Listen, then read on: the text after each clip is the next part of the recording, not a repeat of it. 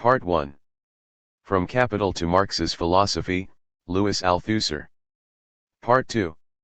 The Concept of Critique and the Critique of Political Economy, from the 1844 Manuscripts to Capital, Jacques Rancière.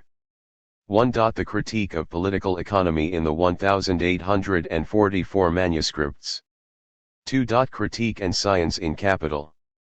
3. Remarks by way of conclusion. Part 3. On the Process of Exposition of Capital, the Work of Concepts, Pierre Macquarrie. 1. The Starting Point and the Analysis of Wealth. 2. The Analysis of the Commodity and the Appearance of Contradiction. 3. The Analysis of Value. Part 4. The Object of Capital, Louis Althusser. 1. Introduction.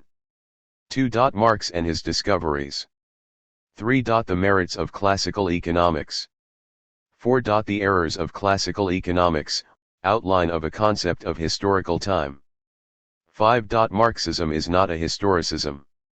6. The epistemological propositions of Capital, Marx, Engels. 7. The object of political economy. 8. Marx's critique. 9. Marx's immense theoretical revolution appendix. On the ideal average and the forms of transition. Part 5. On the basic concepts of historical materialism, Etienne Balibar. 1. From periodization to the modes of production. 2. The elements of the structure and their history. 3. On reproduction. 4. Elements for a theory of transition. Part 6. Presentation of the Plan of Capital, Roger Esteblet. 1. Marx's own presentation of Capital. 2. The articulations of Capital. 3. The theoretical field of volumes 1 and 2. 4. The definition of the object of the second part of articulation 2. 5. The study of the sub-articulations of the second part of articulation 2. 6. The definition of articulation 2. 7. Conclusion. Editorial note. Ben Brewster's translations of For Marx and Reading Capital introduced the work of Althusser and his school to an English readership. They remain widely acclaimed for their fidelity to the original, and their rendering of Althusser's technical vocabulary has been generally adopted. See the glossary in this volume.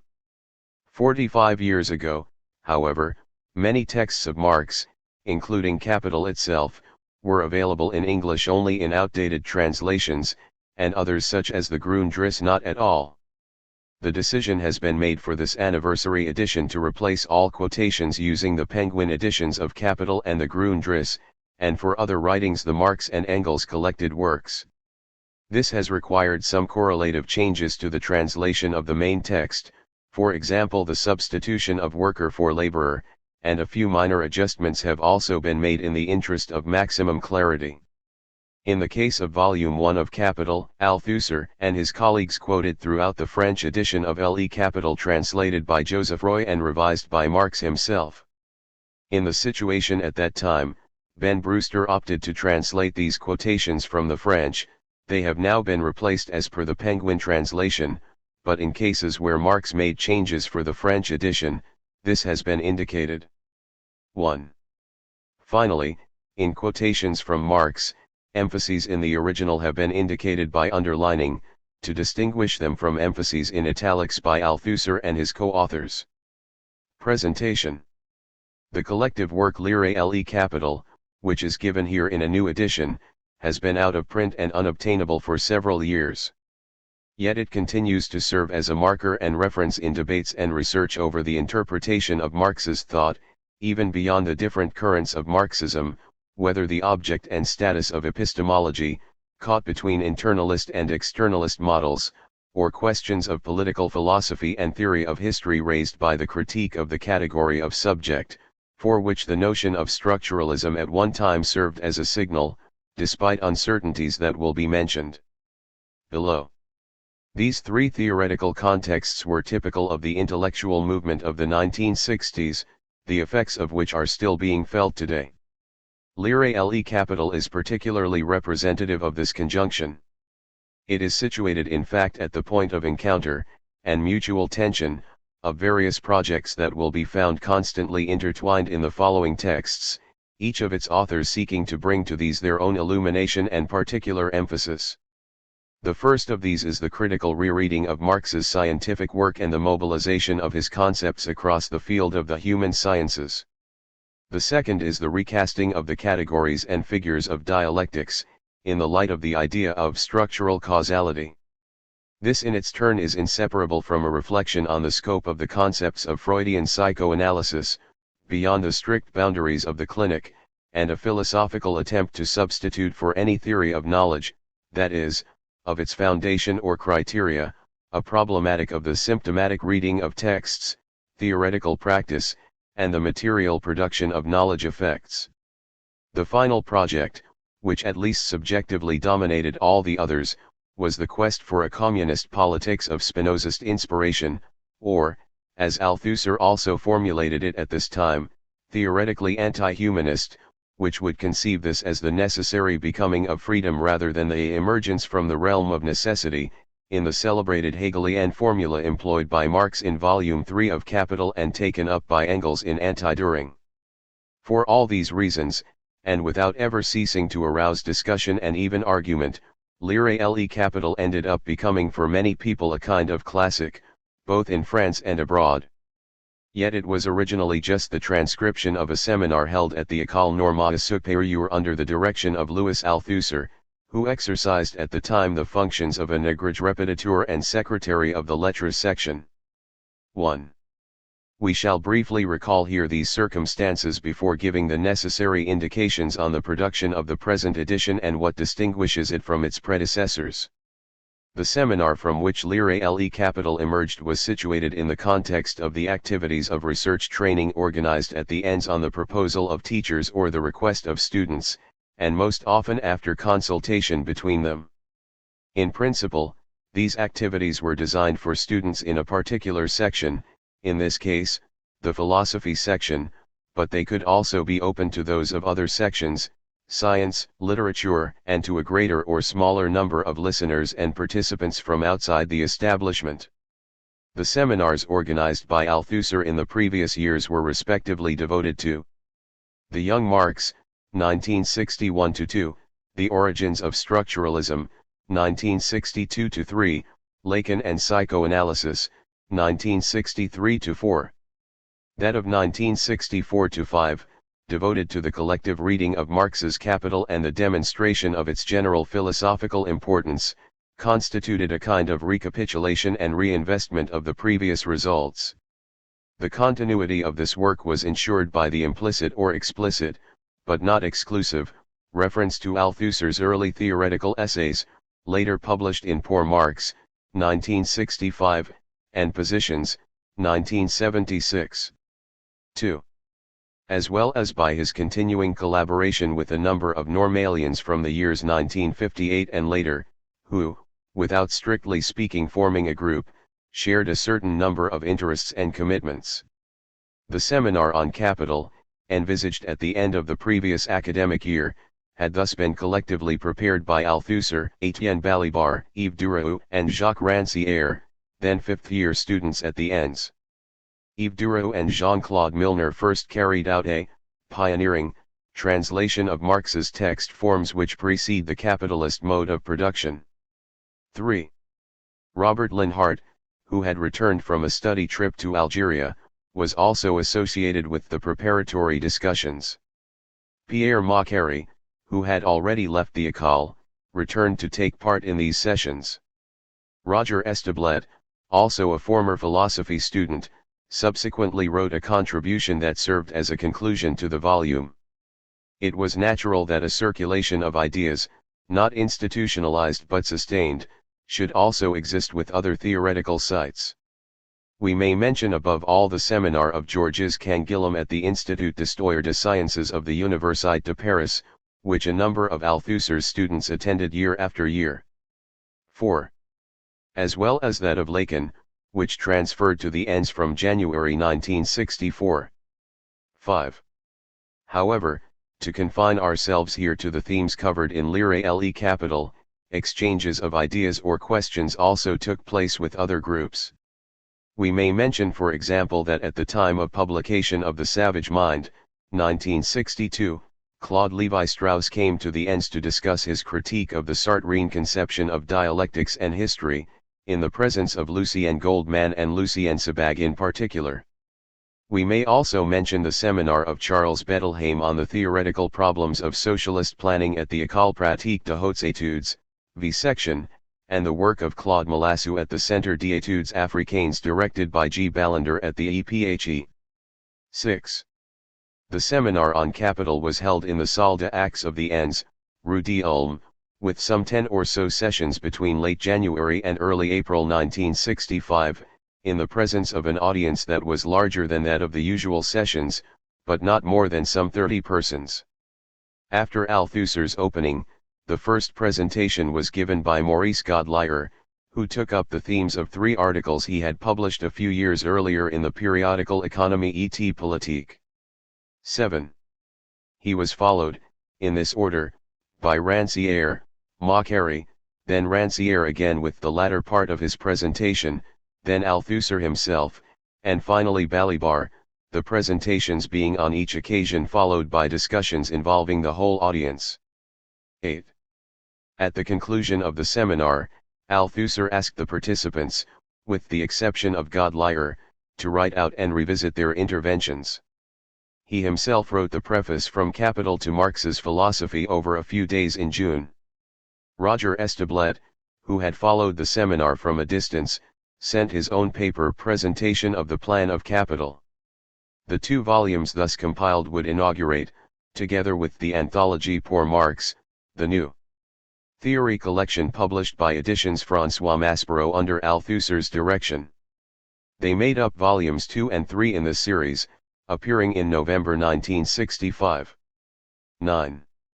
In this first 2-volume edition, Volume 1, Louis Althusser, Jacques Rancière, Pierre Macquarrie, Volume 2, Louis Althusser, Étienne Balibar, Roger Esteblet. Althusser's preface was followed by the following notice: Volume 1, pages 91 to 2. The presentations included here have been reproduced in the order in which they were delivered. With one exception, P. Macquarrie's paper, which comes after J. Rancière's contribution, actually came between the first and second parts of the latter. Aristobald's text, as well as the preface, first chapter of Volume 1, were written later.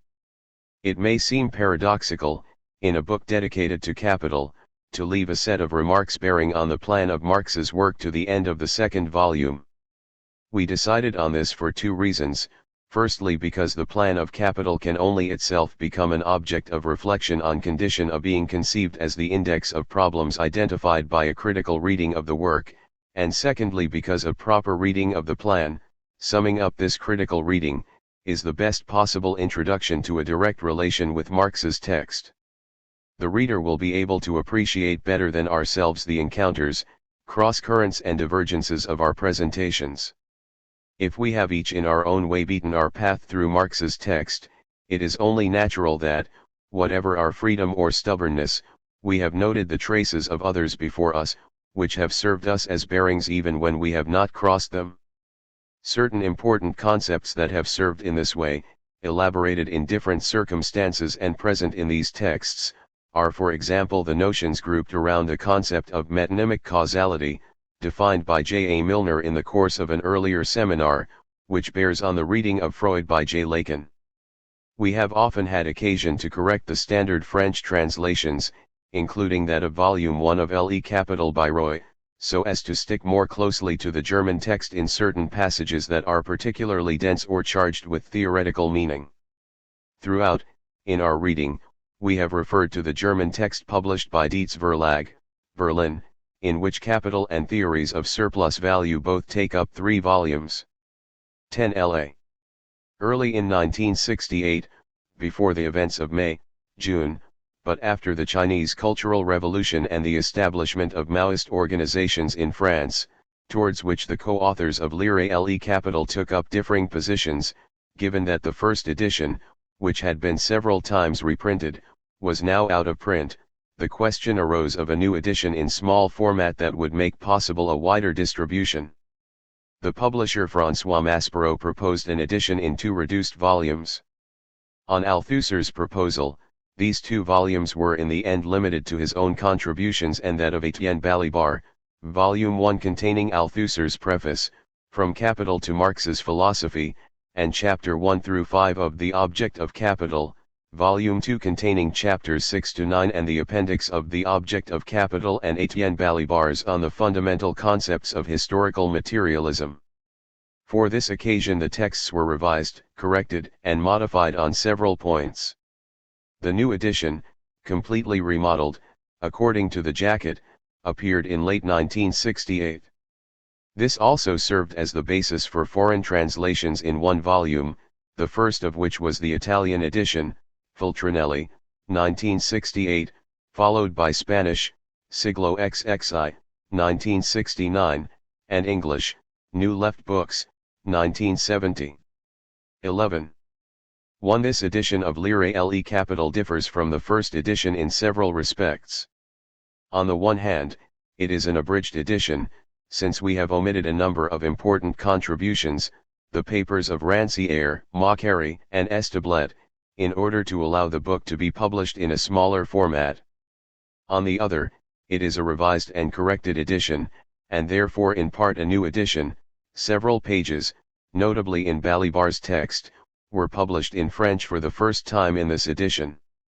However, the corrections, cuts and additions, we have made to the original text concern neither the terminology nor the categories and concepts used, nor their internal relations, nor in consequence the general interpretation of Marx's work that we have given.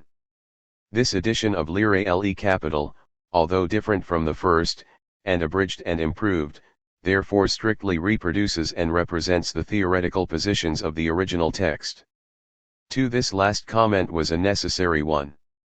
Indeed, out of respect to the reader and simple honesty, we have maintained an integral respect for the terminology and the philosophical positions of the first edition, although we should now find it indispensable to correct them at 2 particular points.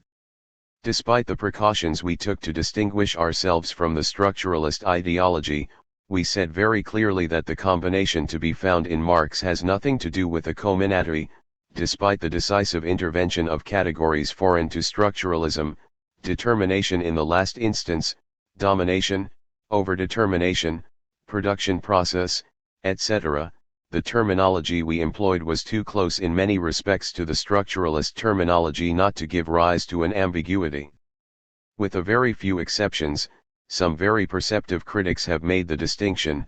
Our interpretation of Marx has generally been recognized and judged, in homage to the current fashion, as structuralist. We believe that despite the terminological ambiguity, the profound tendency of our texts was not attached to the structuralist ideology. It is our hope that the reader will be able to bear this claim in mind, to verify it and to subscribe to it. On the other hand, we now have every reason to think that, despite all the sharpening it received, one of the theses I advanced as to the nature of philosophy did express a certain theoreticist tendency. More precisely, the definition of philosophy as a theory of theoretical practice, given in Pour Marx and again in Part 1 of Lire Le Capital, is unilateral and therefore inaccurate. In this case, it is not merely a question of terminological ambiguity, but one of an error in the conception itself. To define philosophy in a unilateral way as the theory of theoretical practices, and in consequence as a theory of the differences between the practices, is a formulation that could not help but induce either speculative or positivist theoretical effects and echoes. The consequences of this error in the definition of philosophy can be recognized and delimited at a few particular points in Part 1 of Lire Le Capital. But with the exception of a few minor details, these consequences do not affect the analysis that we have made of Capital, L'Objet du Capital and Balibar's paper. In a forthcoming series of studies, we shall have the opportunity of rectifying the terminology and correcting the definition of philosophy. Louis Althusser. In 1973, Althusser and François Maspero wanted to expand these 2 volumes so as to restore the full text of the first edition. Jacques Rancière then asked for the republication of his own contribution to be preceded by a self-critical preface entitled Mode d'emploi. As not all the participants could agree, this was rejected by the publisher, and the text appeared in number 328 of Les Temps Modernes, November 1973. 13. As a consequence, Rancière's contribution, unmodified, made up Volume 3 of Lire Le Capital in the Petite Collection Maspero. Volume 4 contained the contributions of Pierre Macquarrie, revised and corrected, and Roger Esteblet, unchanged. This second edition of Lire Le Capital was thus completed in 4 volumes, 1968 and 1973, and was again reprinted several times. Volumes 3 and 4 were preceded by a publisher's note as follows: it is in response to the desire often expressed by readers of the first 2 volumes of Lire Le Capital published in the Petite Collection Maspero that we have decided to publish these 2 new volumes, Lire Le Capital 3 and Lire Le Capital 4. The edition published in 1965 in the Theory Collection, directed by Louis Althusser, has thus been fully restored. The publisher. The present edition, being in fact the 3rd edition of Lire Le Capital, was prepared by myself with the assistance of Pierre Bravo-Gala and Yves Duraou, and with the agreement of the living co-authors and Althusser's heirs. The text follows that of the 2nd edition, though the contributions have been placed again in the order of the 1st edition so as to restore the plan of the original book, and of the seminar from which it arose. Etienne Balibar. Part 1. From Capital to Marx's Philosophy. Louis Althusser. To Citizen Maurice Lachatre. Dear Citizen, I applaud your idea of publishing the translation of Das Kapital as a serial. In this form the book will be more accessible to the working class, a consideration which to me outweighs everything else. That is the good side of your suggestion, but here is the reverse of the medal: the method of analysis which I have employed, and which had not previously been applied to economic subjects, makes the reading of the first chapters rather arduous, and it is to be feared that the French public, always impatient to come to a conclusion, eager to know the connection between general principles and the immediate questions that have aroused their passions, may be disheartened because they will be unable to move on at once. That is a disadvantage I am powerless to overcome, unless it be by forewarning and forearming those readers who zealously seek the truth. There is no royal road to science, and only those who do not dread the fatiguing climb of its steep paths have a chance of gaining its luminous summits. Believe me, dear citizen, your devoted Karl Marx. London, March 18, 1872. The following papers were delivered in the course of a seminar on capital held at the École Normale Supérieure early in 1965. They bear the mark of these circumstances, not only in their construction, their rhythm, their didactic or oral style, but also and above all in their discrepancies, the repetitions, hesitations and uncertain steps in their investigations. We could, of course, have gone over them at our leisure, corrected them one against the other, reduced the margin of variation between them, unified their terminology, their hypotheses and their conclusions to the best of our ability, and set out their contents in the systematic framework of a single discourse. In other words, we could have tried to make a finished work out of them. But rather than pretending they are what they should have been, we prefer to present them for what they are, precisely, incomplete texts, the mere beginnings of a reading. 1. Of course, we have all read, and all do read Capital. For almost a century, we have been able to read it every day, transparently, in the dramas and dreams of our history, in its disputes and conflicts, in the defeats and victories of the workers' movement which is our only hope and our destiny. Since we came into the world, we have read Capital constantly in the writings and speeches of those who have read it for us, well or ill, both the dead and the living, Engels, Koski, Plekhanov, Lenin, Rosa Luxemburg, Trotsky, Stalin, Gramsci, the leaders of the workers' organizations, their supporters and opponents, philosophers, economists, politicians. We have read bits of it, the fragments which the conjuncture had selected for us. We have even all, more or less, read Volume 1, from commodities to the expropriation of the expropriators. But someday it is essential to read Capital to the letter. To read the text itself, complete, all 4 volumes, line by line, to return 10 times to the first chapters, or to the schemas of simple reproduction and reproduction on an expanded scale, before coming down from the arid tablelands and plateaus of Volume 2 into the promised land of profit, interest, and rent. And it is essential to read Capital not only in its French translation, even Volume 1 in Roy's translation, which Marx revised, or rather, rewrote, but also in the German original, at least for the fundamental theoretical chapters and all the passages where Marx's key concepts come to the surface. That is how we decided to read Capital. The studies that emerged from this project are no more than the various individual protocols of this reading, each having cut the peculiar oblique path that suited him through the immense forest of this book.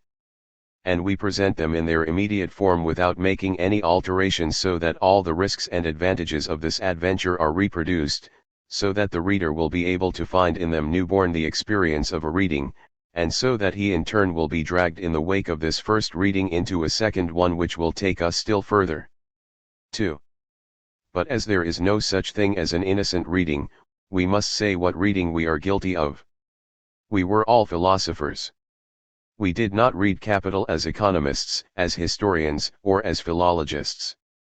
We did not pose Capital the question of its economic or historical content, nor of its mere internal logic. We read Capital as philosophers, and therefore posed it a different question. To go straight to the point, let us admit, we posed it the question of its relation to its object, hence both the question of the specificity of its object, and the question of the specificity of its relation to that object, i.e., the question of the nature of the type of discourse set to work to handle this object, the question of scientific discourse.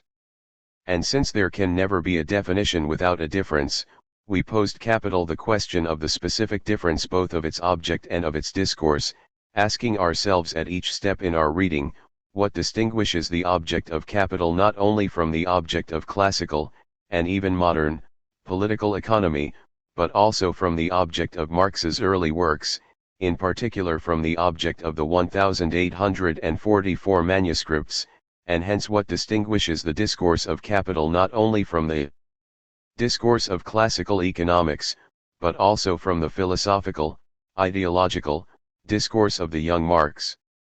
To have read Capital as economists would have meant reading it while posing the question of the economic content and value of its analyses and schemas, hence comparing its discourse with an object already defined outside it, without questioning that object itself. To have read Capital as historians would have meant reading it while posing the question of the relation between its historical analyses and a historical object already defined outside it, without questioning that object itself. To have read Capital as logicians would have meant posing it the question of its methods of exposition and proof, but in the abstract, once again without questioning the object to which the methods of this discourse relate. To read Capital as philosophers is precisely to question the specific object of a specific discourse, and the specific relationship between this discourse and its object. It is therefore to put to the discourse-object unity the question of the epistemological status which distinguishes this particular unity from other forms of discourse-object unity. Only this reading can determine the answer to a question that concerns the place Capital occupies in the history of knowledge. This question can be crystallized as follows: is Capital merely one ideological product among others, classical economics given a Hegelian form, the imposition of anthropological categories, defined in the philosophical early works on the domain of economic reality, the realization of the idealist aspirations of the Jewish question and the 1844 manuscripts? Is Capital merely a continuation or even culmination of classical political economy, from which Marx inherited both object and concepts? And is Capital distinguished from classical economics not by its object, but only by its method, the dialectic he borrowed from Hegel? Or, on the contrary, does Capital constitute a real epistemological mutation of its object, theory, and method?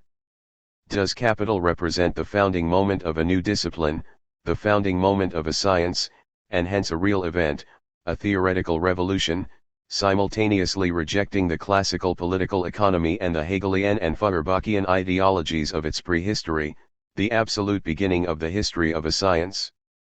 And if this new science is the theory of history, will it not make possible in return a knowledge of its own prehistory, and hence a clear view of both classical economics and the philosophical works of Marx's youth? Such are the implications of the epistemological question posed to Capital by a philosophical reading of it.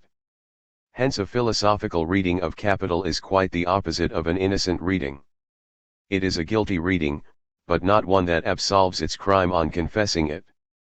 On the contrary, it takes the responsibility for its crime as a justified crime and defends it by proving its necessity.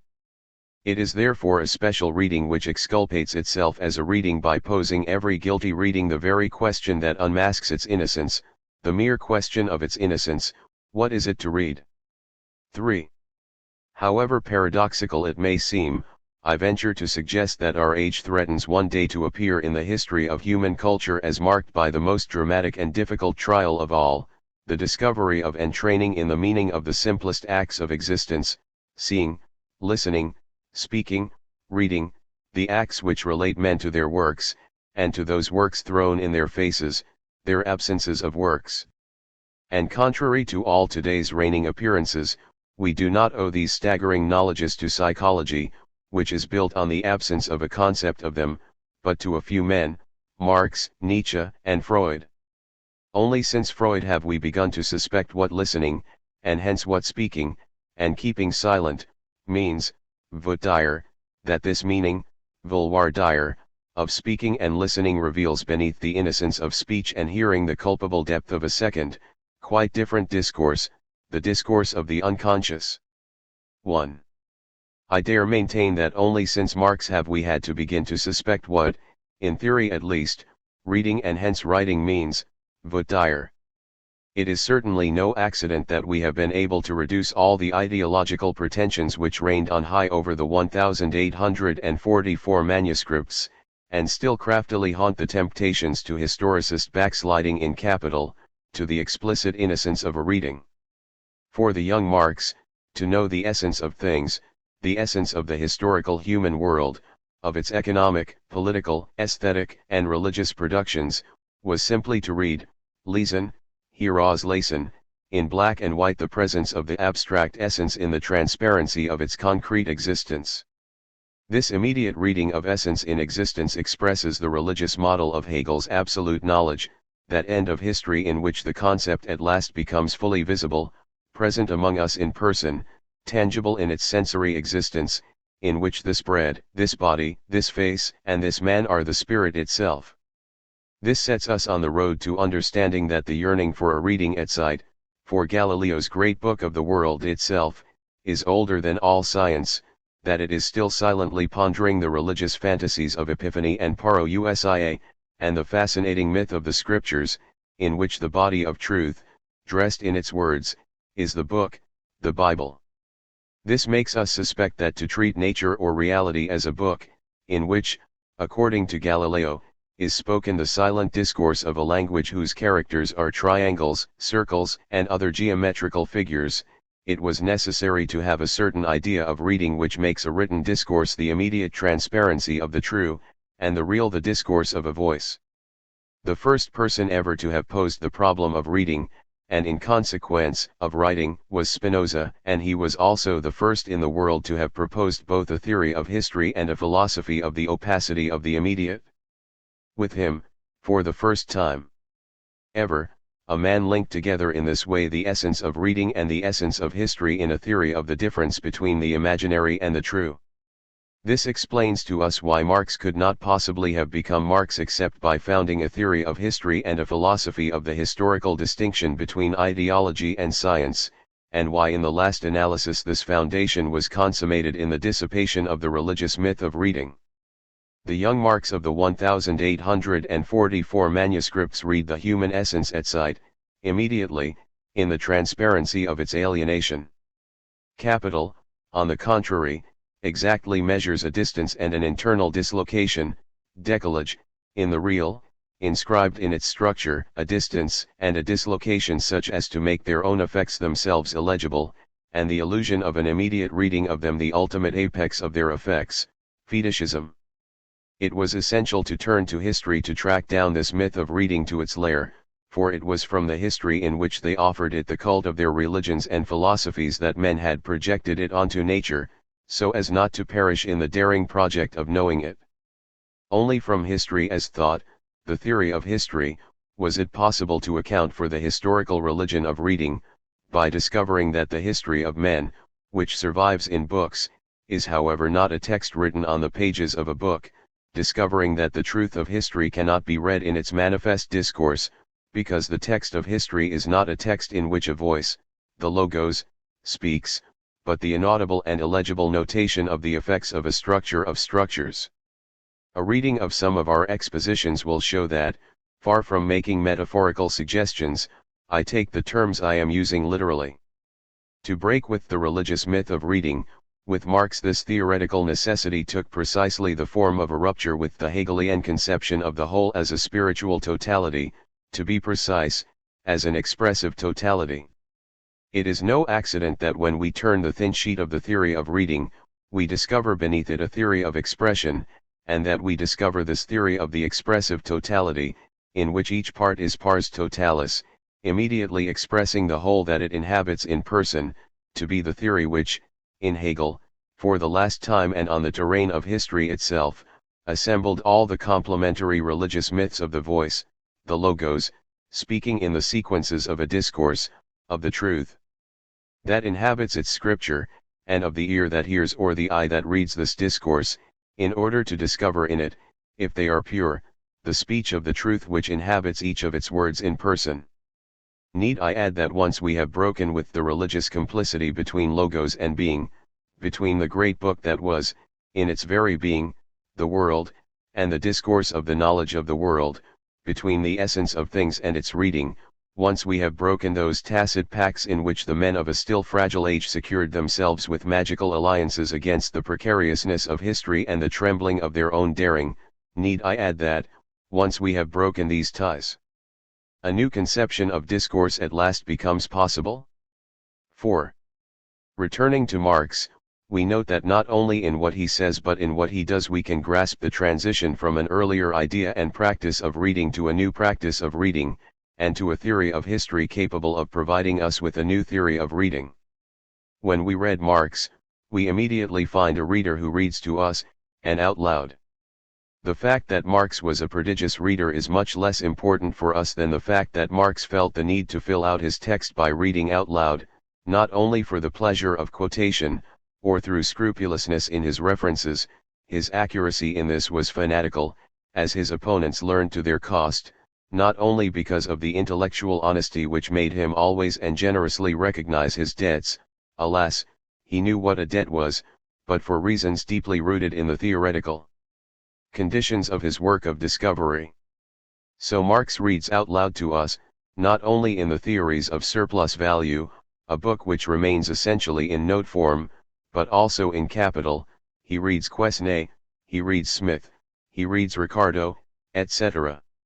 He reads them in what seems a perfectly lucid way, in order to support himself with what is correct in what they say, and in order to criticize what is false in what they say, in sum, to situate himself with respect to the acknowledged masters of political economy. However, the reading Marx makes of Smith and Ricardo is only lucid for a certain reading of this reading, for an immediate reading that does not question what it reads, but takes the obvious in the text read for hard cash. In reality, Marx's reading of Smith Ricardo, they will be my example here, is, on looking at it closely, a rather special one. It is a double reading, or rather a reading which involves two radically different reading principles. In the first reading, Marx reads his predecessor's discourse, Smith's for instance, through his own discourse. The result of this reading through a grid, in which Smith's text is seen through Marx's, projected onto it as a measure of it, is merely a summary of concordances and discordances, the balance of what Smith discovered and what he missed, of his merits and failings, of his presences and absences. In fact, This reading is a retrospective theoretical reading, in which what Smith could not see or understand appears only as a radical omission. Certain of these omissions do refer to others, and the latter to a primary omission, but even this reduction restricts us to the observation of presences and absences. As for the omissions themselves, this reading does not provide reasons for them, since the observation of them destroys them. The continuity of Marx's discourse shows the lacunae in Smith's discourse which are invisible, to Smith, beneath the apparent continuity of his discourse. Marx very often explains these omissions by Smith's distractions, or in the strict sense, his absences. He did not see what was, however, staring him in the face, he did not grasp what was, however, in his hands. Oversights, bavures, all more or less related to the enormous oversight, the confusion of constant capital and variable capital which dominates all classical economics with its incredible aberration. This reduces every weakness in the system of concepts that makes up knowledge to a psychological weakness of vision. And if it is absences of vision that explain these oversights, in the same way and by the same necessity, it is the presence and acuteness of vision that will explain these sightings, whose all the knowledge is recognized. This single logic of sighting and oversight thus reveals itself to us as what it is, the logic of a conception of knowledge in which all the work of knowledge is reduced in principle to the recognition of the mere relation of vision, in which the whole nature of its object is reduced to the mere condition of a given. What Smith did not see, through a weakness of vision, Marx sees. What Smith did not see was perfectly visible, and it was because it was visible that Smith could fail to see it while Marx could see it. We are in a circle. We have relapsed into the mirror myth of knowledge as the vision of a given object or the reading of an established text, neither of which is ever anything but transparency itself, the sin of blindness belonging by right to vision as much as the virtue of clear-sightedness, to the human eye. But as one is always treated as one treats others, this reduces Marx to Smith minus the myopia. It reduces to nothing the whole gigantic effort by which Marx tore himself from Smith's supposed myopia. It reduces to a mere difference of vision this day in which all cats are no longer grey. It reduces to nothing the historical distance and theoretical dislocation, decalage, in which Marx thinks the theoretical difference that nevertheless separates him from Smith forever. And finally, we too are condemned to the same fate of vision, condemned to see in Marx only what he saw. 5. But there is in Marx a second quite different reading, with nothing in common with the first. The latter, which is only sustained by the dual and conjoint observation of presences and absences, of sights and oversights, can itself be blamed for a remarkable oversight. It does not see that the combined existence of sightings and oversights in an author poses a problem, the problem of their combination. It does not see this problem, precisely because this problem is only visible in so far as it is invisible, because this problem concerns something quite different from given objects that can be seen so long as one's eyes are clear, a necessary invisible connection between the field of the visible and the field of the invisible, a connection which defines the necessity of the obscure field of the invisible, as a necessary effect of the structure of the visible field. But in order to make what I mean by this more comprehensible, I shall leave this abrupt posing of the question in suspense for the moment, and make a detour back to it through an analysis of the second kind of reading we find in Marx. I only need one example, the admirable chapter 19 of Capital, on wages, volume 1, pages 675 ff, secretly reflected backstage in Engels's extraordinary theoretical remarks in his preface to volume 2, pages 97 to 102. I therefore quote Marx, reader of the classical economists. Classical political economy borrowed the category price of labor from everyday life without further criticism, and then simply asked the question, how is this price determined? It soon recognized that changes in the relation between demand and supply explained nothing, with regard to the price of labor or any other commodity, except those changes themselves, i.e. the oscillations of the market price above or below a certain mean. If demand and supply balance, the oscillation of prices ceases, all other circumstances remaining the same. But then demand and supply also cease to explain anything. The price of labor, at the moment when demand and supply are in equilibrium, is its natural price, determined independently of the relation of demand and supply. It was therefore found that the natural price was the object which actually had to be analyzed. Or a longer period of oscillation in the market price was taken, for example a year, and the oscillations were found to cancel each other out, leaving a mean average quantity, a constant magnitude. This naturally had to be determined otherwise than by its own mutually compensatory variations. This price, which ultimately predominates over the accidental market prices of labor and regulates them, this necessary price, according to the physiocrats, or natural price, according to Adam Smith, can only be its value expressed in money, as with all other commodities. The commodity, says Smith, is then sold for precisely what it is worth. In this way, the political economists believed they could penetrate to the value of labor through the medium of the accidental prices of labor. As with other commodities, this value was then further determined by the cost of production. But what is the cost of production, of the worker, i.e., the cost of producing or reproducing the worker himself? The political economists unconsciously substituted this question for the original one, for the search after the cost of production of labor as such turned in a circle, and did not allow them to get any further forward at all. Therefore what they called the value of labor is in fact the value of labor power, as it exists in the personality of the worker, and it is as different from its function, labor, as a machine is from the operations it performs.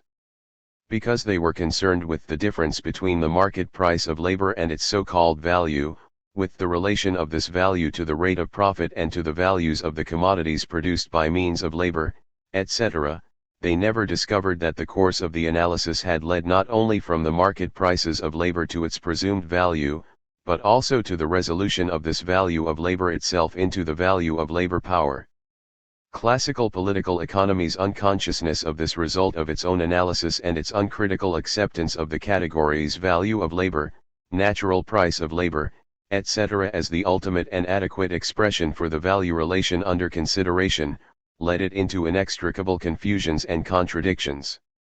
Volume 1, pages 677-9, translation modified after the French edition. I take this astonishing text for what it is, a protocol of Marx's reading of classical economics.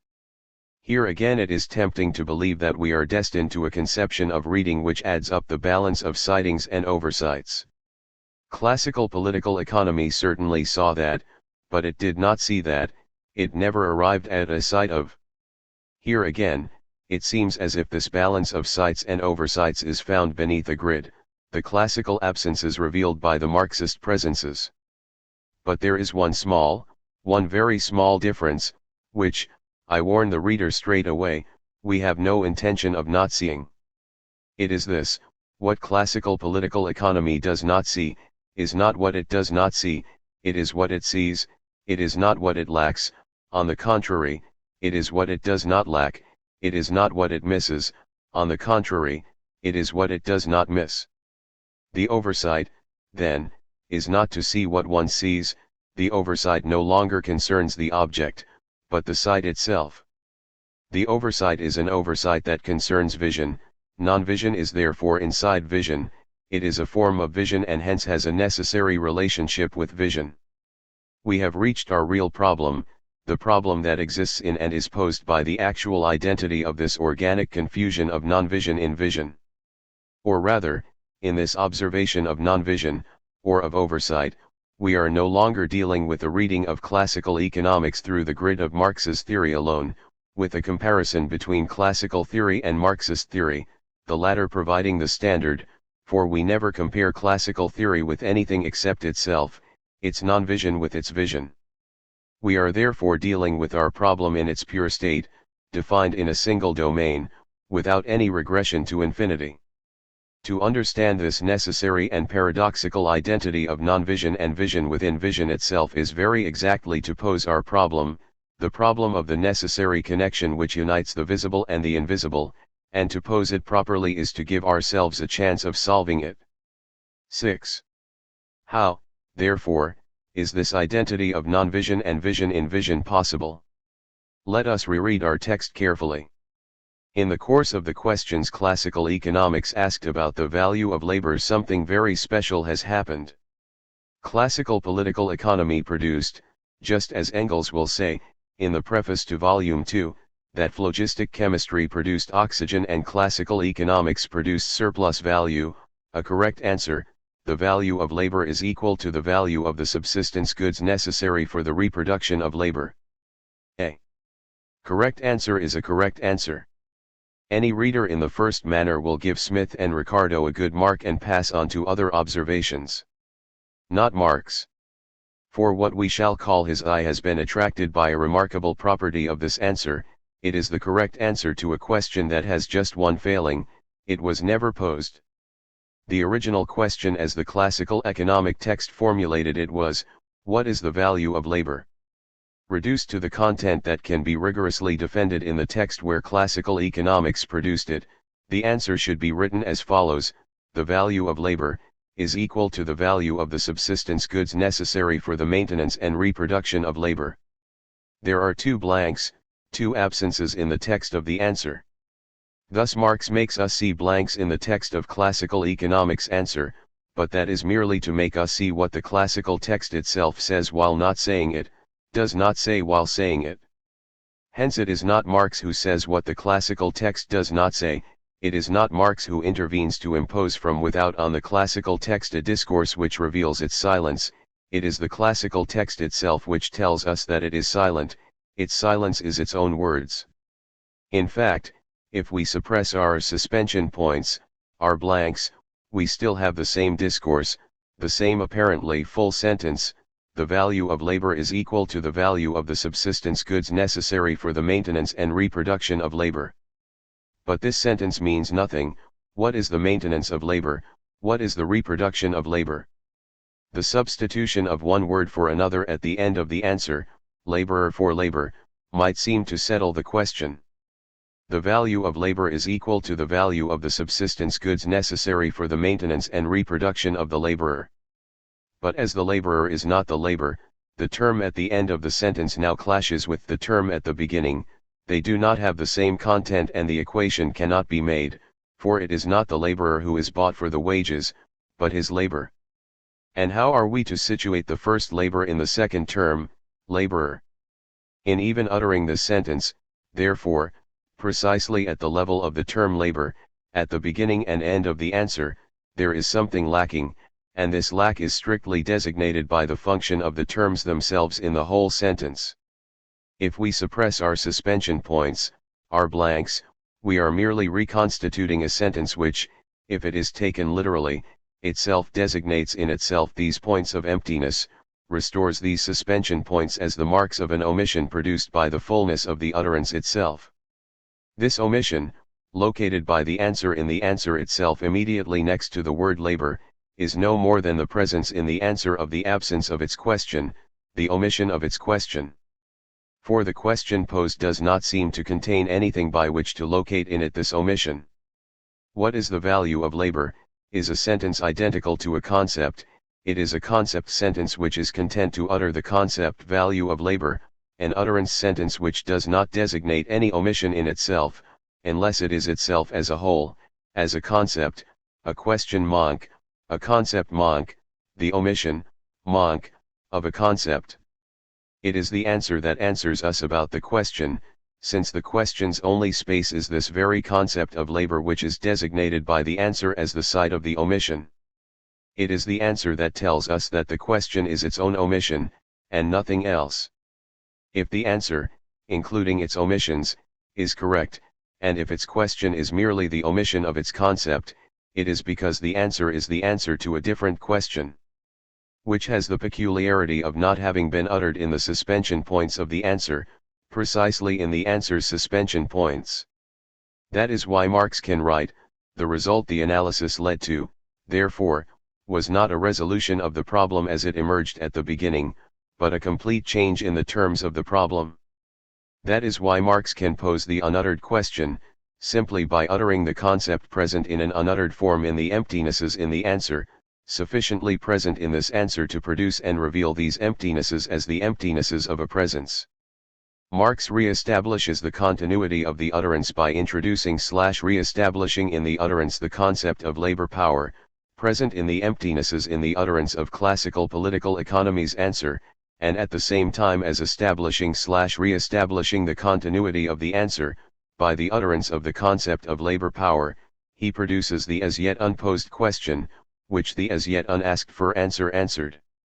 The answer then becomes, the value of labor power is equal to the value of the subsistence goods necessary for the maintenance and reproduction of labor power, and its question is produced as follows: what is the value of labor power? This restoration of an utterance containing emptinesses and this production of its question out of the answer enable us to bring to light the reasons why classical economics was blind to what it nevertheless saw, and thus to explain the non-vision inside its vision. Moreover, it is clear that the mechanism whereby Marx is able to see what classical economics did not see while seeing it, is identical with the mechanism whereby Marx sees what classical economics did not see at all, and also, at least in principle, identical with the mechanism whereby we are at this moment reflecting this operation of the sighting of a non-sight of the scene, by reading a text by Marx which is itself a reading of a text of classical economics. 7. We have now reached the point we had to reach in order to discover from it the reason for this oversight. Where a sighting is concerned, we must completely reorganize the idea we have of knowledge, we must abandon the mirror myths of immediate vision and reading, and conceive knowledge as a production. What made the mistake of political economy possible does indeed affect the transformation of the object of its oversight. What political economy does not see is not a pre-existing object which it could have seen but did not see, but an object which it produced itself in its operation of knowledge and which did not pre-exist it, precisely the production itself, which is identical with the object. What political economy does not see is what it does, its production of a new answer without a question, and simultaneously the production of a new latent question contained in relief in this new answer. Through the lacunary terms of its new answer, political economy produced a new question, but unconsciously. It made a complete change in the terms of the original problem, and thereby produced a new problem, but without knowing it. Far from knowing it, it remained convinced that it was still on the terrain of the old problem, whereas it unconsciously changed terrain. Its blindness and its oversight lie in this misunderstanding, between what it produces and what it sees, in this substitution, which Marx elsewhere calls a play on words, wordspiel, that is necessarily impenetrable for its author. Why is political economy necessarily blind to what it produces and to its work of production? Because its eyes are still fixed on the old question, and it continues to relate its new answer to its old question, because it is still concentrating on the old horizon within which the new problem is invisible. Capital, Volume 1, p. 680. Thus the metaphors in which Marx thinks this necessary substitution suggest the image of a change of terrain and a corresponding change of horizon.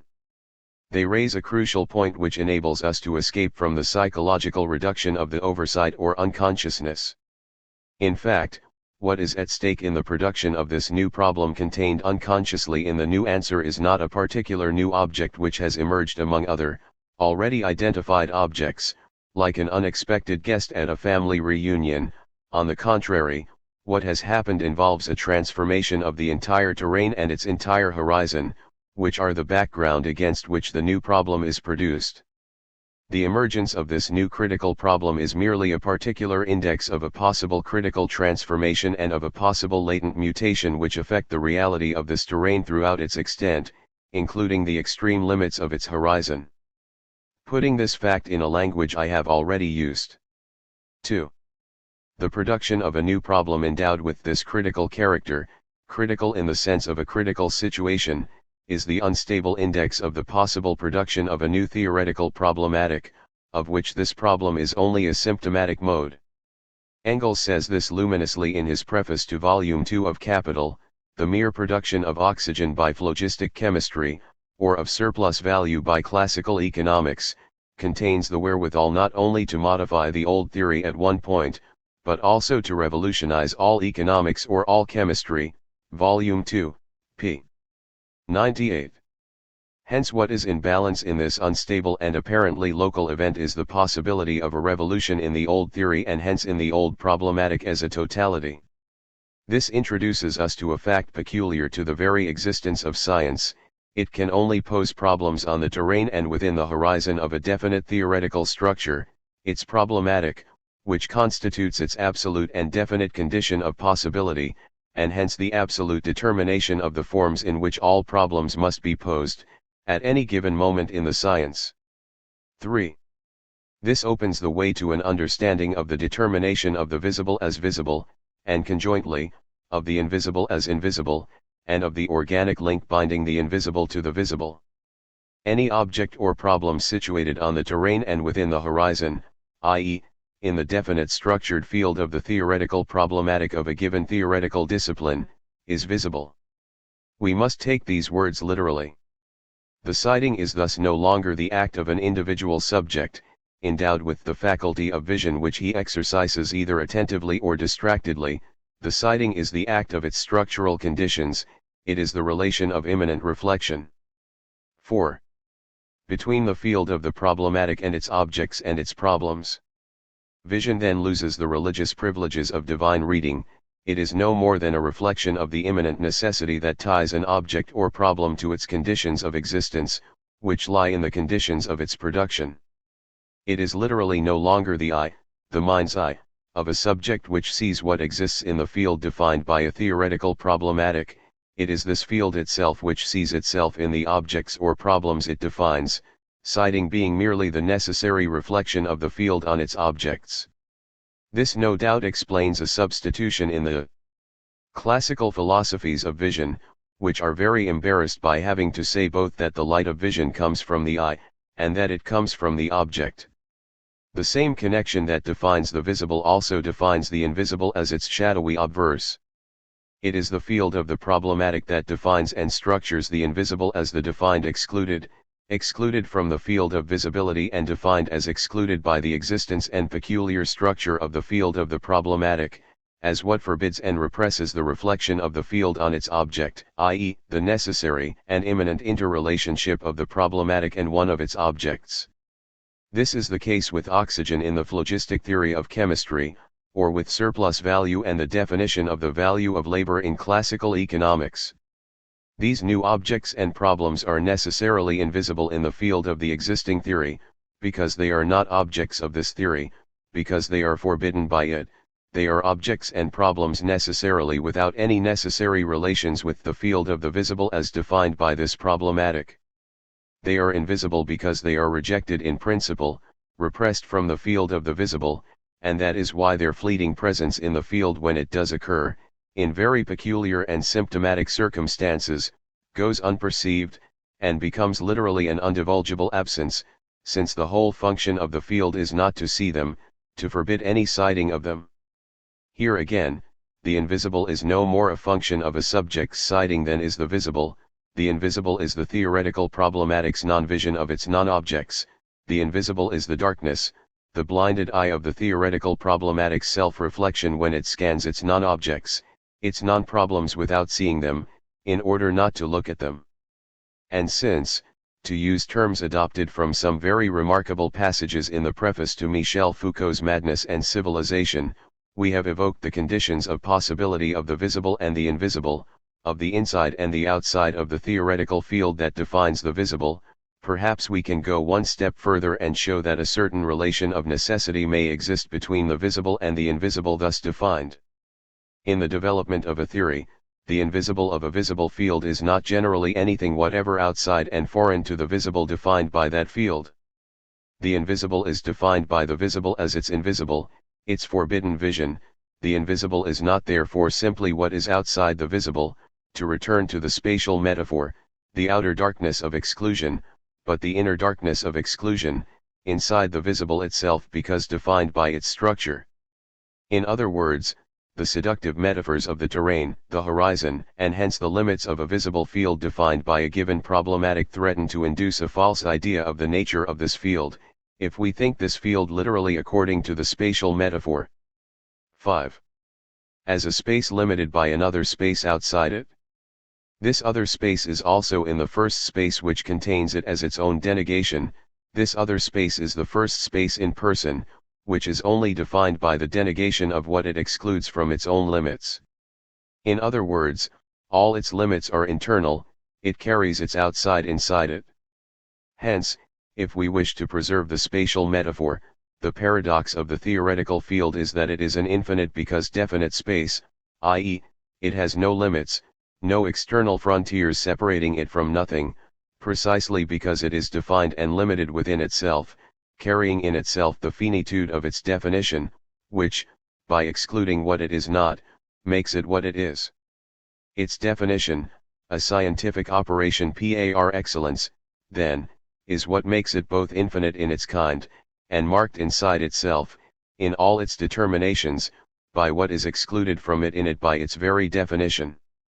And when it happens that, in certain very special critical circumstances, the development of the questions produced by the problematic, in the present case, the development of the questions of political economy investigating the value of labor, leads to the production of the fleeting presence of an aspect of its invisible within the visible field of the existing problematic, this product can then only be invisible, since the light of the field scans it blindly without reflecting on it.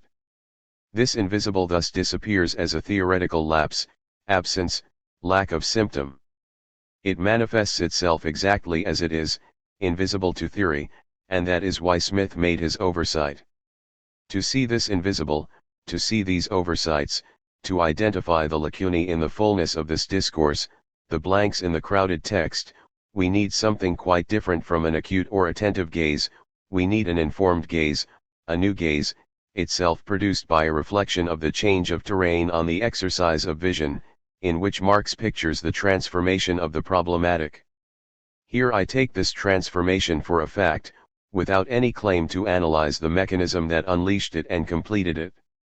The fact that this change of terrain, which produces as its effect this metamorphosis in the gaze, was itself only produced in very specific, complex, and often dramatic conditions, that it is absolutely irreducible to the idealist myth of a mental decision to change viewpoints, that it brings into play a whole process that the subject's sighting, far from producing, merely reflects in its own place, that in this process of real transformation of the means of production of knowledge, the claims of a constitutive subject are as vain as are the claims of the subject of vision in the production of the visible, that the whole process takes place in the dialectical crisis of the mutation of a theoretical structure in which the subject plays, not the part it believes it is playing, but the part which is assigned to it by the mechanism of the process. All these are questions that cannot be studied here. It is enough to remember that the subject must have occupied its new place in the new terrain. 6. In other words, that the subject must already, even partly unwittingly, have been installed in this new terrain, for it to be possible to apply to the old invisible the informed gaze that will make that invisible visible. Marx can see what escaped Smith's gaze because he has already occupied this new terrain which, in what new answers it had produced, had nevertheless been produced though unwittingly, by the old problematic. 8. Such is Marx's second reading, a reading which might well be called symptomatic, symptomale, in so far as it divulges the undivulged event in the text it reads, and in the same movement relates it to a different text, present as a necessary absence in the first. Like his first reading, Marx's second reading presupposes the existence of two texts, and the measurement of the first against the second. But what distinguishes this new reading from the old one is the fact that in the new one the second text is articulated with the lapses in the first text. Here again, at least in the way peculiar to theoretical texts, the only ones whose analysis is at issue here, we find the necessity and possibility of a reading on two bearings simultaneously. In the papers you are about to read, and which do not escape the law I have pronounced, assuming that they have some claim to be treated, for the time being at least, as discourses with a theoretical meaning, we have simply tried to apply to Marx's reading the symptomatic reading with which Marx managed to read the illegible in Smith, by measuring the problematic initially visible in his writings against the invisible problematic contained in the paradox of an answer which does not correspond to any question posed. You will also find that the infinite distance which separates Marx from Smith and in consequence our relation to Marx from Marx's relation to Smith, is the following radical difference, whereas in his text Smith produces an answer which not only does not answer any of the immediately preceding questions, but does not even answer any other question he ever posed anywhere in his work, with Marx, on the contrary, when he does happen to formulate an answer without a question, with a little patience and perspicacity we can find the question itself elsewhere, 20 or 100 pages further on, with respect to some other object, enveloped in some other matter, or, on occasion, in Engels's immediate comments on Marx, for Engels has flashes of profound inspiration. 7. And if, as I have dared suggest, there is undoubtedly in Marx an important answer to a question that is nowhere posed, an answer which Marx only succeeds in formulating on condition of multiplying the images required to render it, the answer of the Darstellion and its avatars, it is surely because the age Marx lived in did not provide him, and he could not acquire in his lifetime, an adequate concept with which to think what he produced, the concept of the effectivity of a structure on its elements.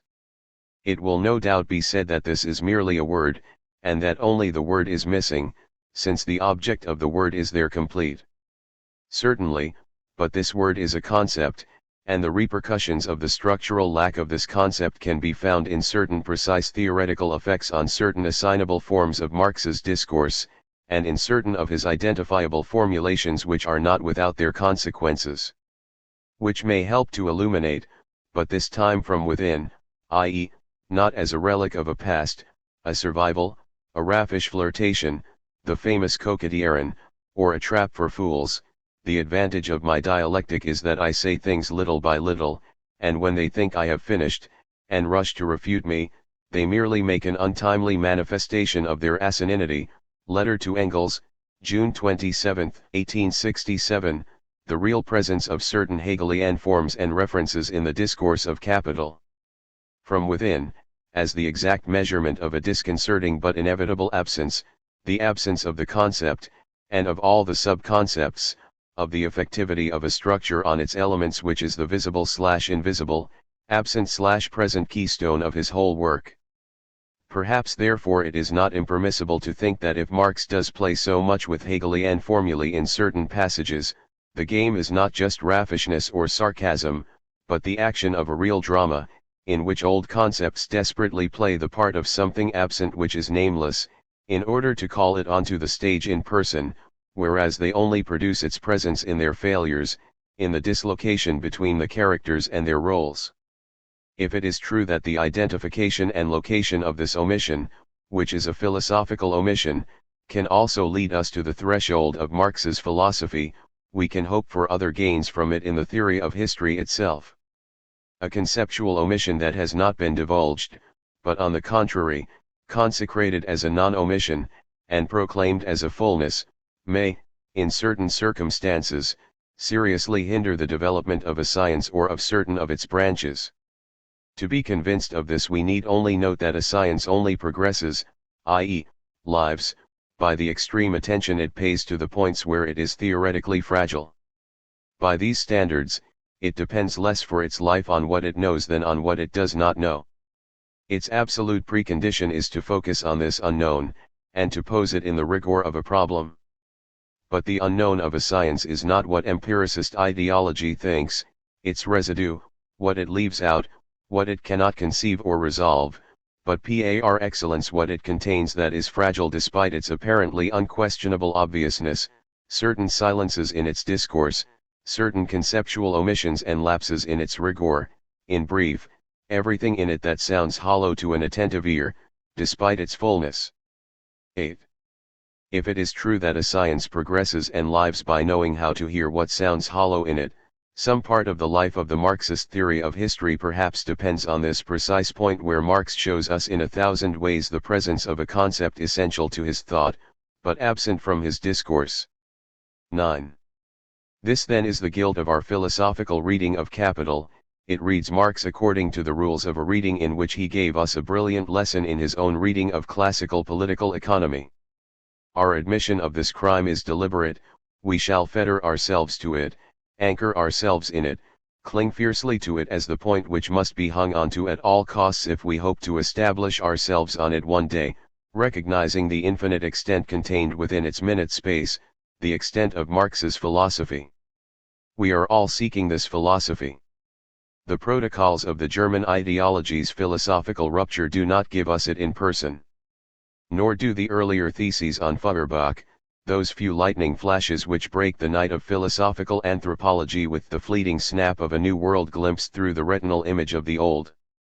Nor, finally, at least in so far as their immediate form is concerned, however brilliant their clinical judgment, do the criticisms in Anti-Dühring, where Engels had to follow Herr Dühring into that vast territory in which he dealt with all things under the sun and some others as well, the territory of philosophical ideology, or of a world outlook inscribed in the form of a system, MECW 25, p. 6.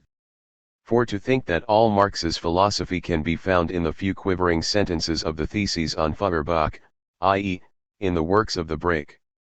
9. Is to deceive oneself remarkably as to the conditions indispensable to the growth of a radically new theory, which needs time to mature, define itself and grow. After its first presentation to the world in Marx's The Poverty of Philosophy and in the Communist Manifesto, writes Engels, this mode of outlook of ours, passed through an incubation period of fully 20 years before the publication of Capital, Ibid, p. 9.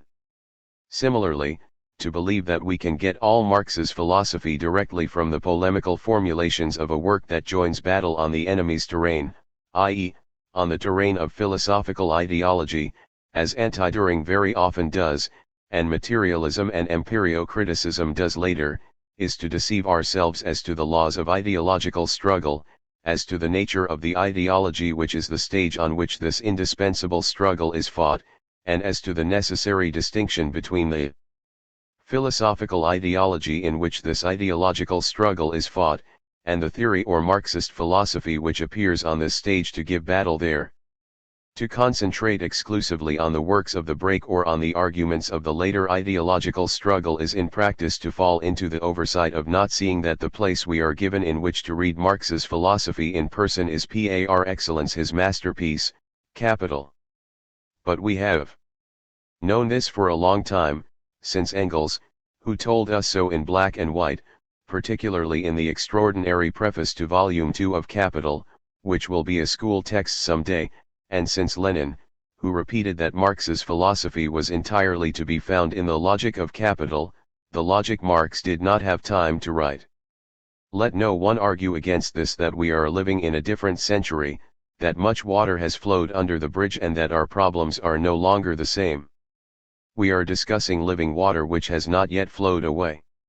We are familiar with enough historical examples, beginning with that of Spinoza, where men have worked ferociously to wall up forever and bury deep in the earth sources which were made to quench their thirsts, but which their fear will not tolerate. For nearly a century academic philosophy has buried Marx in the earth of silence, the earth of the cemetery. In the same period, Marx's comrades and successors had to contend with the most dramatic and urgent struggles, and Marx's philosophy passed completely into their historical enterprises, their economic, political and ideological action, and into the indispensable works that guided and instructed that action. In this long period of struggles, the idea of Marx's philosophy, the consciousness of its specific existence and function, which are indispensable to the purity and rigor of the knowledges that underlay all the action, were safeguarded and defended against all temptations and hostility. I need no other proof of this than that cry of scientific conscience, materialism and empirio-criticism, and all of Lenin's work, that permanent revolutionary manifesto for knowledge, for scientific theory, and for partisanship in philosophy, the principle that dominates everything, and is nothing but the most acute consciousness of scientificity in its lucid and intransigent rigor. That is what we have been given, and what defines our task today, a number of works, some produced by the theoretical practice of a science, with capital at the top of the list, the others produced by economic and political practice, all the transformations that the history of the workers' movement has imposed on the world, or by reflection on this practice, the economic, political, and ideological texts of the great Marxists. These works carry with them not only the Marxist theory of history, contained in the theory of the capitalist mode of production and in all the fruits of revolutionary action, but also Marx's philosophical theory, in which they are thoroughly steeped, though sometimes unwittingly, even in the inevitable approximations of its practical expression. When once before, 10. I claimed that it was necessary to give to this practical existence of Marxist philosophy, which exists in person in the practical state in that scientific practice of the analysis of the capitalist mode of production, capital, and in the economic and political practice of the history of the workers' movement, the form of theoretical existence indispensable to its needs and our needs.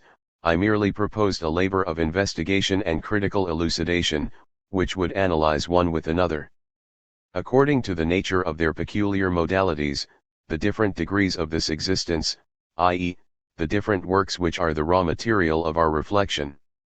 I merely proposed a symptomatic reading of the works of Marx and of Marxism, one with another, i.e., the progressive and systematic production of a reflection of the problematic on its objects such as to make them visible, and the illumination, the production of the deepest laying problematic which will allow us to see what could otherwise only have existed elusively or practically.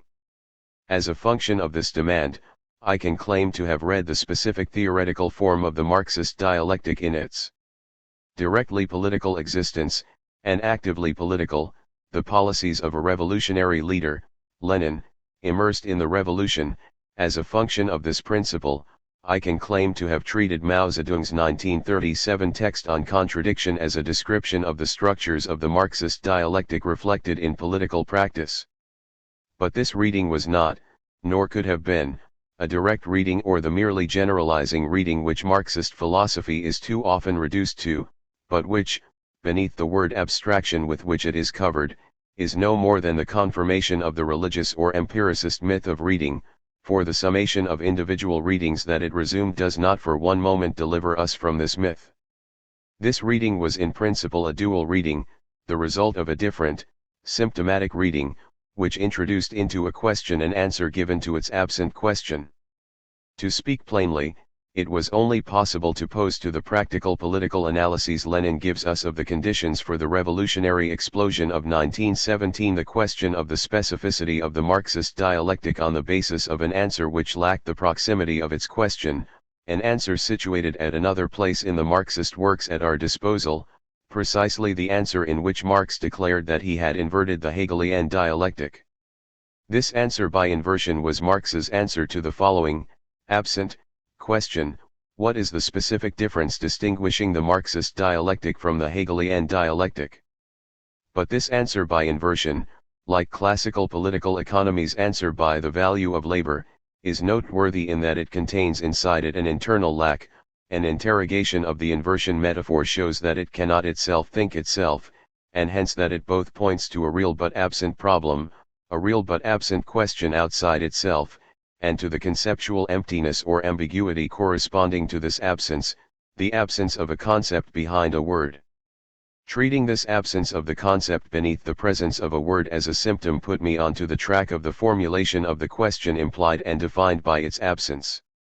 However imperfect and provisional it may have been, my reading of Lenin's texts was only possible on condition that it posed these texts the theoretical question whose active answer they represented, although their level of existence was far from purely theoretical, since these texts describe, for practical purposes, the structure of the conjuncture in which the Soviet Revolution exploded. This reading enabled me to sharpen the question, and then to pose the question thus transformed to other, equally symptomatic texts existing at a different level, to Mao Zedong's text, and also to a methodological text like Marx's 1857 introduction. The question forged out of the first answer emerged transformed anew, and suitable for a reading of other works, today, Capital. But here again, to read Capital, we have resorted to a series of dual, i.e., symptomatic readings. We have read Capital in order to make visible whatever invisible survivals there are in it, but in the present state of our forces, the backward step necessary for this reading has taken all the space we could obtain for it from a second reading performed simultaneously of Marx's early works, in particular of the 1844 manuscripts, and therefore of the problematic which constitutes the background to his works, Feuerbach's anthropological problematic and Hegel's problematic of absolute idealism.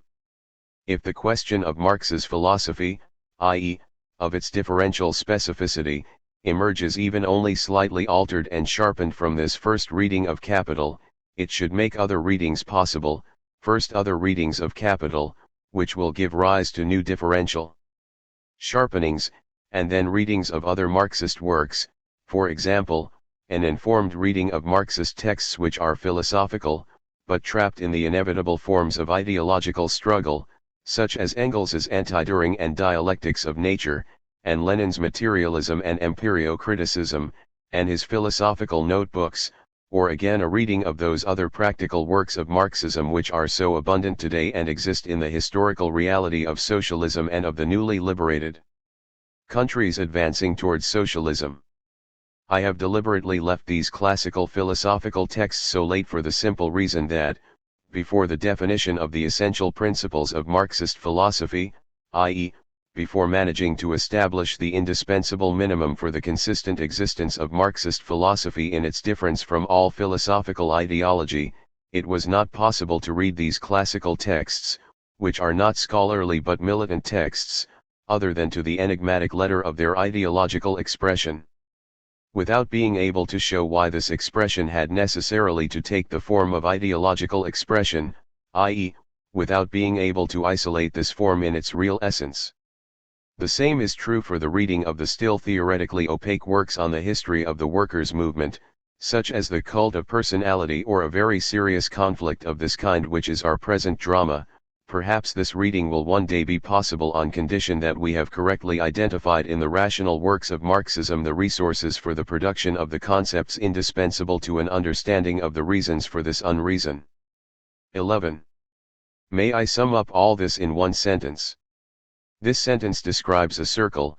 A philosophical reading of Capital is only possible as the application of that which is the very object of our investigation, Marxist philosophy. This circle is only epistemologically possible because of the existence of Marx's philosophy in the works of Marxism. It is therefore a question of producing, in the precise sense of the word, which seems to signify making manifest what is latent, but which really means transforming, in order to give a pre-existing raw material the form of an object adapted to an end, something which in a sense already exists. This production, in the double sense which gives the production operation the necessary form of a circle, is the production of a knowledge. To conceive Marx's philosophy in its specificity is therefore to conceive the essence of the very movement with which the knowledge of it is produced, or to conceive knowledge as production. 10. There can be no question here of making any other claim than to take theoretical bearings on what we obtain from our reading of Capital.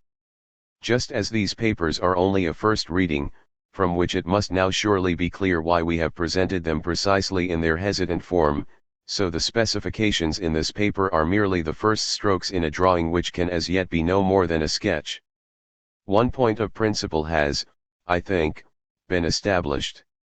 If there are no innocent readings, that is because every reading merely reflects in its lessons and rules the real culprit, the conception of knowledge underlying the object of knowledge which makes knowledge what it is. We have glimpsed this with respect to the expressive reading, the open and ingenuous reading of the essence in the existence, and behind this total presence in which all opacity is reduced to nothing we have suspected the existence of the darkness of the religious phantasm of epiphanic transparency, and its privileged model of anchorage, the Logos and its scriptures. Our rejection of the comforting fascinations of this myth has informed us of another link, which must necessarily articulate the new reading Marx proposes to a new conception of knowledge on which it is based. But I must ask the reader's indulgence for another detour, in order to approach this from the best angle. Without wishing to think within the same conceptions of knowledge whose historical relationship has not even been examined, let alone proved, I must nevertheless compare the conception which underlies the prescribed religious reading with another just as lively conception, and one which to all appearances is its secular transcription, the empiricist conception of knowledge. I use this term in its widest sense, since it can embrace a rationalist empiricism as well as a sensualist empiricism, and it is even found at work in Hegelian thought itself, which, in principle, and with Hegel's own approval, can be regarded in this respect as the reconciliation of religion and its secular truth. 12. The empiricist conception of knowledge resurrects the myth we have encountered, in a very special form. To understand this correctly, we must define the essential principles of the theoretical problematic which underlies it. The empiricist conception of knowledge presents a process that takes place between a given object and a given subject.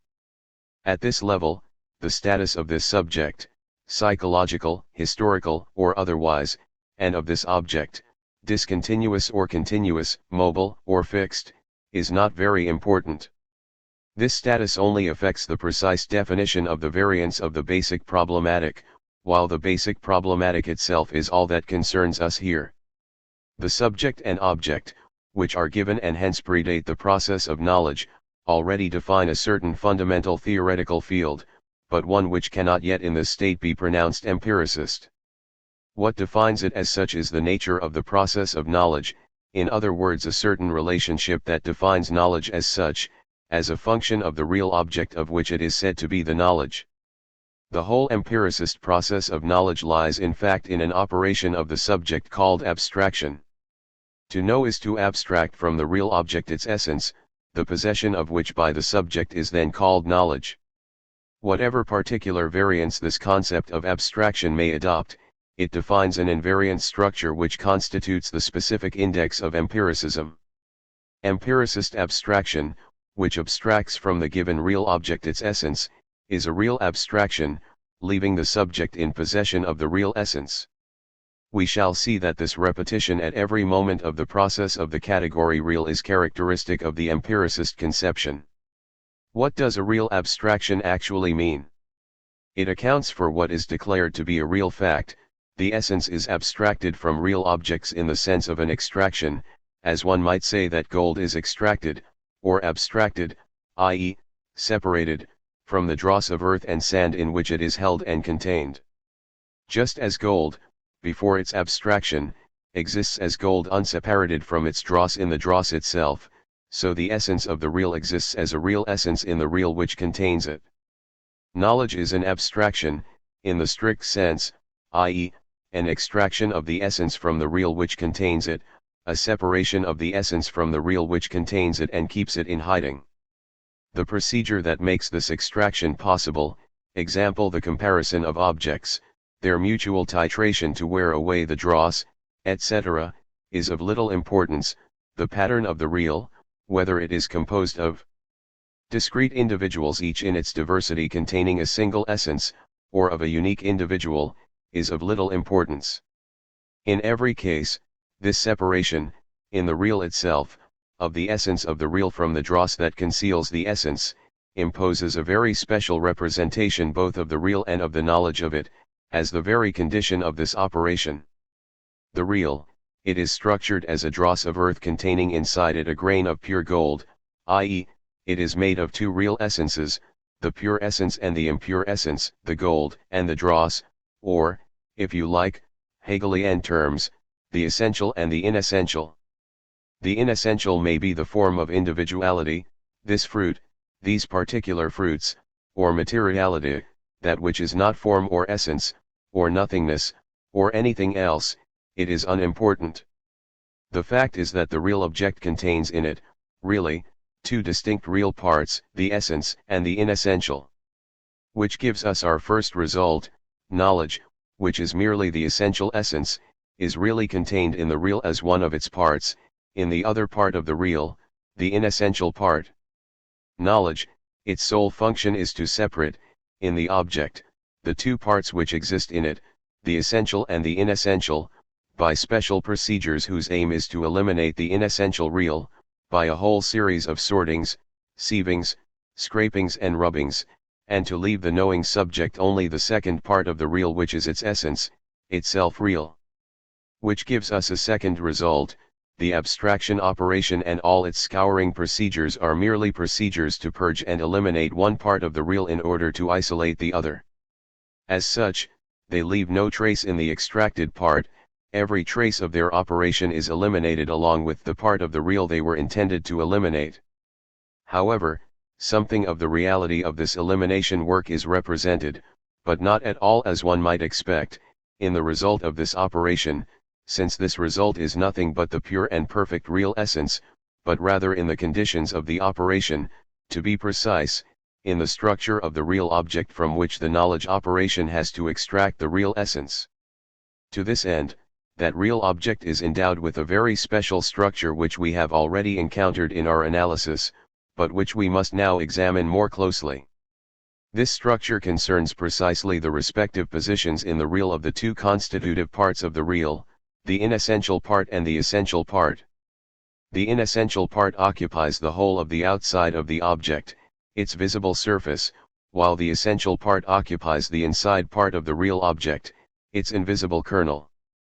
The relation between the visible and the invisible is therefore identical to the relation between the outside and the inside, between the dross and the kernel.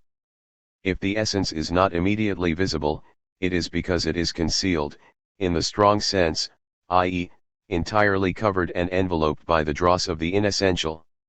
That is the only trace of the knowledge operation, but it is a trace realized in the respective positions of the inessential and the essential in the real object itself, and at the same time it establishes the necessity for the operation of real extraction and for the scouring procedures indispensable to the discovery of the essence. Discovery should be taken in its most literal sense, removing the covering, as the husk is removed from the nut, the peel from the fruit, the veil from the girl, the truth, the God, or the statue. 13. Etc. I am not looking in these concrete examples for the origin of this structure. I cite them as a number of mirror images in which all the philosophies of vision have reflected their complacency. Do I still need to show that this problematic of the empiricist conception of knowledge is the twin brother of the problematic of the religious vision of the essence in the transparency of existence? The empiricist conception may be thought of as a variant of the conception of vision, with the mere difference that transparency is not given from the beginning, but is separated from itself precisely by the veil, the dross of impurities, of the inessential which steal the essence from us, and which abstraction, by its techniques of separation and scouring, sets aside, in order to give us the real presence of the pure naked essence, knowledge of which is then merely sight. Let us now consider the structure of empiricist knowledge from a critical distance. We can characterize it as a conception which thinks the knowledge of that real object itself as a real part of the real object to be known. This part may be called essential, internal, hidden and hence invisible at first glance, but it is posed nevertheless, precisely because of these properties, as a real component part of the reality of the real object compounded with the inessential part. What represents knowledge, i.e., that very special operation performed with respect to the real object to be known, and which is not nothing, but, on the contrary, adds to the real existing object a new existence, precisely the existence of its knowledge, example at the very least the verbal or written conceptual discourse which pronounces this knowledge in the form of a message. Hence what represents that knowledge, but is performed outside the object, being the deed of an active subject, is completely inscribed in the structure of the real object, in the form of the difference between the inessential and the essence, between surface and depth, between outside and inside. Knowledge is therefore already really present in the real object it has to know, in the form of the respective dispositions of its two real parts. Knowledge is completely and really present in it, not only its object, which is the real part called the essence, but also its operation, which is the distinction and the respective position that really exist between the two parts of the real object, of which one, the inessential, is the outer part which conceals and envelopes the other, the essence or inner part. This investment of knowledge, conceived as a real part of the real object, in the real structure of the real object, is what constitutes the specific problematic of the empiricist conception of knowledge. Once this has been firmly grasped in its concept, we can draw some important conclusions which will naturally go beyond what this conception says, since it will give us a confession of what it does while negating it. I cannot deal with the least of these conclusions here, but they are easily developed, particularly where they involve the structure of the visible and the invisible, a foretaste of whose importance can be detected here. I only want to note in passing that the categories of empiricism are at the heart of the problematic of classical philosophy, that a recognition of this problematic, even in its variants, including the mute variants and their denegations, can give a projected history of philosophy an essential principle for the construction of its concept during this period, that this problematic avowed by the 18th century from Locke to Condillac, is profoundly present in Hegelian philosophy, however paradoxical this may seem, and that Marx, for the reasons we are analyzing, had to use it to think the lack of a concept whose effects he had produced nevertheless, to formulate the absent question, i.e., that concept, which he had answered nevertheless in the analysis of Capital, that this problematic has survived the wear it received from its twisting and distortion by Marx, who transformed it in fact, although he still used its terms, appearance and essence, outside and inside, inner essence of things, real and apparent movement, etc., that we find it at work in many passages of Engels and Lenin, who found a motive for its use in the ideological battles in which the most urgent parrying was required beneath the enemy's brutal assault and on his chosen terrain, first of all by turning against him his own weapons and blows, i.e., his ideological arguments and concepts. I only want to insist on one particular point, the play on words on which this conception is based and which involves the concept real. In fact, it is possible to give a first characterization of this empiricist conception of knowledge as a play on the word real.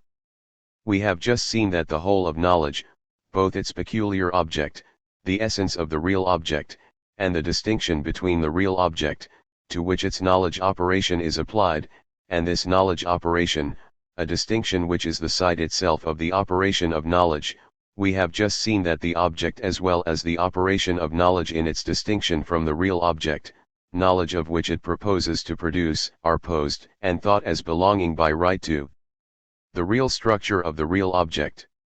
For the empiricist conception of knowledge, the whole of knowledge is thus invested in the real, and knowledge never arises except as a relation inside its real object between the really distinct parts of that real object. Once this basic structure has been firmly grasped, it provides us with a key in numerous circumstances, in particular to gauge the theoretical status of the modern forms of empiricism which present themselves to us in the innocent form of a theory of models. 14. Which I hope I have shown is utterly foreign to Marx. More distant from us, but closer to Marx, in Feuerbach and the works of the Break, the theses on Feuerbach and the German ideology, it will help us understand the perpetual play on the words real and concrete on which is based a whole series of ambiguities whose delayed effects we are suffering from today. 15. But I shall not take this extraordinarily rich critical path, I shall leave its effects to the play on words which produce them, and their refutation to the growing vigilance of our time. I am interested in the play on words itself. This play on words plays on a difference it kills, at the same time it spirits away the corpse. Let us look at the name of the victim of this subtle murder. When empiricism designates the essence as the object of knowledge, it admits something important and negates it in the same instant.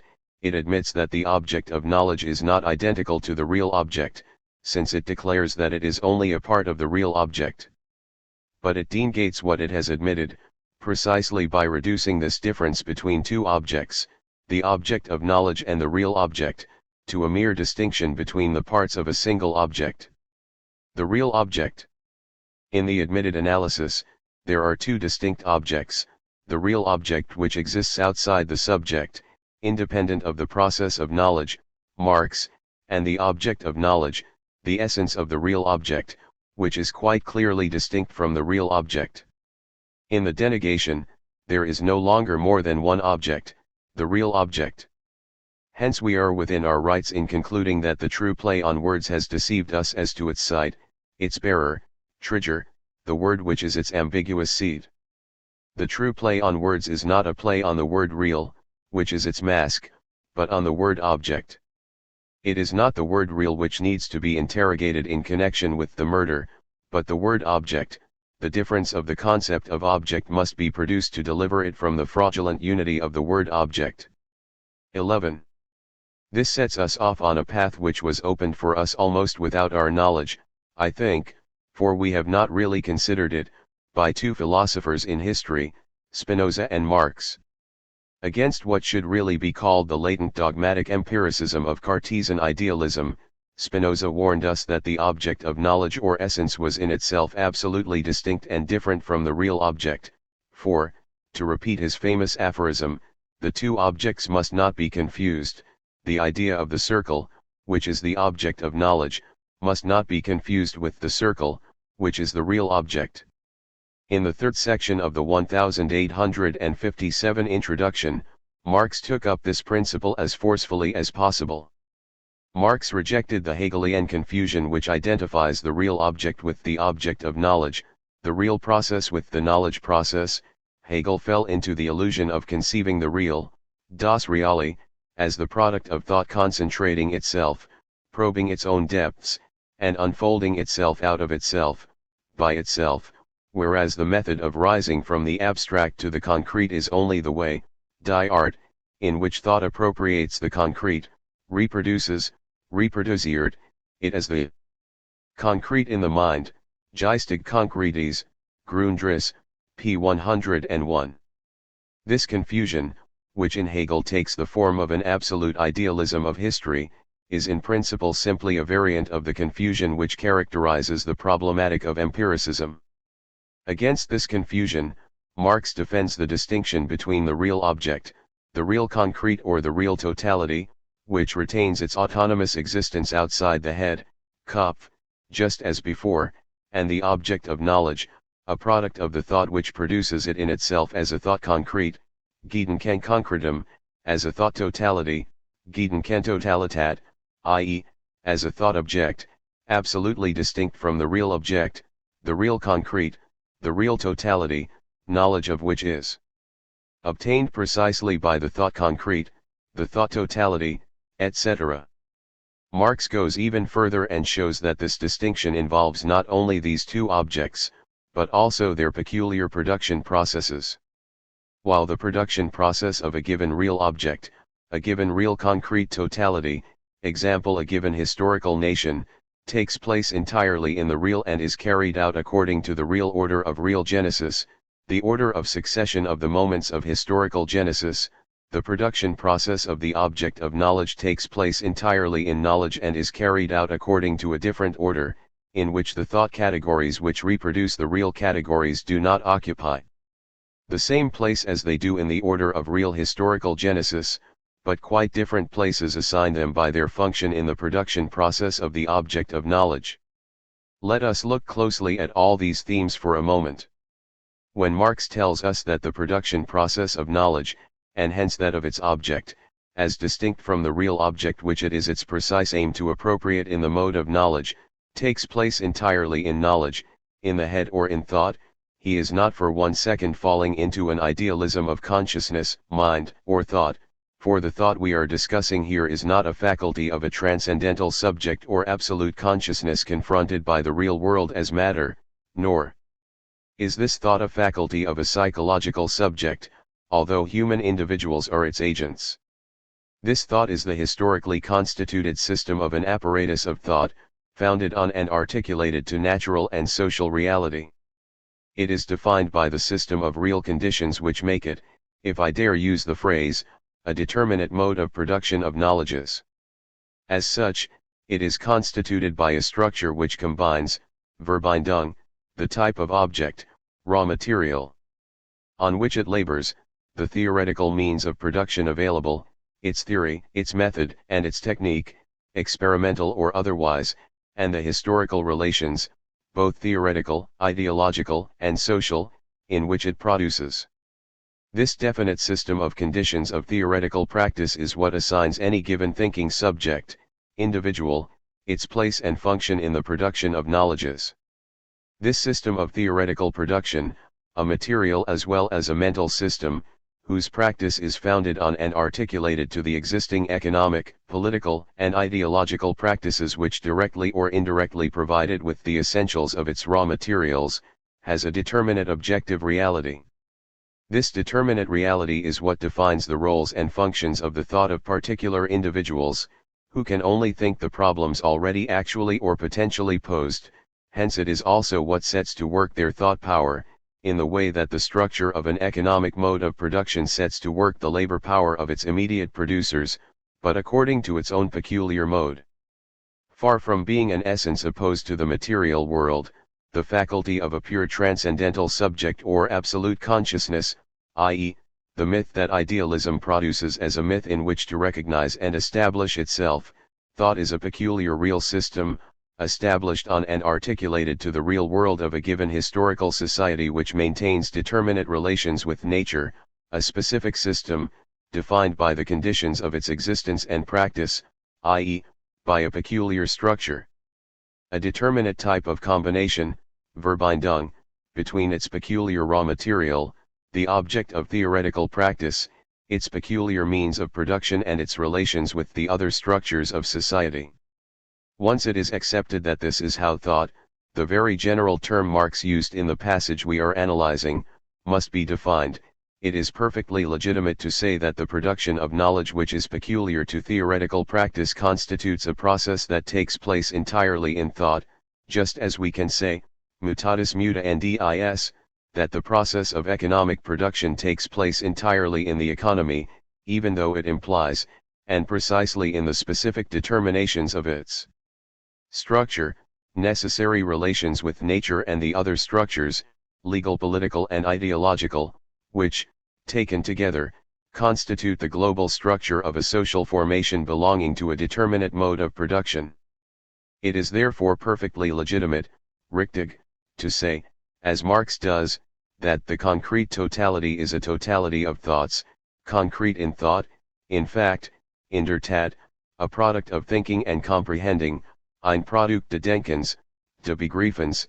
It is perfectly legitimate to imagine theoretical practice, i.e., thought's labor on its raw material, the object it works on, as the working up, Verarbeitung, of observation and conception, Anschauung und Vorstellung, into concepts, in Begriff. Grundriss, p. 101. Elsewhere. 16. I have tried to show that the raw material which the mode of production of knowledge works on, i.e., what Marx here calls Anschauung and Vorstellung, the material of intuition and representation, had to take very different forms according to the degree of development of knowledge in its history. For example, that there is a great difference between the raw material on which Aristotle worked and the raw material on which Galileo, Newton, or Einstein worked, but that formally this raw material is a part of the conditions of production of all knowledge. I also tried to show that even though it is clear to everyone that the greater the progress of a branch of knowledge, the more elaborate becomes the raw material, though the raw material of a developed science obviously has nothing in common with pure sensuous intuition or mere representation, nevertheless, however far back we ascend into the past of a branch of knowledge, we are never dealing with a pure sensuous intuition or representation, but with an always already complex raw material, a structure of intuition or representation which combines together in a peculiar Verbindung sensuous, technical, and ideological elements, that therefore knowledge never, as empiricism desperately demands it should, confronts a pure object which is then identical to the real object of which knowledge aimed to produce precisely, the knowledge. Knowledge working on its object, then, does not work on the real object but on the peculiar raw material, which constitutes, in the strict sense of the term, its object of knowledge, and which, even in the most rudimentary forms of knowledge, is distinct from the real object.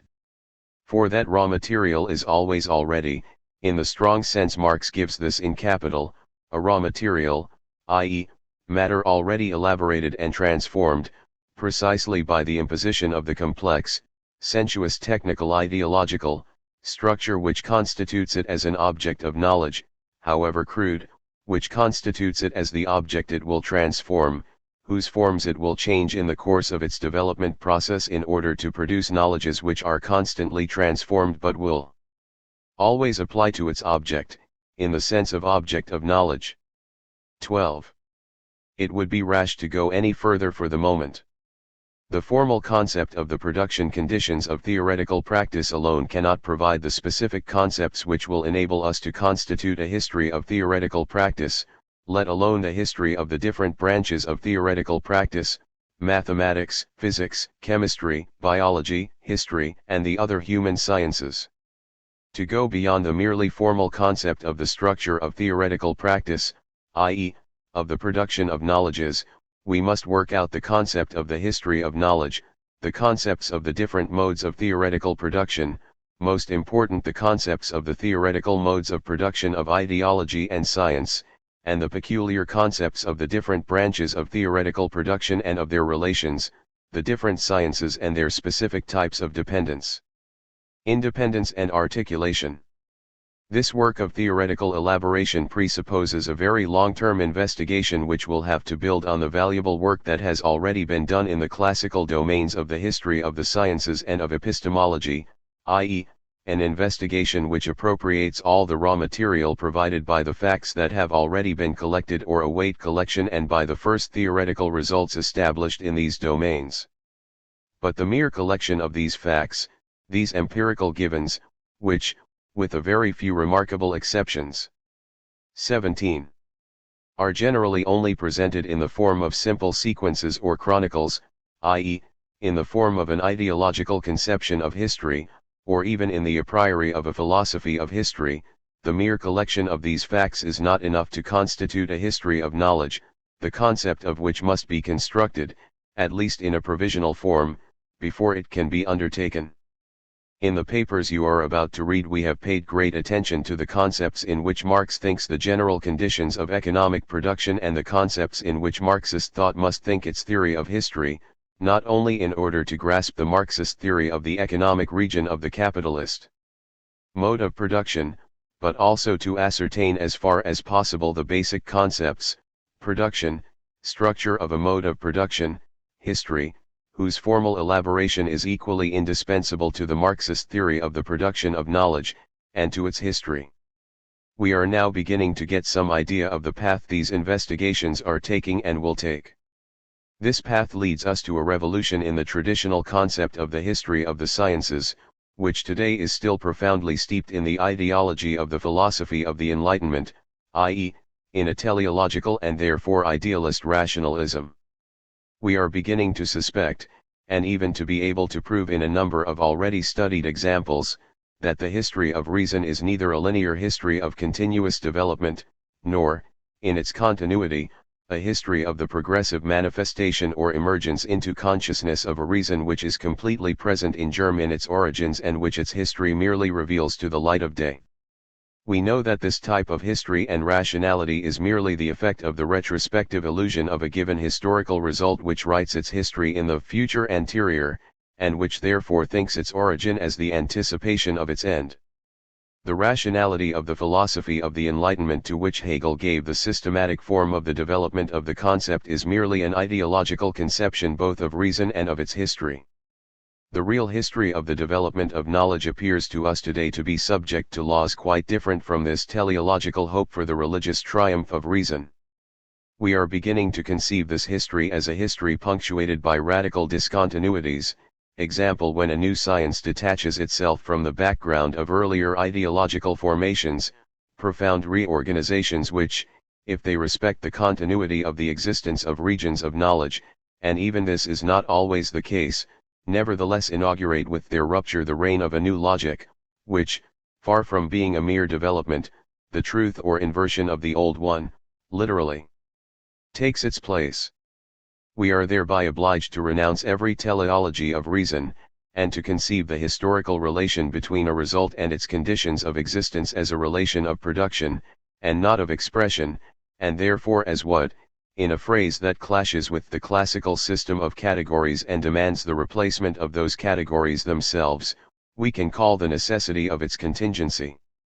To grasp this necessity we must grasp the very special and paradoxical logic that leads to this production, i.e., the logic of the conditions of the production of knowledges, whether they belong to the history of a branch of still ideological knowledge, or to a branch of knowledge attempting to constitute itself as a science or already established as a science.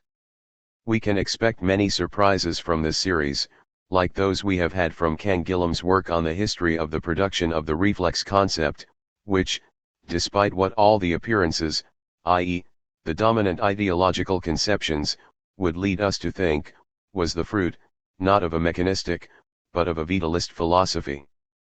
18. Like those we owe to Michel Foucault's studies of the disconcerting development of that complex cultural formation which in the 17th and 18th centuries grouped around the overdetermined word madness a whole series of medical, legal, religious, ethical, and political practices and ideologies in a combination whose internal dispositions and meaning varied as a function of the changing place and role of these terms in the more general context of the economic, political, legal and ideological structures of the time. 19. Like that which we also owe to Michel Foucault, who has revealed to us the set of apparently heterogeneous conditions which in fact, as the outcome of a laborious labor of the positive conspired in the production of what seems to us obviousness itself, the observation of the patient by the gaze of clinical medicine. 20. Even the theoretically essential and practically decisive distinction between science and ideology thereby gets some protection against the dogmatist or scientistic temptations which threaten it, since in this work of investigation and conceptualization we have to learn not to make use of this distinction in a way that restores the ideology of the philosophy of the Enlightenment, but on the contrary, to treat the ideology which constitutes the prehistory of a science, for example, as a real history with its own laws and as the real prehistory whose real confrontation with other technical practices and other ideological or scientific acquisitions was capable, in a specific theoretical conjuncture, of producing the arrival of a science, not as its goal, but as its surprise. The fact that this will force us to pose the problem of the conditions of the epistemological rupture which inaugurates each science, i.e., returning to classical terminology, the problem of the conditions of scientific discovery, and the fact that we shall have to pose this problem for Marx as well, considerably increases our task.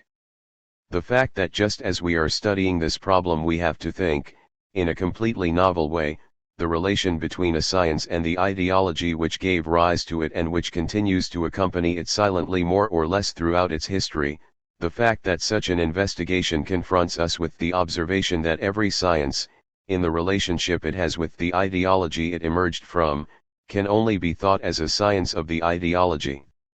21. Would disconcert us, were we not forewarned of the nature of the object of knowledge, which can only exist in the form of ideology at the moment of constitution of the science which is going to produce knowledge from it in the specific mode that defines it. If all these examples do give us a first idea of the new conception of the history of knowledge we have to produce, they also suggest the scale of the work of historical investigation and theoretical elaboration which is in store. 13. Now I come to a second of Marx's decisive comments. The text of the 1857 introduction which distinguishes between the real object and the object of knowledge also distinguishes between their processes, and what is crucial, brings out a difference in order in the genesis of these two processes. To use a different vocabulary, one that constantly recurs in Capital, Marx declares that the order which governs the categories of thought in the process of knowledge does not coincide with the order which governs the real categories in the process of real historical genesis. This distinction obviously has great bearing on one of the most disputed questions in Capital, the question as to whether there is an identity between the so-called logical order, or order of deduction of the categories in Capital, and the real historical order. Most interpreters cannot really get out of this question successfully because they refuse to pose it in adequate terms, i.e., in the field of the problematic this question requires. To say the same thing in a different, but now familiar way, Capital gives us a whole series of answers as to the identity or non-identity of the logical and historical orders. These answers are answers without any explicit question, they therefore pose for us the question of their questions, i.e., they impose on us the task of formulating the unformulated question which these questions answer. It is clear that this question concerns the relation between the logical and historical orders, but in pronouncing these words we are merely adopting the terms of the answers. What governs the posing, and hence production, of a question in the last resort is a definition of the field of the problematic in which this question, problem, must be posed.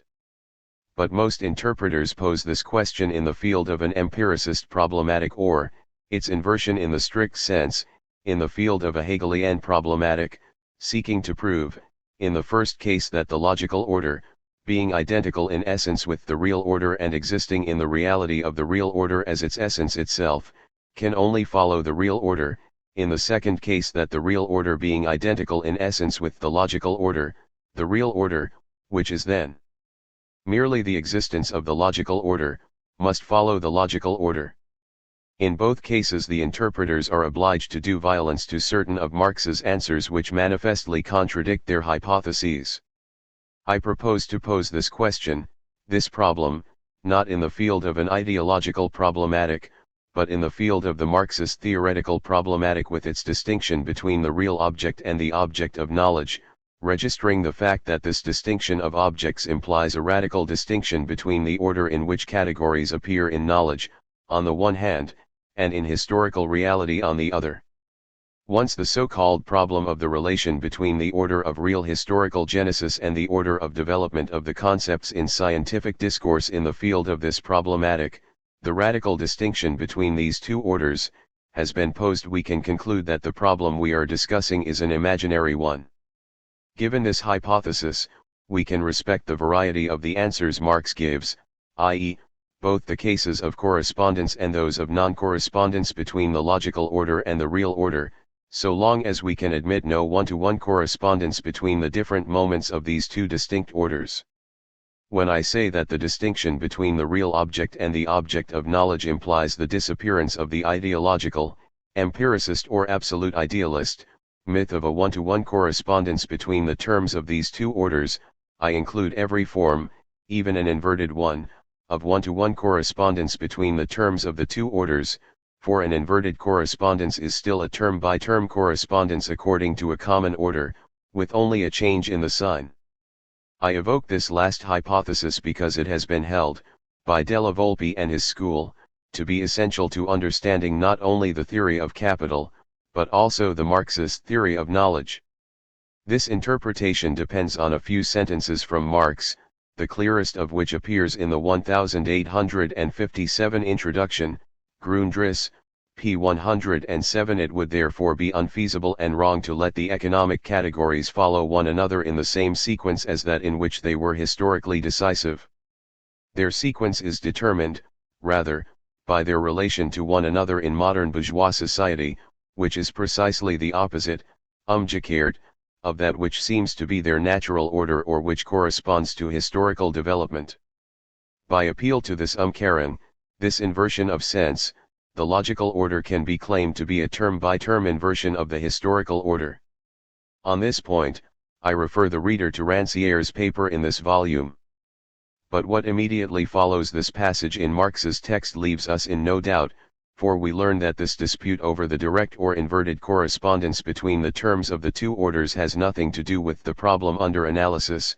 The point is not the historic position of the economic relations in the succession of different forms of society. Rather, their articulated combination, Gliederung, within modern bourgeois society, p. 108, translation modified. It is precisely this Gliederung, this articulated thought totality, which has to be produced in knowledge as an object of knowledge in order to reach a knowledge of the real Gliederung, of the real articulated totality which constitutes the existence of bourgeois society. The order in which the thought Gliederung is produced is a specific order, precisely the order of the theoretical analysis Marx performed in Capital, the order of the liaison and synthesis of the concepts necessary for the production of a thought whole, a thought concrete, the theory of capital. The order in which these concepts are articulated in the analysis is the order of Marx's scientific proof. It has no direct, one-to-one relationship with the order in which any particular category may have appeared in history. There may be temporary encounters, fragmentary sequences apparently rhythmed by the same order, but, far from proving the existence of this correspondence or answering the question of the correspondence, they pose a different question. Without the theory of the distinction between the two orders, it is impossible to examine whether it is legitimate to pose this question, which is by no means certain. This question might be meaningless. We have grounds to think that it is meaningless. Quite to the contrary, Marx spends his time showing, not without malice, that the real order contradicts the logical order, and if verbally he occasionally goes so far as to say that there is an inverted relationship between the two orders, we cannot take this word literally as a concept, i.e., as a rigorous affirmation which takes its meaning not from the fact that it has been put forward, but from the fact that it belongs by right to a definite theoretical field. Rancière's demonstration shows, on the contrary, that the term inversion here, as often elsewhere, is, in capital, a point of analogy, without any theoretical rigor, i.e., without that rigor which is imposed on us by the theoretical problematic which underlies the whole of Marx's analysis, and which must be identified and defined before we can judge the legitimacy or weaknesses of a term, or even of a sentence. It would be easy to extend this demonstration successfully to all the passages which encourage the interpretation of an inverted one-to-one correspondence between the terms of the two orders. 14. I shall therefore return to the character peculiar to the order of the concepts in the exposition of Marx's analysis, i.e., in his proof. It is one thing to say that this order of concepts, or logical order, is a specific order without any one-to-one relationship of its terms with those of the historical order. It is another to explain this specificity, i.e., the nature of this order as an order. To pose this question is obviously to pose the question of the form of order required at a given moment in the history of knowledge by the existing type of scientificity, or, if you prefer, by the norms of theoretical validity recognized by science, in its own practice, as scientific.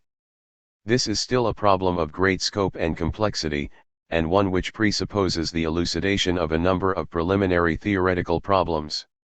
The essential problem presupposed by the question of the existing type of demonstrativity is the problem of the history of the production of the different forms in which theoretical practice, producing knowledges, whether ideological or scientific, recognizes the validating norms it demands.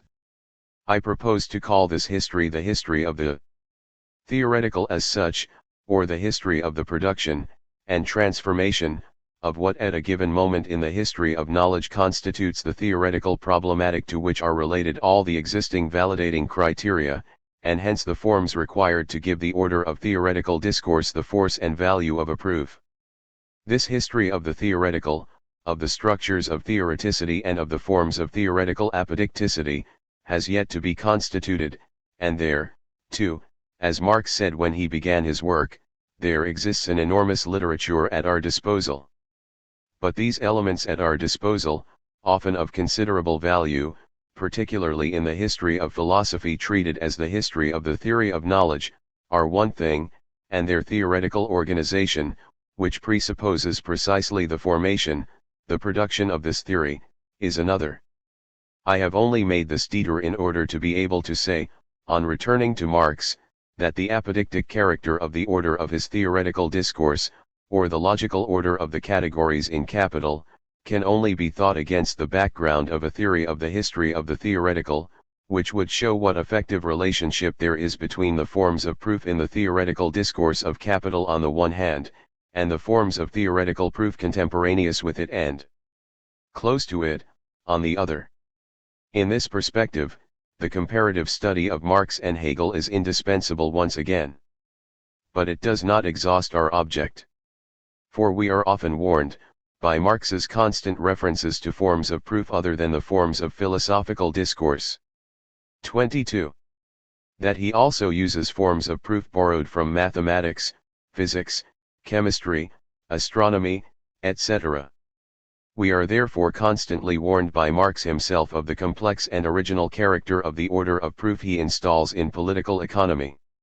He says himself, in his letter to Lachitra, the method of analysis which I have employed, and which had not previously been applied to economic subjects, makes the reading of the first chapters rather arduous. Capital, Volume 1, p. 104. The method of analysis Marx mentions is the same as the method of presentation, Darstellungsweise, he refers to in the afterword to the second German edition, Volume 1, p. 102, and carefully distinguishes from the method of inquiry, Forschungsweise. The method of inquiry is Marx's several years-long concrete investigation into existing documents and the facts they witness to.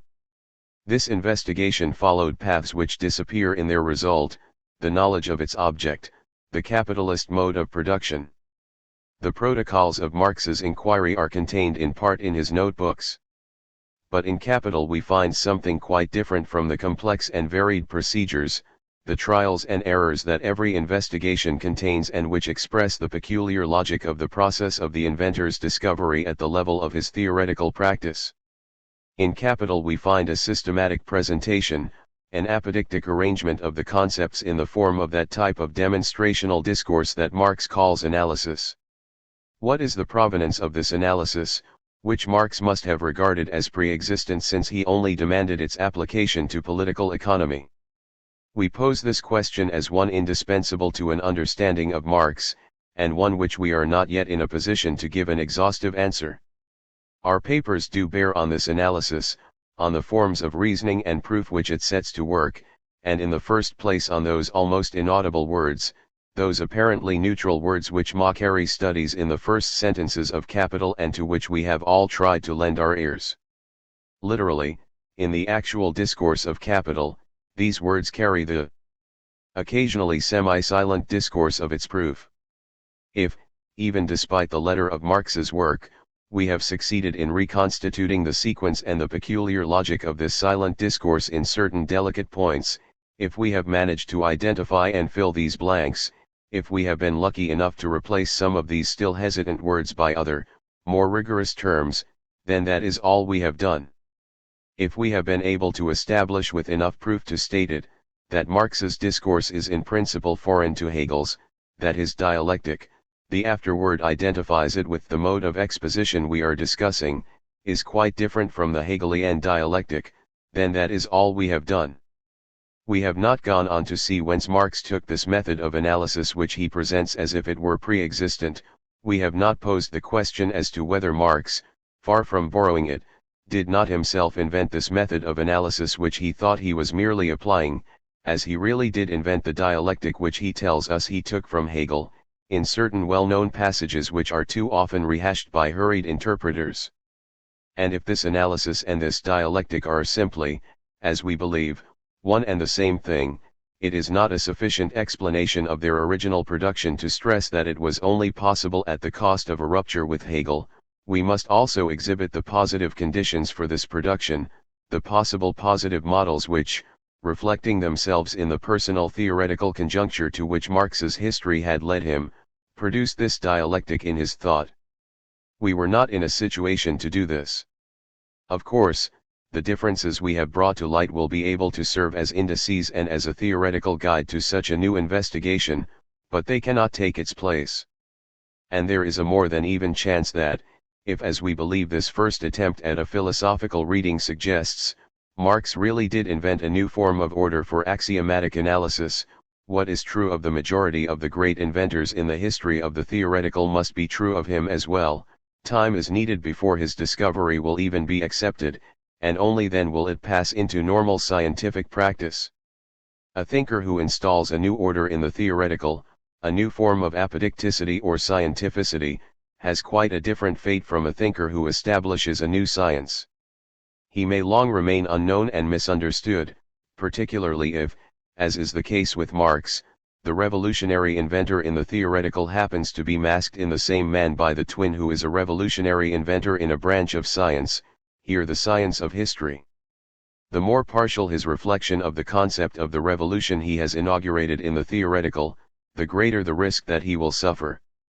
This risk is redoubled if the cause of the limitations to his conceptual expression of a revolution which affects the theoretical through the discovery of a new science does not lie in personal circumstances or in a lack of time alone, it may lie above all in the degree to which the objective theoretical conditions which govern the possibility of the formulation of these concepts are realized. Indispensable theoretical concepts do not magically construct themselves on command when they are needed. The whole history of the beginnings of sciences or of great philosophies shows, on the contrary, that the exact set of new concepts do not march out on parade in single file.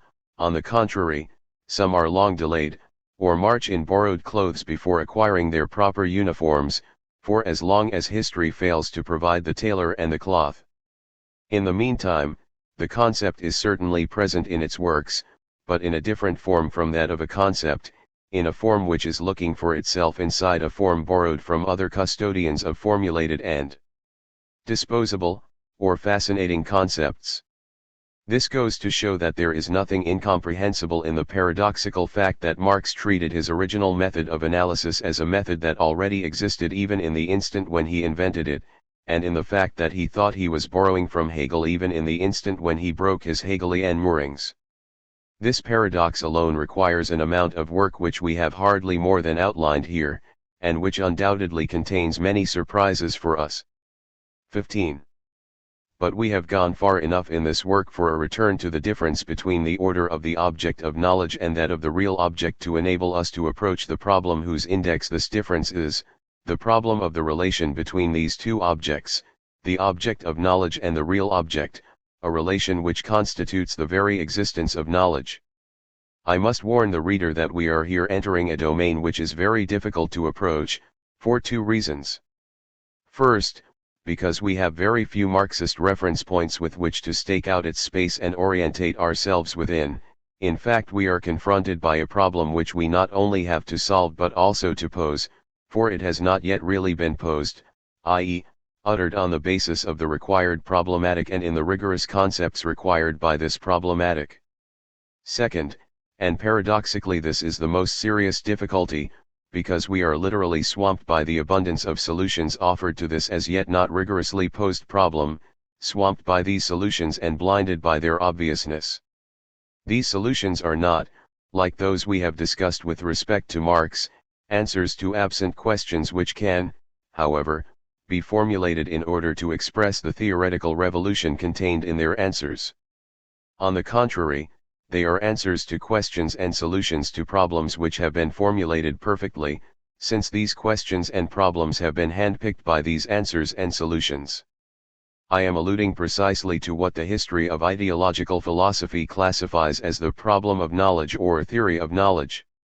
I say ideological philosophy since it is this ideological posing of the problem of knowledge which defines the tradition that coincides with Western idealist philosophy, from Descartes to Husserl, via Kant and Hegel. I say that this posing of the problem of knowledge is ideological insofar as this problem has been formulated on the basis of its answer, as the exact reflection of that answer, i.e., not as a real problem but as the problem that had to be posed if the desired ideological solution was to be the solution to this problem. I cannot deal here with this point which defines the essentials of ideology, in its ideological form, and which in principle reduces ideological knowledge, and par excellence the knowledge which ideology is discussing when it reflects knowledge in the form of the problem of knowledge or the theory of knowledge, to a phenomenon of recognition. In the theoretical mode of production of ideology, which is utterly different from the theoretical mode of production of science in this respect, the formulation of a problem is merely the theoretical expression of the conditions which allow a solution already produced outside the process of knowledge because imposed by extra-theoretical instances and exigencies, by religious, ethical, political, or other interests, to recognize itself in an artificial problem manufactured to serve it both as a theoretical mirror and as a practical justification. All of modern Western philosophy, dominated by the problem of knowledge, is thus in fact dominated by the formulation of a problem posed in terms and on a theoretical basis produced, whether consciously, as by some, or unconsciously, as with others, is not important here, in order to make possible the theoretico-practical effects expected of this mirror recognition. In other words, the whole history of Western philosophy is dominated not by the problem of knowledge, but by the ideological solution, i.e., the solution imposed in advance by practical, religious, ethical, and political interests foreign to the reality of the knowledge, which this problem had to receive. As Marx put it so profoundly in the German ideology, not only in their answers but in their very questions there was a mystification. Here we meet our greatest difficulty. For, practically alone in this undertaking, we have to resist the age-old obviousness which repetition, not only the repetition of a false answer, but above all that of a false question, has produced in people's minds. We must leave the ideological space defined by this ideological question, this necessarily closed space, since that is one of the essential effects of the recognition structure which characterizes the theoretical mode of production of ideology, the inevitably closed circle of what, in another context and with other intentions, Lacan has called the dual mirror relation. In order to open a new space on a different site, the space required for a correct posing of the problem, one which does not prejudge the solution. The whole history of the theory of knowledge in Western philosophy, from the famous Cartesian circle to the circle of the Hegelian or Husserlian teleology of reason, shows us that this problem of knowledge is a closed space, i.e., a vicious circle, the vicious circle of the mirror relation of ideological recognition. Its high point of consciousness and honesty was reached precisely with the philosophy, Husserl, which was prepared to take theoretical responsibility for the necessary existence of this circle, i.e., to think it as essential to its ideological undertaking. However, this did not make it leave the circle, did not deliver it from its ideological captivity, nor could the philosopher who has tried to think in an openness, which seems to be only the ideological non-closure of the closure, the absolute condition of possibility of this closure, i.e., of the closed history of the repetition of this closure in Western metaphysics, Heidegger. It is impossible to leave a closed space simply by taking up a position merely outside it, either in its exterior or its profundity. So long as this outside or profundity remain its outside or profundity, they still belong to that circle, to that closed space, as its repetition in its other than itself. Not the repetition but the non-repetition of this space is the way out of this circle, the sole theoretically sound flight, which is precisely not a flight, which is always committed to what it is fleeing from, but the radical foundation of a new space, a new problematic which allows the real problem to be posed, the problem misrecognized in the recognition structure in which it is ideologically posed. 16. The following few reflections are devoted to a first attempt at posing this problem, though I do not intend to hide the fact that they are as precarious as they are indispensable. In the 1857 introduction, Marx writes, "The totality as it appears, erscheint, in the head, as a totality of thoughts, Gedankengens, is a product of a thinking head, which appropriates, einet, the world, die Welt, in the only way, einzigweise, it can, a way different from the artistic, künstlerisch, religious, practical, and mental, praktisch geistig, appropriation of the world, Grundriss, p. 101. Here the issue is not to penetrate the mystery of the concept of appropriation, Einenung, beneath which Marx expresses the essence of a fundamental relation of which knowledge, art, religion, and practical mental activity, this last has still to be defined, but it probably means ethico-politico-historical activity, appear as so many distinct and specific modes, whys. The text does indeed lay stress on the specificity of the mode of theoretical appropriation, knowledge, with respect to all the other modes of appropriation which are declared to be distinct from it in principle.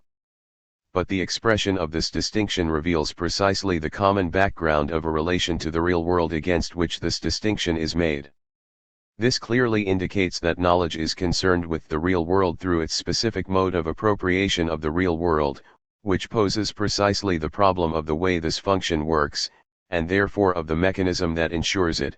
This function of the appropriation of the real world by knowledge, i.e., by the process of production of knowledges which, despite, or rather because of the fact that it takes place entirely in thought, in the sense we have defined, nevertheless provides that grasp, of the concept, Begriff, on the real world called its appropriation, Einenung.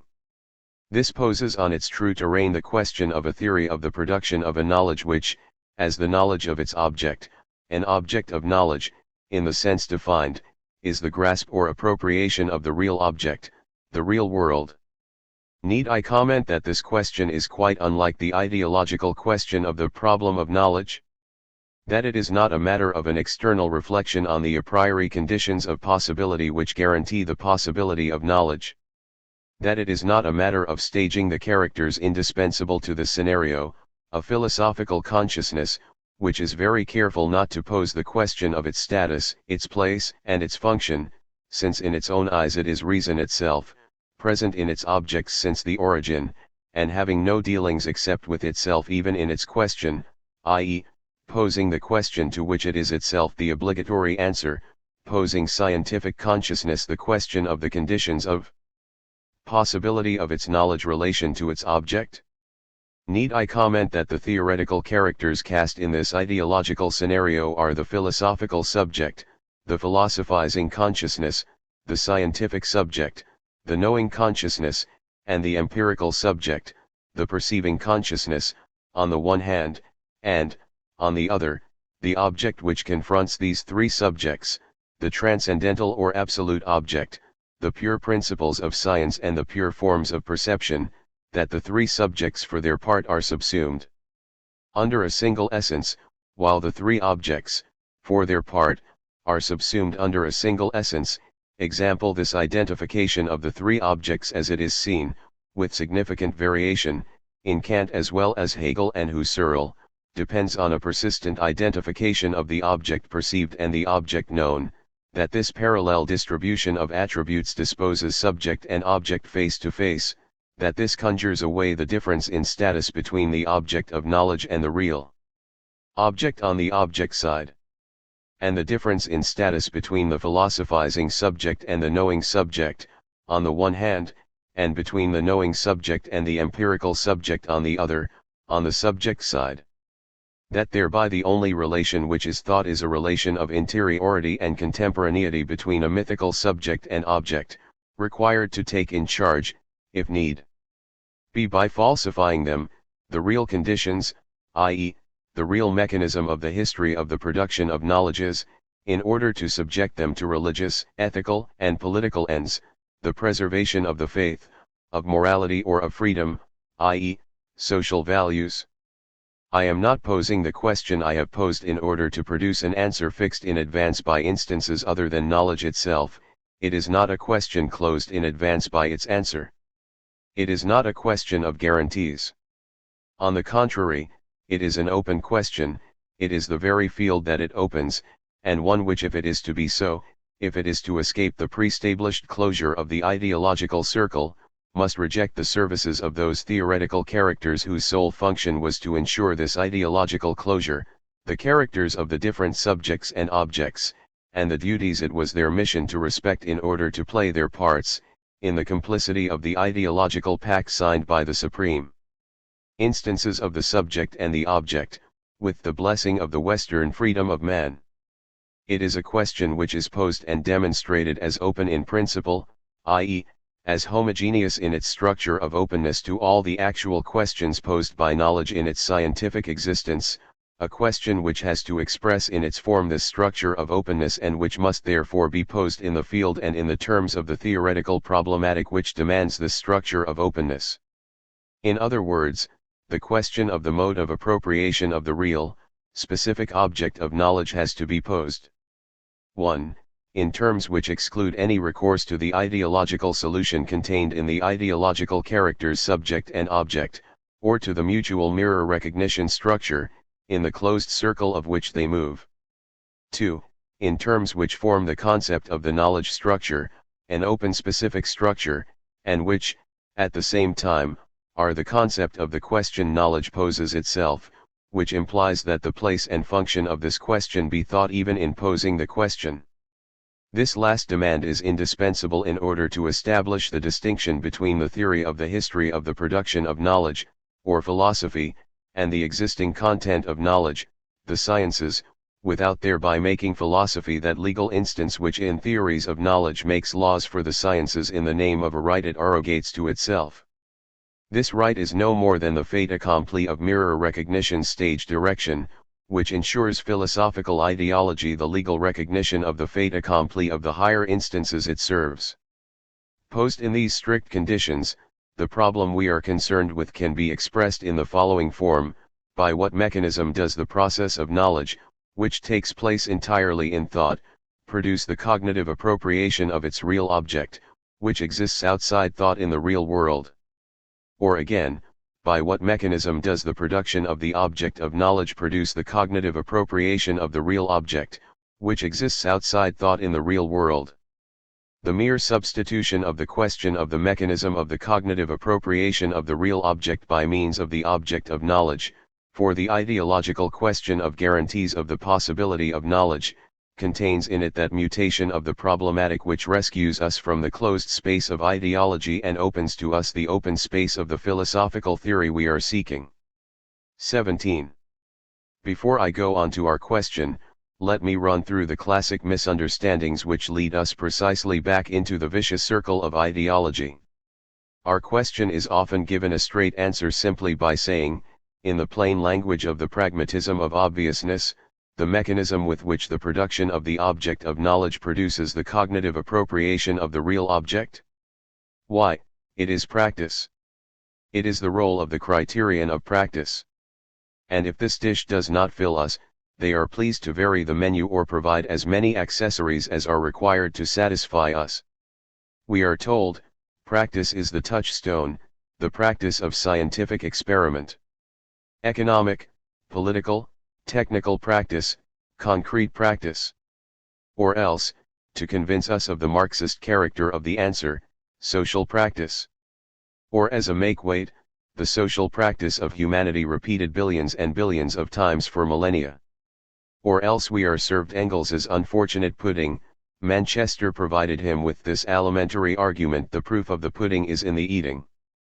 First of all, I would point out that this kind of answer does have some effectivity, and that it should therefore be used when the aim is to defeat ideology on the terrain of ideology, i.e., when the aim is ideological struggle strictly speaking, for it is an ideological answer, one which is situated precisely on the opponent's ideological terrain.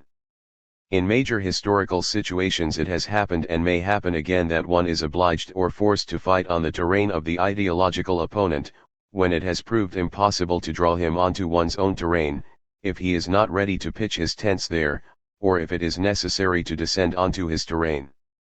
But this practice, and the mode of employment of ideological arguments adapted to this struggle, must be the object of a theory, so that ideological struggle in the domain of ideology does not become a struggle governed by the laws and wishes of the opponent, so that it does not transform us purely into subjects of the ideology it is our aim to combat.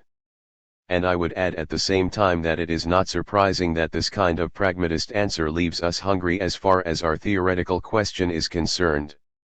We can show this for one general reason and a number of special reasons, all of which depend on the same principle. In fact, pragmatism, in its essence, drags our question into ideology, by giving it an ideological answer.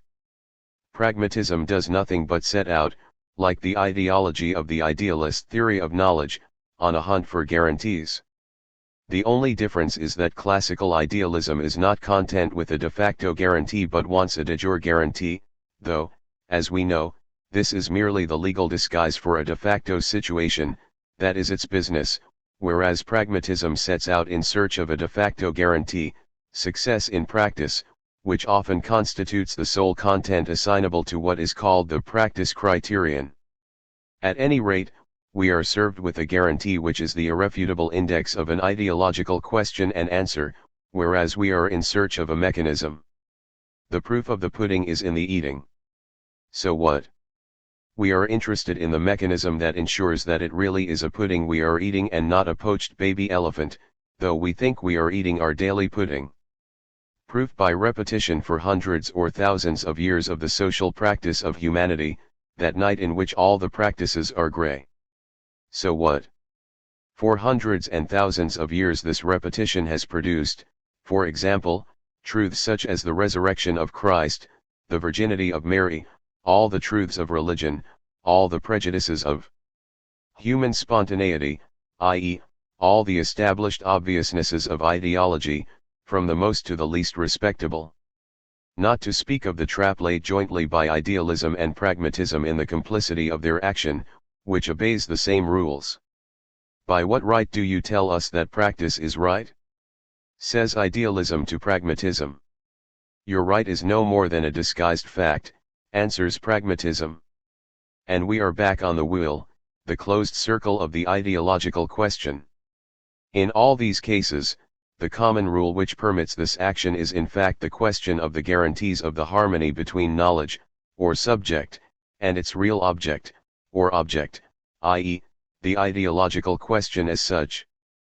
But let us leave this general argument for the special arguments, for they will bring us face to face with our object. It is enough to pronounce the word practice, which, understood in an ideological, empiricist or idealist way, is only the mirror image, the counter-connotation of theory, the pair of contraries practice and theory constituting the two terms of a mirror field, to reveal the play on words that is its seed. We must recognize that there is no practice in general, but only distinct practices which are not related in any Manichaean way with a theory which is opposed to them in every respect. For there is not on one side theory, a pure intellectual vision without body or materiality, and on the other side a completely material practice which gets its hands dirty. This dichotomy is merely an ideological myth in which a theory of knowledge reflects many interests other than those of reason, those of the social division of labor, which is precisely a division between power, political, religious, or ideological, and oppression, the executors who are also the executed. Even when this dichotomy is the servant of a revolutionary vision which exalts the workers' cause, their labor, their sufferings, their struggles and their experience in the undifferentiated proclamation of the primacy of practice, it still remains ideological, just as egalitarian communism is still an ideological conception of the aim of the workers' movement. In the strict sense, an egalitarian conception of practice, and I say this with the deep respect every Marxist owes to the experience and sacrifices of the men whose labor, sufferings, and struggles still nourish and sustain our whole present and future, all our arguments for life and hope.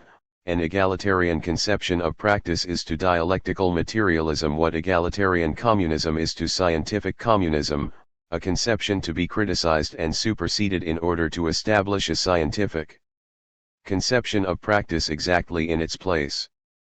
But there can be no scientific conception of practice without a precise distinction between the distinct practices and a new conception of the relations between theory and practice. We can assert the primacy of practice theoretically by showing that all the levels of social existence are the sites of distinct practices: economic practice, political practice, ideological practice, technical practice, and scientific, or theoretical, practice. We think the content of these different practices by thinking their peculiar structure, which, in all these cases, is the structure of a production, by thinking what distinguishes between these different structures, i.e., the different natures of the objects to which they apply, of their means of production and of the relations within which they produce. These different elements and their combination, Verbindung, obviously vary as we pass from economic practice to political practice, then to scientific practice and theoretico-philosophical practice. We think the relations establishing and articulating these different practices one with another by thinking their degree of independence and their type of relative autonomy, which are themselves fixed by their type of dependence with respect to the practice which is determinant in the last instance, economic practice. But we shall go further. We are not content to suppress the egalitarian myth of practice. We acquire a completely new basis for our conception of the relation between theory and practice, which is mystified in any idealist or empiricist conception. We regard an element of knowledge, even in its most rudimentary forms and even though it is profoundly steeped in ideology, as always already present in the earliest stages of practice, those that can be observed even in the subsistence practices of the most primitive societies. At the other extreme in the history of practices, we regard what is commonly called theory, in its purest forms, those that seem to bring into play the powers of thought alone, example mathematics or philosophy, leaving aside any direct relation to concrete practice, as a practice in the strict sense, as scientific or theoretical practice, itself divisible into several branches, the different sciences, mathematics, philosophy. This practice is theoretical. It is distinguished from the other, non-theoretical practices, by the type of object, raw material, which it transforms, by the type of means of production it sets to work, by the type of object it produces, knowledges. To speak of the criterion of practice where theory is concerned, and every other practice as well, then receives its full sense, for theoretical practice is indeed its own criterion, and contains in itself definite protocols with which to validate the quality of its product, i.e., the criteria of the scientificity of the products of scientific practice. This is exactly what happens in the real practice of the sciences. Once they are truly constituted and developed, they have no need for verification from external practices to declare the knowledges they produce to be true, i.e., to be knowledges. No mathematician in the world waits until physics has verified a theorem to declare it proved. Although whole areas of mathematics are applied in physics, the truth of his theorem is 100% provided by criteria purely internal to the practice of mathematical proof, hence by the criterion of mathematical practice, i.e., by the forms required by existing mathematical scientificity.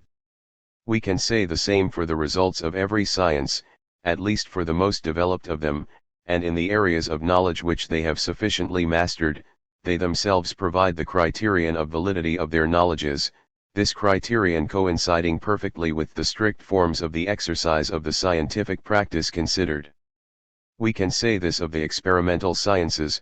The criterion of their theory is their experiments, which constitute the form of their theoretical practice. We should say the same of the science which concerns us most particularly, historical materialism. It has been possible to apply Marx's theory with success because it is true. It is not true because it has been applied with success. The pragmatist criterion may suit a technique which has no other horizon than the field in which it is applied, but it does not suit scientific knowledges. To be consistent, we must go further and reject the more or less indirect assimilation of the Marxist theory of history to the empiricist model of a chance hypothesis whose verification must be provided by the political practice of history before we can affirm its truth. Later historical practice cannot give the knowledge that Marx produced its status as knowledge. The criterion of the truth of the knowledges produced by Marx's theoretical practice is provided by his theoretical practice itself, i.e., by the proof value, by the scientific status of the forms which ensured the production of those knowledges. Marx's theoretical practice is the criterion of the truth of the knowledges that Marx produced, and only because it was really a matter of knowledge, and not of chance hypotheses, have these knowledges given the famous results, of which the failures as well as the successes constitute pertinent experiments for the theory's reflection on itself and its internal development.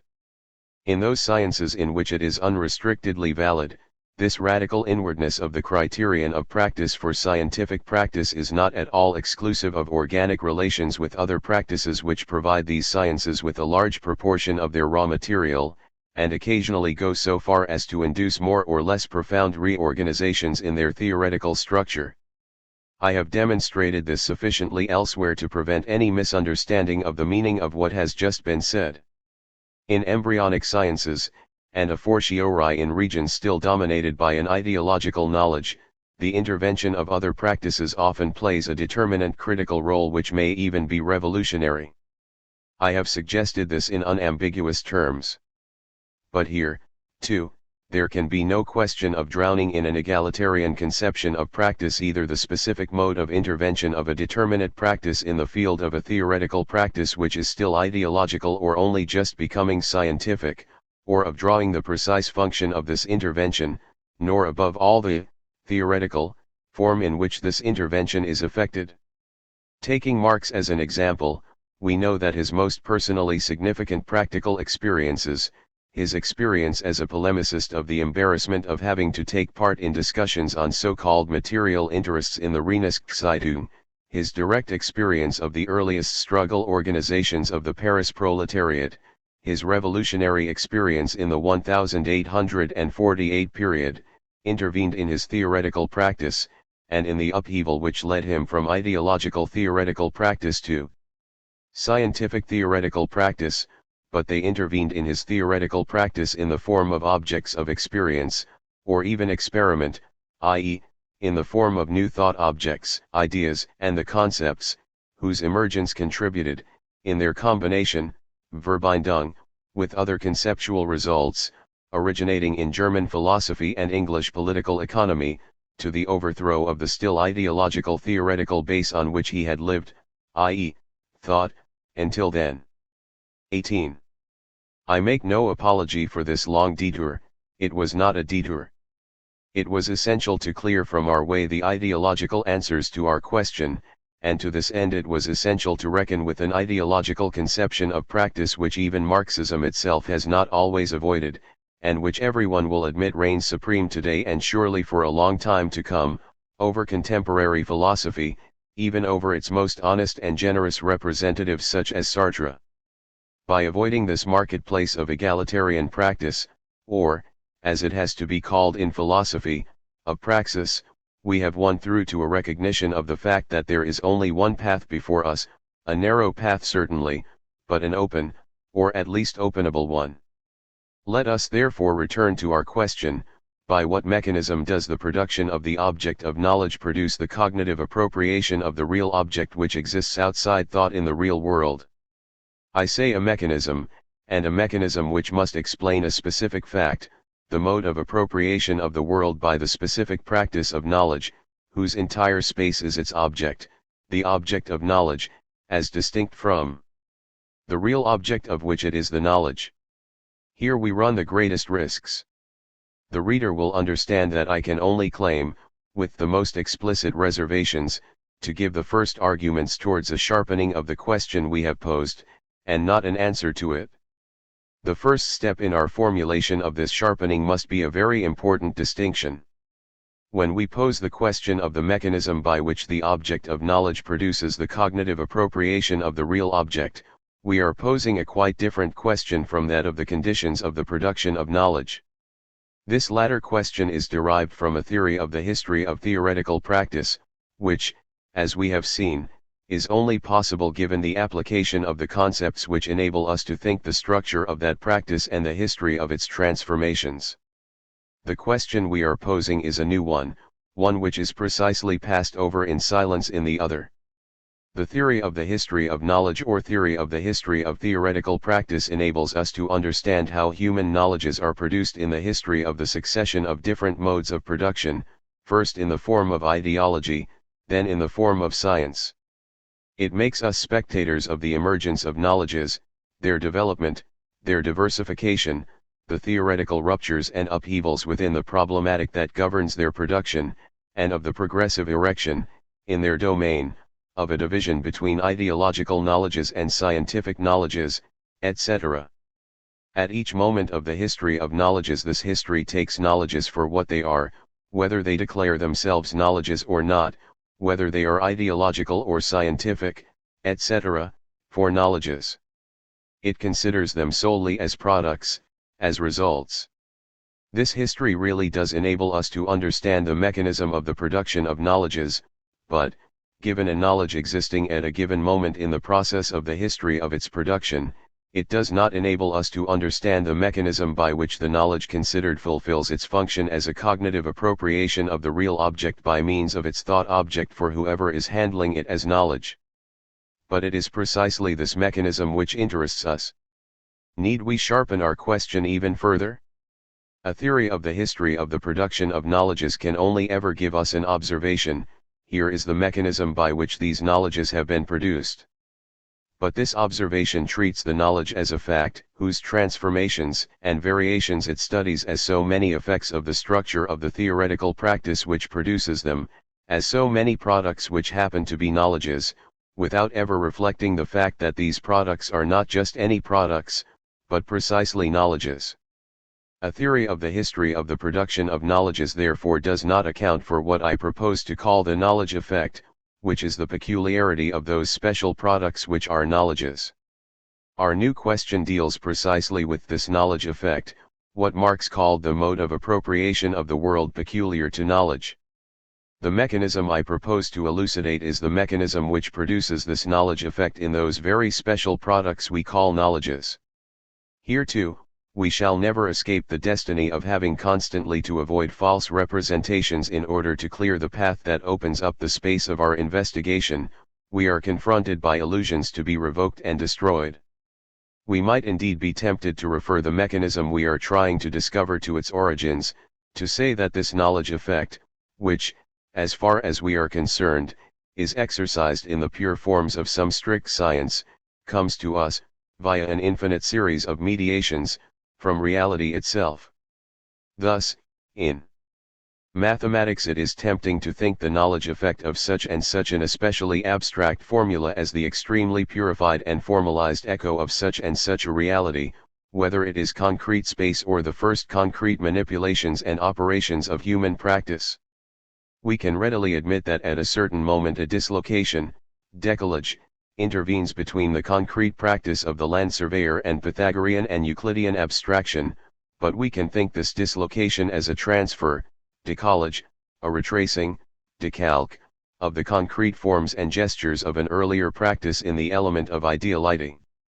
But all the concepts we bring into play to account for the immense space which separates the Chaldean accountant or Egyptian land surveyor from Bourbaki will never be anything more than concepts which attempt to install, beneath the incontestable differences that have to be thought, a continuity of meaning which links in principle the knowledge effect of modern mathematical objects to an original meaning effect which is an integral part of an original real object, a concrete practice, original concrete gestures. Thus there would be a native land, an original ground of the knowledge effect, either the real object itself, from which, according to empiricism, knowledge only ever extracts one part, the essence, or the Husserli and pre-reflexive world of life, the passive anti-predicative synthesis, or, finally, the concrete of elementary behavior and gestures, where all child psychologies, genetic or otherwise, obtain the cheap luxury of founding their own theories of knowledge. In all these cases, a real, concrete, living original is made eternally and integrally responsible for the knowledge effect. The sciences throughout their history and even today are merely commenting on this heritage, i.e., subject to this heredity.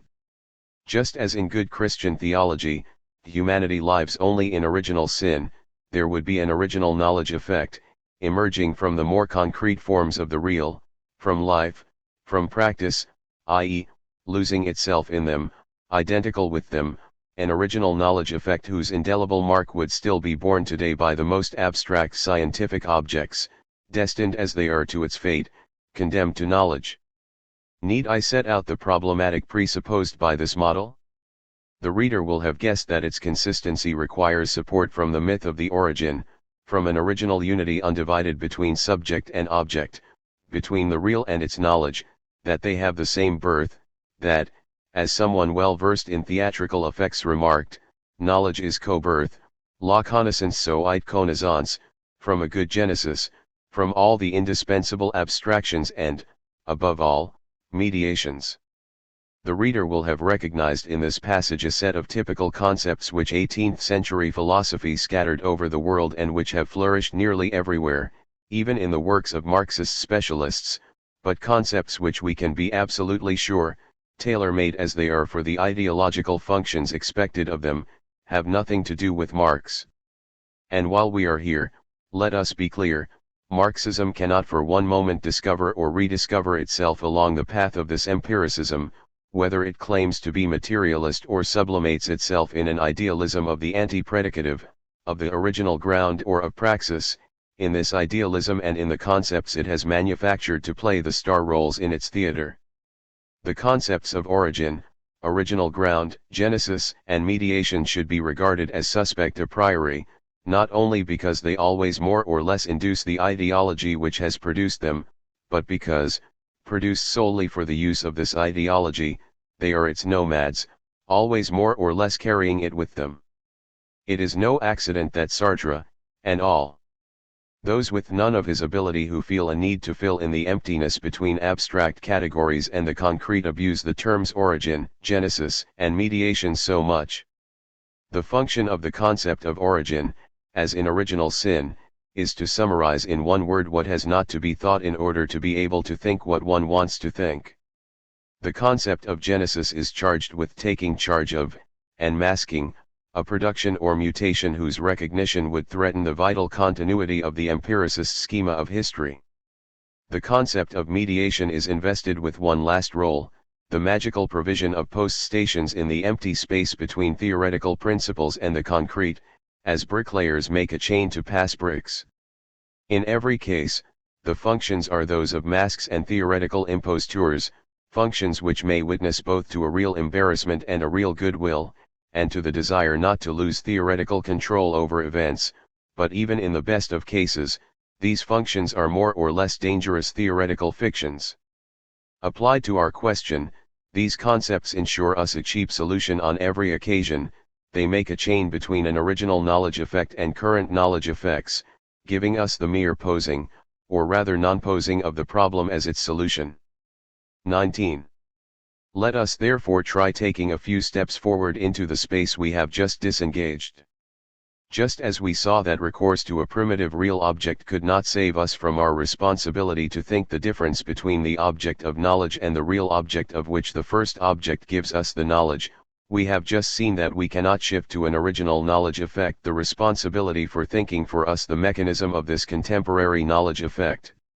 And, to tell the truth, we know that these two problems are really one and the same, since only the reality of the contemporary knowledge effect, not the myth of an original effect, can give us the answer we are looking for. In this respect, we are in the same situation as Marx, who says in so many words that we must elucidate the knowledge of the Gliedron, the articulated, hierarchized, systematic combination, of contemporary society if we are to reach an understanding of earlier forms, and therefore of the most primitive forms. His famous remark that the anatomy of man is the key to the anatomy of the ape, of course, means nothing else. Of course, it coincides with that other remark in the 1857 introduction that it is not the historical genesis of categories nor their combination in earlier forms that enables us to understand them, but the system of their combination in contemporary society, which also opens the way to an understanding of past formations, by giving us the concept of the variation of this combination. Similarly, only the elucidation of the mechanism of the contemporary knowledge effect can cast light onto earlier effects. The rejection of any recourse to origins is therefore correlated with a very basic theoretical exigency which insists on the dependence of the explanation of more primitive forms on the contemporary mode of systematic combination of categories which are also found in part in earlier forms. We must regard this exigency as constitutive of Marx's theory, precisely in the domain of the theory of history. Let me explain. When Marx studied modern bourgeois society, he adopted a paradoxical attitude. He first conceived that existing society as a historical result, i.e., as a result produced by a history. Naturally, this seems to commit us to a Hegelian conception in which the result is conceived as a result inseparable from its genesis, to the point where it is necessary to conceive it as the result of its becoming. In fact, at the same time Marx takes a quite different direction. The point is not the historic position of the economic relations in the succession of different forms of society. Even less is it their sequence in the idea, Proudhon, a muddy notion of historic movement. Rather, their articulated combination, Gliedron, within modern bourgeois society, Grundriss, pages 107-8, translation modified. The same idea was already rigorously expressed in The Poverty of Philosophy.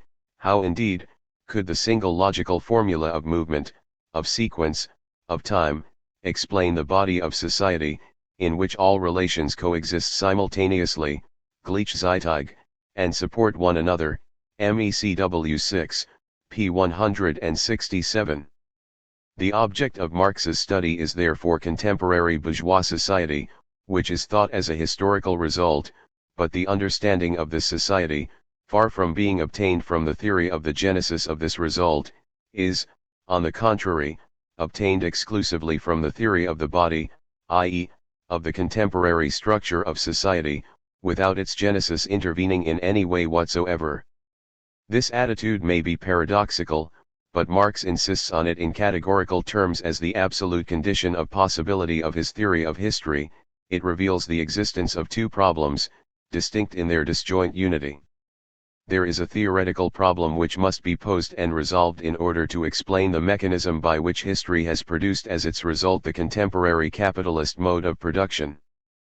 But at the same time there is another absolutely distinct problem which must be posed and resolved, in order to understand that this result is indeed a social mode of production, that this result is precisely a form of social existence and not just any form of existence. This second problem is the object of the theory in Capital, and not for one moment is it ever confused with the first problem. We can express this distinction, which is absolutely fundamental for an understanding of Marx, by saying that Marx regards contemporary society, and every other past form of society, both as a result and as a society. The theory of the mechanism of transformation of one mode of production into another, i.e., the theory of the forms of transition from one mode of production to the succeeding one, has to pose and solve the problem of the result, i.e., of the historical production of a given mode of production, of a given social formation. But contemporary society is not only a result, a product, it is this particular result, this particular product, which functions as a society, unlike other results and other products which function quite differently. This second problem is answered by the theory of the structure of a mode of production, the theory of capital. In Capital, society is taken as a body, and not just as any body, but as that body which functions as a society. This theory completely abstracts from society as a result. That is why Marx claims that no explanation by movement, sequence, time, and genesis can apply to this problem in principle, for it is a quite different problem. To say the same thing in more pertinent terms, I suggest the following terminology. What Marx studies in Capital is the mechanism which makes the result of a history's production exist as a society. It is therefore the mechanism which gives this product of history, that is precisely the society product he is studying, the property of producing the society effect which makes this result exist as a society, and not as a heap of sand, an anthill, a workshop, or a mere collection of men. When Marx tells us therefore that in explaining a society by its genesis we miss its body, precisely what had to be explained, he is focusing his theoretical attention on the task of explaining the mechanism by which some particular result functions precisely as a society, and therefore the mechanism producing the society effect peculiar to the capitalist mode of production.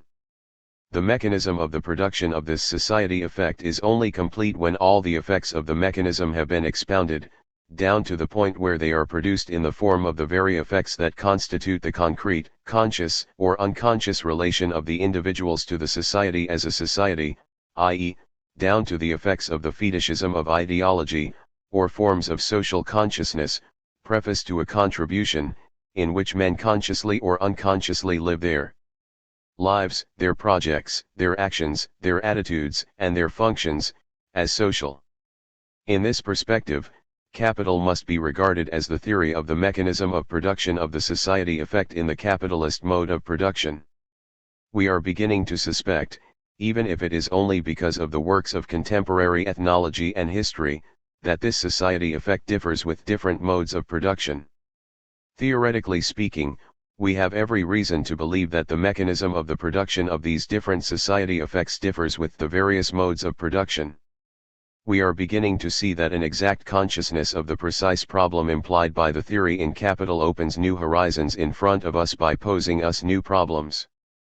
But at the same time, we understand the absolutely decisive scope of those few lucid sentences from The Poverty of Philosophy and the 1857 introduction, in which Marx warns us that he is looking not for an understanding of the mechanism of the production of society as a result of history, but for an understanding of the mechanism of the production of the society effect by this result, which is effectively a real existing society. By thus defining his object with this merciless distinction, Marx provides us with the wherewithal to pose the problem we are concerned with, the problem of the cognitive appropriation of the real object by the object of knowledge, which is a special case of the appropriation of the real world by different practices, theoretical, aesthetic, religious, ethical, technical, etc. Each of these modes of appropriation poses the problem of the mechanism of production of its specific effect, the knowledge effect for theoretical practice, the aesthetic effect for aesthetic practice, the ethical effect for ethical practice, etc.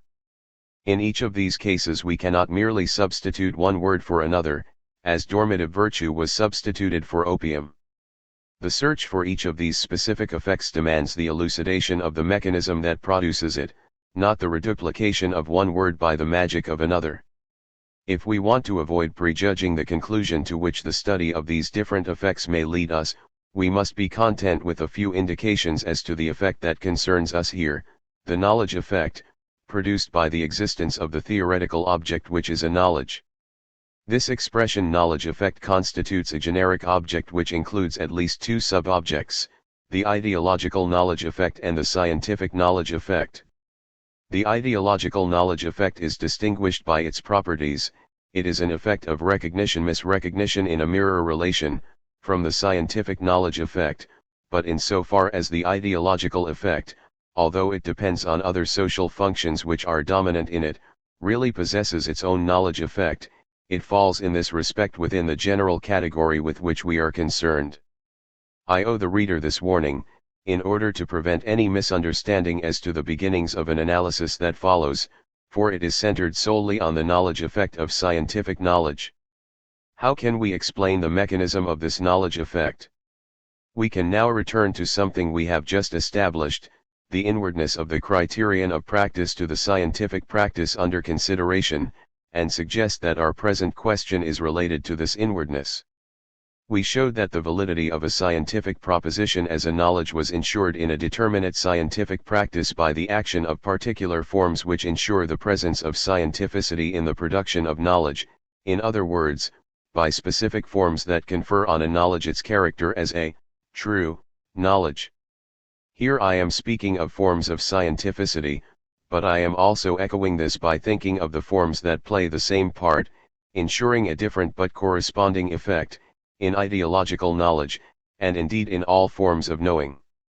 These forms are distinct from the forms in which the knowledge was produced, as a result, by the process of the history of knowledge, they deal, it will be remembered, with the knowledge already produced as a knowledge by that history.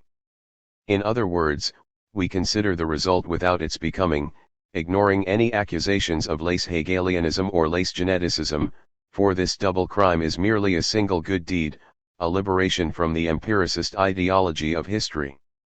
It is to this result that we put the question of the mechanism of production of the knowledge effect, exactly in the way Marx interrogated a given society, as a result, in order to pose it the question of its society effect, or the question of the mechanism which produces its existence as a society.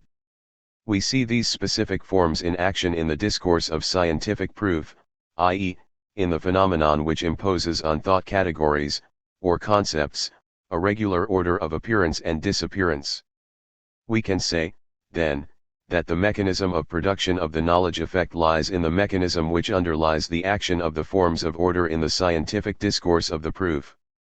I say the mechanism which underlies and does not just govern the action of these forms, for the following reason: in fact these forms of order only show themselves as forms of the order of appearance of concepts in scientific discourse as a function of other forms which, without themselves being forms of order, are nevertheless the absent principle of the latter. To speak in a language which has already caught on, the forms of order, forms of proof in scientific discourse, are the diachrony of a basic synchrony. I am using these terms in a way which will be defined precisely later, Part 4, as the concepts of the two forms of existence of the object of knowledge, and hence as two forms existing purely inside knowledge. Synchrony represents the organizational structure of the concepts in the thought totality or system, or, as Marx puts it, synthesis, diachrony the movement of succession of the concepts in the ordered discourse of the proof. The forms of order of the discourse of the proof are simply the development of the glydron, of the hierarchized combination of the concepts in the system itself. When I say that synchrony thus understood is primary and governs everything, I mean two things. 1. That the system of the hierarchy of concepts in their combination determines the definition of each concept, as a function of its place and function in the system. It is this definition of the place and function of the concept in the totality of the system which is reflected in the immanent meaning of this concept, when we put it in one-to-one correspondence with its real category. 2.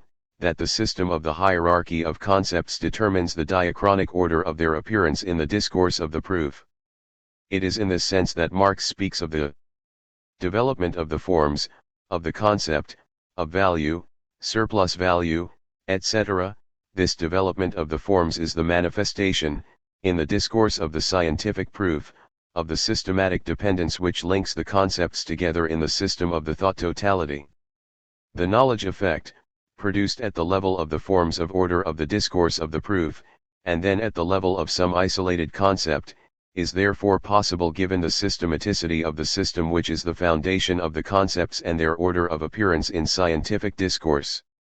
The knowledge effect acts, then, in the duality or duplicity of the existence of the system, which is said to develop in the scientific discourse, on the one hand, and on the other of the existence of the forms of order of the discourse, precisely in the play, in the mechanical sense of the term, which constitutes the unity of dislocation of the system and of the discourse. The knowledge effect is produced as an effect of the scientific discourse, which exists only as a discourse of the system, i.e., of the object grasped in the structure of its complex constitution. If this analysis leads anywhere, it leads us to the threshold of the following new question: what is the specific difference of scientific discourse as a discourse? What distinguishes scientific discourse from other forms of discourse? How do other discourses produce different effects: aesthetic effect, ideological effect, unconscious effect, from the knowledge effect which is produced by scientific discourse? 20. I shall leave the question in this last form, and merely recall its terms.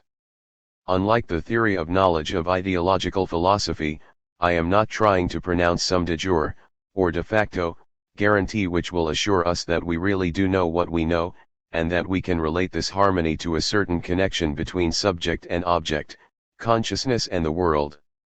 I am trying to elucidate the mechanism which explains to us how a de facto result, produced by the history of knowledge, i.e., a given determinate knowledge, functions as a knowledge, and not as some other result, a hammer, a symphony, a sermon, a political slogan, etc.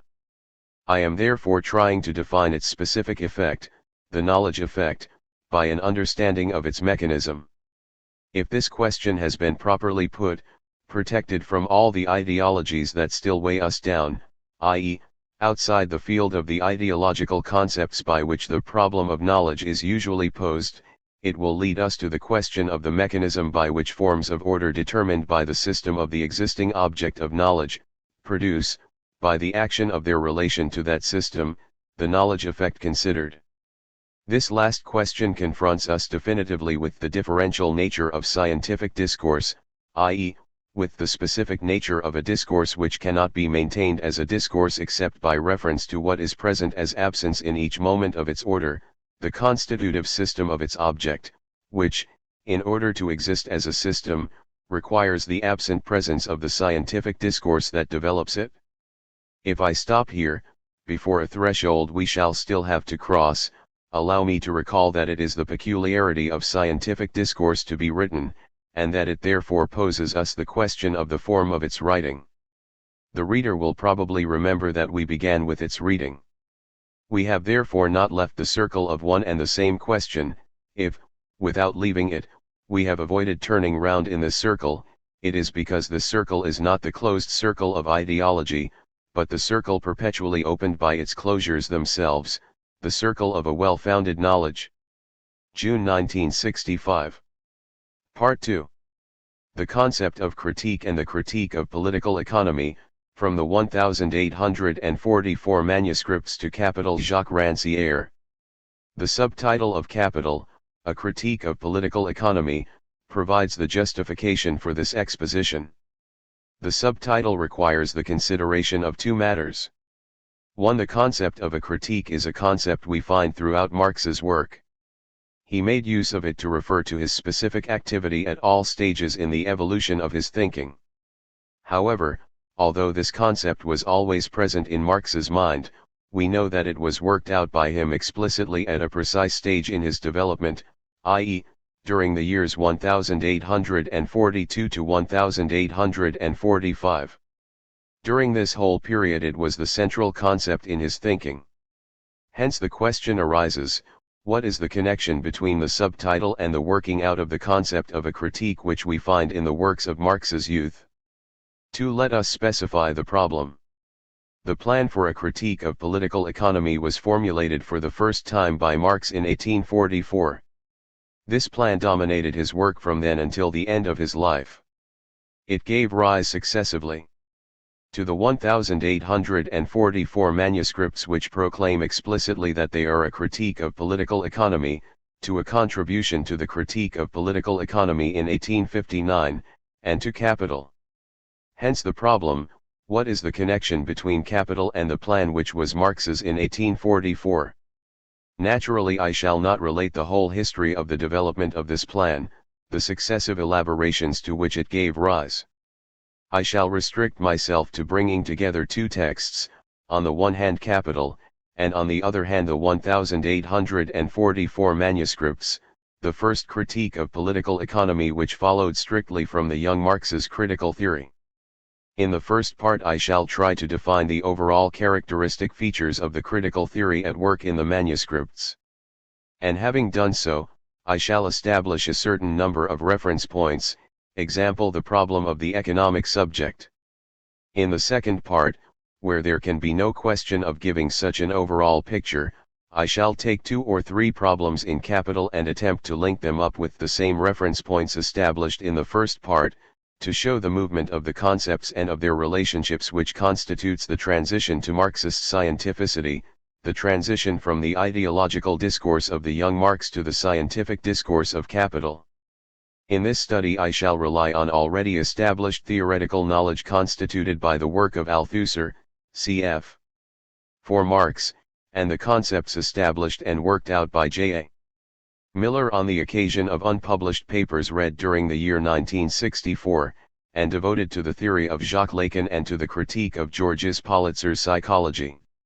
Miller showed the decisive character of these concepts for the reading of Capital in his article, Fonction de la formation théorique, Cahiers Marxists-Leninists No. 1.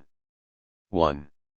The critique of political economy in the 1844 manuscripts. Preliminary. The critique at work in the manuscripts represents the most systematic form of the anthropological critique carried out by Marx in the texts of the period 1843–44, on the basis of Feuerbachian anthropology. It is self-evident that since our aim is simply to sketch the finished outline of this critique, the problem of the relationship between Marx and Feuerbach lies outside the scope of our study. Let us try to define this critique by replying to 3 questions. 1. What is the object of this critique? 2. What is the subject of the critique, i.e. who carries out the critique? 3. What is the method of the critique? The reply to these questions is provided by the last paragraph of the letter to Ruga of September 1843. In short, therefore, we can formulate the trend of our journal 1 as being, self-clarification, critical philosophy, to be gained by the present time of its struggles and desires. This is a work for the world and for us. It can only be the work of united forces. It is a matter of a confession, and nothing more.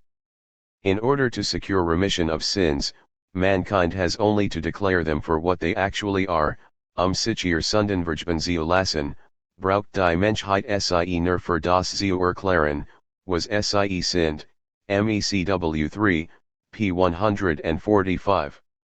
The whole critique hangs on the way in which the 3 terms that I have indicated, the subject, the object and the method, are linked together. Let us take the object first. What is involved? It is a question of an experience whose subject is humanity. For a very long time humanity has been going through this experience, but blindly.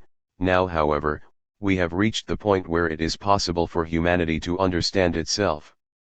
The we represents the critical consciousness. It is this that first becomes conscious that the time has come when this experience has arrived at its termination, which is knowledge of itself. It is the privileged consciousness in which this experience first becomes clear to itself, or more precisely it is the words in which the language of this human experience expresses itself and at last knows its own truth. The whole method is contained in this Erklären. It means both to declare and to explain. This means that the statement of the facts for what they are, für das was sie sind, the statement of the human experience just as it presents itself, is already their explanation. It is enough for the words to be spoken which give expression to these facts, which Marx calls the sins of humanity. The statement of these facts is already knowledge of them, and their knowledge abolishes them as sins, since what made them sins was precisely not being known, being blind experience. The most important part of what is said in this Erklären is that, fundamentally, the explanation belongs to the same order as the statement, the announcement. We can express this by means of another metaphor. We may say that the critique is a reading. The text in question is that experience, the subject of which is humanity. What is it that constitutes that text, that statement? The text is woven out of contradictions. The form in which the human experience makes its development known is in the form of the contradiction. Every sphere of human experience, political, religious, ethical, economic, etc., presents a certain number of contradictions. These contradictions are felt by individuals in what Marx calls the present time of struggles and desires. The role of the critique is to say or to read, whatever the chosen metaphor, the contradiction, to declare it for what it is. What is it that establishes the difference between this and an ordinary statement, enabling it to be a critique? It is because it perceives behind those contradictions a more fundamental contradiction, that which is expressed by the concept of alienation. The banal description of the concept of alienation is very familiar. The subject, man, expresses the predicates which constitute his essence in an external object. At the stage of alienation, this object becomes alien to him. The essence of man has passed into an alien being. In its turn, this alien being, which is made up simply of man's alienated essence, presents itself as the real subject and posits man as its object. In alienation, man's own being exists in the form of his alien being, the human exists in a non-human form, reason in the form of non-reason.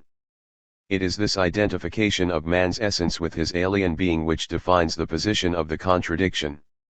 That is to say, the contradiction is based on the separation of a subject from itself. The contradiction is separation. This is the important point to bear in mind in order to follow the whole logic of the critical discourse. In experience, however, the structure of the contradiction is not given as such. It is expressed in a particular form. In fact, the separation of man from his essence results in a division. Each of the separate spheres of the manifestation of human experience, spheres which correspond to the different predicates of the human essence, take on an autonomous reality. From this it follows that the contradiction always presents itself as the contradiction within a particular sphere. Any statement of the contradiction which restricts itself to that particular form is a unilateral and partial statement. The task of critique is to raise the particular contradiction to its general form. Different concepts express this change of level. Marx speaks of the general form, the level of abstraction, true meaning. These terms are summed up in the general concept which describes the operation, that of Vermenschlichung, literally humanization. To give to a contradiction its general form is to give it its human meaning, that is, the separation of man from his essence. This human meaning, of which the particular contradiction is the manifestation, is discovered by the critique by releasing the general form of the contradiction, the relation between the two terms whose separation is posed in the contradiction. Let us take an example. In his article on the Jewish question, Marx criticizes the way in which Bauer posed the problem of Jewish emancipation. For Bauer, the problem is reduced to the relationship between the Jewish religion and the Christian state. Thus he does not consider the state in its general form but takes a particular type of state. Moreover, he considers Judaism in its religious aspect only, instead of giving to it its general human meaning. Marx, on the other hand, carries out this transition to the general form. From the particular state/religion contradiction, he goes on to consider the contradiction, the state/assumptions about the state, which leads to the contradiction, the state/private property. At this level the fundamental contradiction appears, the fact that the essence of man exists outside man in the state. From this example we see that critical discourse is, 1. The explanation of the fundamental meaning of the contradiction, 2. The rediscovery of the original unity. This original unity is the unity of a subject and its essence. It is this unity of the subject man and his essence which defines the concept of truth in Feuerbach's critique. This concept of truth enables us to locate the problem of the discourse that is opposed to critical discourse, i.e., speculative discourse. The latter may be characterized as an abstract discourse. This concept of abstraction in the anthropological critique is the basis of a fundamental misunderstanding. It refers both to a process which takes place in reality, and at the same time to the logical steps which belong to a certain type of discourse. Abstract is in fact taken here in the sense of separated. The abstraction, separation, takes place when the human essence is separated from man, and his predicates fixed in an alien being. Speculation starts off from this abstraction, from this separation from the original unity. In that state the predicate exists separated from the subject.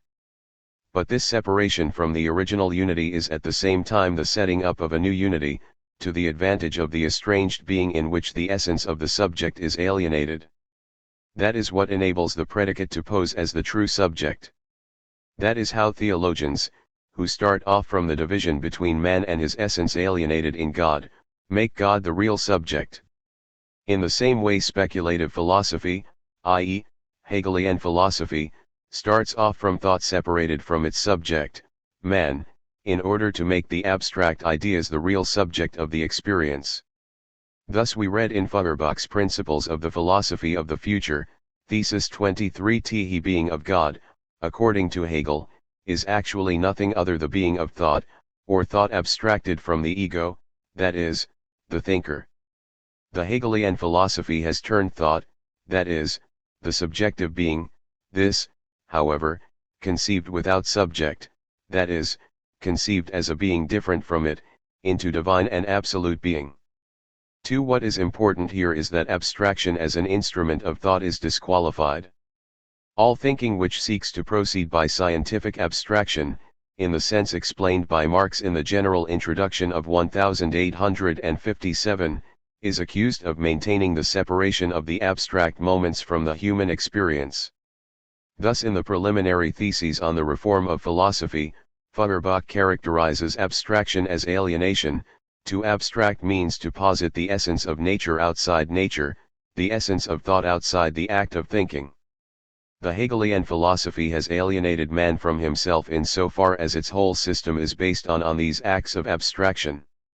Although it again identifies what it separates, it does so only in a separate and mediated way. 3. To anticipate, we may say that what is confused here in this theory of abstraction are the two processes which Marx distinguishes as the process of thought and the real process in the general introduction of 1857. To sum up these preliminary considerations on the concept of the critique, we distinguish between the three possible types of discourse from the viewpoint of the critique: a discourse which takes place at the level of the phenomena, a one-sided discourse, which grasps a particular aspect of the contradiction only, two discourses which take place at the level of the essence, the critical discourse or the development of the true essence, and the speculative discussion or the development of the false essence. We can now tackle the study of the critique in the manuscripts. 1. The level of political economy. We shall not deal with the whole theoretical structure of the manuscripts. We prefer to approach the text indirectly by asking ourselves the question, what is the place of political economy in the manuscripts? Marx's preface to these does not define the concept of political economy. Political economy appears as one item in the table of contents. Marx states that he will present the critique of the different kinds of subject matter, law, ethics, politics, etc., that he will show their connection later, and that, finally, he will show how speculative philosophy has made use of these materials in order to carry out its own constructions. There is no placing of political economy. In fact, two things would have had to be placed: economic reality and economic discourse. A. No placing of the economic reality. Here the economy does not appear as a basis or as a last resort. There is no setting up of an economic structure in the sense in which Marx understands it from the German ideology onwards. Neither does it appear as the fundamental alienation produced by the reduction of other alienations.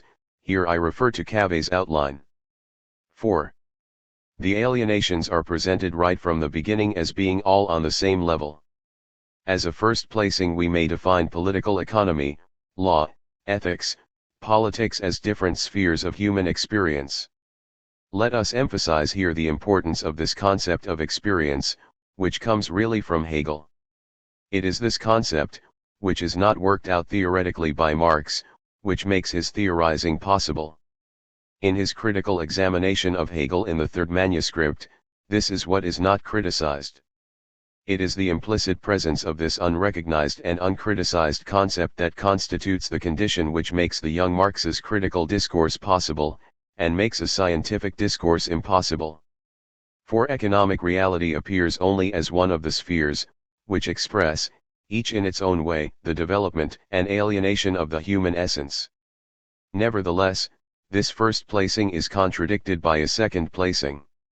In the third manuscript, Marx states that economic alienation is the alienation of real life, in contrast with religious alienation, which takes place only in consciousness.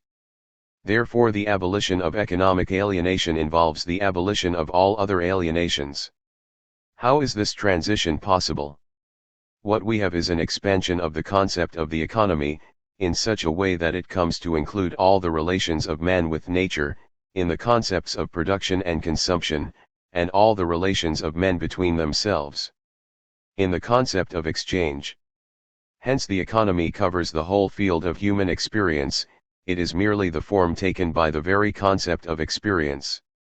Thus the localization of economic reality offends in one case by its absence and the other by its excessive presence. But in both the result is the same. Marx did not set up a separate field of political economy. B. No placing of economic discourse. There is one remarkable fact in the manuscripts. The problem of political economy as a discourse with claims to be scientific is not really posed. It is true that in the second manuscript Marx talks of the progress of political economy, but this is only a progress in cynicism. Economists admit more and more frankly the inhumanity of political economy. In fact, for Marx, the category of discourse does not become a preferential category until it concerns the essence, either as a speculative discourse concerning a false essence, or a critical discourse concerning the true essence. At the level at which we are here, the discourse of the economists is taken only as a reflection of the facts. There is no disjunction between economic facts and economic science. This absence of disjunction is expressed by Marx when he talks of the level of political economy. The expression level of political economy defines on the one hand a certain stage of development of humanity, a stage of development which manifests itself by phenomena such as competition, pauperization, etc.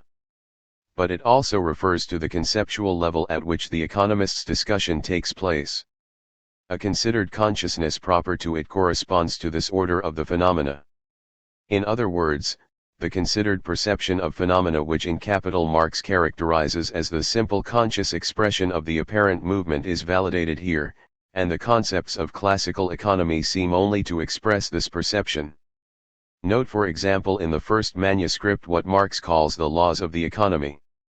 These are the expression of a state of things that corresponds to the stage of political economy, i.e., to a certain stage of development of humanity. In his essay Outlines of a Critique of Political Economy. 5. Written several months before, Engels went about things differently. He attempted a critique of the concepts of political economy, for example, the concepts of value. He made the contradiction internal to these concepts the sign of a more fundamental contradiction linked to private property. In Marx's manuscripts, on the contrary, no economic concept as such is criticized. All the concepts are validated at the level of political economy. They express the facts adequately. Simply they do not comprehend them. Thus political economy appears as the mirror in which the economic facts are reflected. This mirror concept is explicitly developed in Marx's contribution to the critique of Hegel's philosophy of law. The state is the mirror in which the contradictions of civil society are reflected in their true significance. This theme is latent also in the letter to Ruge. Marx explains there that although it does not matter from where the critique begins, there are special places where the contradictions come to be reflected. These are the state and religion. Here it is political economy which plays the role of mirror. We can now understand that phrase from the preface to the manuscripts: my results have been attained by means of a wholly empirical analysis based on a conscientious critical study of political economy, MECW 4, p. 231. It is because the discourse of political economy is a mirror that the reading of the economists can pass for an empirical analysis, and that it can be a critique of the contradictions in economic reality. 2. The critical elaboration. The critique is not located at the level of the terms of political economy. In fact, it uses uncritically all of its concepts, particularly those of Adam Smith, in order to refer to economic phenomena. In fact, the critique is more fundamentally a critique of the text as a whole. Once the statement of economic discourse has been worked out, the critique intervenes. We will raise ourselves above the level of political economy to give in its general form the contradiction set out in the economist's discourse. This change of level is made clear by Marx at the beginning of the essay on alienated labor. It is emphasized by the opposition between the two verbs, fassen, express, and begreifen. To comprehend political economy starts from the fact of private property. It does not explain it to us. It expresses, fassen, in general, abstract formulas, the material process through which private property actually passes, and these formulas it then takes for laws. It does not comprehend, begreifen, these laws, i.e., it does not demonstrate how they arise from the very nature of private property. MECW 3, pages 270-1. Political economy grasps the laws which show the movement of private property. It does not comprehend these laws in their internal connections. It does not comprehend them as expressions of the movement of the essence of private property. It is this comprehension which is the proper task of the critique. How will it operate? Here the problem of the starting point is posed. The starting point cannot be an abstraction. It must belong to the category of the phenomena. On the other hand, in principle this phenomenon is unimportant. The starting point should be what Marx calls an actual economic fact. Marx first sets out this fact and then formulates its concept. We proceed from an actual economic fact. The worker becomes all the poorer the more wealth he produces, the more his production increases in power and size. The worker becomes an ever cheaper commodity the more commodities he creates. The devaluation, Entwertung, of the world of men is in direct proportion to the increasing value, Verwertung, of the world of things. Labor produces not only commodities, it produces both itself and the worker as a commodity, and this at the same rate at which it produces commodities in general. This fact expresses merely that the object which labor produces, labor's product, confronts it as something alien, as a power independent of the producer. The product of labor is labor which has been embodied in an object, which has become material. It is the objectification of labor. Labor's realization is its objectification. Under these economic conditions this realization, Verwirklichung, of labor, appears as loss of realization, Entwerklichung, for the workers, objectification as loss of the object and bondage to it, appropriation as estrangement, Entfremdung, as alienation, Entäußerung, Ibid, pages 271-2. Impoverishment is the economic fact from which Marx begins. The more wealth he produces, the poorer the laborer becomes. From this fact Marx proceeds to an analysis of the essence. This fact expresses something, this phenomenon expresses an essence. Impoverishment manifests the process, the general and human form of which is alienation. Thus the economic fact undergoes an elaboration which enables him to reveal its meaning. Between these two paragraphs we have the transposition of one structure into another. Beneath the statement of the economic facts, a text of reference has been slipped, the text of the anthropological critique which states the process of alienation. Impoverishment, economic, has become alienation, anthropological. It all takes place on the level of two statements, which I give in simplified form. Man produces God, the worker produces an object. Man produces God, i.e., he objectifies in God the predicates which make up his essence. So now when we say that the worker produces an object we start from the prosaic concept of production, but by means of this concept the slide takes place that enables us to think of the relationship between the worker and his product on the model of the relationship between God and man in religion. So productive activity is identified with generic activity, the activity of man insofar as he affirms his own essence, and the object produced is identified with the objectification of the generic being of man. The fact that this product should go to increase the power of capital then appears as the final stage of alienation, that in which man becomes the object of his object. So the schema of religious alienation has been projected onto the worker-product relationship. In religious alienation there is in actual fact equivalence between man and his product. God is made up only of man's predicates. He is thus a completely transparent object in which man can recognize himself, and the end of alienation appears logically as man taking back what he objectified in God. So the transparent nature of the subject/object relationship, given as a basis for the critique of religion and justified by the very nature of the object, is here introduced by Marx into the relationship of the worker to his product. The worker's product is supposed to be something in which the worker should recognize himself. This transposition has been made possible because there has been a play of words on the concept of production, also on the concept of object. To say that the worker produces an object appears quite innocent, but into this vague concept of object the Feuerbachian concept of object is introduced. The latter is expressed as follows by Feuerbach: in the essence of Christianity, the object of man is nothing other than his essence, itself, taken as an object.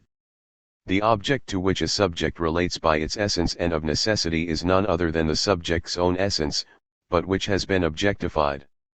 Thus the object produced by the worker appears as a Feuerbachian object, as the objectification of man's own essence. What makes the operation of the critique possible is a play on the terms production and object.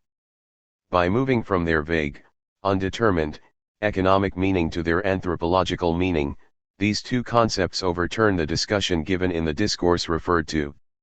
This process, which enables an economic law to become an anthropological law, the general form of the contradiction, we will call amphibology. 3. Amphibology and its basis take on the one hand the structure of alienation that we referred to above. The following inversion is produced in alienation: the generic life of man becomes the means of his individual life, his essence becomes the means of his existence. Thus On the Jewish Question Marx shows how the Declaration of the Rights of Man makes political life, which represents the generic life of man, simply a means of preserving the selfish interests of the members of bourgeois society. Take on the other hand an economic concept, the concept of means of subsistence. We know that according to classical economics the value of labor is equal to the value of the means of subsistence necessary for the worker. We know also that in Capital Marx brings the critique to bear on the concept of the value of labor itself, and shows that it is no more than an irrational expression of the value of labor power. At our present level such a critique is not involved. Nevertheless it is possible to set out the following equation: labor of the worker equals activity providing the worker with his means of subsistence. However, in the anthropology of the young Marx, labor is the manifestation of the generic life of man. We have, therefore, labor of the worker equals manifestation of the generic activity of the worker. Therefore, manifestation of the generic activity of the worker equals activity providing for the worker his means of subsistence, or, manifestation of generic life equals means of maintaining individual existence. Here we find the means/end reversal characteristic of alienation. The concept of means of subsistence has facilitated the overlapping of the economic law by the anthropological structure. We have given here an example of an operation which is not stated by Marx explicitly, but on which the possibility of his discourse is based. A similar demonstration could be carried out with a certain number of the other concepts in the manuscripts. We can now set out a table of the amphibologies in which we shall see how the terms and the connections between the terms, laws, of classical economy are immediately transposable into critical, anthropological, discourse. See the tables below. 1. Table of amphibologies. Economy critique. Worker man. Labor generic activity. Product object.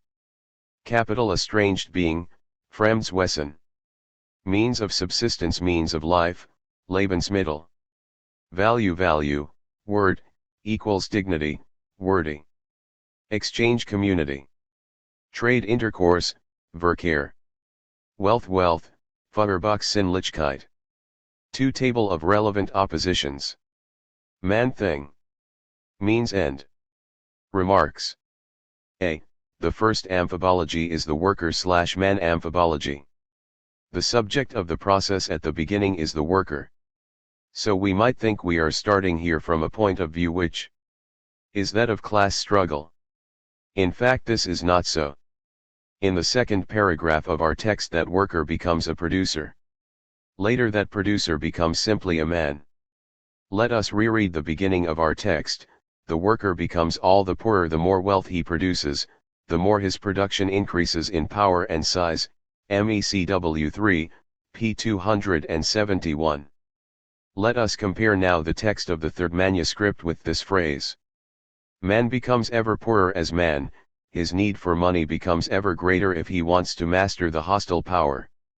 The power of his money declines in inverse proportion to the increase in the volume of production, that is, his neediness grows as the power of money increases. Ibid, p. 306. The alienation has become alienation of man in general. B.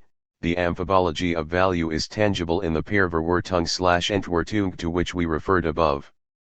Into the classic economic concept of value there has crept an ethical concept of value, in which we can recognize the Kantian concept of dignity. C. The amphibology of exchange is set out principally in Marx's notebooks, in which he commented on the economists he had read before writing the manuscripts. Exchange is understood anthropologically as intersubjectivity. At the stage of political economy, exchange appears as the alienated form of the human community, Gemeinwesen. The concept of commerce, Verkehr, is also used with the same intersubjective resonance. Even in the German ideology, the concept of Verkehrsform, posed as the equivalent of the concept of productive relations, retains an anthropological content. D. The other amphibologies have already been explained with the exception of the amphibology of wealth, to which we must return. We can now define what the Begriffen, comprehending, which characterizes the critique is. It consists of a solution by substitution of the terms of the equations in which the contradiction is posed. These equations are, for example, appreciation of the world of things equals depreciation of the world of men, or value of labor equals value of the means of subsistence.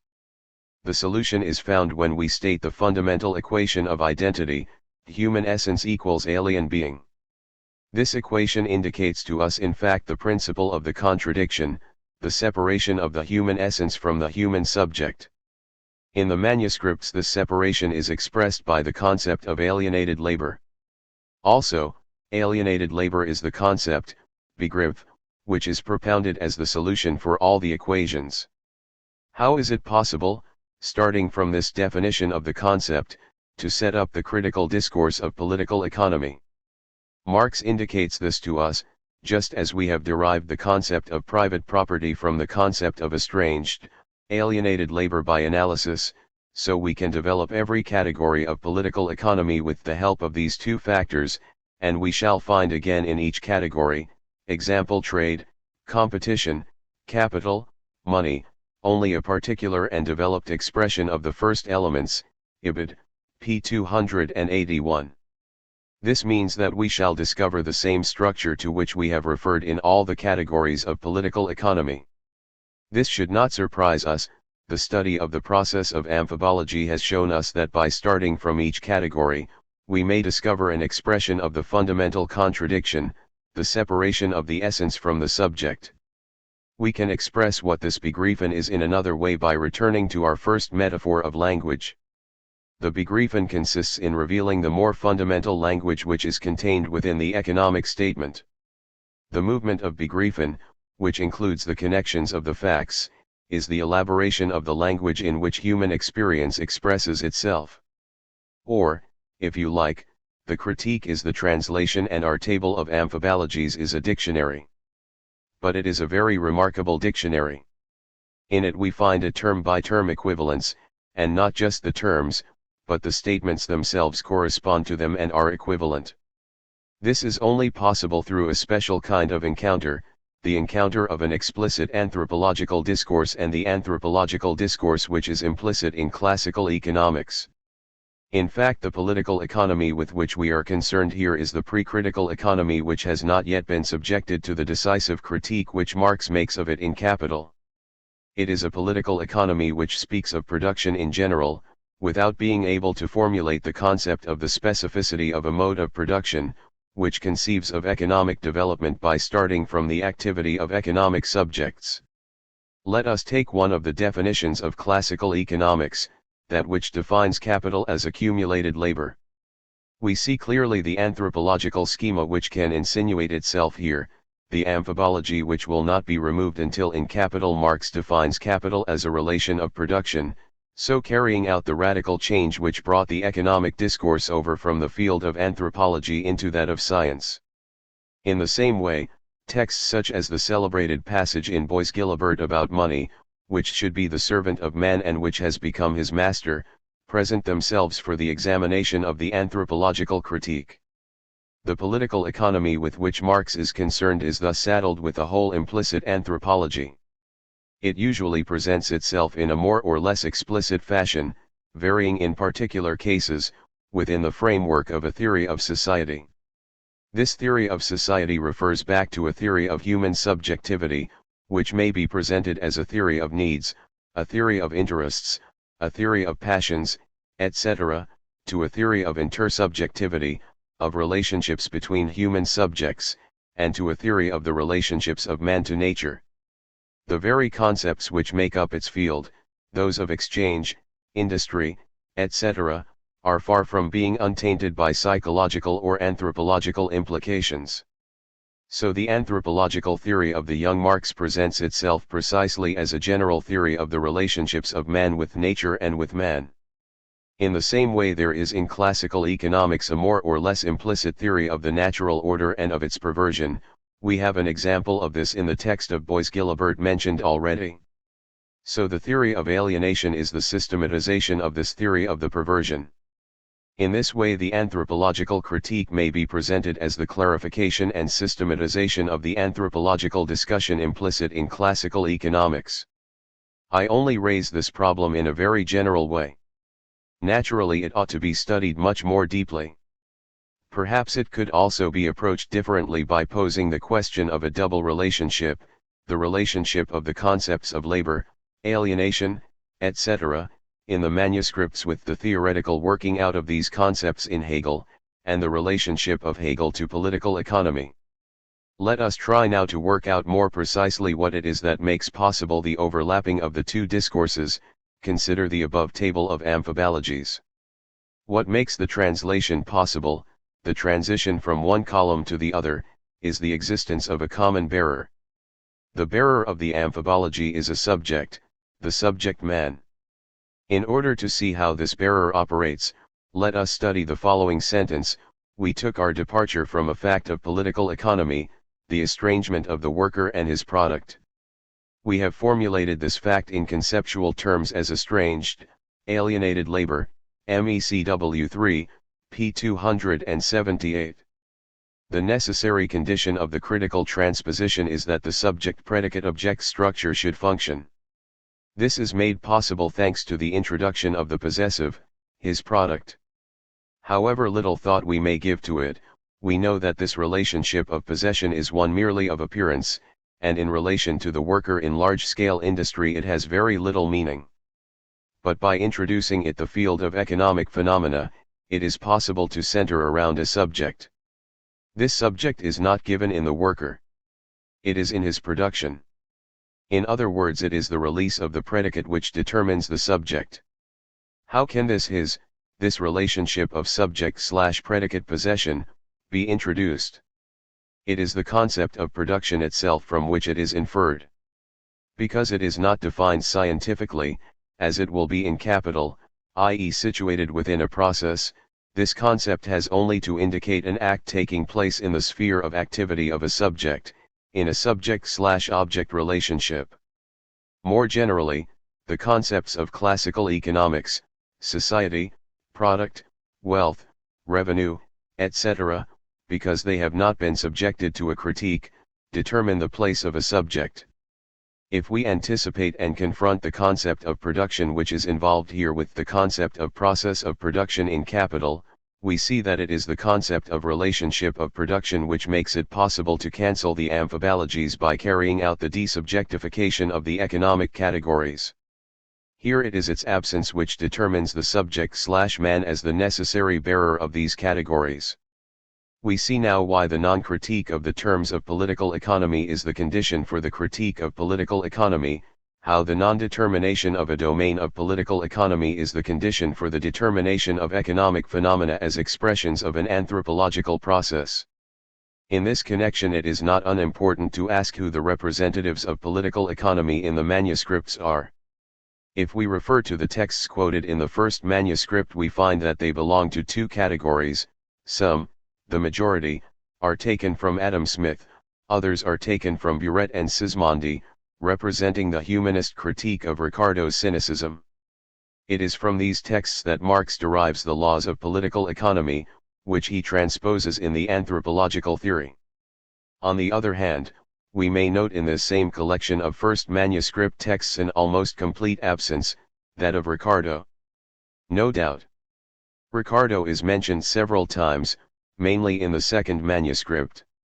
It is he who expresses cynically all the inhuman consequences of political economy. But Marx does not reflect here what it is that provides Ricardo's originality in the heart of classical economics. It is Ricardo who expresses from within political economy the difference between the essence and the phenomenon. For the young Marx, however, this difference falls outside the economic discourse. It is this precisely which defines the difference between the economic discourse and the critical discourse that is its meaning.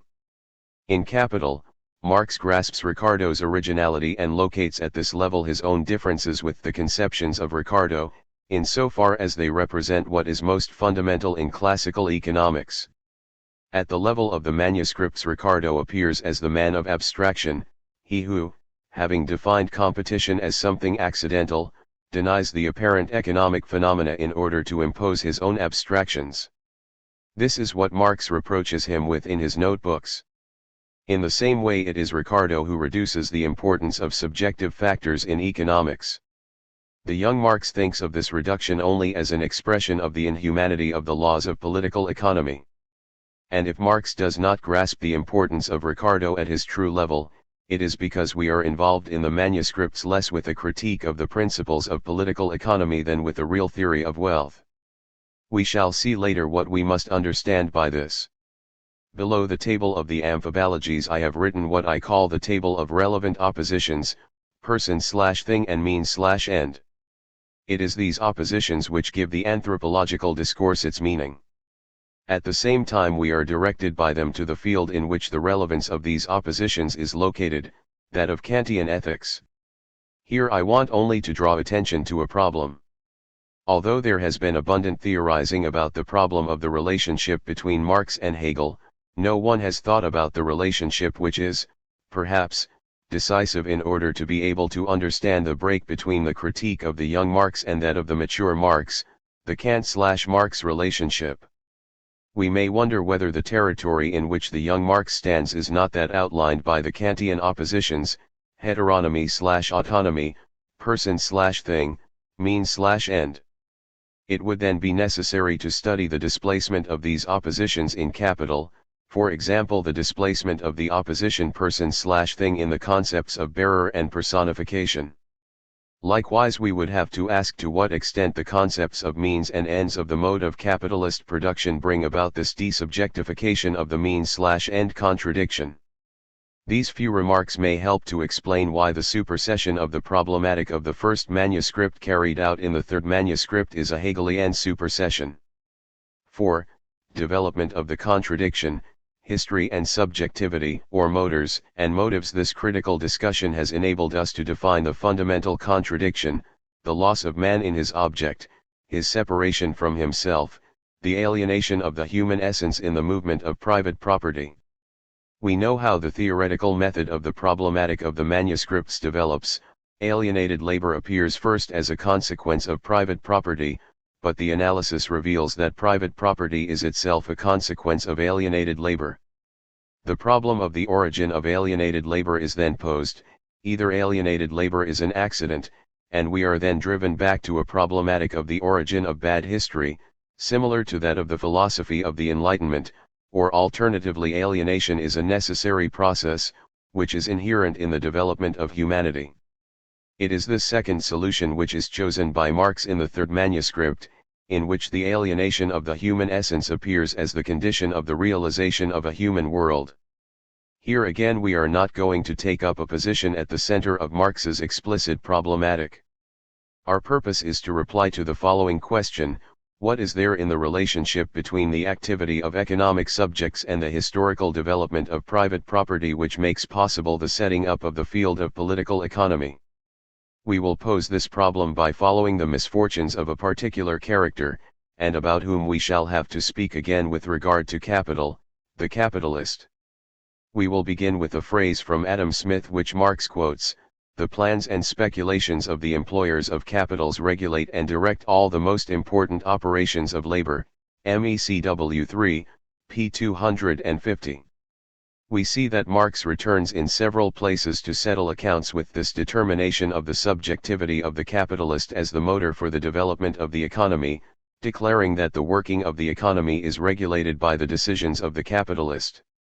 Two concepts express this function of the capitalist's subjectivity: the concepts of mood, Lohn, and calculation, Berechnung.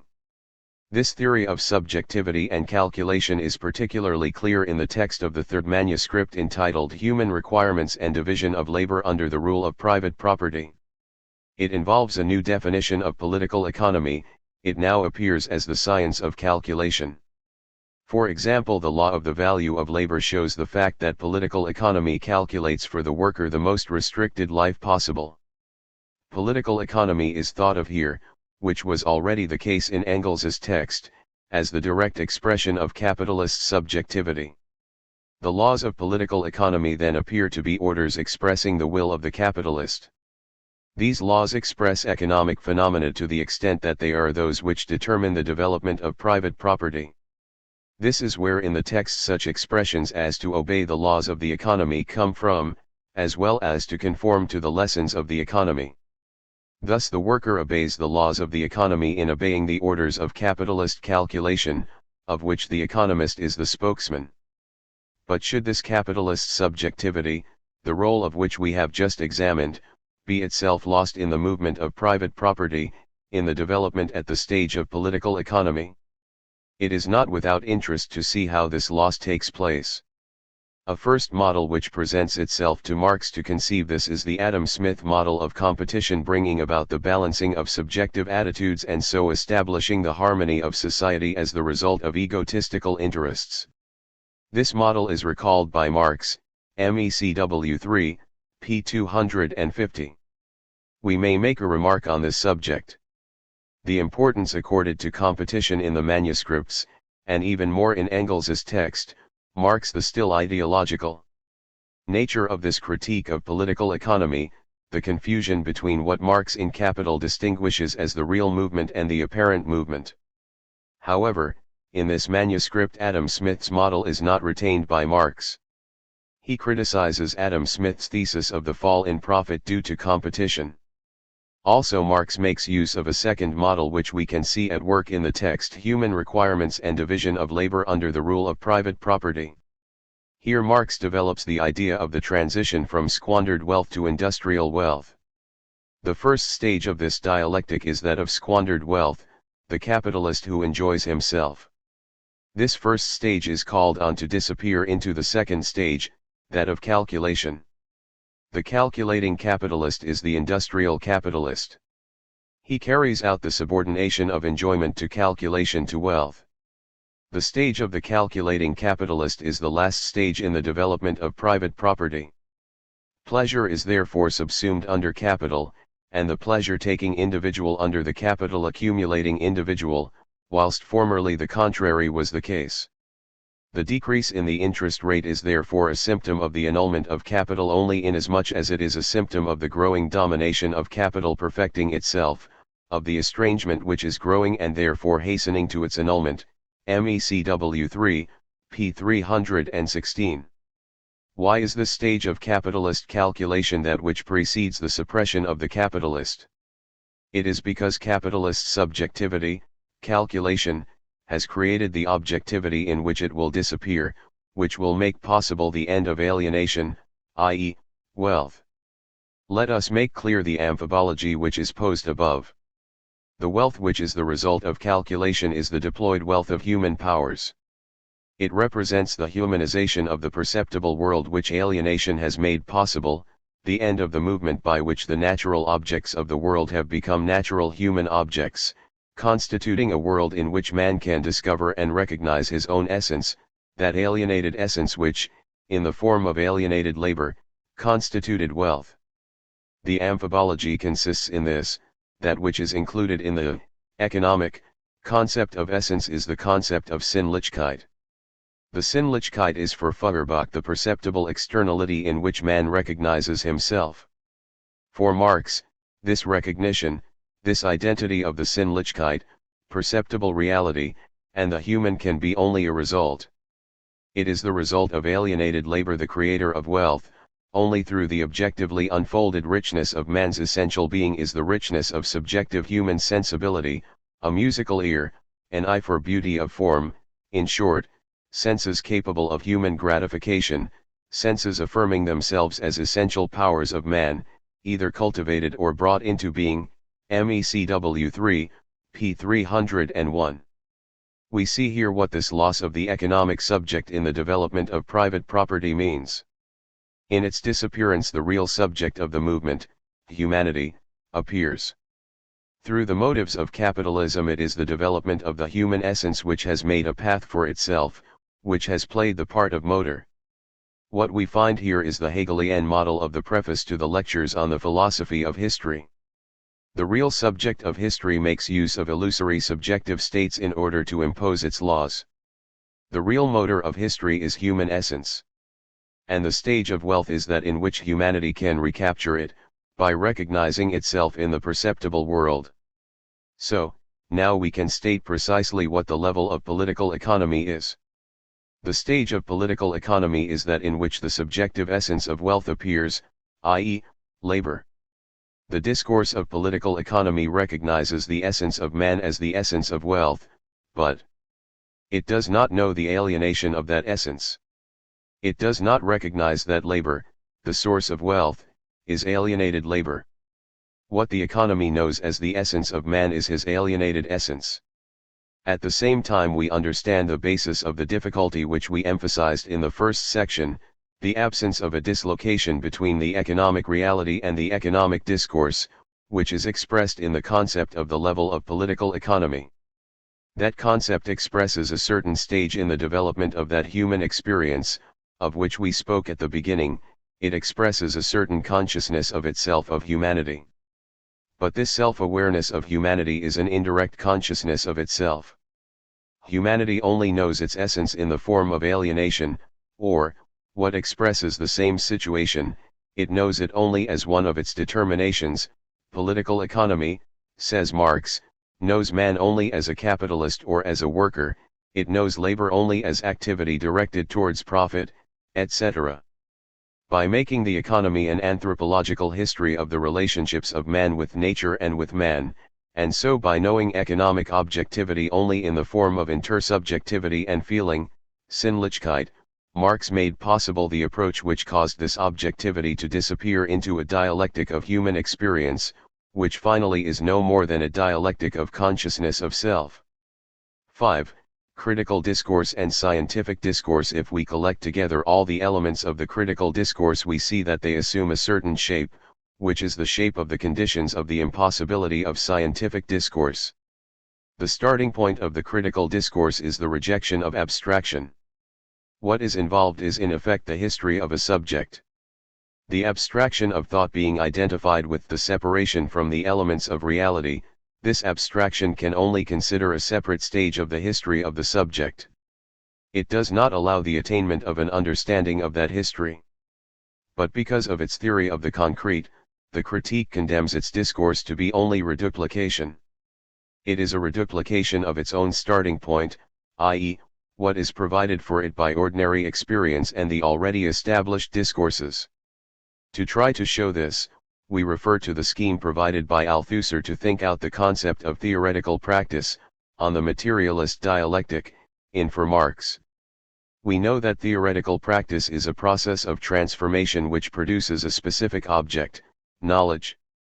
By means of the concepts of a theory, a generality too, it transforms the given, i.e., the generalities already worked out by previous theoretical practice, generality I, thus producing new concepts, some new knowledge, generality 3. Here the generality I is represented by the economic concepts of classical political economy, production, labor, capital, revenue, wealth. Generality 2 is the anthropological theory whose work, referred to by such terms as Erklärung, Vermenschlichung, Begriffen, produces the anthropological concepts of production, labor, wealth, alien being, etc. We can characterize this transformation in two ways. From the viewpoint of the relationship between generality I and generality 3, the anthropological concepts are, as we have seen, the translation of economic concepts. The whole transformation is reduced to this translation. No new economic concept is produced. From the viewpoint of the relationship between generality 2 and generality 3, the concepts of the theory, generality 2, the concepts of essence, alienation, generic activity, etc., are only reproduced, reduplicated in the anthropological concepts of generality 3. Thus the process of transformation carried out by the critique is only the caricature, the begrifflos form, of theoretical practice. It is in this very special structure of the process of transformation which transforms nothing that the young Marx's ideological theory is presented.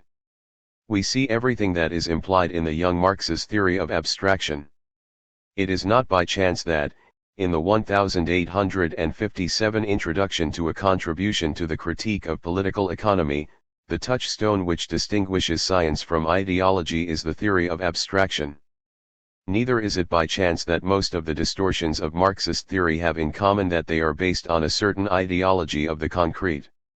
In the same way we can see how the pair, theory of abstraction / theory of the subject, prevents posing the problem of the setting up of the field of political economy as a field of objectivity. So we see 1. The setting up of objectivity is in fact reduced to the development of the history of a subject. The latent concept of experience removes the possibility of setting up a field of science. 2. On the other hand, if we are never concerned with anything other than a history of the human essence, it is not possible to set up specific objectives which would give rise to specific scientific discourses. In effect, we are discovering the same history everywhere. Everywhere it is the human essence which is being expressed.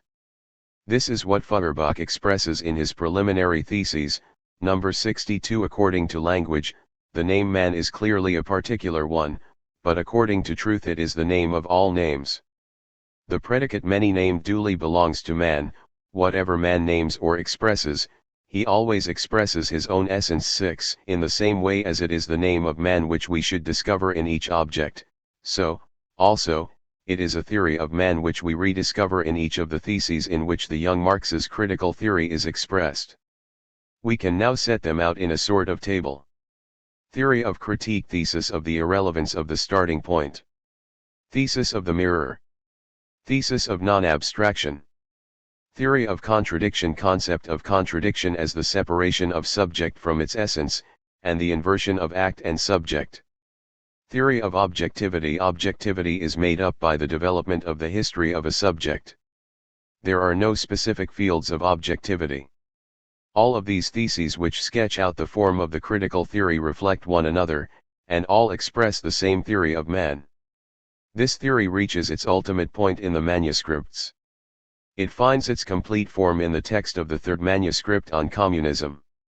In this essay, in which Marx develops a strictly Hegelian dialectic, in which communism is defined in the same terms used by Hegel to define absolute knowledge, we are involved in a discussion which is both perfect in its logical rigor, and also untenable, i.e., untenable within the framework of a theory which has in view effective revolutionary activity.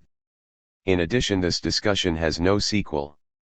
The new object discovered by the critique, political economy, appears to have been absorbed entirely by the critique. In reality, it is this object which imposes the shattering of the critical model and the reorganization of the whole of Marx's problematic. Chapter 2. Critique and Science in Capital. Preliminary. This exposition proposes to show what problems articulate the reorganization of Marx's conceptual field, the reorganization which constitutes the transition from the ideological discourse of the young Marx to Marx's scientific discourse. Actually, there can be no question of a systematic exposition, which would presuppose that Marxism's concept of scientificity was fully grasped and could be expounded in a unitary discourse. Hence my method will be to start from different points, different sites, in an attempt to circumscribe the specificity of Marx's discourse in Capital by a series of approximations. In general, Marx no longer gives this specificity the name critique, but rather the name science. A famous letter to Kugelmann, December 28, 1862, ranks Capital among the scientific attempts to revolutionize a science, MECW 41, p. 436. This project to revolutionize a constituted scientific domain is something quite different from the project to read into a discourse an implicit sub-discourse, the project which characterized the anthropological critique. However, Marx does also use the term critique to designate this new specific project. The subtitle of Capital is ample evidence of this. Thus, in a letter to La Salle on February 22, 1858, he writes, "The work I am presently concerned with is a critique of economic categories, or, if you like, a critical exposé of the system of the bourgeois economy. It is at once an exposé and, by the same token, a critique of the system, MECW 40, p. 270. In approaching the problems raised by this project to revolutionize a science, I shall assume familiarity with a number of points.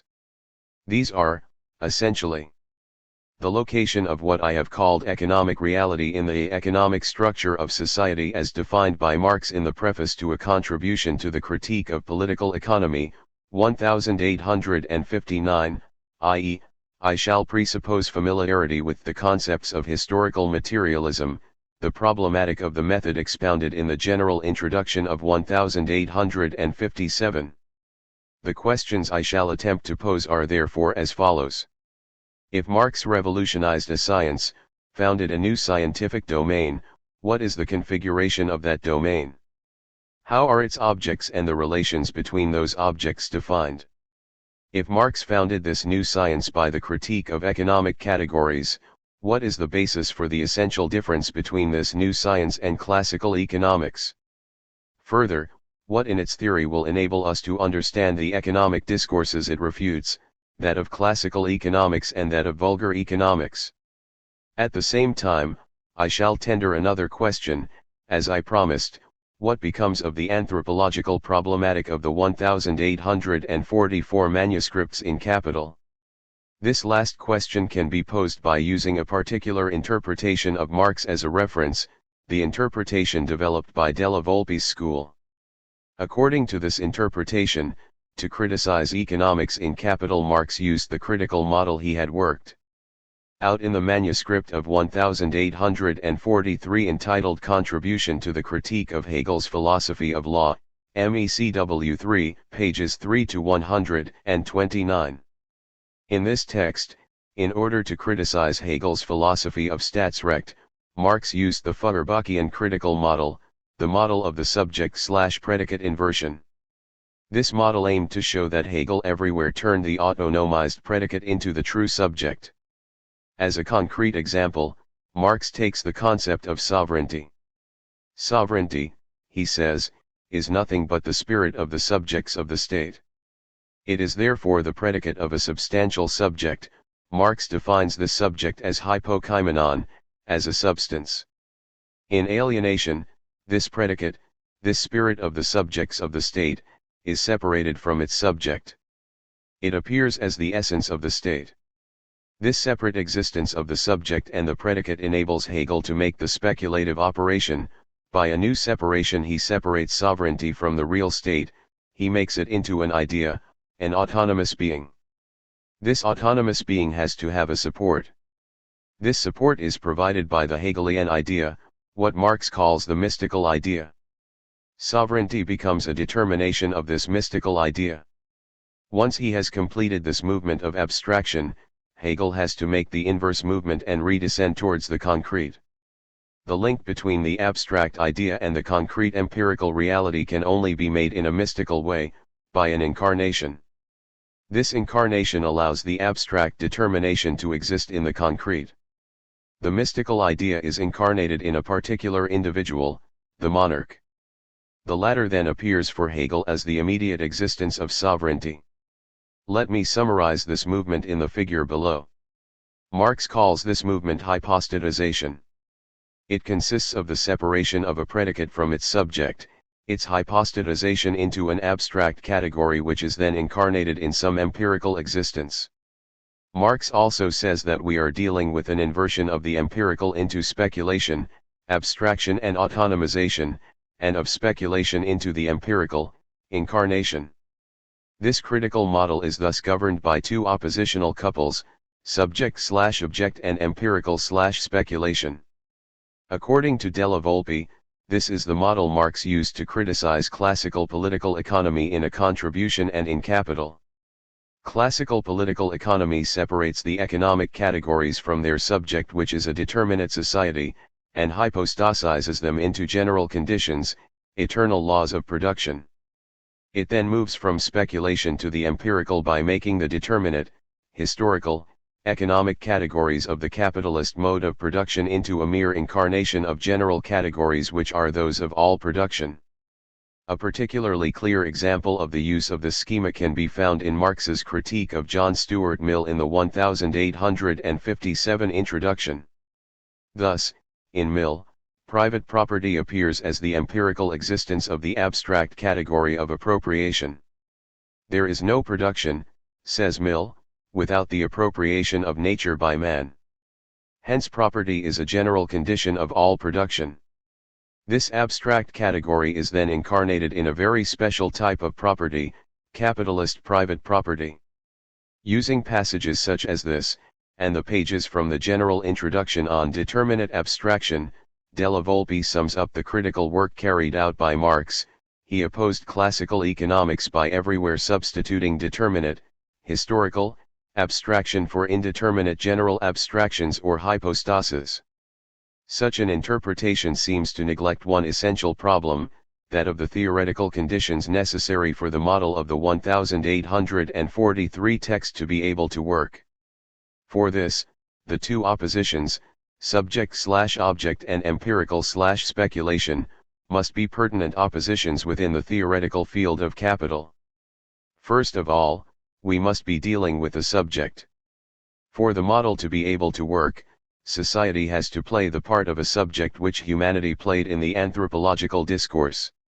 Two passages in the general introduction really do speak of society as a subject.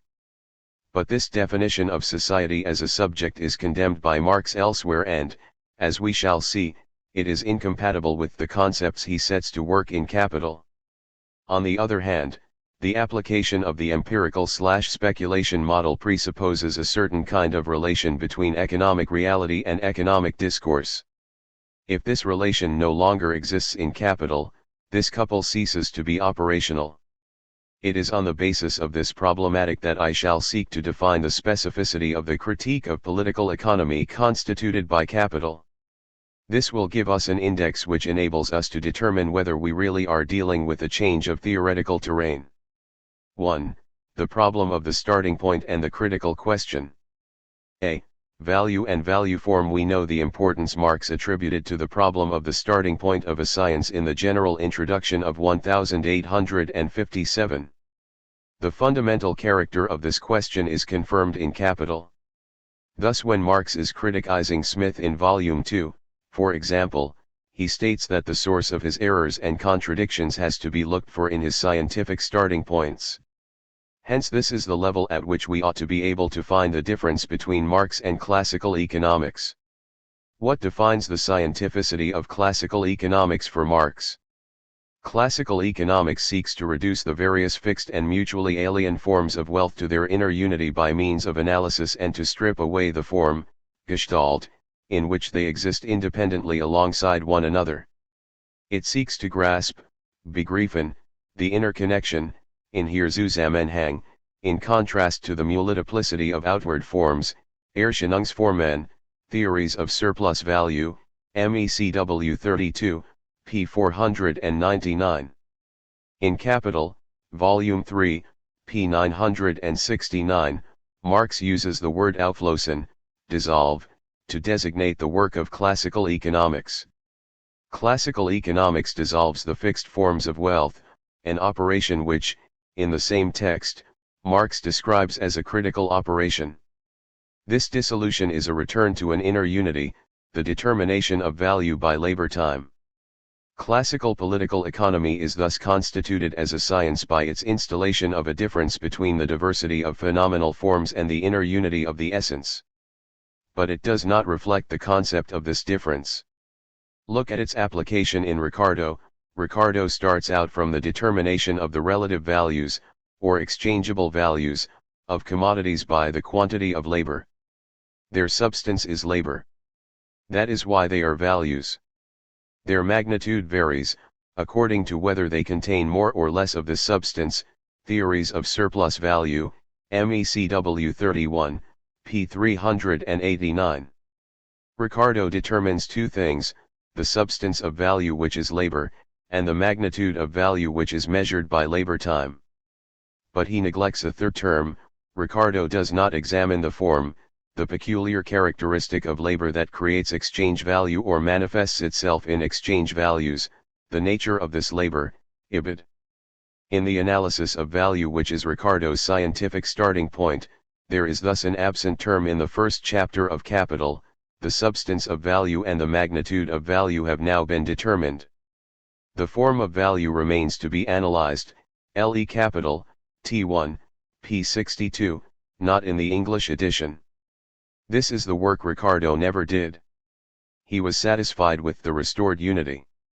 The dissolution, Auflösung, of the fixed forms of wealth he regarded as the solution, Lösung, of the problem of value. Marx's procedure, on the contrary, as Engels points out in the preface to Volume 2, is to see in this solution a problem. Marx poses the question we can call the critical question: why does the content of value take the form of value? Political economy has indeed analyzed value and its magnitude, however incompletely, and has uncovered the content concealed within these forms. But it has never once asked the question why this content has assumed that particular form, that is to say, why labor is expressed, sich darstellt, in value, and why the measurement of labor by its duration is expressed in the magnitude of the value of the product. Capital, Volume 1, pages 173-4. The critical question is the problematization of the content-form relationship. For Ricardo, value is labor. It does not matter in what form this substance appears. For Marx, labor is represented in value, it takes on the form of the value of commodities. Given the equation, X commodities A equals Y commodities B, Ricardo resolves it simply by saying that the substance of the value of A is equal to the substance of the value of B. Marx shows that this equation is posed in very special terms. One of the terms only features as use value, the other only as exchange value or form of value. Hence we must pose form of value of A equals natural form of B. B lends its body, its natural form, for the expression of the value of A. The value must therefore have its form of existence in the natural form of B. Hence we cannot be satisfied with an affirmation of the identity of the content of A and B. We can see this from the critique Marx made of Bailey in the theories of surplus value. For Bailey, value is merely a relation between two objects, just as distance is a relation between two objects in space.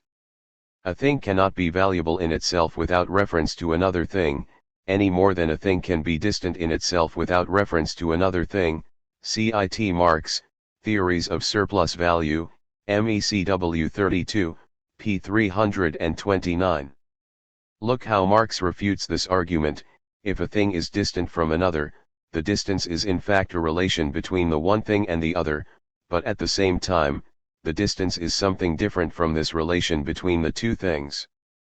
It is a dimension of space, it is some length which may as well express the distance of two other things besides those compared. But this is not all. If we speak of the distance as a relation between two things, we suppose something intrinsic, some property of the things themselves, which enables them to be distant from each other. What is the distance between the syllable A and a table? The question would be nonsensical. In speaking of the distance of two things, we speak of their difference in space. Thus we suppose both of them to be contained in the space, to be points of space. Thus we equalize them as being both existences of space, and only after having them equalized sub specie spati we distinguish them as different points of space. To belong to space is their unity, Ibid, p. 330. This text seems to me to be open to two readings. At one level, Marx is defending Ricardo against Bailey's criticism by disengaging the existence of a substance of value. The existence of this substance common to the two terms of the relation means that we are not dealing with a relation of the type A equals table. This last relation is an absurd, irrational relation. By disengaging the substance of value, Ricardo avoids irrationality at this level. But since he does not disengage the form of value, he condemns himself to fall in his turn into contradiction and irrationality where more complex and developed forms than the commodity form are concerned. What Ricardo omits is the critical question, the question of the equals sign. As we have seen, this sign is problematic in that it relates together two terms which are presented in absolutely heterogeneous forms. On the one hand we have a pure thing, on the other a pure incarnation of value. A close scrutiny of the expression of the value of commodity A contained in the value relation of A to B has shown us that within that relation the natural form of commodity A figures only as the aspect of use value, while the natural form of B figures only as the form of value. Capital, Volume 1, p. 153. The identity posed by the equals sign thus conceals a most radical difference. It is an identity of opposites. The relative form of value and the equivalent form are two inseparable moments, which belong to and mutually condition each other, but, at the same time, they are mutually exclusive or opposed extremes. Volume 1, p. 139-40. This identity of opposites is only possible because one form, the natural form of B, itself becomes the form of manifestation of its opposite value. Thus, we see, and could have read implicitly at a second level in the passages on Bailey, that commodities are only equal in the very special mechanism of representation, Darstellian. They are neither equal as mere things, nor even as items of the same substance, they are equal in determinate formal conditions imposed by the structure in which this relation is achieved. We can make this reference to space say a little more than Marx says about it explicitly. The forms in which the things are related with one another by the dimension of value are forms determined by the structure of a certain space. The properties they take on in the equation must be determined by the properties of the space in which the representation, the Darstellion, is achieved. The installation of this space which makes an impossible equation possible is expressed by a certain number of formal operations: representation, expression, adoption of a form, appearance in such and such a form, etc.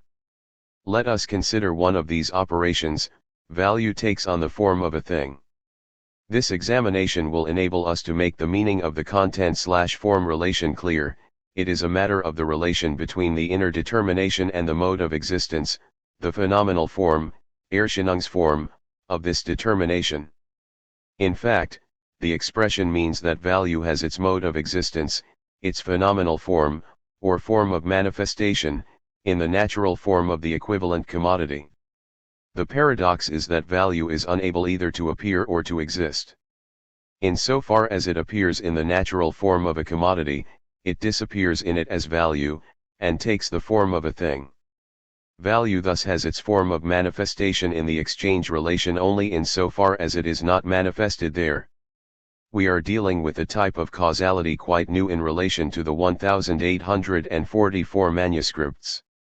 In the manuscripts the equations which express the contradictions, example the erection of the world of things into values equals the depreciation of the world of men, or value of labor equals value of means of subsistence, all referred to the equation, essence of man equals essence foreign to man, i.e., they referred as their cause to the split between the human subject and its essence.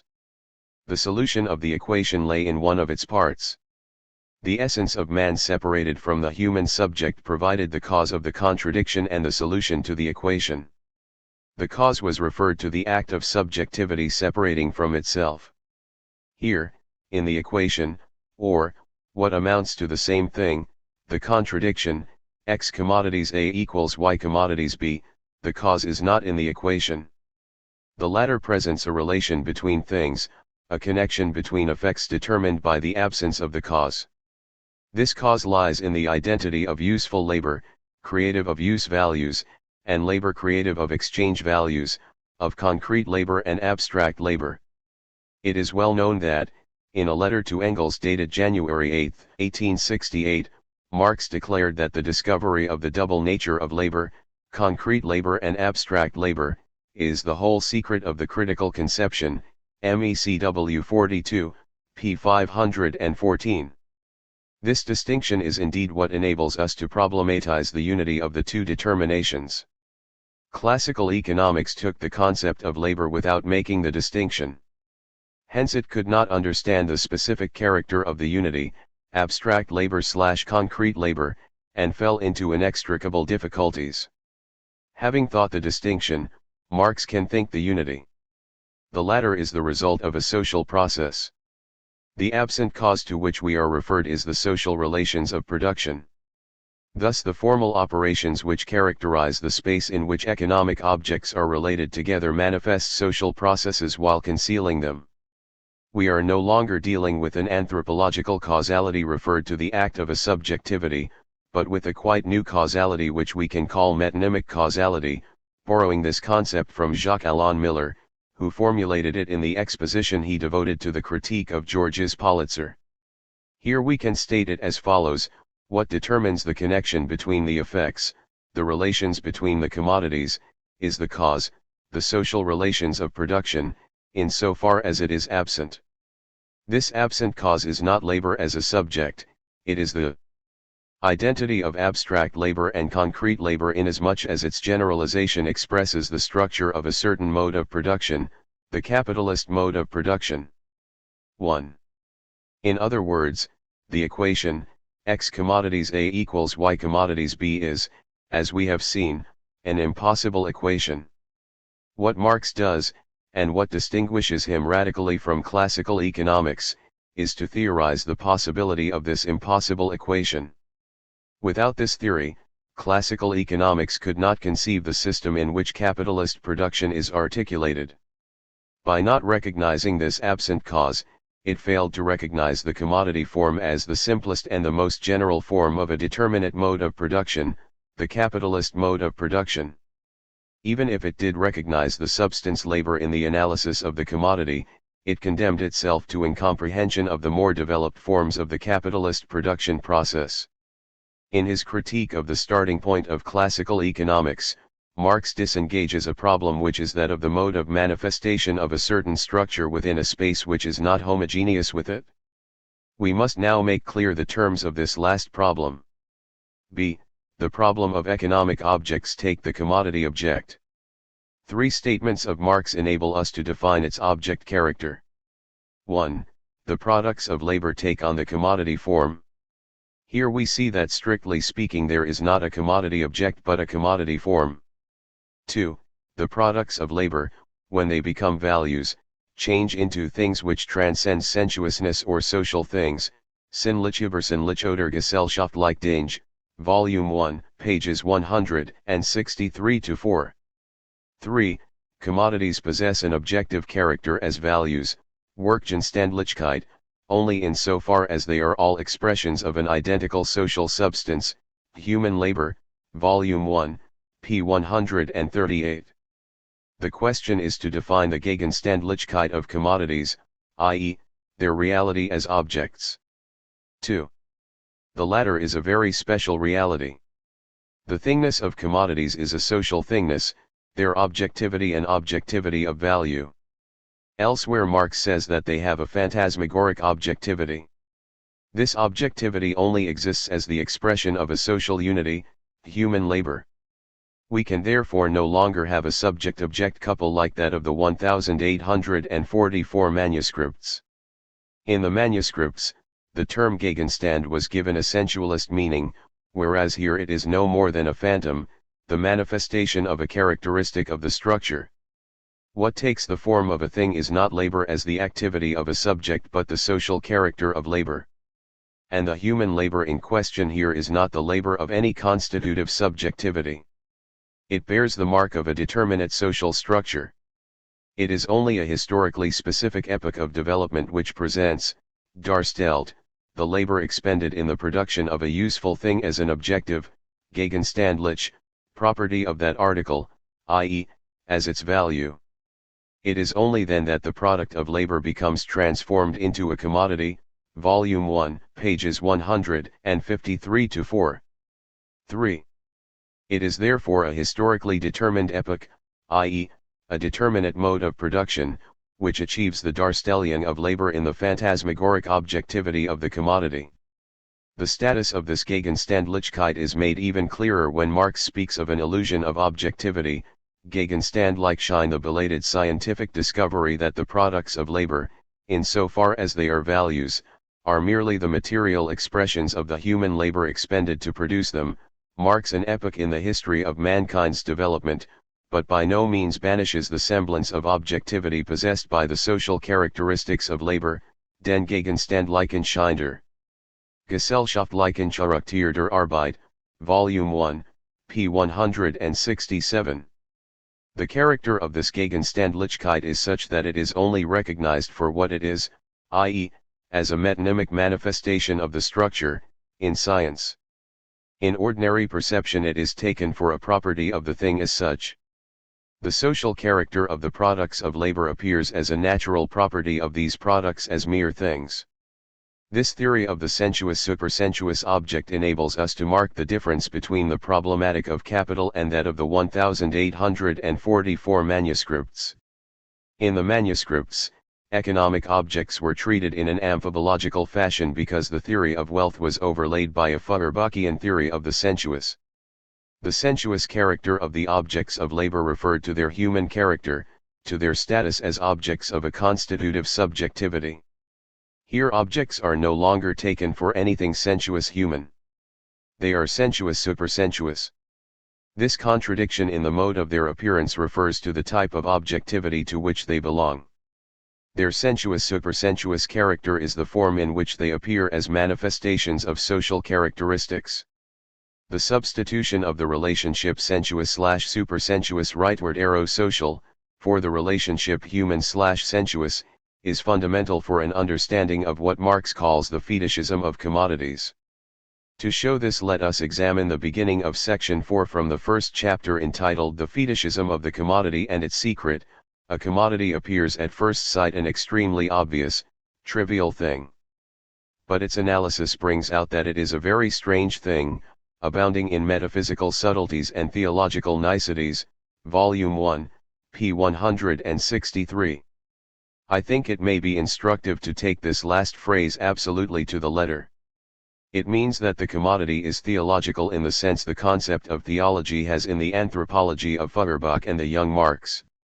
Let us follow this guiding thread in the analysis of the commodity. In the production of the coat, human labor power, in the shape of tailoring, has in actual fact been expended. Human labor is therefore been accumulated in the coat.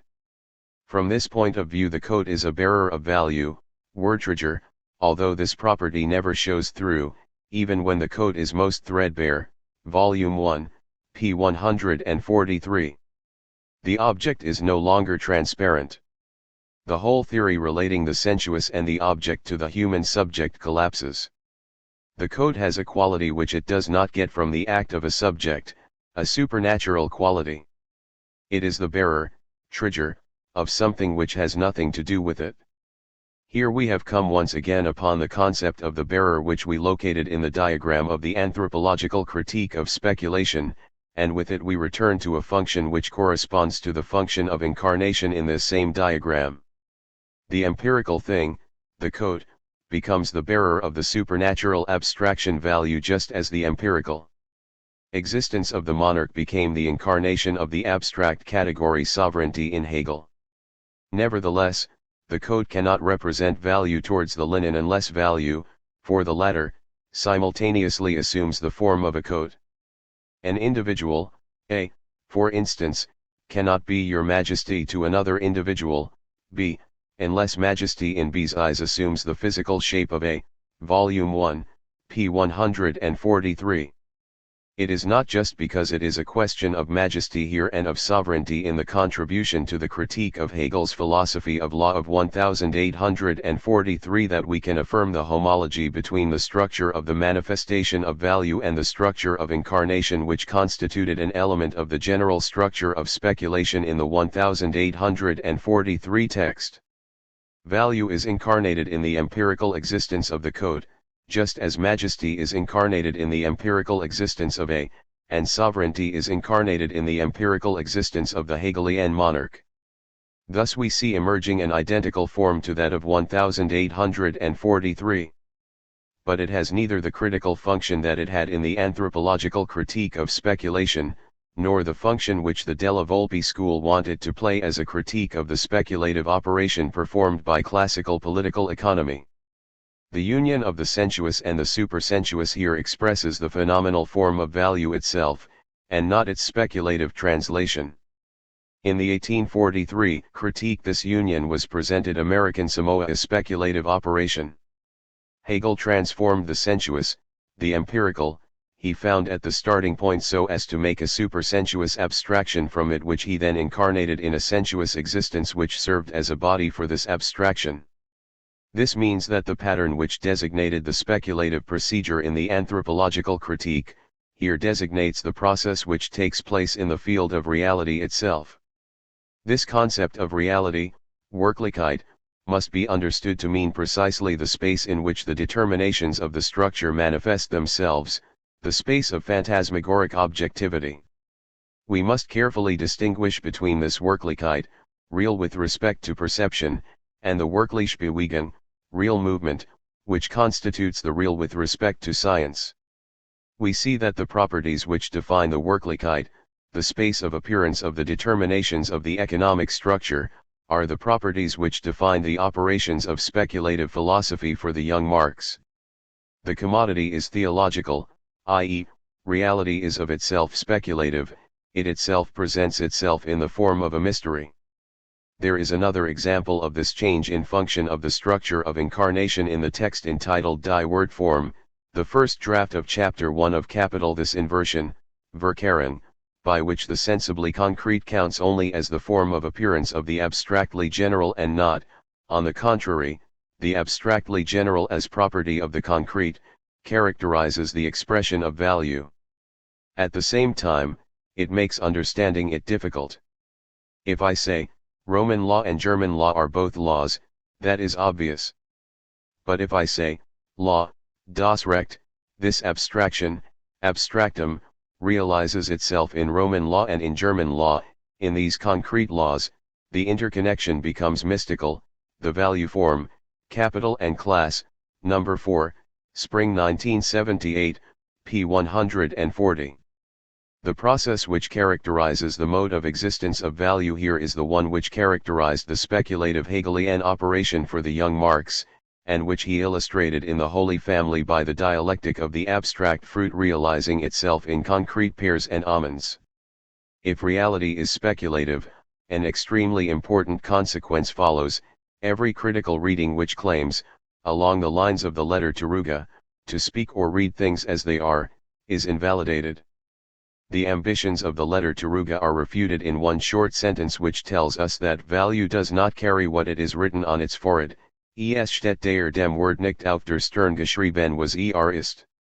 We are no longer concerned with the text calling for a reading which will give its underlying meaning, but with a hieroglyph which has to be deciphered. This deciphering is the work of science. The structure which excludes the possibility of critical reading is the structure which opens the dimension of science. This science, unlike Ricardo, will not be content to pose labor as the substance of value while deriding the commodity fetishism of the mercantilists who conceived value to be attached to the body of a particular commodity. It will explain fetishism by theorizing the structure which founds the thing form adopted by the social characteristics of labor. Comment 1. A glance at the concepts in action in this problematic of economic objects show us that what is at stake here is the critical question of the Kantian transcendental dialectic. Here too we find the problematic of the object, Gegenstand, and the two couples phenomenon/appearance, Erscheinung/Schein, and sensuous/supersensuous, Sinnlich/Übersinnlich. In Kant, a dividing line relating to the faculties of a subjectivity separates two domains. Gegenstand. Sinnlich Übersinnlich. Erscheinung Schein. In Marx we have a quite different structure. Gegenstand equals Erscheinungsform, form of appearance. Sinnlich Übersinnlich gesellschaftlich. Schein, appearance or illusion. The commodity is a Gegenstand insofar as it is the phenomenal form, Erscheinungsform, of value. This object is a sensuous-supersensuous object insofar as its properties are only the form of manifestation of social relations. It is the misrecognition of its supersensuous character, i.e., the misrecognition of its character as a manifestation of labor in a determinate social structure, which founds the appearance, Schein. In Marx, and particularly here in Chapter 1 of Capital, we do find the relationship between an analytic and a dialectic, but this relationship presupposes a totally new distribution of the elements, a reorganization of the theoretical space of these concepts. We might call this reorganization Marx's anti-Copernican revolution, anti-Copernican in the Kantian sense, i.e., Copernican in the true sense. Phenomena are no longer centered around a constitutive subject. In the problem of the constitution of the phenomena, the concept of the subject does not intervene. Inversely, what Marx does take seriously is the connection between the phenomenon and the transcendental object equals X. The phenomena, the objects, are phenomenal forms of this object, which is also the unknown that resolves the equations. But this X is not an object, it is what Marx calls a social relation. The fact that this social relation has to be represented in something which is radically foreign to it, in a thing, gives that thing its sensuous-supersensuous character. What characterizes appearance, Schein, is the fact that this thing appears in it simply as a sensuous thing and that its properties appear as natural properties. Thus the constitution of objects does not appertain to a subjectivity. What does appertain to a subjectivity is perception. Appearance, Schein, is determined by the gap between the conditions of constitution of the objects and the conditions of their perception. Comment 2. What radically differentiates Marx from classical economics is his analysis of the value form of the commodity, or the commodity form of the product of labor. The difference between the classical conception of abstraction and analysis and the Marxist conception is inscribed here. The theory of the form provides a solution at the level of the specific theoretical practice of capital to the problems raised in the 1857 introduction by the concept of determinate abstraction. 4. The historicist interpretation of this theory of determinate abstraction as it is found particularly in the Della Volpe school depends upon a non-pertinent relation, the relation between the abstract in thought and the real concrete. The determinate abstraction then appears to be the one which solidly preserves the richness of the real concrete. Marx, on the other hand, is concerned here with the value form of the commodity form of the product of labor, as a scientific starting point within the thought process. From this viewpoint, the value form is characterized as the most general, the simplest, the most abstract, and the least developed form. Here I shall not speak of the first of these determinations, which incidentally poses difficult interpretation problems.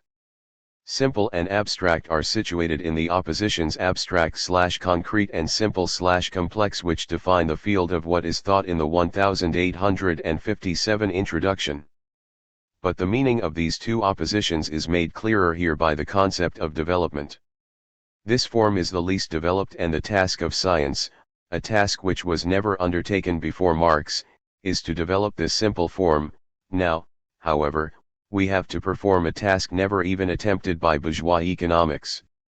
That is, we have to show the origin of this money form, we have to trace the development of the expression of value contained in the value relation of commodities from its simplest, almost imperceptible outline to the dazzling money form, Volume 1, p. 139. Ricardo was incapable of making this development. He was incapable of deducing the money form from his theory of value. This was because he did not grasp the concept of the expression of value, the concept of form. What he missed in this way was the motor of the development of the economic categories, a development which permits the constitution of the system of political economy. This motor is contradiction. This poses the problem of the location of the concept of contradiction, the problem of the determination of its theoretical validity.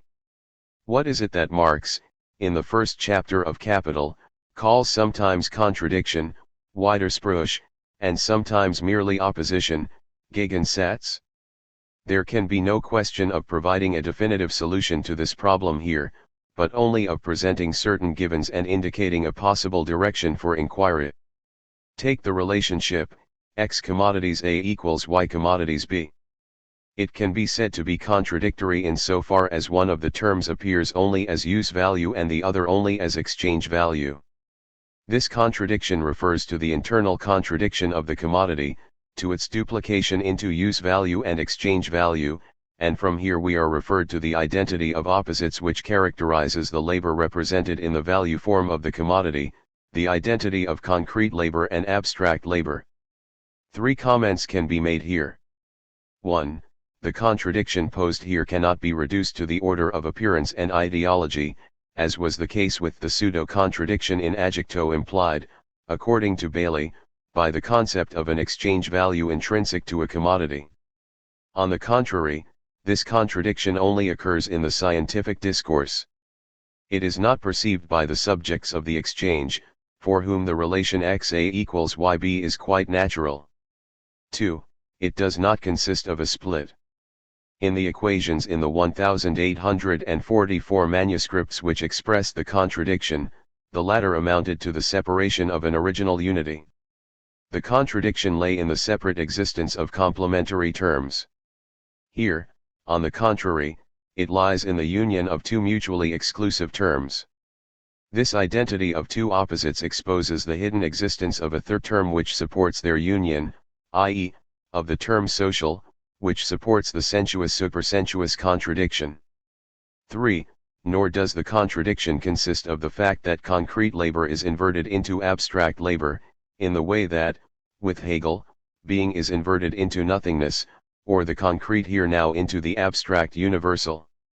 The contradictory union of concrete labor and abstract labor is not determined by a dialectic supposed to be inherent in one of these two terms. It expresses the special form that the general characteristics of labor take in a determinate mode of production. Marx shows in fact that all production is necessarily determined by the society's available labor time and by the distribution of social labor according to the different needs. 5. This rule must be observed in one way or another in all forms of production. But it adopts different characteristics in each of these forms. Thus, in the text on the fetishism in Chapter 1, Marx shows in the case of several different forms of production, Robinson Crusoe, the Middle Ages, patriarchal peasant industry, and finally communist society, how this natural law operates according to specific forms determined by each of these structures. Within the capitalist mode of production, where commodity production is the dominant form of production, the regulatory law of labor time and its distribution follows a very special pattern, that of the contradictory identity of concrete labor and abstract labor, represented in the inherent contradictions of commodity exchange. Contradiction could thus well designate precisely the structure's peculiar mode of effectivity. We have already seen that the space of representation, Darstellian, of the structure was a space of contradiction, in which the objects were not objects, in which the relations linked together things which did not have any relationship between them, etc. The existence of the contradiction thus appeared as the very existence of the structure. In this way we should perhaps give the concept of contradiction, as Marx uses it in Part 1 of Capital, a purely indexical value, i.e., in these Hegelian concepts contradiction and development of the contradiction, Marx is thinking something radically new, the concept of which he has not succeeded in formulating, the mode of action of the structure as a mode of action of the relations of production which govern it. Recognition of the contradiction is thus recognition of the structure within which the economic objects and their relations function, the structure of a determinate mode of production. By analyzing the commodity form, Marx discovered the contradiction, i.e., he discovered that economic objects were determined as manifestations of a particular structure. The development of the forms is thus a development of the contradiction. The resolution, Lösung, of the contradiction is achieved in what Marx calls its forms of movement. The more complex, more developed forms are forms in which the contradictions of the simpler forms can develop and resolve themselves. This is the case for forms of exchange with respect to the contradictions inherent in the commodity form, and for the forms of capitalist production with respect to the forms of simple commodity production. We saw in a former chapter that the exchange of commodities implies contradictory and mutually exclusive conditions. The further development of the commodity as something with a double aspect, use value and exchange value, does not abolish these contradictions, but rather provides the form within which they have room to move. This is, in general, the way in which real contradictions are resolved. For instance, it is a contradiction to depict one body as constantly falling towards another and at the same time constantly flying away from it. The ellipse is a form of motion within which this contradiction is both realized and resolved. Volume 1, p. 198. There is an antithesis, immanent in the commodity, between use value and exchange value, between private labor which must simultaneously manifest itself as directly social labor, and a particular concrete kind of labor which simultaneously counts as merely abstract universal labor. These contradictions immanent in the commodity acquire their forms of motion in circulation. Volume 1, p. 209, translation modified according to the French edition, T1, p. 122. The development of the forms of bourgeois production, which constitutes the object of capital proper, is thus thought as the development of forms of motion for the primitive contradiction, the opposition between abstract labor and concrete labor. Here, too, we can ask whether the concepts used by Marx, contradiction, development, resolution of contradiction, adequately express what is thought in them. Let us leave this problem in abeyance and note the two essential elements that we have been able to extract from the analysis of the value form. 1. This analysis and the theory of the form which it implies enable us to bring to light the constitutive structure of the relations of production and its mode of action at the level of Wirklichkeit. 2. It enables us to attain a systematic knowledge of the connection and articulation of the forms of the capitalist mode of production. Classical economics was unable to handle this development of forms. For example, Ricardo did not succeed in deducing money from the analysis of the commodity or in showing the connection between surplus value and the average rate of profit. We shall find that these two elements become clearer when we turn to the study of a special commodity, wage labor. See, wage labor and the theory of the irrational. It is well known that the category of wage labor poses an insoluble problem for classical economics. What really happens in the exchange between the capitalist and the worker? The capitalist buys a certain quantity of labor, the worker's working day, with a wage which represents a smaller quantity of social labor. We therefore see two commodities which represent unequal social labor times exchanged as equals, which clashes with the labor theory of value. At the same time, we discover a circle. The wage appears to be the value of the labor. But labor has been posited as the creator of value. How can one determine the value of what creates value? The solution to this clash and to this circle lies in the introduction of a new category, absent from classical economics, the category of labor power. The wage represents the value of labor power. This value, as we know, in accordance with the law of value, represents the value of the means of subsistence necessary for the reproduction of labor power. Classical political economy had indeed formulated this determination of the value of labor power, but as the value of labor. It therefore remained in a quid pro quo.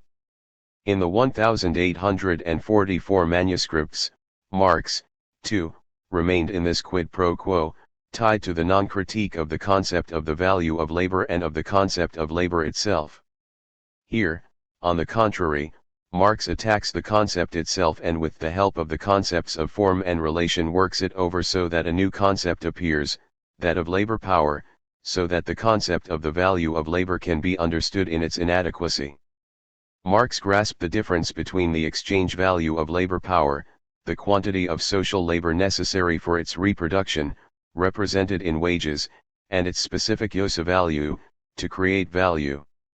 We can pose the problem in the following two statements. 1. Labor power has an exchange value measured by the labor time necessary for its reproduction, and a use value which is creative of value, which produces an exchange value greater than its own value, which is not true of any other commodity. 2. Labor is creative of value. It does not have value. In these two statements we can read the possibility of surplus value. We can do so thanks to the analysis of the double character of labor, of the distinction between useful labor and labor creative of value, which enables us to penetrate the appearance of the capitalist mode of production. From all appearances, what the capitalist pays for is the value of the usefulness which the worker gives him, the value of the labor and not that of the labor power which the worker does not seem to alienate. The experience of practical life alone does not bring out the double usefulness of labor, the property of satisfying a need which it has in common with all commodities, and the property of creating value which distinguishes it from all the other commodities and, as a formative element of value, prevents it from having any value itself.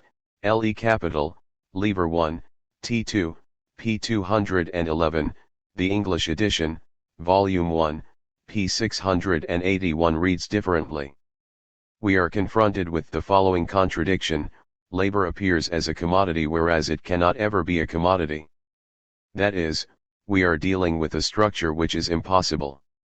This possibility of an impossibility refers us to the absent cause, to the relations of production.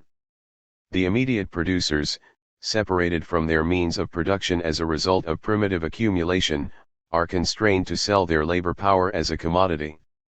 Their labor becomes wage labor and the appearance is produced that what is paid for by the capitalist is their labor itself, and not their labor power.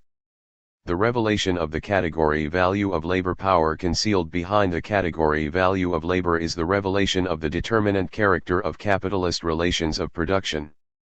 Unable to problematize the category value of labor as a phenomenal form of the value of labor power, Ricardo could not reveal what sustains the whole mechanism, i.e., the relations of production, capital and wage labor. Instead of labor, Ricardo should have discussed labor capacity. But had he done so, capital would also have been revealed as the material conditions of labor, confronting the laborer as power that has acquired an independent existence. And capital would at once have been revealed as a definite social relationship. Ricardo thus only distinguishes capital as accumulated labor from immediate labor. And it is something purely physical, only an element in the labor process, from which the relation between labor and capital, wages and profits, could never be developed. Theories of surplus value, MECW 32, p. 36. Marx, on the other hand, problematized the category value of labor. This expression is an imaginary expression. In Marx, this category of the imaginary designates the posing of an impossible relation which conceals the truly determinate relation.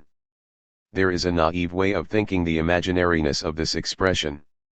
This is to consider it as a mere abuse of language. Thus Proudhon states that, labor is said to have value not as a commodity itself, but in view of the values which it is supposed potentially to contain. The value of labor is a figurative expression, cit Marx, Capital, Volume 1, p. 677 and 6. Thus, according to Proudhon, the whole world of capitalist production is founded on a figurative expression, mere poetic license. Here we have a very characteristic type of explanation, confronted by expressions which designate the mystery of capitalist production, its fundamental structural determination.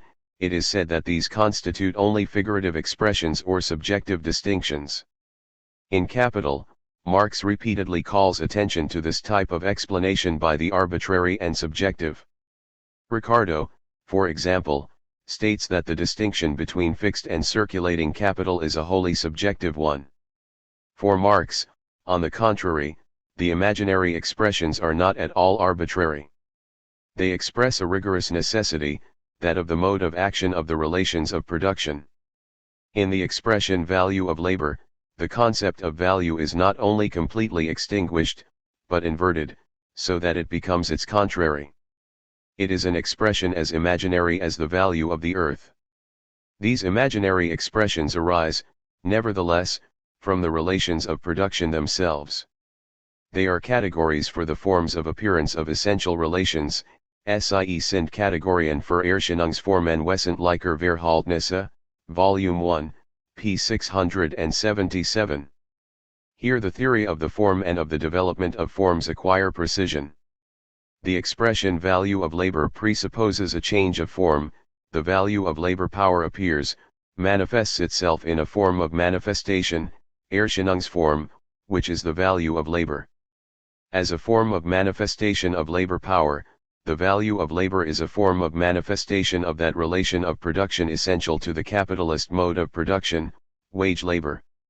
The mechanism of transformation of the forms is thus determined by the relations of production, which manifest themselves in the Erscheinungsformen by concealing themselves. The imaginariness is the index of this peculiar effectivity, this manifestation/concealment of the relations of production. We may therefore understand the decisive importance of the transformation of the value and price of labor power into the form of wages, or into the value and price of labor itself. All the notions of justice held by both the worker and the capitalist, all the mystifications of the capitalist mode of production, all capitalism's illusions about freedom, all the apologetic tricks of vulgar economics, have as their basis the form of appearance discussed above, which makes the actual relation invisible, and indeed presents to the eye the precise opposite of that relation. Volume 1, p. 680. d. The concept of process in the study of the phantasmagoric objectivity of commodities and in that of the imaginary expression value of labor, a certain structure can be apprehended. We see that the forms of Wirklichkeit are forms of manifestation for the social relations of production which do not appear as such in this field of Wirklichkeit but which structure the relations given there. At the same time, we see that all these forms of manifestation are equally forms of concealment. It is this structure which is misrecognized by classical economics. In the absence of a theory of form, it misrecognizes its own object. It does not recognize the specific objectivity with which science is concerned, that of a determinate process of production. For an understanding of this concept process, let us first recall Marx's definition. The word process expresses a development considered in the totality of its real conditions. Capital, Volume 1, p. 685, modified according to the French edition. Let us complete this definition by mentioning the two essential characteristics of a process, i.e. 1. Its development leads to a constant reproduction of its starting point. 2. The elements in it are defined not by their nature but by the place they occupy, the function they fulfill. These characteristics are valid even for the simplest process studied by Marx, the labor process in general. Marx shows that the same material elements can play the part of product, raw material, or means of labor in the labor process. Hence we see that whether a use value is to be regarded raw material, as instrument of labor of as product is determined entirely by its specific function in the labor process, by the position it occupies there. As its position changes, so do its determining characteristics. Volume 1, p. 289. A confusion is already possible at this level, a confusion between a material property of the elements of production and their functional determination. But we know in fact that the production process always takes place in determinate social forms, that it is always a determinate production process. This means that the places, forms and functions which it determines must themselves serve as bearers for those which are determined by the relations of production characterizing some mode of production. These relations of production in fact determine new places and functions which give specific forms to the elements of the labor process. In Wirklichkeit, these forms appear as properties of the material elements which support them, whereas they are phenomenal forms, modes of existence of the hidden motor of the development. The same is true of the commodity form which, in the fetishistic illusion, is severed from the social relations which found it, and of the form value of labor behind which is hidden the value of labor power, i.e., the capitalist relations of production. This structure of the process of science implies the specific character of the concepts of the science which explains it. This is expressed by Marx in an opposition which determines the true form of scientificity on the one hand, and the principle of the errors of classical economics, on the other. What is at issue here is not a set of definitions under which things are to be subsumed. It is rather definite functions that are expressed in specific categories. Capital, Volume 2, p. 303. Things, Dinge, functions. Subsume express. Definitions categories. Believing that it deals with natural relations between stable things, classical economics misrecognizes the specific structure of the capitalist process of production. In fact, the latter is constituted by the concealment of the process of production in general, of the form of commodity production, and of the forms peculiar to the capitalist process which itself develops at several levels: production, reproduction, overall process. Classical economics, which flattens this structure down to a single plane, is trapped in a whole series of confusions, a confusion of the material determinations of the elements of production with the capitalist forms of these determinations, a confusion between forms of simple commodity production and capitalist forms, confusions between the forms of capital in the production process and in the circulation process, etc. Smith's conception of fixed and circulating capital, criticized by Marx in Volume 2, is a concentrate of all these confusions. Smith succeeds in reducing the determinations of fixed and circulating capital, determinations of the form of the capital involved in the circulation process, to the mobility or immobility of the material elements of capital.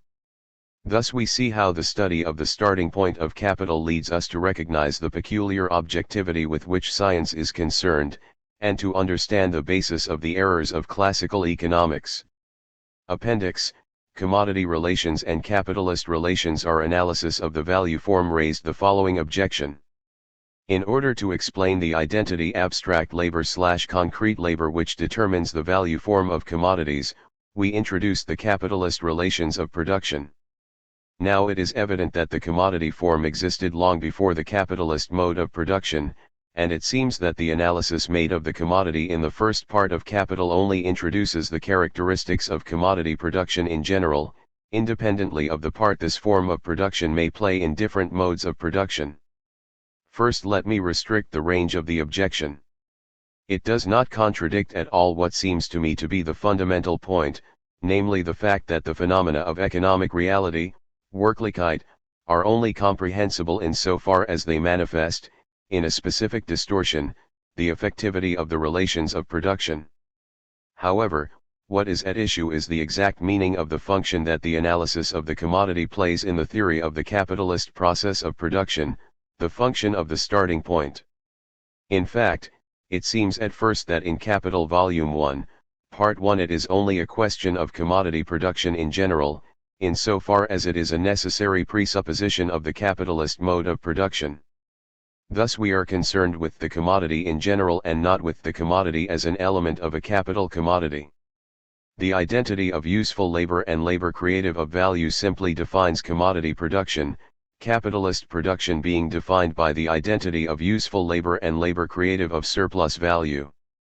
In this first part we should thus be at a stage, theoretically and historically, prior to the peculiar determinations of the capitalist mode of production. Given this, a historicist reading is possible, one which sees in the first part a genetic exposition moving from primitive forms of exchange to bourgeois forms via those commodity islands which develop, as Marx puts it, in the interstices of societies prior to the capitalist mode of production. But at the same time, Marx tells us that the value form of the product of labor is the most abstract, and but also the most universal form of the bourgeois mode of production. By that fact it stamps the bourgeois mode of production as a particular kind of social production of a historical and transitory character, Volume 1, p. 174 and 35, and he affirms in a letter to Engels dated June 22, 1867 that the simplest form of the commodity embodies the whole secret of the money form and thereby, in nous, of all bourgeois forms of the product of labor, MECW 42, p. 384. The metaphor of the embryo, like that of the cell in the preface to the first German edition, indicates that the peculiar determinations of the capitalist mode of production are not simply added on over and above the simple determinations of the commodity and the exchange of commodities, but must in some way be already present in them.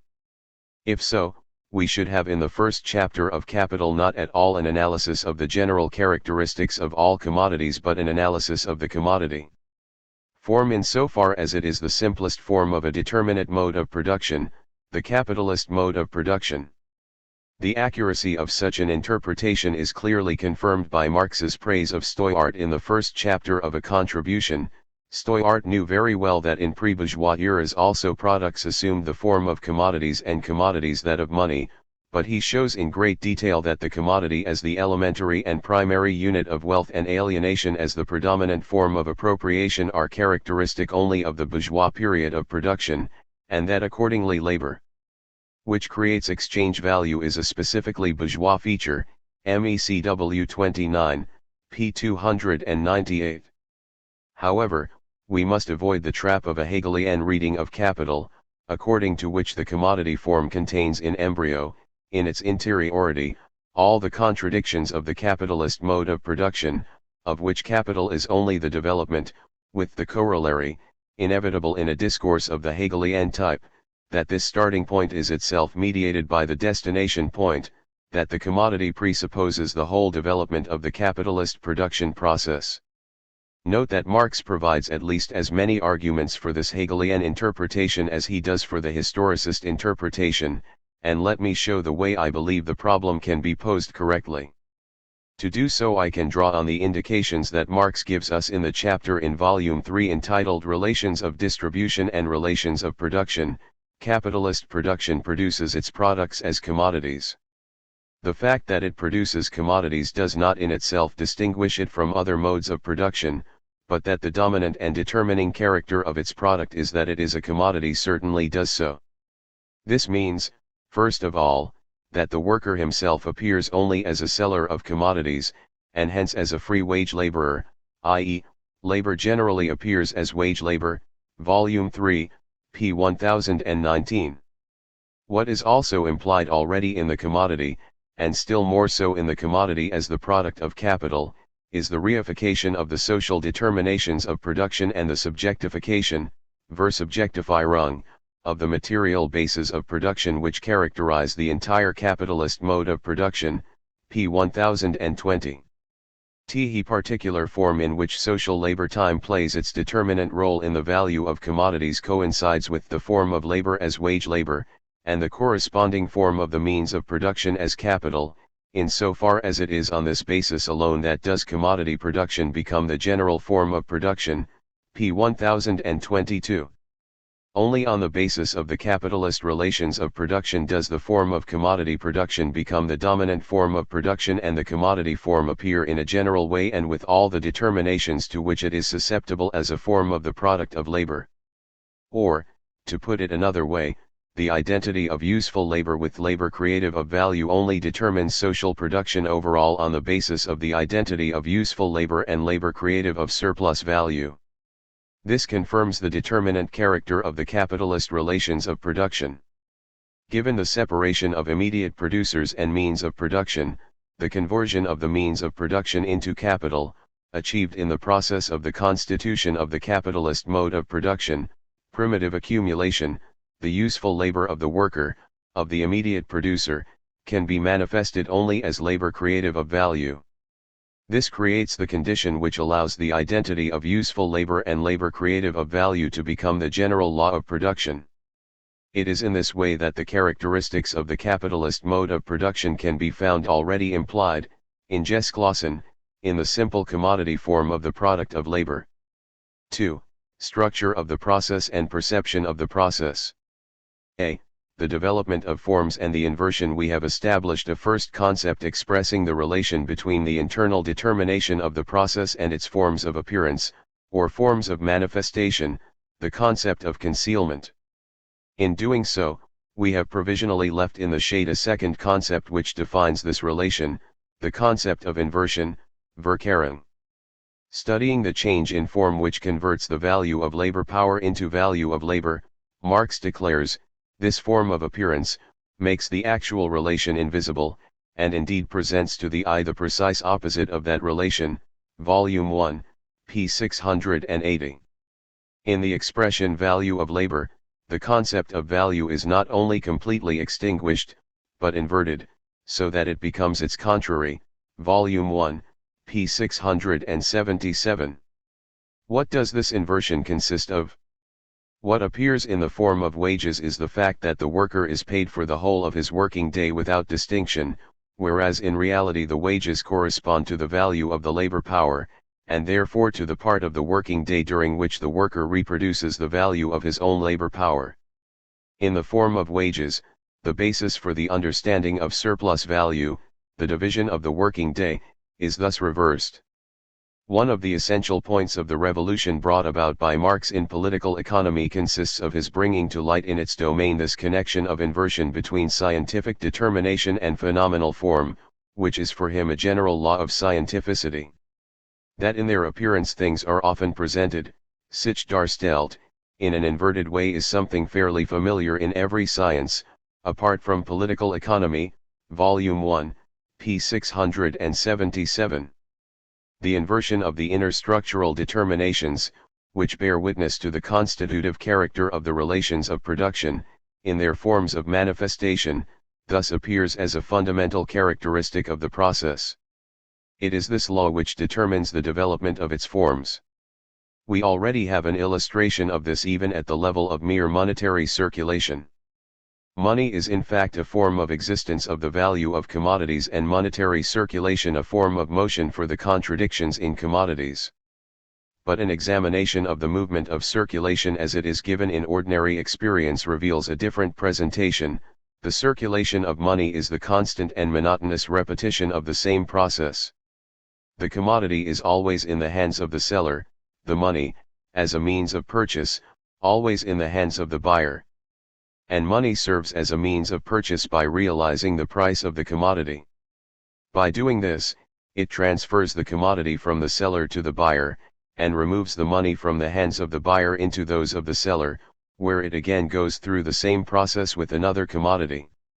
That this one-sided form of motion of money arises out of the two-sided form of motion of the commodity is a circumstance which is hidden from view. The very nature of circulation itself produces a semblance of the opposite. As means of circulation, money circulates commodities, which in and for themselves lack the power of movement, and transfers them from hands in which they are non-use values into hands in which they are use values, and this process always takes the opposite direction to the path of the commodities themselves. Money constantly removes commodities from the sphere of circulation, by constantly stepping into their place in circulation, and in this way continually moving away from its own starting point. Hence, although the movement of the money is merely the expression of the circulation of commodities, the situation appears to be the reverse of this, namely the circulation of commodities seems to be the result of the movement of the money, Volume 1, pages 211-2. Here Marx distinguishes between two motions, a real motion which is the movement of value, a movement which is concealed in the repetition of the process of circulation, and an apparent motion, a movement accredited by everyday experience, and which presents the inverse of the real motion. We find that this relation of inversion is confirmed as we pass from the most abstract and least developed forms of the capitalist process to its most developed and most concrete forms. It is the development of these concrete forms which grow out of the process of capital's movement considered as a whole, Volume 3, p. 117, forms determined by the unity of the production process and the circulation process in the process of capital as a whole, that forms the object of Volume 3 of Capital. This development ends with the forms which are manifest at the surface of capitalist production, those in which different capitals confront one another in competition, and which are perceived in their daily experience by the economic subjects to whom Marx gives the name of agents of production. The development of the forms of the process is thus governed by the law of inversion. The forms in which the process of capitalist production presents itself or appears are rigorously inverted with respect to its inner determination. They present a connection of things, Zusammenhang der Sache, which is the inverse of the inner connection, innere Zusammenhang, an apparent motion which is the inverse of the real motion of capitalist production. It is this form of the apparent motion or of the connection of things which is given to the perception of the agents of production. 6. We shall study this law in a precise example, the theory of the grounds for compensation expounded by Marx in Volume 3, pages 310 ff. However, before beginning our study of this text, I must first make two preliminary remarks. 1. The analysis of the grounds for compensation presents the application of the following passages from Volume 1. The general and necessary tendencies of capital must be distinguished from their forms of appearance.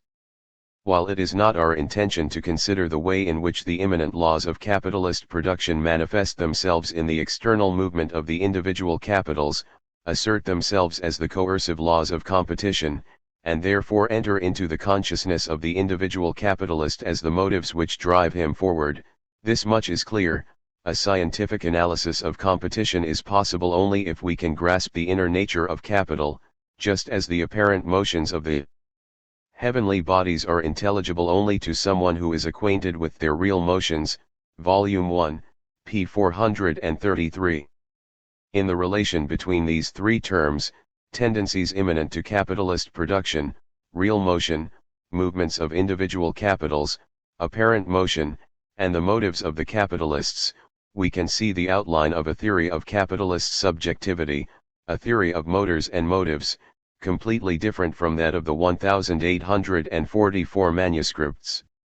It is not the motives of the capitalist that turn against him in the form of objectivity, it is the tendencies specific to capital, the structural laws of the capitalist mode of production, that, through the phenomena of competition, are internalized as motives by the capitalists. In Volume 1 this problem could only be posed incidentally. In Volume 3, on the contrary, the analysis of the inner nature of capital reaches the point where Marx is able, without analyzing competition in itself, to pose the basis for such an analysis, the determination of the relation between real motion and apparent motion. 2. The analysis of the grounds for compensation is a part of the study of the equalization of the rate of profit through competition. Its understanding demands that we recall the broad outlines of the transition from surplus value to profit and the establishment of an average rate of profit. Surplus value and profit. Let us start with the formula C, constant capital, plus V, variable capital, plus S, surplus value, which expresses the value of commodities. We derive from it the rate of surplus value equals S/V. The formula S/V expresses what Marx calls the conceptual connection. In fact, it expresses the origin of surplus value as the ratio of unpaid to paid labor. At the level of the concrete phenomena of the process of capital as a whole, surplus value does not appear. What does appear is a form of appearance of surplus value, profit. Like all forms of appearance, profit is at the same time a form of concealment. In fact, what is considered in it is no longer the conceptual connection of surplus value with variable capital, but its aconceptual, begriffslos, connection with the whole of capital, a connection in which the differences between the component elements disappear. In which, therefore, according to Marx, the origins of surplus value and the mystery of its existence are obliterated. The rate of profit is expressed by the formula, which in reality represents S/V, the mass of profit being equal to the mass of surplus value and the sum C plus V determining the cost of production. 2. The establishment of the average rate of profit. Unlike the rate of surplus value, the rate of profit is determined by variations of constant capital. Independently of the rate of surplus value and the mass of profit, the rate of profit will vary as a function of the lesser or greater importance of constant capital in relation to variable capital, which alone produces surplus value. If a capital has an organic composition lower than the average, i.e., if the proportion of constant capital in it is lower than the average, then the rate of profit will increase, and vice versa. In a situation of perfect competition, there will be a flow of capital towards the spheres in which the rate of profit is higher than the average. This inflow of capital will induce an expansion of supply in relation to demand and vice versa in the spheres from which the capital has been withdrawn. Thus an equilibrium will be established. This constant migration, the distribution between the various spheres according to where the rate of profit is rising and where it is falling, is what produces a relationship between supply and demand such that the average profit is the same in the various different spheres, and values are therefore transformed into prices of production. Volume 3, p. 297. 7. As a consequence, capitals of the same size will yield equal profits, independently of their organic compositions. The law of value is thus overturned, or, more accurately, it is realized in the form of its opposite. But this determination by the law of value is known only by science. The forms of competition in which it is realized conceal it. This is what Marx shows in the passage on the grounds for compensation. What competition does not show, however, is the determination of values that governs the movement of production, that it is values that stand behind the prices of production and ultimately determine them. Volume 3, p. 311. On the contrary, competition does show three phenomena which go against the law of value. 1. The existence of average profits independently of the organic composition of the capital in the various spheres of production, and therefore of the mass of living labor that a capital expropriates in a determinate sphere. 2. The rise and fall of prices of production consequent on a change in wages. 3. The oscillation of market prices around a market price of production different from the market value. All these phenomena seem to contradict both the determination of value by labor time and the nature of surplus value as consisting of unpaid surplus labor. In competition, therefore, everything appears upside down. The finished configuration, fertige Gestalt, of economic relations, as these are visible on the surface, in their actual existence, and therefore also in the notions with which the bearers and agents of these relations seek to gain an understanding of them, is very much different from the configuration of their inner core, Kerngestalt, which is essential but concealed, and the concept, Begriff, corresponding to this, Ibid. We have in this passage the elements of a theory. Of the structure of the process, of the place of the subject in that structure, of the possibility of ideological discourse and its difference from science. Let us put the relevant terms together in a general table. We can complement this table with a certain number of equivalent terms. The level of the Fertigkeit is also that of the connection of things, of the apparent motion and of reality, Wirklichkeit. The level of the Kerngestalt is that of the inner connection and of the real motion. To start with, this table enables us to specify the concept of science. In order to do this, let us recall the passage which defined classical economics as a science. Classical political economy seeks to reduce, Zurückführen, the various fixed and mutually alien forms of wealth to their inner unity, innere Einheit, by means of analysis and to strip away the form in which they exist independently alongside one another. It seeks to grasp, begreifen, the inner connection in contrast to the multiplicity, Mannigfaltigkeit, of outward forms, Erscheinungsformen, theories of surplus value, MECW 32, p. 499. We noted that in this project of classical political economy the dimension of science was installed by the establishment of a difference whose concept was not thought. Let us try to look more closely at why it was not, by examining the system of terms which in our text define the operation of begreifen, the pattern of the Begriff. Zurückführen Mannigfaltigkeit Einheit Erscheinungsformen. It is a question of the reduction to a unity of the multiplicity of phenomenal forms, which defines a Kantian style project. By utilizing this Kantian vocabulary, Marx designates a certain type of relationship between the science and its object of investigation, which in the theories of surplus value he characterizes as formal abstraction, false abstraction, insufficient abstraction. By restricting itself to an external relationship between the inner unity and the multiplicity of the Erscheinungsformen, this type of abstraction misses the development of form, which enables the Kerngestalt to be realized in a Fertigkeit that contradicts it, which makes the apparent motion a function of the real motion. This is linked to the fact that the conditions of possibility of this unity have not been thought, the fact that the motor of the system has not been discovered. Having thought these conditions of possibility, Marx is able to formulate the concept of the constitutive difference of science, to assign science its exact function. If, in the development of the forms of the process, the inner essence, the essential pattern, disappears, concealed and inverted in its developed forms, if it becomes an invisible element, as surplus value does in the form of profit, science is founded as the science of that invisible, a reduction of the visible movement to the invisible movement. It is therefore possible to replace the first definition of science by this new definition, which may seem just as schematic at first sight, but which we shall be able to explain rigorously. It is one of the tasks of science to reduce the visible and apparent movements to the actual inner movement. Capital, Volume 3, p. 428.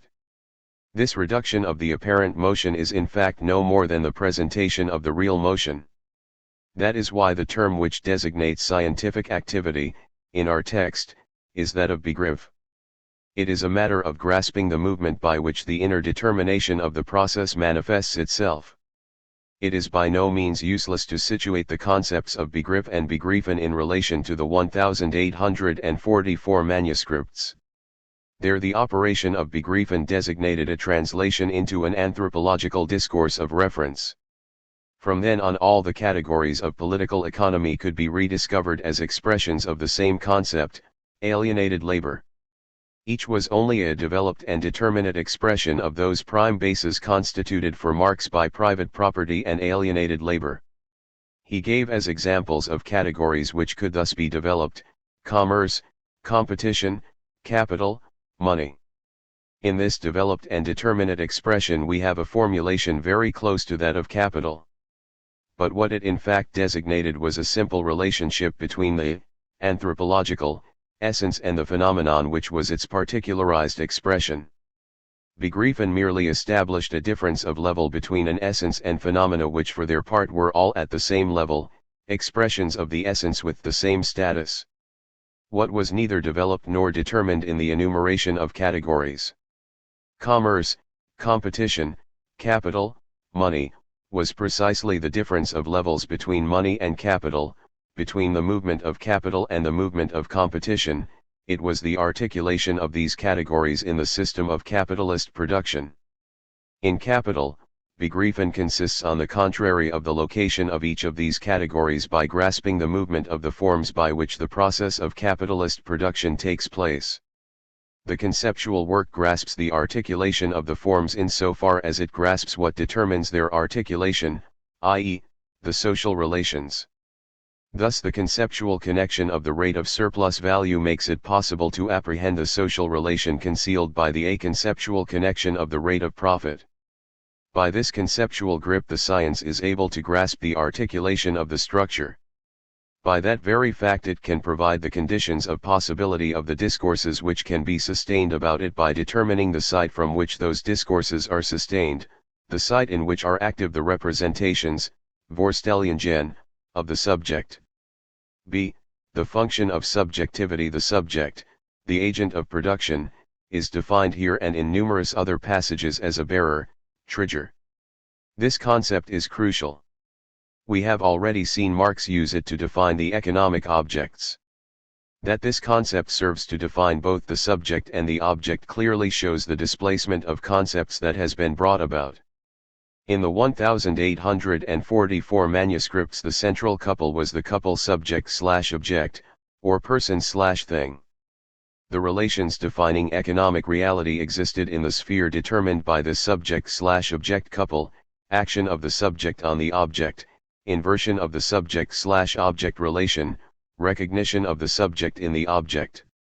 In capital it is the position of eccentricity of the relations of production which determines the place of the subject and the object. The subject/object couple is no longer the matrix determining the constitution of the domain of economic reality. The subject is only the bearer of the relations of production constitutive of economic objectivity.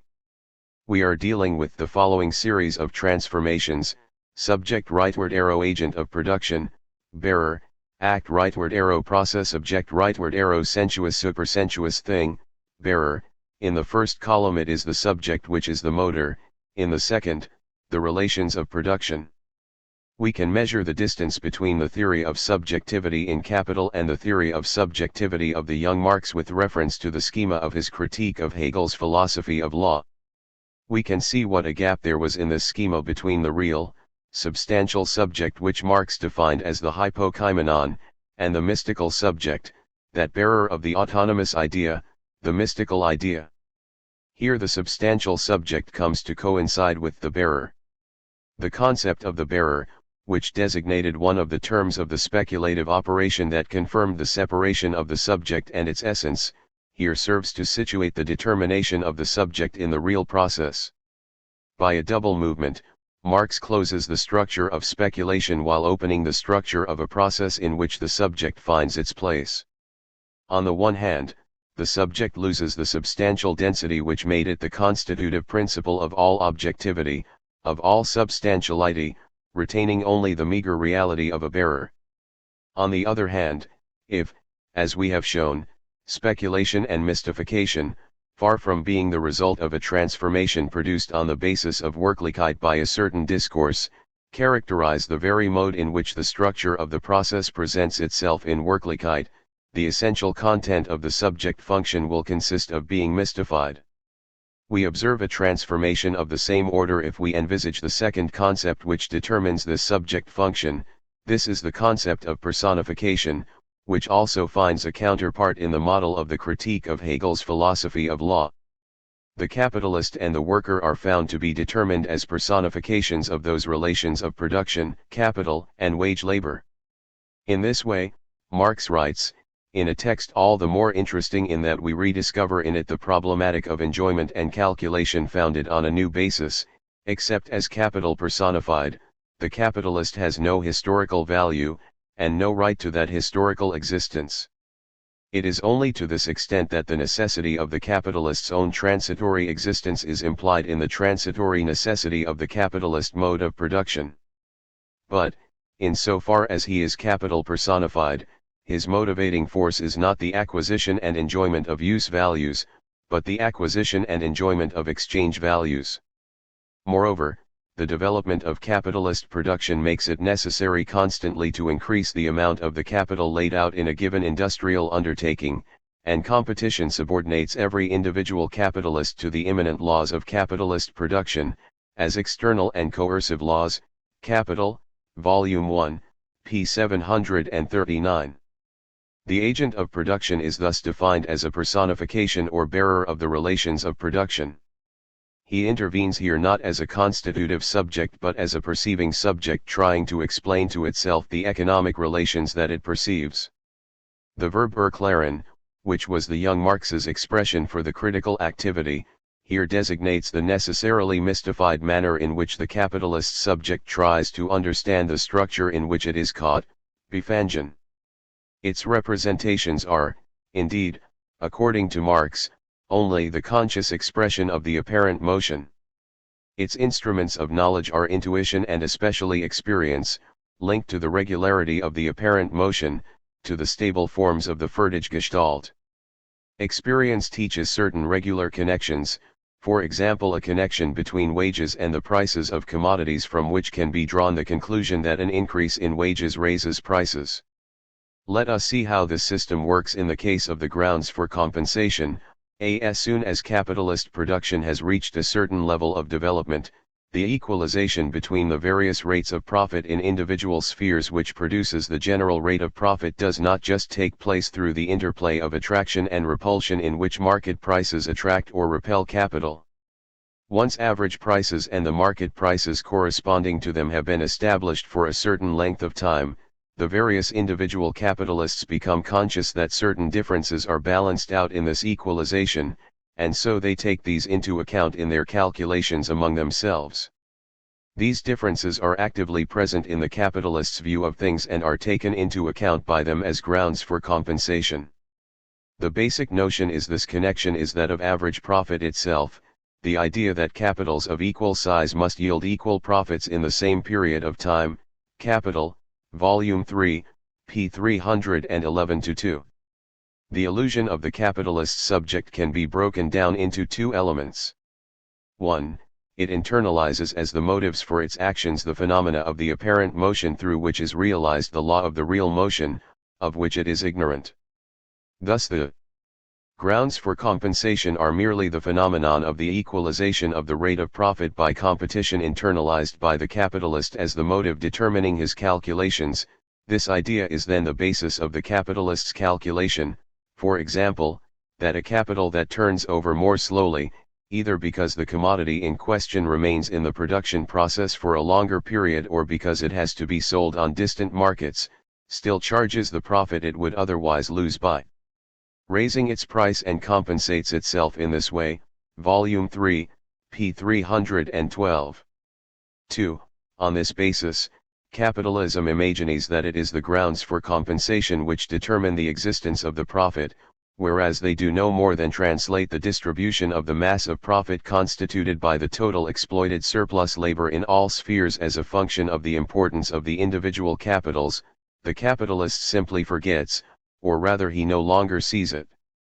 Since competition does not show it to him, that all these grounds for compensation that make themselves mutually felt in the reciprocal calculation of commodity prices by the capitalists in different branches of production are simply related to the fact that they all have an equal claim on the common booty, the total surplus value, in proportion to their capital. It appears to them, rather, that the profit which they pocket is something different from the surplus value they extort, that the grounds for compensation do not simply equalize their participation in the total surplus value, but that they actually create profit itself, since profit seems to derive simply from the addition to the cost price made with one justification or another. Volume 3, pages 312-3. We can disengage from this analysis three important elements. 1. we see that at the level of the consciousness of the agent of production, there is a perception of the apparent motion and a confirmation of the inversion which is constitutive of it. In the real motion, profit depends on surplus value, i.e., on unpaid labor. It is the total mass of the exploited surplus labor which determines the mass of surplus value, which therefore determines the limits within which the distribution of profit can take place. The law of labor value thus plays the part of a regulatory law for the whole of production. The category of profit does not concern the production of surplus value, but its distribution. The apparent motion makes this movement of distribution of surplus value appear as constitutive of surplus value. The capitalist's subjectivity which internalizes these phenomena under the rubric of grounds for compensation can thus pose its motives as constitutive. 2. We see at the same time what is represented by the representations, Vorstellungen, of the agent of production. It is the categories of his practice. The capitalist has no reason to concern himself with the internal structure of the process. The categories he needs are those which express the forms of the apparent motion in which he lives his practice and carries out his calculations. The constitutive categories of the process are for him in some sense the rubrics of his account book. Thus the system of capitalist illusions is expressed in a theory of magnitudes. The determination of the value of commodities by labor time is something which takes place behind the back of the capitalist. Surplus value does not figure in his account book. For his calculations he needs given regulatory magnitudes. He finds them in the magnitudes determining the distribution of the value produced, wages, profit, and rent. At the surface of capitalist production, and therefore in the capitalist's experience, these latter appear as the elements constituting the value of commodities. Thus the capitalist makes them enter his calculations as magnitudes constitutive of value. Experience shows here in theory, and the self-interested calculation of the capitalist shows in practice, that commodity prices are determined by wages, interest, and rent, by the prices of labor, capital, and land, and that these price elements are in fact the governing elements of price formation. Volume 3, p. 1014. 3. Lastly, we can determine in this concept of calculation the displacement which has taken place vis-a-vis the 1844 manuscripts. In this case, the theory of calculation was the index of the capitalist's subjectivity turned against itself. The capitalist, in calculating for himself, served as a business agent not for the Hegelian universal spirit, but for the development of the human essence. Here the calculation of the capitalist is located at the level of the apparent motion of the structure. The capitalist believes that his calculation determines the movement of value, whereas the former is determined by the latter. The capitalist's theory of calculation is a theory of the illusion necessary to the capitalist for him to occupy his place as agent of production, as bearer of the capitalist relation.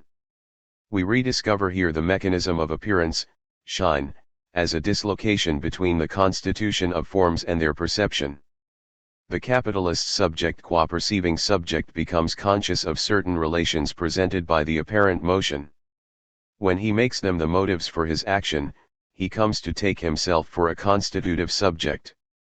He thinks he sees in the Erscheinungen the results of his own constitutive activity. In this manner in which the subject presents itself as constitutive, we see the ultimate form of the mystification which we have said is constitutive of its being. Another example is provided by the fall in the rate of profit, similarly taken for an operation determined by the will of the capitalist, the phenomenon arising from the nature of the capitalist mode of production, that the price of an individual commodity or a given portion of commodities falls with the growing productivity of labor, while the number of commodities rises, that the amount of profit on the individual commodity and the rate of profit on the sum of commodities falls, but the mass of profit on the total sum of commodities rises. This phenomenon simply appears on the surface as a fall in the amount of profit on the individual commodity, a fall in its price, and a growth in the mass of profit on the increased total number of commodities produced by the total social capital or the total capital of an individual capitalist. The matter is then conceived as if the capitalist voluntarily made less profit on the individual commodity, but compensated himself by the greater number of commodities which he now produces. Volume 3, p. 337. Here again, full light is cast on the relation between three terms: immanent tendencies of capital, apparent motion, and the consciousness of the capitalist. Here the decline in the rate of profit appears as a result of the increase of capital and the capitalist's consequent calculation that a lower rate of profit will enable them to tuck away a greater mass of profit. Volume 3, p. 332. The place of the agents of production in the process thus determines the necessary representations of their practice as mere expressions of the apparent motion of capital and therefore as totally inverted with respect to its real motion. This explains and founds the concept of inversion, Verkehren, which was used even in the German ideology to define ideology, but which then remained unfounded, due to the fact that Marx did not establish the difference between the Kerngestalt and the Fertiggestalt. In the German ideology, Marx was still a prisoner of an ideological concept of Wirklichkeit. For him, science was situated at the level of Wirklichkeit. It was, he said, a matter of studying reality as an ordinary man. As he did not think the difference between reality and the real motion, the inversion appeared as a mere function of a subjectivity, explanation being provided by the characterization of that subjectivity as petit bourgeois. Stirner and Bauer were petit bourgeois, and it was the essence of petit bourgeois subjectivity, which was incapable of seeing reality, to reflect it upside down. Here the inversion is founded in the structure of the process itself. The difference between this concept and the concept of Verkehren which characterized the speculative operation for the young Marx has likewise been established. The place of the agents of production thus defined determines at the same time the site from which a certain discourse on economics is pronounced, the discourse of vulgar economics. Vulgar economics actually does nothing more than interpret, systematize, and turn into apologetics the notions of the agents trapped within bourgeois relations of production. Volume 3, p. 956. In the third manuscript of 1844, political economy featured as the discourse of capitalist subjectivity. Here that function falls to a particular discourse, that of vulgar economics. Classical economics on the other hand is located on the terrain of science, and it is on that terrain that the difference between it and Marx's scientific discourse is established. See, value and price of production, a return to the problem of abstraction. We now have the means of specifying this difference. We shall do so à propos of a problem which has given rise to considerable discussion, the relation between value and price of production. Let us recall the definition of price of production. The production price of a commodity equals its cost price plus the percentage profit added to it in accordance with the general rate of profit, its cost price plus the average profit. Volume 3, p. 257. In the price of production the inversion we have already examined is realized. Equal capitals yield equal rates of profit independently of the organic composition of capital, which seems to overturn the theory of value. Indeed, the basis itself, the determination of the value of commodities by the labor time embodied in them, appears to be invalidated as a result of the conversion of values into cost prices. Theories of surplus value, MECW 32, p. 484. Since the publication of Capital Volume 3 this contradiction has given rise to discussions whose echo we find in Engels' supplement to that volume. More recently we find it problematized in an article by an Italian economist, Pietranera, La struttura logica del capitale, Società, 1955. Pietranera attempts to give an explanation based on the concepts advanced by Della Volpe to define the scientificity of Marxism. To start with, he criticizes a type of explanation founded on an analogy with physics. According to this explanation, the law of labor value is a theoretical law, valid in vacuo. But in the reality of economic phenomena, we are dealing with a full space. As a result, there are a number of accidental perturbatory phenomena analogous to the phenomena of friction. The difference between value and price of production thus expresses the difference between a law operating in vacuo and a law operating in fullness. For Pietranera, this empty/filled opposition refers to a theory of abstraction that is not Marxist. To it he opposes a theory of determinate abstraction, i.e., of the abstraction representing a determinate stage of historical development. He supports his interpretation with the following quotations. 1. A passage from Volume 3, p. 277. The exchange of commodities at their values, or at approximately these values, thus corresponds to a much lower stage of development than the exchange at prices of production, for which a definite level of capitalist development is needed. 2. The supplement to Volume 3 written by Engels in order to reply to various objections and interpretations aroused by our problem. In this text, Engels wants to refute the opinion that the law of value is no more than a theoretical fiction or an abstraction corresponding to nothing real.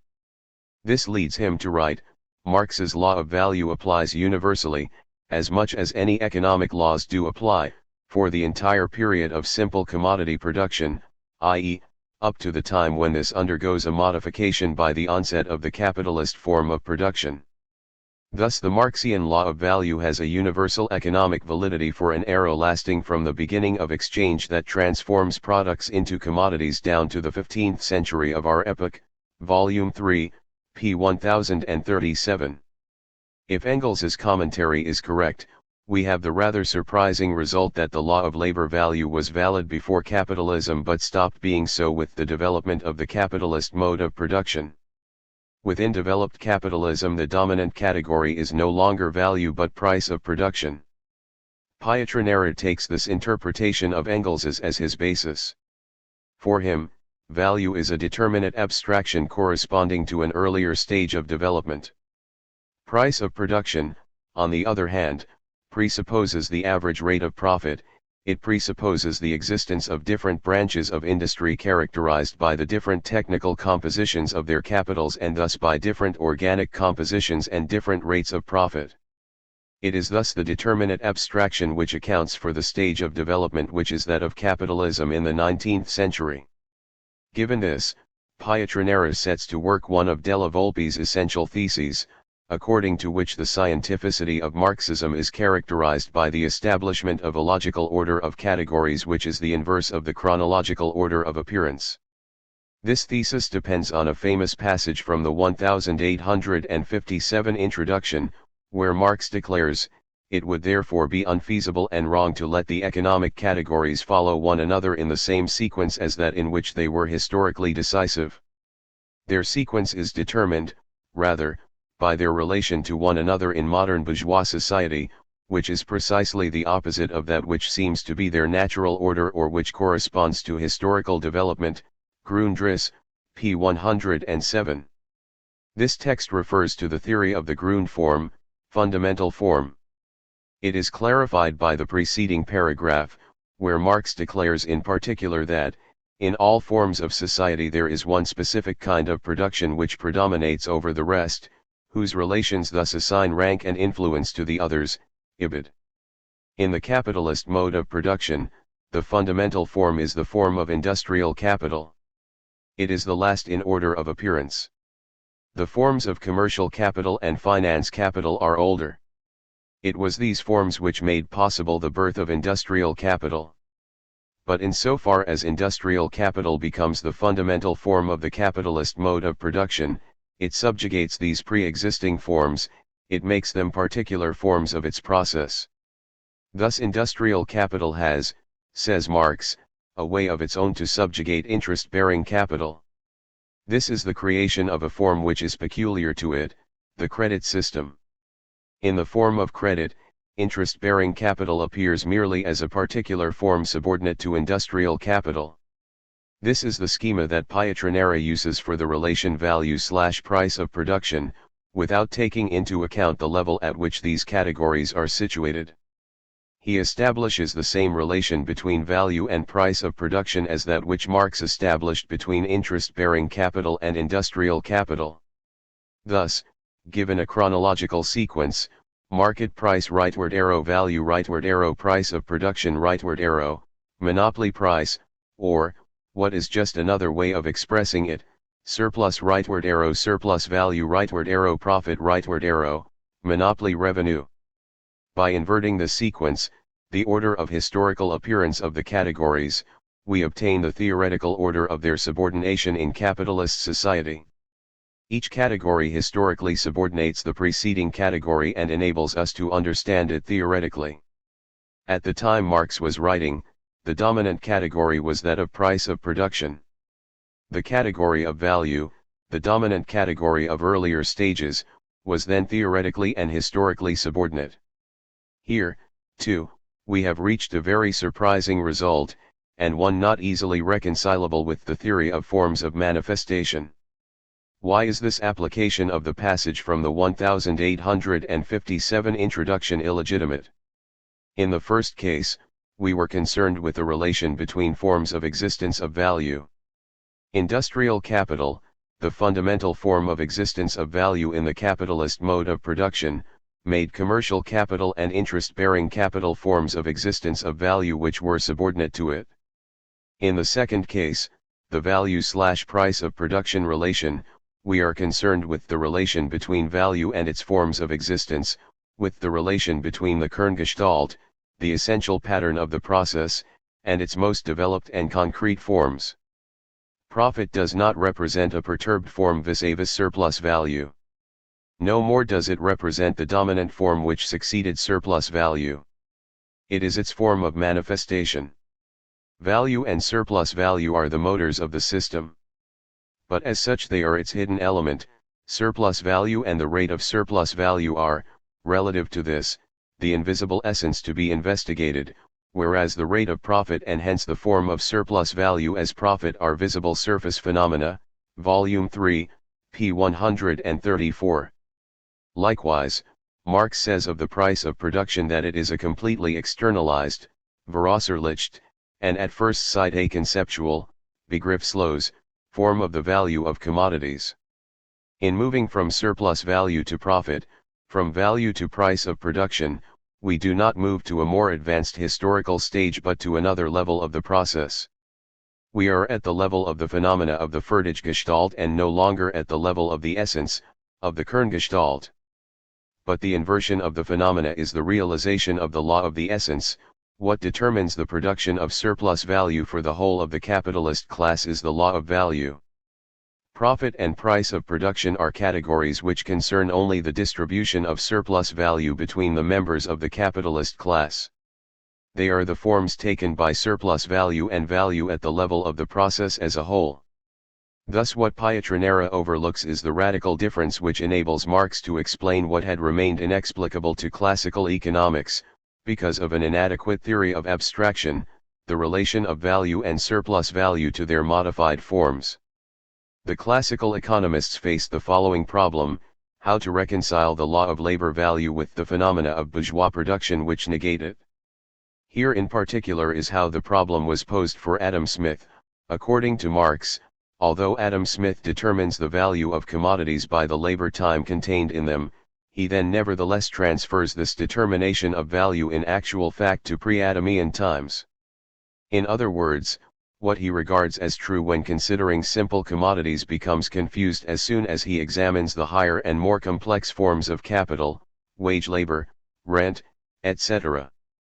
He expresses this in the following way: the value of commodities was measured by labor time in the paradise lost of the bourgeoisie, where people did not confront one another as capitalists, wage workers, landowners, tenant farmers, usurers, and so on, but simply as persons who produced commodities and exchanged them. Theories of Surplus Value, MECW 29, p. 298. Now let us remember Engels' statement, that Marx's law of value was valid for the entire period of simple commodity production, before the change brought about by the capitalist form of production. But it is for just such a conception that Marx attacks Adam Smith. In short, Engels and Pietranera want to exonerate Marx of the Ricardian sin of abstraction by making him adopt the Smithian theory. As for Marx, he leaves us in no doubt as to his own theory. This in fact means that the full development of the law of value presupposes a society in which large-scale industrial production and free competition obtain, in other words, modern bourgeois society, Ibid, p. 300. The fact that commodities are exchanged individually at their value is one thing, the law of value is another.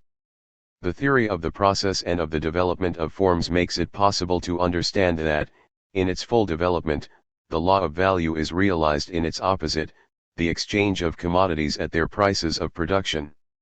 It is hard to explain this interpretative error by Engels, who had posed the problem perfectly correctly at the end of the preface to Volume 2, if not by a realist reaction due to circumstances. On the other hand, it is clear enough what gave rise to Pietranera's. The latter declares that value and price of production correspond to two different levels of abstraction, which should not, he says, be confused with abstract models. It is indeed a matter of different levels of abstraction, but the latter are not only thought by Pietranera as the expression of different stages of historical development. Abstraction is only thought here as a moment detached from a linear history. Here Pietranera places himself on a terrain which was that of the 1844 manuscripts, which represented the theory of the identification of the structure of the process as an object of science with the development of a history. If Pietranera identifies a form of development of the process with a stage of historical development, it is because, like Della Volpe, he stands on the terrain of a historicism and a theory of abstraction as separation, i.e., on the terrain of an empiricism outlined, as we have seen, by the presuppositions of the 1844 manuscripts.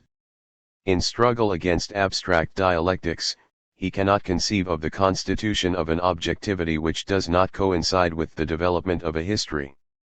We have here a misrecognition of the structure in the name of a historicist parti pris, whereas, precisely, only an analysis of the determinations of the structure makes it possible to grasp indirectly the historicity of economic forms and categories.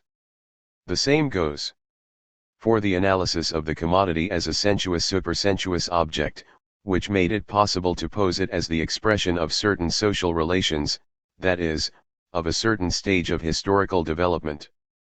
Pursuing our study from this point, we rediscover our point of departure, Ricardo's misrecognition of the form of value. Ricardo had posed labor as the substance of value without concerning himself with the particular character of that labor and without taking into account the fact that the labor was represented in a very particular form. He was still content with the affirmation of the law of value. But we know that the perceived phenomena contradict that law. Two possibilities then present themselves. Either to abandon the law of value, which means abandoning what Marx called the foundation and subsoil of the scientific attitude.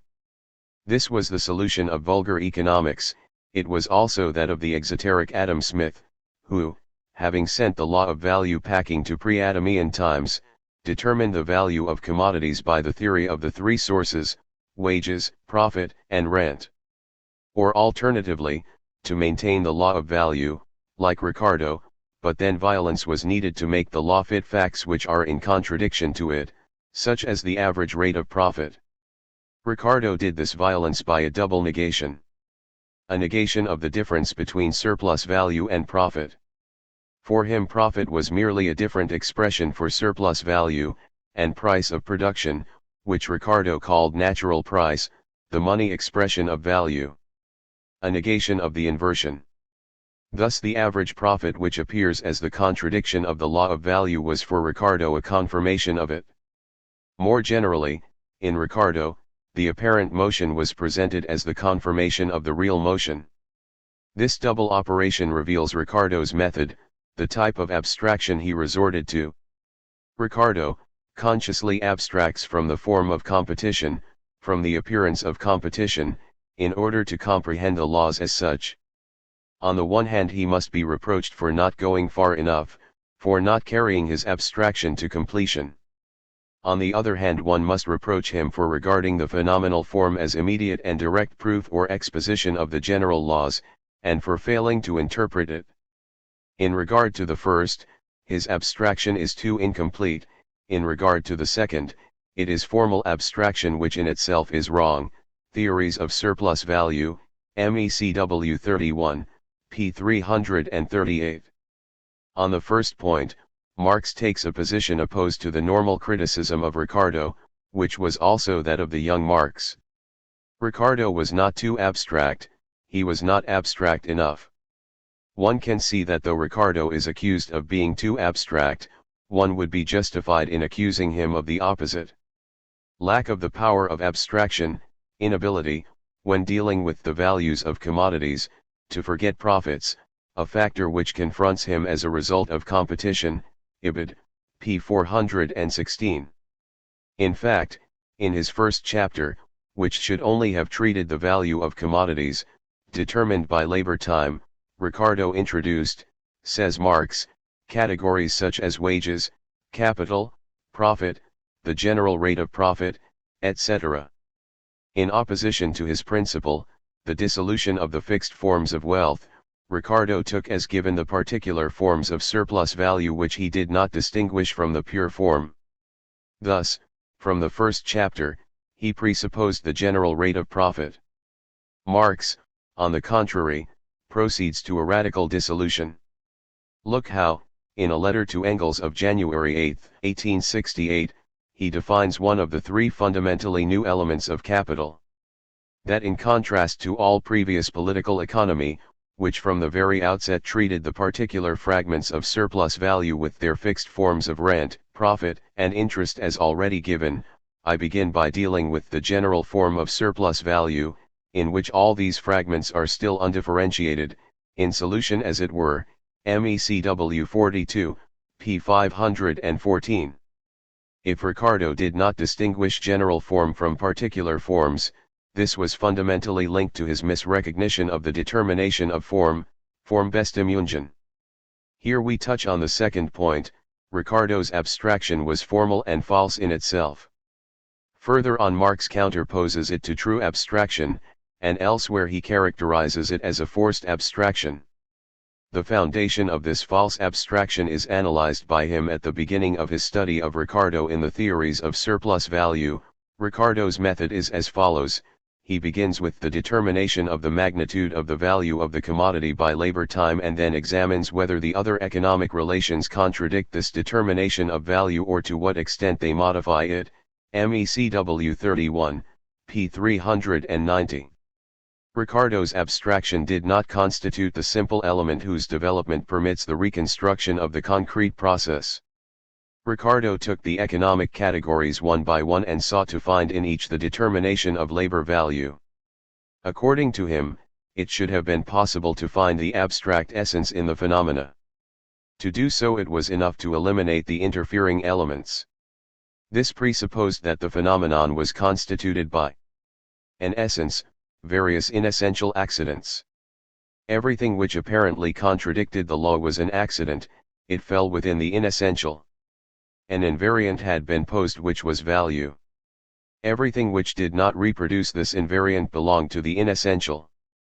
Ricardo retained a classical conception of abstraction which could much more legitimately be described as the theory of tritration, which some would like to apply to Marx. Not having studied surplus value in its pure form, Ricardo could not recognize that the apparent perturbations of surplus value are in fact modes of existence of surplus value, modes of realization of surplus value in the form of its opposite. He was therefore obliged to set aside these perturbations and to affirm identity where there is contradiction and inversion, to treat the apparent motion, a contradiction of the real motion, as its immediate confirmation. Marx sums up Ricardo by saying that he wanted to provide the science before the science. Letter to Kugelmann, July 11, 1868, MECW 43, p. 69. For this reason, we find in Ricardo side by side but not articulated in a system, on the one hand, scientific determinations, the law of value, on the other, the fixed forms of wealth, forms of appearance of value which are taken as given.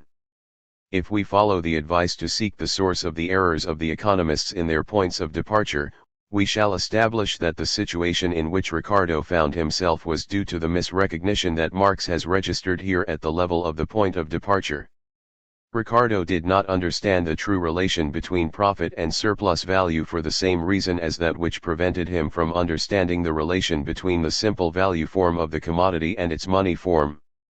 After having posed the substance, labor, as the invariant, he let the value form fall within the inessential. He took this value form as something self-evident.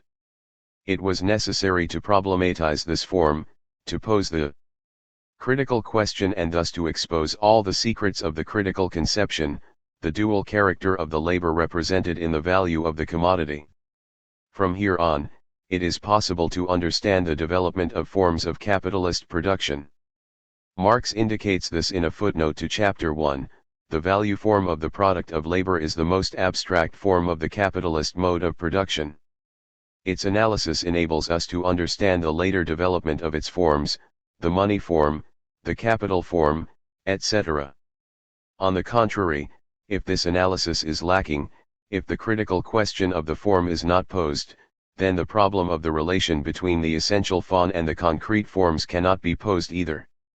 One is reduced to a comparison between the existing categories and the categories which express the inner determination. One is left with a false abstraction which is not developable. If we recall the text already cited where the method of classical economics was defined by the fact of reducing the different forms of wealth to a unity, we can grasp the difference of Marx's method in the following text. Classical political economy occasionally contradicts itself in this analysis. It often attempts directly, leaving out the intermediate links, Mittelglieder, to carry through the reduction and to prove that the various forms are derived from one and the same source.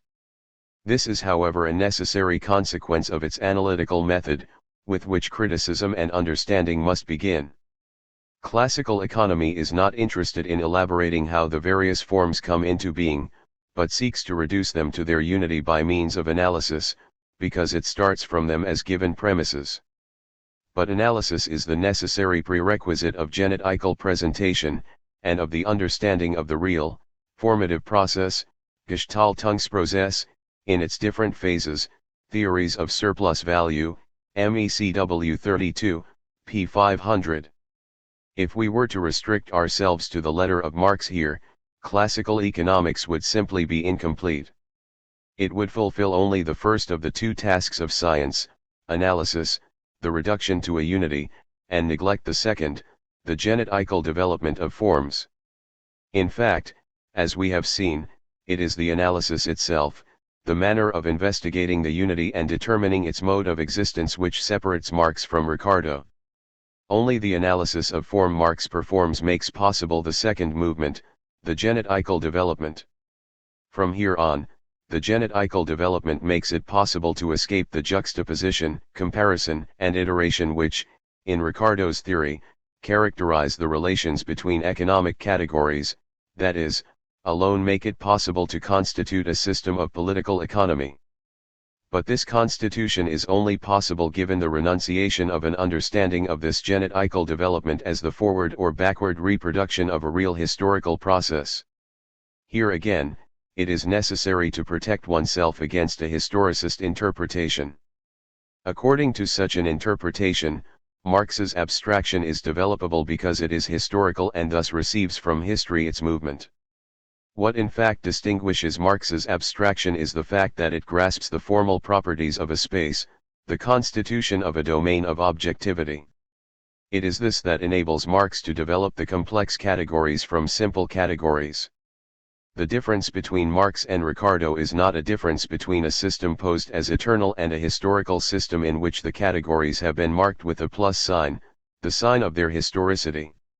Only Marx succeeded in formulating a system in the Kantian sense of the term. There is only one way for political economy to be systematic, and that is to accede to that radically new type of objectivity, which Marx determines in the very first chapter of Capital. Marx's revolution does not therefore consist of historicizing the categories of political economy. It consists of making a system of them, and we know that a critique is made of a system by its scientific exposition, i.e., that this system reveals a structure which can only be understood in the theory of the development of social formations. Correlatively, Ricardo's system appears as a coup de force. By his forced abstraction, which set out to make all the phenomena that contradict the law of value fit into it by violence, instead of developing the law to show how these phenomena are its modes of existence, in the form of concealment and inversion, Ricardo wanted to assert the science within the non-science. He did not therefore succeed in completing the project of dragging the given forms of wealth from their fixity, their mutual indifference, and of relating them to their inner essence. For this reason, in Ricardo, who represents classical economics in its greatest rigor, the possibility of fetishism is always present. Fetishism was exorcised by Ricardo's coup de force. It was not understood. 3. Critique and Science in Capital, Verosserlichung and the Constitution of Fetishism. Preliminaries.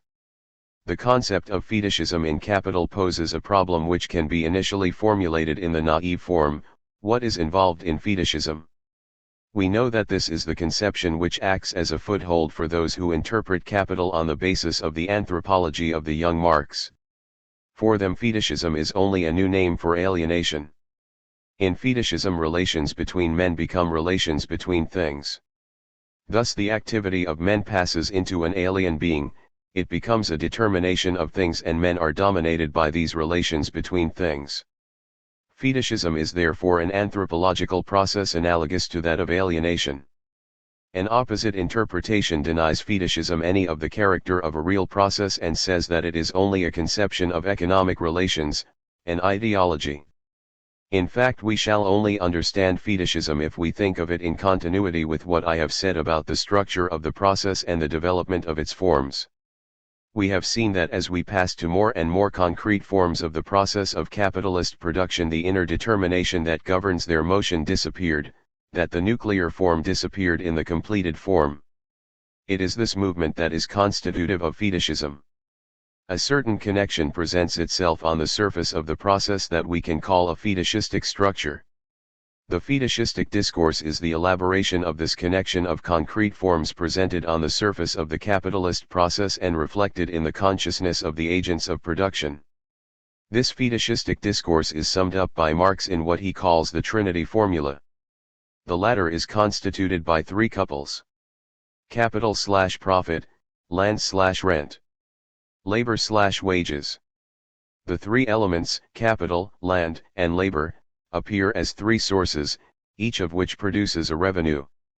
Capital naturally produces profit, labor wages, land rent. This trinity represents the systematization of what the agents of production perceive of the forms in which their activity is inscribed. Comment. Marx notes that it would be better to replace the first couple, capital/profit, with what it in fact subsumes, namely the capital/interest couple. Profit is indeed a phenomenal form, that is to say, a form of concealment, of surplus value. But it is still not the most concrete or the most mediated form of surplus value. It is still related to the sphere of production. Interest, which is itself a phenomenal form or form of concealment of profit, a phenomenal form or form of concealment in the second degree, represents the most concrete and most mediated form of surplus value. It is manifested outside the sphere of production. Its mechanism is as follows. A sum of money M advanced returns to its owner in the form M plus delta M, and that by virtue of a contract. There is no longer any question here of a process of production but only of a contract between two persons and of a mysterious power which money possesses of increasing itself. It is in this form that capital appears on the surface of the capitalist process. Thus it is the capital/interest formula that really constitutes the first couple of the Trinity formula. In order to study the constitution of fetishism, I shall examine the conditions of possibility of one of the three couples, the capital/profit, i.e., capital/interest, couple.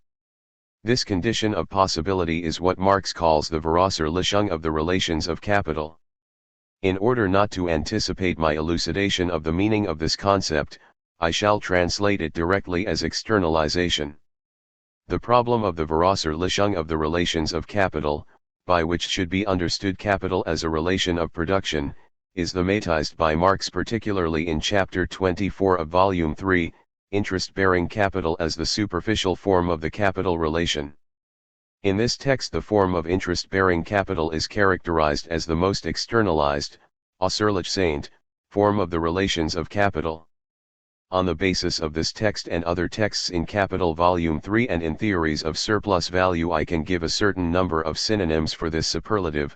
They define interest-bearing capital as the most concrete, the most mediated, the most fetishized, and the most alienated, in fremditseend form. This leads me to two interesting comments. On the one hand, the movement of fetishization seems to be identical to the movement of externalization. On the other, we find the key concept of the anthropological critique, entfremdung, alienation, appearing as equivalent to the concept of Veraußerlichung. In Volume 3 and Theories of Surplus Value we are concerned with an Entfremdung/Veraußerlichung couple strangely reminiscent of the dominant couple of the 1844 manuscripts, Entfremdung/Entäußerung. Hence the necessity to specify the meaning of the couple we are concerned with here so as to see whether it refers to the same thing as the one in the manuscripts. What, therefore, is Veraußerlichung? Let me pose the concepts by which we can account for the structure of the process, in order to define the structure of this movement which makes the constitution of fetishism possible. These are the concepts of relation, by which of course should be understood relation of production, in so far as it is these relations that underlie the whole process; form, in so far as the form is that by which the relation is manifested, by which it is represented in Wirklichkeit; origin and limit of the process, motion or development of the forms; result.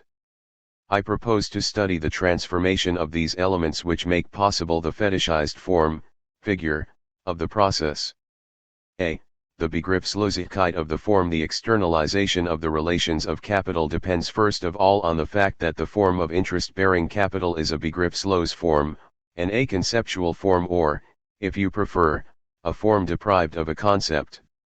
This is the form MT where M equals M plus M, or M plus delta M. The Begriffslosigkeit lies in the fact that, in this form, the process that makes it possible disappears. In fact, the movement MM which is posited here as a spontaneous movement of M is only possible if the money capital M enters into a process of production in which it is expanded in value. It is this expansion of value within the process P of reproduction of industrial capital that makes possible the increase delta M. For the true circuit undergone by this M, it is necessary to posit, in the interval between M and M, the whole circuit of money capital, which is one of the three circuits, one of the three functional forms of industrial capital studied by Marx at the beginning of Volume 2. We shall then have. This process alone permits the transition from an initial value M to a value M equal to M plus delta M. 8. The question which interests us here is to know what are the relations between M and M in this circuit. Let us ask first what is the specific form of M in the stage. Here is Marx's answer. In this first stage, M circulates as money. It functions as money capital simply because it is only in its monetary state that it performs a monetary function, and can be converted into the elements of P that face it as commodities, L and MP. In this act of circulation, it functions only as money, Volume 2, p. 130. This means that M is not in itself capital. By itself it does not possess any power of increase. It only fulfills a money function, a purchasing function, and not a capital function, a function of self-expanding value. What is it that transforms this pure money function into a capital function? It is the nature of its link with the other stages of the process. Because this act 9 is the first stage of capital value in process, it is simultaneously a function of money capital, by virtue of the specific useful form of the commodities L and MP that are bought, Volume 2, p. 130. This last phrase means two things. 1. Is a function of money capital, it plays a part in the capitalist process of reproduction insofar as it makes possible, by virtue of the special character of L and MP, stage P, which is that of the expansion of value. 2. More particularly, the decisive thing here is the nature of the commodity L, labor power.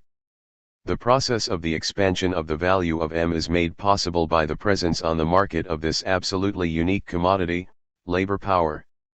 The form we are concerned with thus conceals the opposition between capital and wage labor. Its study reveals capitalist relations of production as the motor of the circuit. Firstly, this whole circuit presupposes the capitalist character of the production process, and hence considers this process itself as a basis, as well as the specific social relations determined by it.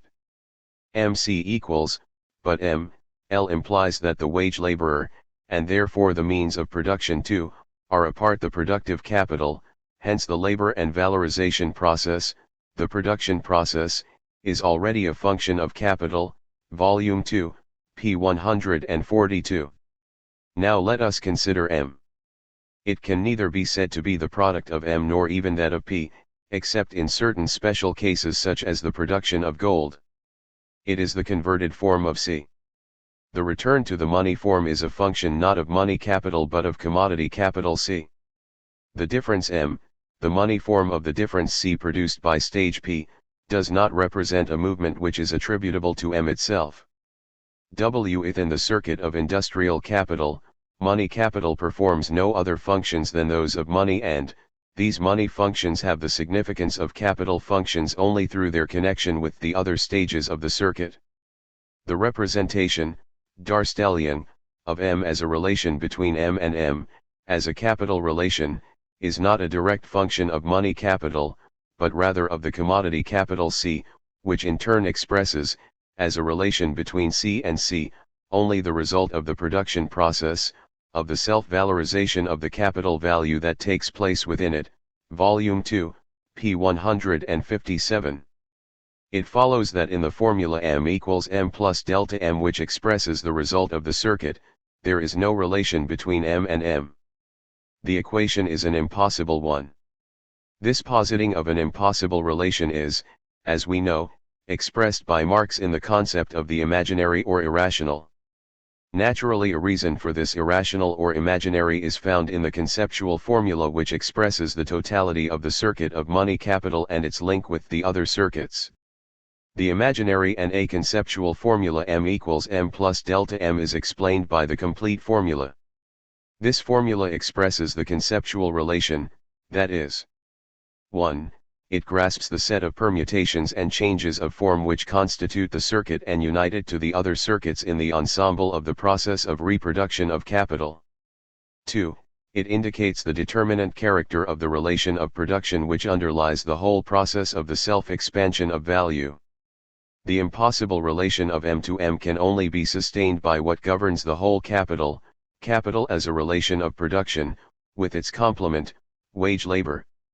Thus the circuit of money capital is the one which best expresses the capitalist process. In fact, it is a peculiarity of this process that it has as its principle the self-expansion of value, as the circuit from M to M clearly expresses. But this determinate form of the process of reproduction of capital, the process of self-expansion of value made possible by the relations of production of capital and wage labor, tends to disappear in its result. M thus appears as a sum of values which is internally differentiated, undergoes a functional, conceptual, self-differentiation, and expresses the capital relation. But this is expressed simply as a result, without the mediation of the process whose result it is. Volume 2, p. 128. This circuit is therefore characterized by the disappearance of the process in its result. It thus lends itself, should it happen to be autonomized, to the misrecognition of the capitalist process.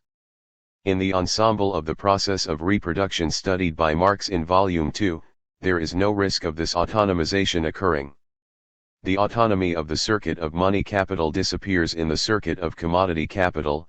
The appearance of independence that the money form of the capital value possesses in the first form of the circuit, that of money capital, vanishes in this second form, which thus constitutes a critique of form I, and reduces this to a mere particular form. Volume 2, p. 154.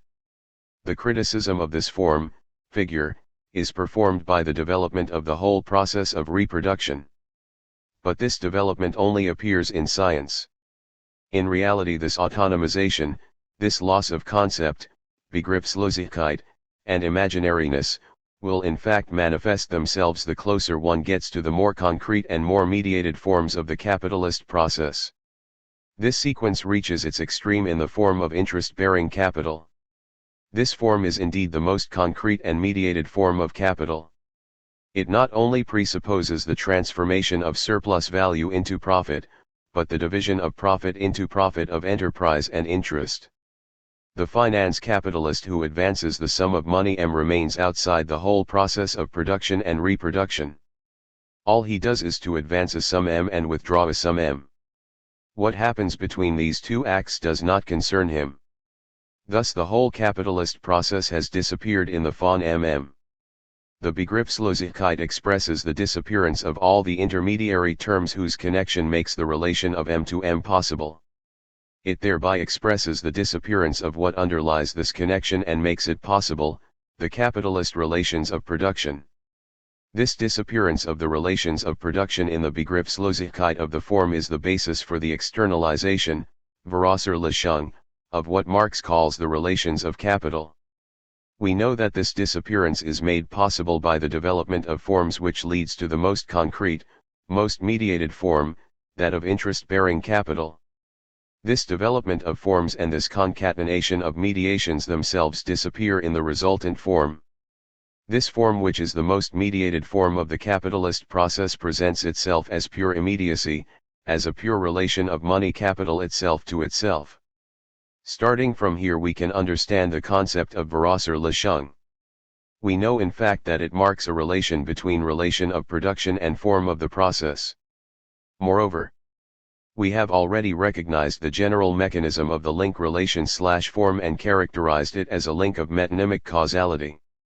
In the Begriffslos form, which has lost all the characteristics which located it in a definite place in the development and articulation of the forms of the process, this metonymic causality produces its most radical effects. Before going into the details of these effects, I can already note that the terms of the problem exclude a certain type of interpretation of Veraußerlichung, and of Entfremdung. The terms present are not subject, predicate, and things, but relation and form. The becoming alien in question here does not mark the externalization of the predicates of a subject in an alien entity, but designates what becomes of the relations of capital in the most mediated form of the process. b. The Veraußerlichung of the relation. The concept of Veraußerlichung is almost ritually accompanied by three other concepts, those of Verrücktheit, absurdity, Versachlichung, materialization, and Verkehrung, reversal. I shall leave the first term on one side, it has no conceptual significance of its own. The concept of Verkehrung, though, does pose a problem. On the one hand, it designates the inversion of the inner determination of the process in its completed forms, which has already been studied. But here it takes on a new meaning which I shall examine later on. The concept of Versachlichung must be understood on the basis of what I have already said about the constitution of Gegenständlichkeit and the mechanism of Darstellung. In the analysis of the commodity form we saw that the thing, the object, was the bearer of a relation, and that the misrecognition of this bearer function, of the sensuous/supersensuous character of the thing, transformed what was the expression of a social relation into a natural property of the thing. More precisely, everything turned on the function of the form. The latter was simultaneously the form, guise, of the thing and the phenomenal form of the relations of production. We rediscover the mechanism of Darstellung brought to light by Marx in the relation between capital as a thing, a sum of money or a mass of material elements, raw materials, machines, etc., and capital as a relation of production for which the former serves as a bearer. But capital is not a thing, it is a definite social relation of production pertaining to a particular historical social formation, which simply takes the form, sich darstellt, of a thing and gives this thing a specific social character. Volume 3, p. 953. We rediscover the Verhältnis, Ding opposition, an opposition which has its mode of existence in Darstellung. Misrecognition of the Darstellung cancels the opposition and transforms capital into a mere thing. The three terms here are capital as a relation of production, the capital form, which here is the aconceptual form of interest-bearing capital, the thing, the material elements of capital, which acts as a bearer to the capital relation by adopting the guise of the form of interest-bearing capital. Now the form of interest-bearing capital has lost all memory of what made it a special and determinate form of capital. Its formal determinations will thus be confused with the material determinations of the thing. The form ceases to perform its function as a form because of its Begriffslosigkeit. The social determinations of the relations of production will thus find themselves reduced to the material determinations of the thing. Hence the confusion between what Marx calls material foundations, things which perform the function of bearers, and social determinations. The latter become natural properties of the material elements of production. Thus the capital relation has become a thing. But this thing has some very special properties. Its mysterious character can be expressed in two ways. If M is considered as a sum of value, the relation MM will take the form of the incomprehensible, unbegreiflich, relation 4 equals 5. The issue here is the mystery of the increase. The solution to this mystery can be sought in the use value of the material elements of the thing M. An incommensurable relation is then substituted for an incomprehensible relation. The thing M produces surplus value, that is, a social relation. I shall state this mystery adequately by giving this incommensurable relation its true name. It is an imaginary or irrational relation. We can thus understand the possibility of this mystery and its solution. The elucidation of the concept of Verkehren will provide us with the solution. This concept designates the following motion: the transformation of the social relation into a thing is equally a transformation of the thing into a social relation. The thing in which the social relation has disappeared has inherited the motion that the social relation determines. This motion is present in the thing as a natural faculty or occult quality. Here we have the precise and complete meaning of the concealment by which Marx characterizes the mode of action of the relations of production. The effect of this mode of action is first manifest in the fact that the thing appears to be an automaton endowed with a determinate motion. The transition from 4 to 5 is possible because the thing possesses in itself a reason for its increase. And it possesses this reason because, as Marx said, it finds itself pregnant through the presence inside it of the social relation. It is therefore the imaginary or irrational that is the reason for the increase of the thing. 10. The imaginary or irrational is thus confirmed in every sense of the word as the reason for and of Wirklichkeit. The mode of presence of the social relation in the thing enables the two mysteries to be explained, the mystery of the increase, and the mystery of the production of a social relation by a mere thing. The thing capital can thus produce interest naturally and in a determinate fashion, as land produces rent. We can summarize this motion by saying that the thing has become an autonomous subject, something that Marx expresses in the concept of Versubjektivierung, subjectification. We are therefore dealing with a double motion, the materialization of the social determinations of production, and the subjectification of its material bases, of the things in which these social determinations are represented and concealed. Marx explains that this double motion was already perceptible in the simplest determination of the capitalist mode of production, the commodity form of the labor product.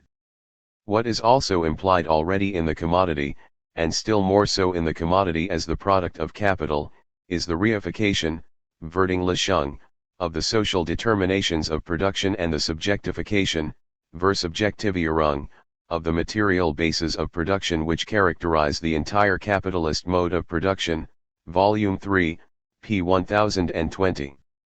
It is this double motion that constitutes the second meaning, evoked above, of the concept of Verkehren, which I shall translate here as reversal, renversement.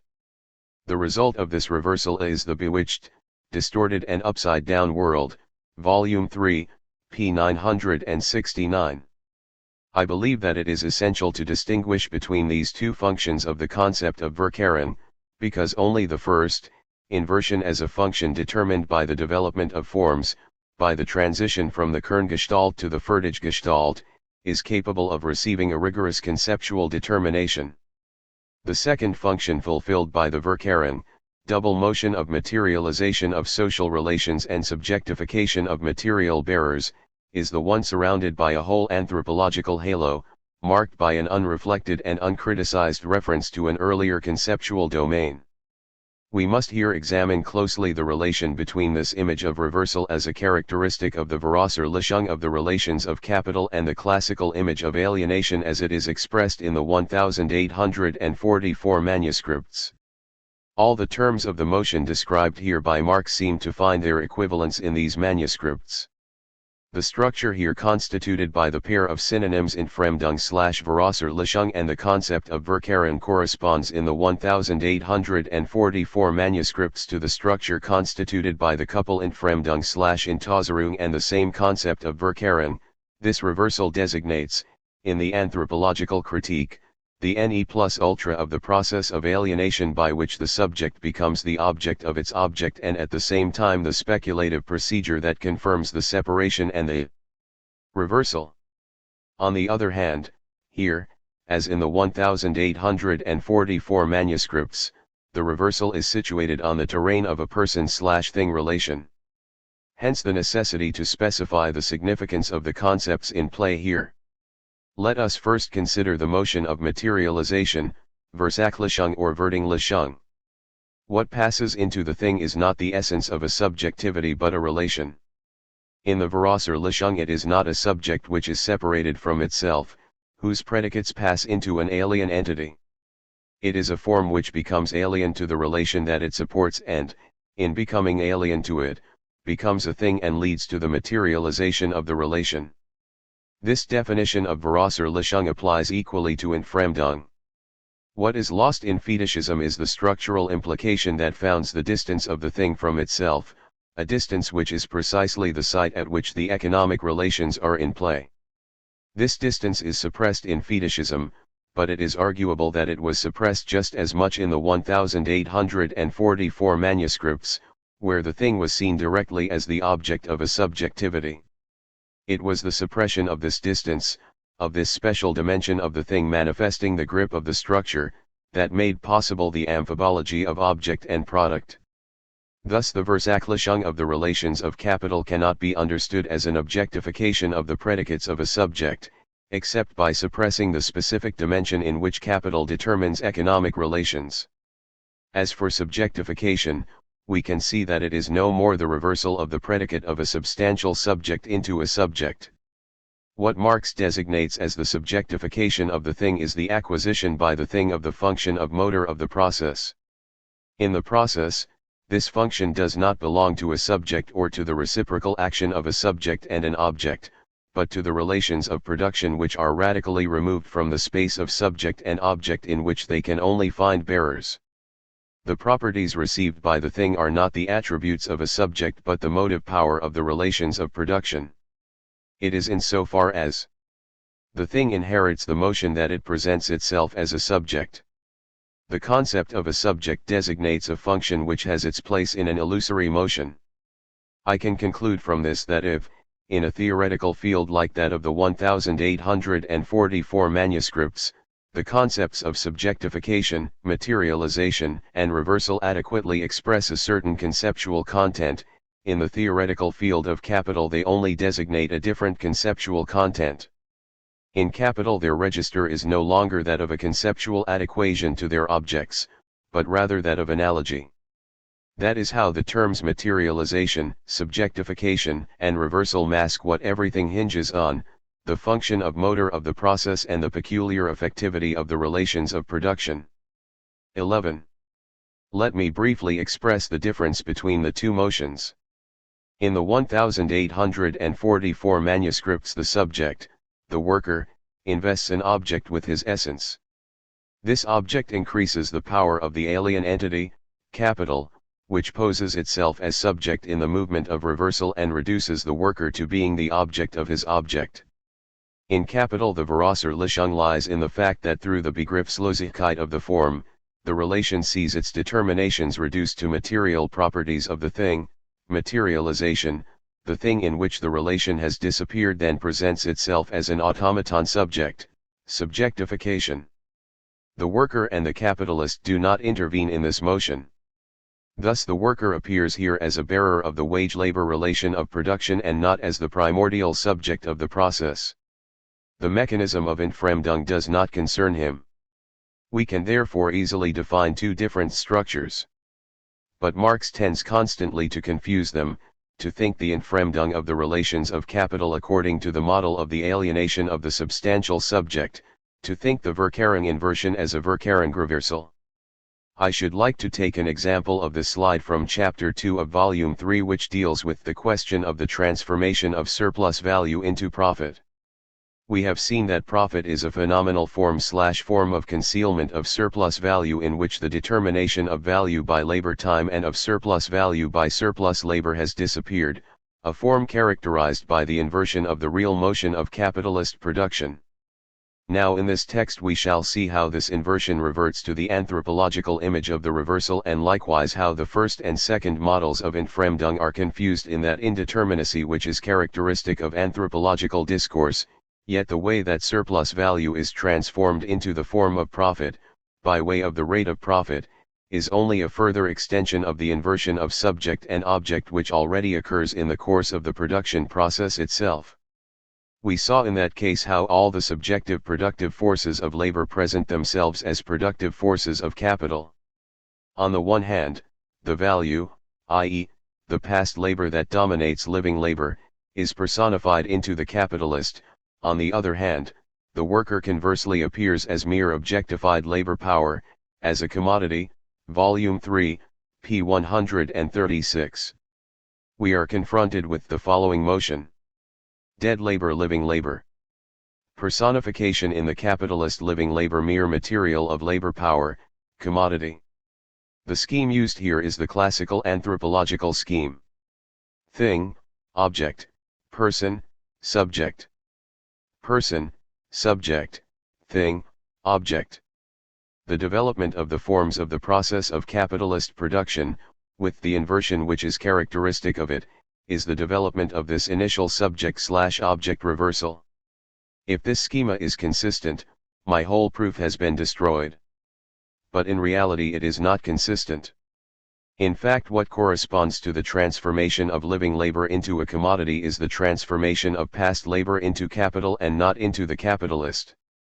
Personification, in the strict sense that this concept receives in capital, is something quite different. It designates the function of the subject as a bearer for the relation of production. As we have seen, the relation of production determines on the one hand a subject function and on the other an object function. It is this relation of production which carries out the Darstellung of the object and equally what I shall call, borrowing a term from Jacques Lacan, the staging or mise en scene of the subject. 12. We know that this excludes the subject/object couple functioning as the motor of the process, or the motion of the process being the motion of the reciprocity of this couple. The rigorous function of personification as it is at work in capital completely invalidates Marx's use of this concept here. If we reconsider our schema, we shall have: labor power is now confronted by capital and not by a person, the capitalist. And in the same way the capitalist is confronted with another subject, the worker, and not by a thing. The subject/object inversion no longer has any place here. That is, anthropology has no place in capital except the one kept for it by relapses in Marx's discourse. Where Marx fails to locate his concepts, the latter arrange themselves around anthropological reference points. Where the rigor of his discourse slackens, we see an anthropological model emerge. Such slides necessarily occur in so far as Marx does not rigorously criticize his vocabulary. The words which express the new concepts introduced by capital are in many cases the same as those which express the anthropological concepts of the young Marx. It is necessary to insist on this distinction. We really are concerned with different concepts. For example, in capital we find a concept of Verkehrung and a concept of Entfremdung, which are new concepts in relation to the 1844 manuscripts, concepts which have a different content. But the same words express the anthropological concepts, which I shall call concepts I, and the concepts of capital, concepts II. It is interesting to emphasize that in both cases the concepts of Verkehring and Entfremdung have a relational function. They designate the relations between terms within a certain theoretical space. In theoretical space I, the terms brought into relation by the concepts of Verkehring and Entfremdung are those of subject, predicate, object, person, thing, the empirical, speculation, etc. In theoretical space too, these terms are simple form and complex form, relation and form, etc. The two theoretical spaces have different properties. It follows that relations of type I cannot be homologous with those of type II. Rigor therefore requires that the words in which these relational concepts are expressed should likewise be different. As Marx does not meet this demand for rigor, the first form, figure, always threatens to insinuate itself where it no longer has any place. The slide takes place in two stages: establishment of a homology between relations of type I and relations of type II, and reconstitution thereby of theoretical space I, in which an attempt is made to insert theoretical space II. Now in this attempt a distortion is revealed which bears witness to the resistance of space II. It is this distortion that produces, for instance, the inconsistency of the scheme we have just studied. We find distortions of the same kind almost every time Marx uses schemata borrowed from the anthropological critique.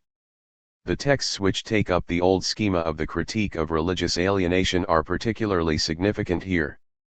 Whenever Marx emphasizes an analogy between the process he is studying and that of religious alienation, example in the first chapter of Capital, analysis shows that the analogy is not absolutely rigorous.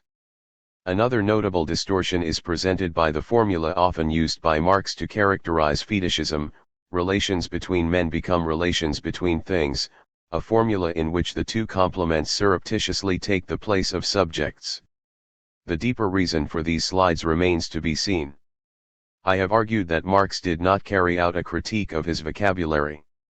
This absence of a critique is not simply negligence. If Marx did not deem it necessary to establish terminological differences, it is because he never rigorously thought the difference between his discourse and the anthropological discourse of the young Marx. We can determine in Marx's theoretical practice the break that Marx only affirmed, we can formulate the radical difference between the two problematics, but Marx himself never really grasped and conceptualized this difference. See displacement of the origin and transgression of the limit. An examination of what happens to the origin, Ursprung, the limit, Grenze, and the result of this process will show us the completion of its fetishized form. The origin in question is not a temporal origin but the origin of the capitalist process as such. As the process of capitalist production is the process of the self-expansion of the value of capital, the origin that concerns us is the origin of surplus value, surplus labor.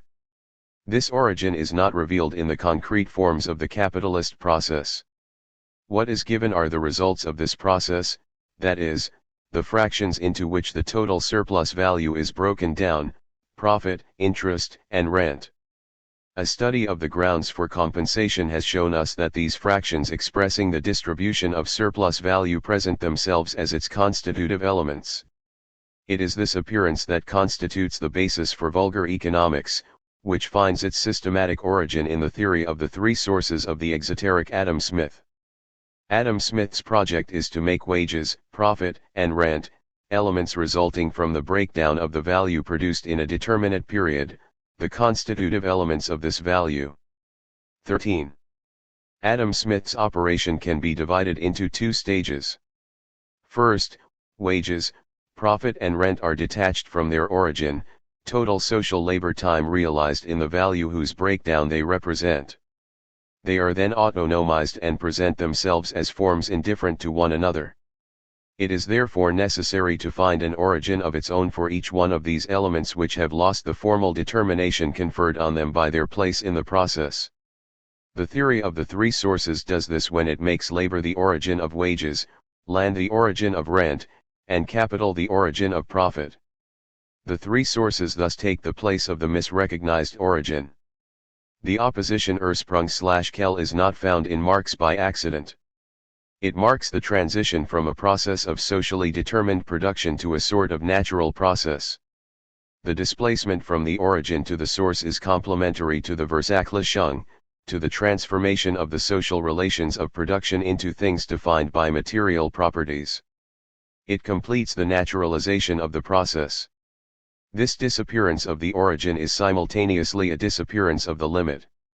We know that this limit is determined by the origin of value, labor time, and of surplus value, surplus labor. It is the total quantity of exploited surplus labor which determines the limits of surplus value.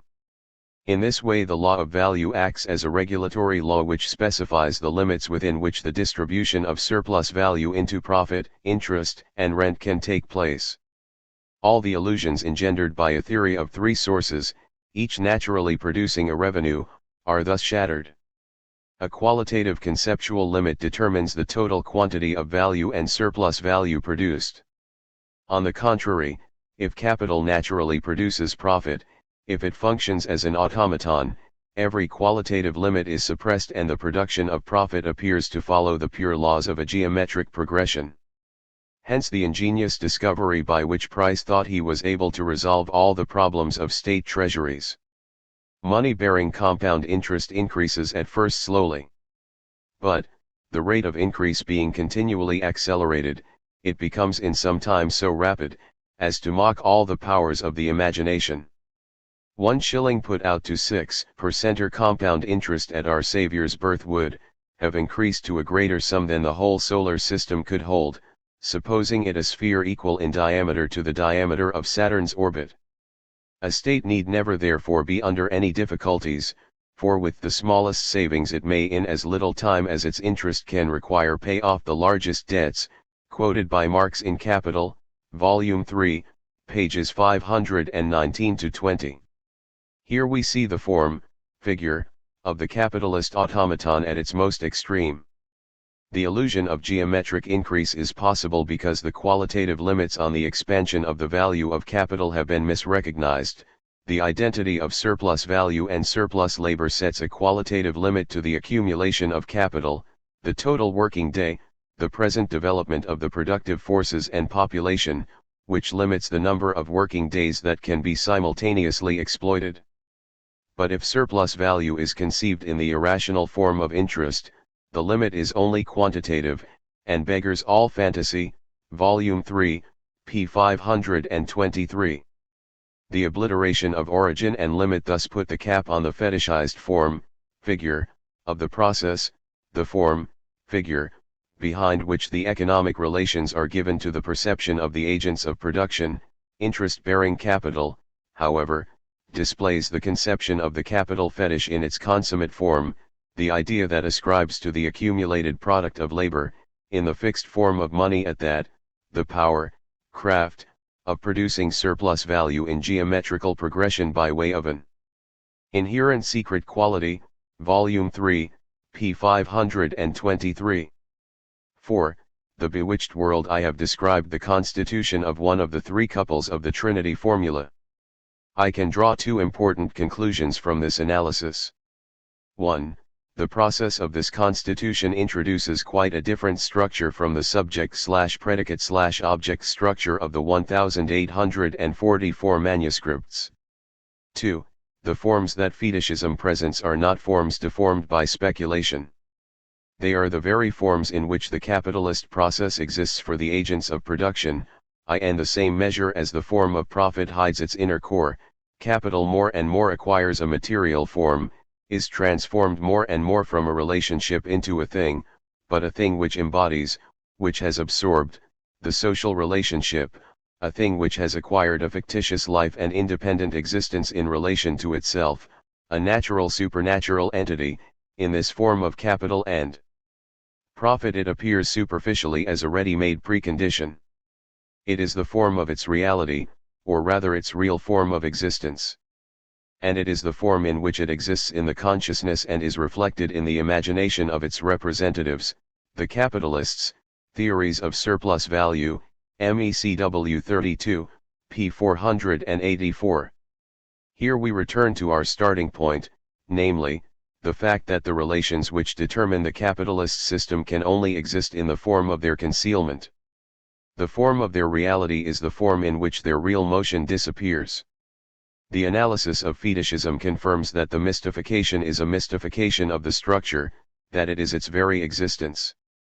The bewitched world of fetishism haunted by Monsieur Le Capital and Madame La Terre, who are at the same time social characters and mere things, Volume 3, p. 969, is thus the perfect form of this connection of effects determined by the absence of the cause. This absence of the cause is reflected by Marx as a mere distance. It is linked to the disappearance of mediations, obliviousness to the inner determinations of the process. But this obliviousness is also constitutive, since we are no longer concerned with the development of a consciousness endowed with the Hegelian faculty of Erinnerung. Therefore, beyond the inadequate images of distance and obliviousness, we are led back to the foundation, that is, to the fact that the phenomenal forms of the process are determined by something which absolutely cannot be represented in the field of Wirklichkeit without being concealed there, namely the relations of production, relations which bear, that is, do not bear, witness to the process of formation, the Entstehungsprozess, of a determinate mode of production, the capitalist mode of production. Fetishism thus represents not an anthropological process but the specific dislocation according to which the structure of the capitalist mode of production presents itself in the field of Wirklichkeit, of Alltagsleben, everyday life, and offers itself to the consciousness and action of the agents of production, the bearers of capitalist relations of production. It is on this basis that the forms of fetishism are elaborated and systematized in a special discourse, that of vulgar economics. Vulgar economics actually does nothing more than interpret, systematize, and turn into apologetics the notions of agents trapped within bourgeois relations of production, Volume 3, p. 956.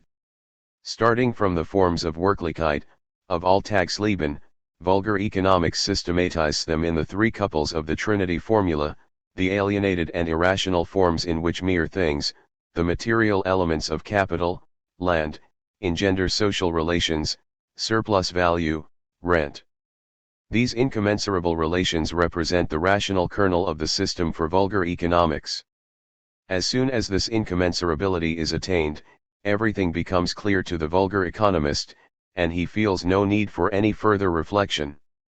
For he has precisely reached what is rational to the bourgeois mind, Volume 3, p. 957. From the point we have now reached I can try to characterize all the types of discourse that we have encountered. The starting point which is given to perception is the fixed forms of wealth, the forms of Wirklichkeit which are the business of the agents of production. The vulgar economist is content to systematize these forms, to give their rational kernel, i.e., precisely the imaginary or irrational.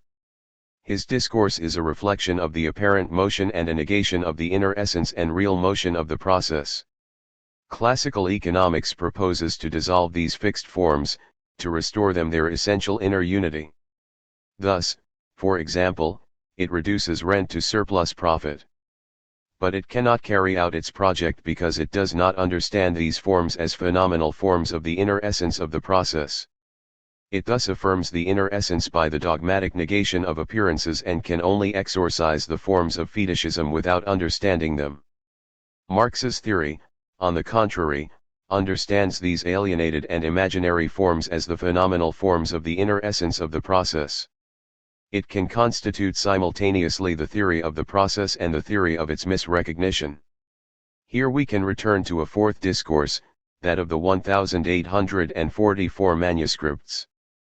This discourse also has as its starting point the alienated and imaginary forms that I have just examined. The first manuscript starts from the three sources, and the young Marx rejects the Ricardian breakdown as abstract. Thus, he writes in his notes on Ricardo, Political Economy, in order to give its laws a greater consistency and determinacy, has to posit reality, Wirklichkeit, as accidental and abstraction as real. 14. The discourse of the manuscripts is therefore a discourse which starts from the alienated and irrational forms and attempts to confine itself to the level of Wirklichkeit. This means that for it these irrational forms will be forms of unreason, of reason estranged, forms of man become foreign to himself. In other words, these alienated forms, and we have seen what meaning this term should be given here, are for this discourse forms of alienation in the anthropological sense of the term. Thus the reduction of the forms of wealth to the determination of alienated labor does not constitute a true critique of the forms of economic Gegenständlichkeit, but maintains the mere form of a reversal in which determinations of the human subject and of intersubjectivity are introduced everywhere in place of material determinations and relations between things, the most remarkable example of this occurring in the amphibologies of wealth and of commerce. This discourse thus still remains captive to the illusions of Wirklichkeit. Chapter 3. Remarks by way of conclusion. I should like to close by raising a problem, the problem of the possibility of the discourse of classical economics. There is in fact one discourse whose conditions of possibility are clearly defined, that of vulgar economics. The problem is different where classical economics is concerned. The latter is not basically dependent on the conceptions of the agents of production. It is only dependent on them in its weaknesses, example in the exoteric Adam Smith. How are we to explain both the relative autonomy of the discourse of classical economics, an autonomy that enables it to dissipate the appearances of fetishism, and its essential limitedness, its inability to arrive at an understanding of the real motion of capitalist production? After praising the dissolution carried out by classical economics, Marx states, even its best representatives of classical economics remained more or less trapped in the world of illusion their criticism had dissolved, and nothing else is possible from the bourgeois standpoint, Volume 3, p. 969. How is this impossibility revealed? I can try to reflect on the existence of two privileged points at which the misrecognition of the structure contained in the discourse of classical economics is affirmed. There are two things that classical economics does not see. We have examined at length the first point, which concerns the misrecognition of the value form. Here is how Marx poses the necessity of this misrecognition in classical economics. It is one of the chief failings of classical political economy that it has never succeeded, by means of its analysis of commodities, and in particular, of their value, in discovering the form of value which in fact turns value into exchange value. Even its best representatives, Adam Smith and Ricardo, treat the form of value as something of indifference, something external to the nature of the commodity itself.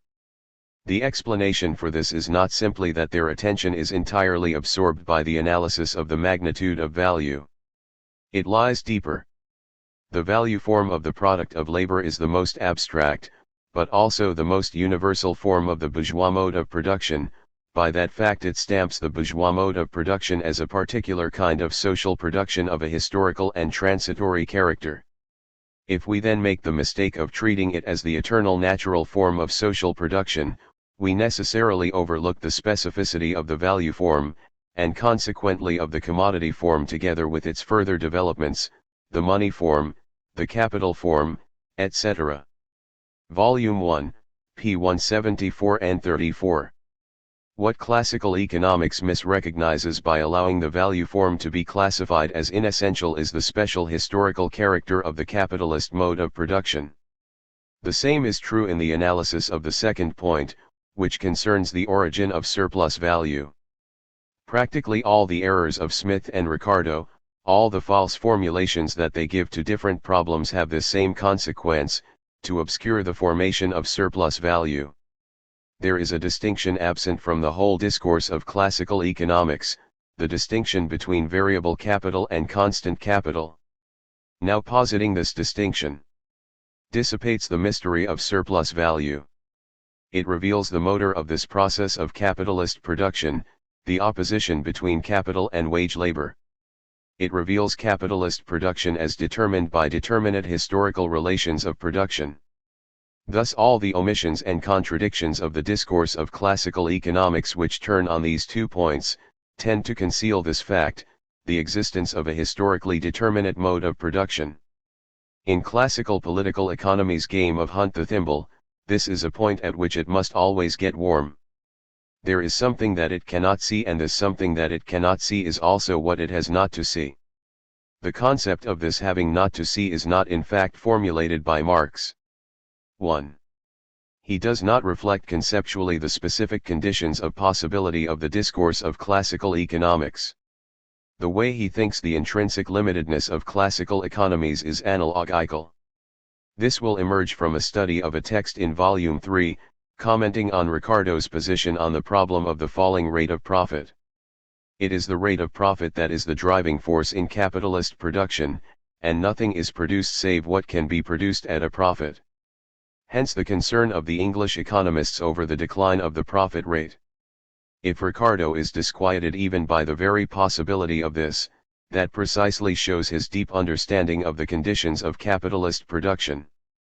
What other people reproach him for, i.e., that he is unconcerned with human beings and concentrates exclusively on the development of the productive forces when considering capitalist production, whatever sacrifices of human beings and capital values this is bought with, is precisely his significant contribution. The development of the productive forces of social labor is capital's historical mission and justification.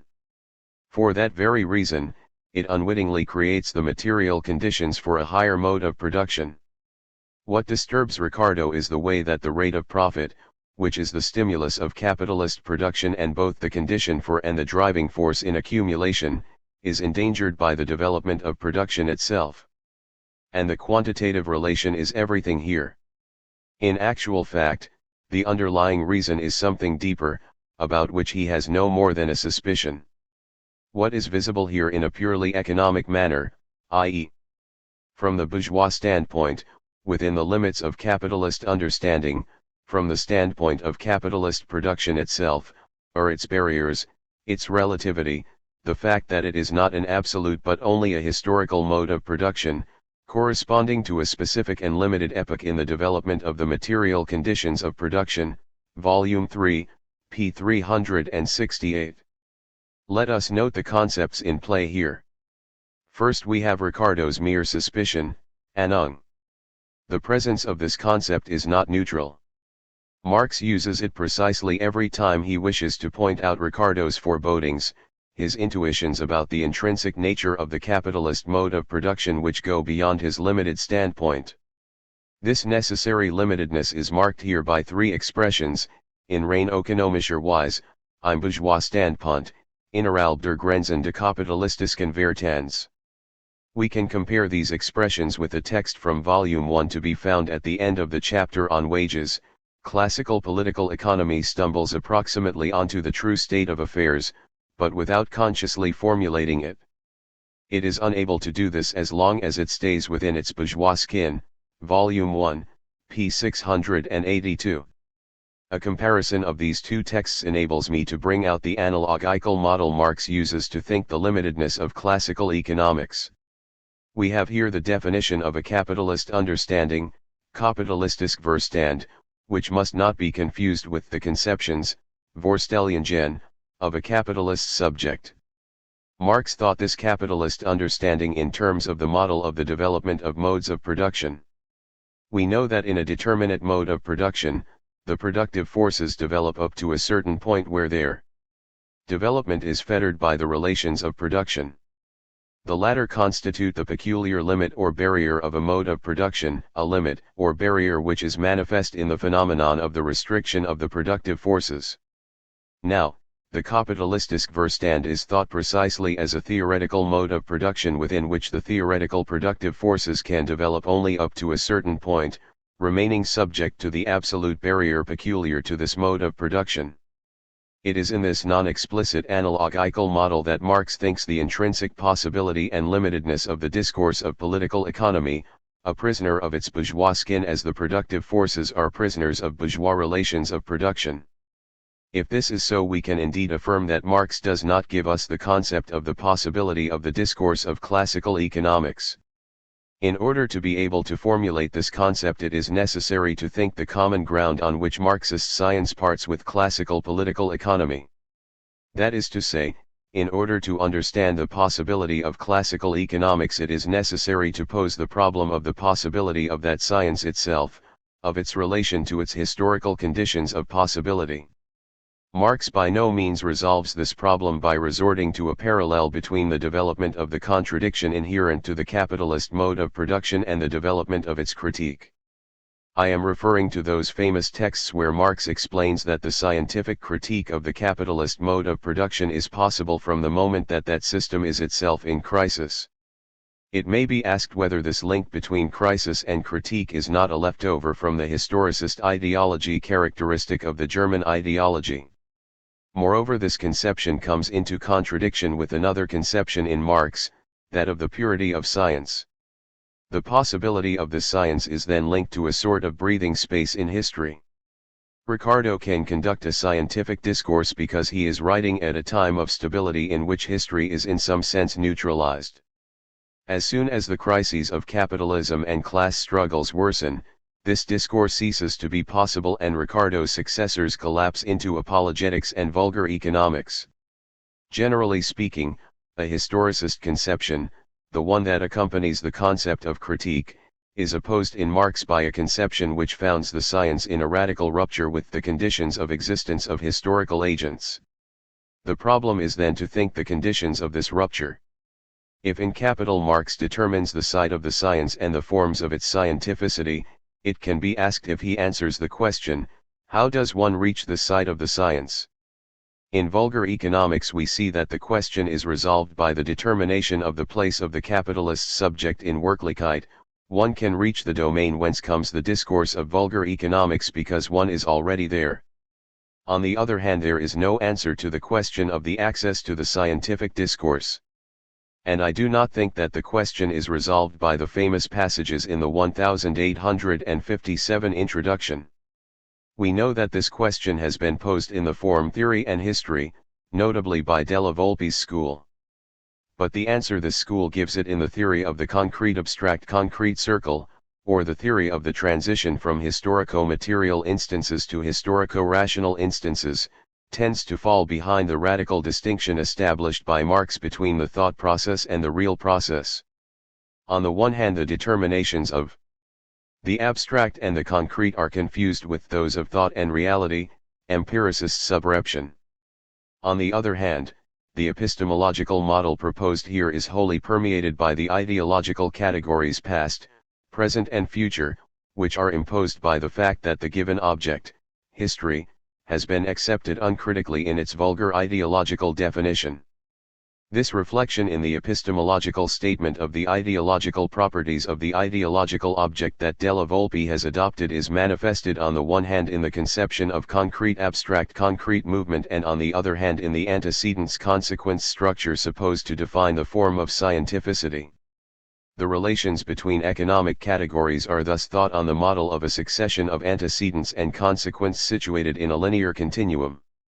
We have seen from the example of Pietranera how this theory of rationality as a linear order of implications, a reflection of the properties of the ideological concept of history, misrecognized the dimension of science and the nature of the process that is its object. Thus we see that the theoretical difficulties raised by the answer lie in the very way the question has been posed. We must therefore here carry to a conclusion a movement for which Marx provides us with the exemplary form and proceed to examine the very terms of the question, in particular the concept of history. If we are incapable of resolving the problem, we shall at least know on what terrain it can be resolved, that of a different concept of history. Part 3. On the process of exposition of Capital, the work of concepts. Pierre Macquarrie. At the entrance to science, as at the entrance to hell, preface to a contribution to the critique of political economy. The process of exposition is the arrangement of discourse following the strict movement of a scientific knowledge, not a movement of appearance, describing the emergence of the knowledge. As we know, Marx wanted a distinction made between the process of exposition and the process of investigation, but the different movement of the formulation of knowledge, a movement that must not be readily equated with the mechanical gesture of an ordering or classification. 1. But an autonomous 2. movement that has to be governed by its relationship to particular laws. This process can be studied in its own movement, by recasting the process of the exposition, it is possible to see what conditions determine this exposition and what principles it objectively obeys. Nevertheless, the problem thus posed remains far too wide. It is the classical one of the plan of capital. Familiarity with this overall disposition is essential, and it seems to constitute a necessary preliminary to the reading of capital. Yet it is itself not without a preliminary. Paradoxically, it depends on a reading made according to very different modalities. Before knowing how we move from one volume to the next, one chapter to the next, we have to know how to move from one word to the next, i.e., from one concept to the next, since in scientific discourse, words must be taken as concepts. This detailed reading cannot bear initially on the totality of the text, but only on one of its parts. Nor can this partial reading that we have to begin with be a reading of no matter what, an apprenticeship in reading from a sample taken at random. It will be, as a matter of principle, the reading of the beginning. Posing the question of the process of exposition, in other words, amounts to making a detailed reading of the first section of Capital Volume 1, pages 125 to 31. This transposition of the question must be justified. There are several essential reasons for it. To rapidly follow the path of these reasons, we can say that Marx gave a determining importance to the starting point, that this distinction implies a certain conception and a certain practice of the nature of scientific exposition, demanding a way of writing, an original scientific style, that this writing demands a reading that conforms to it, and finally that this reading will be learned precisely from the starting point. The privilege of the starting point is a characteristic of Marx's method. Before explaining this privilege, accounting for it, it is right simply to recognize it. We know that Marx took quite special care over the first chapter of Capital. We find traces of this text already in the first drafts of a contribution, and it was continually recommenced, corrected, and worked on through to the final editions, to the point that we may ask whether it was genuinely finished, as if Marx had never finished with the beginning.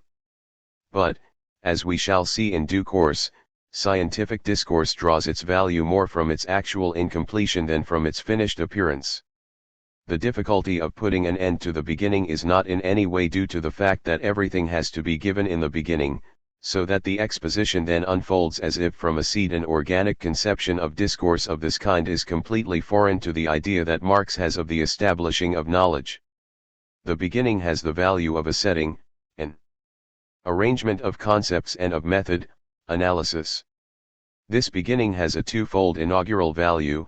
It breaks with what precedes it, by bringing new concepts and new methods, but it differs also from what follows. The problem of the starting point is completely original. It illuminates for us the overall structure of the discourse, precisely because of its privileged position, thanks to which certain problems of method will be posed in a particular light. All this implies a certain conception of scientific exposition, a certain practice of science. The choice to explain the beginning is also commanded by a certain idea of science. This explanation of Chapter 1, Section 1 will be an epistemological explanation. What must be disclosed from the starting point is not, as by a process of deduction, the continuation of Marx's discourse, but something quite other, what precedes it, its preconditions. 3. Thus, the question posed in this reading of a single section seems very simple. In what way is Marx's discourse a scientific discourse? And can the mark of this be seen in the beginning? This question is very difficult. It is impossible, in fact, to relate the exposition of Capital to an idea of science given elsewhere, something already independently determined. Rather, the idea of science from which the structure of the exposition follows is announced as a new idea, a beginning. Marx did not unfold an exposition on the basis of an accepted idea.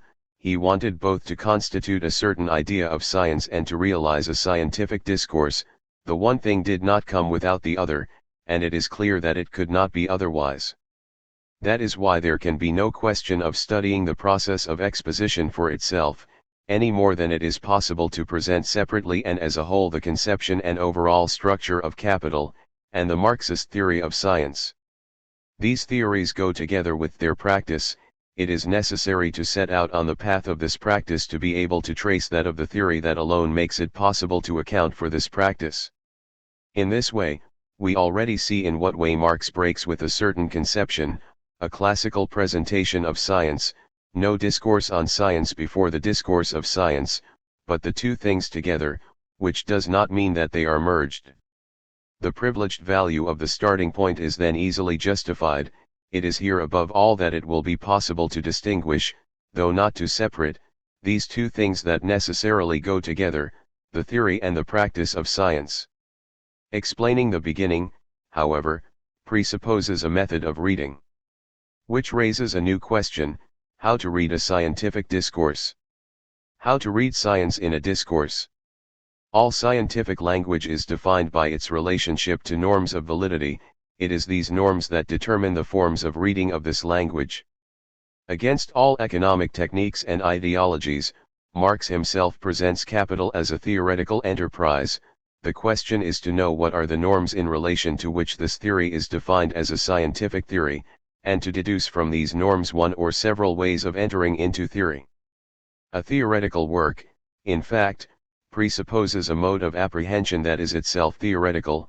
In order for a scientific knowledge to be accepted, it is necessary first of all to identify the problems to which this knowledge is a response, and determine the conditions of this knowledge. This program, which has nothing in common with a theory of knowledge, something that pertains to a very particular domain, that of the problem of truth, has at present to be fulfilled by philosophers, as Althusser among others explains. But this task presupposes a very precise definition of the work of philosophers, philosophy as condition of intelligibility of the very object of a science. Philosophy is nothing other than knowledge of the history of sciences. Philosophers today are those who do the history of theories, and at the same time the theory of this history. The problematic of philosophy is thus twofold, though not divided. Philosophizing means studying in what conditions and on what conditions scientific problems are posed.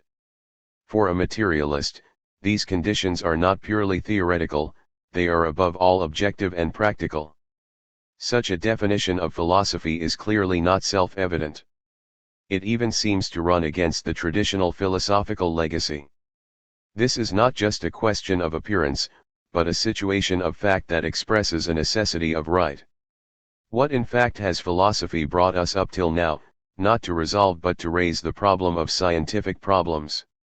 In its classic form, which by and large means until the early 19th century, this problem was posed in terms of legality, ideal, and reality. Natural, it was all a question of the relation established between these two terms, the manner in which, or rather the degree to which, they were identified with one another. The rigor of the demonstration was defined by the combination of the rational and the real, or by their confusion. Corresponding to this was the ideal of a geometrical mind, constructing an order of propositions in conformity with a natural order, primitive propositions for the theorems developed, from the simple to the complex. The concepts of science were determined by their rationality and by their reality, and on this basis a whole philosophy of order was developed, defined by its claim to control by right the process of scientific knowledges, and its impotence in fact to resolve their problems. If a philosophy is historically significant, it is inasmuch as it makes it possible, through its specific difficulties, to determine this contradiction in a kind of material way. The classic use of the category of method gives a characteristic example of this type of philosophical problematic, which comes down to a badly posed problem. For Marx there is not and indeed cannot be any question of method as something separately posed. Hegel's logic may be viewed as the finished and final presentation of this philosophical logic, finished because it takes up the preconditions of this in their whole generality, and also because it resolves all problems, transforming these difficulties into answers. But, in this necessarily ultimate form, speculative philosophy acquires a new direction. It becomes a pure scientific ideology. Pascal, Descartes, Condillac, and Kant all sought to lay down the conditions in which a certain state of science could be held to be definitive. By displaying in this way conditions that were necessarily insufficient, They tacitly allowed the possibility of different conditions to be transparently seen. The unambiguous resolution of conflicts effected by Hegel, on the other hand, makes a certain state of knowledge. 4. Into an absolute system, contradictions are suppressed on the very basis of these contradictions. 5. The dialectic can then be presented as the Advent and Good Friday of contradiction. Philosophy no longer has any function but to construct an image of the finished, the definitive. Speculative philosophy, brought to an end in this way, in a grandiose putting to death, is in the end nothing more than a paradoxical travesty of science into ideology and technique. Or rather, on the basis of a reversal of scientific knowledge into practical know-how, science viewed as a set of results and acquisitions, placed and arranged along a single line, a travesty of this know-how into cognition. It is the very ideology of a science, the necessary temptation that this has to see itself as finished, that passes for scientific knowledge, taking the place of a cognition whose absence it precisely marks, and masks. Through this reversal, which makes difficulties of knowledge into solutions, transforming questions into responses, and presenting lack in terms of plenitude, all the classic problems of logic are not resolved but suppressed. 1. Nature divided from the concept is unified and reconciled in its very division, the rational is real. The unfolding of a rigorous exposition goes hand in hand with the production of its object. As a consequence, and not at the same time, the real is rational, the deduction of the concept is not at the same time deduction of the real. This symmetry is deceptive in its essence. It can only be said that at the same time as concepts are deduced fundamentally from the concept, the real is deduced from the concept. In the development of the concept, therefore, reality always intervenes by way of example and illustration. The rationality of the real is deduced from the rationality of the concept, which is its reality. Because rationality and reality are identified in the concept, the real is rational outside of the concept. 2. The problem of the starting point is suppressed by the same occasion, real process and process of exposition are merged. It is equally possible to start from what is most internal to the concept and from what is most external to it, i.e., sensory experience. The sufficiency and insufficiency of the starting point are equivalent preconditions for a resolution. In this way the transition is made from phenomenology to logic.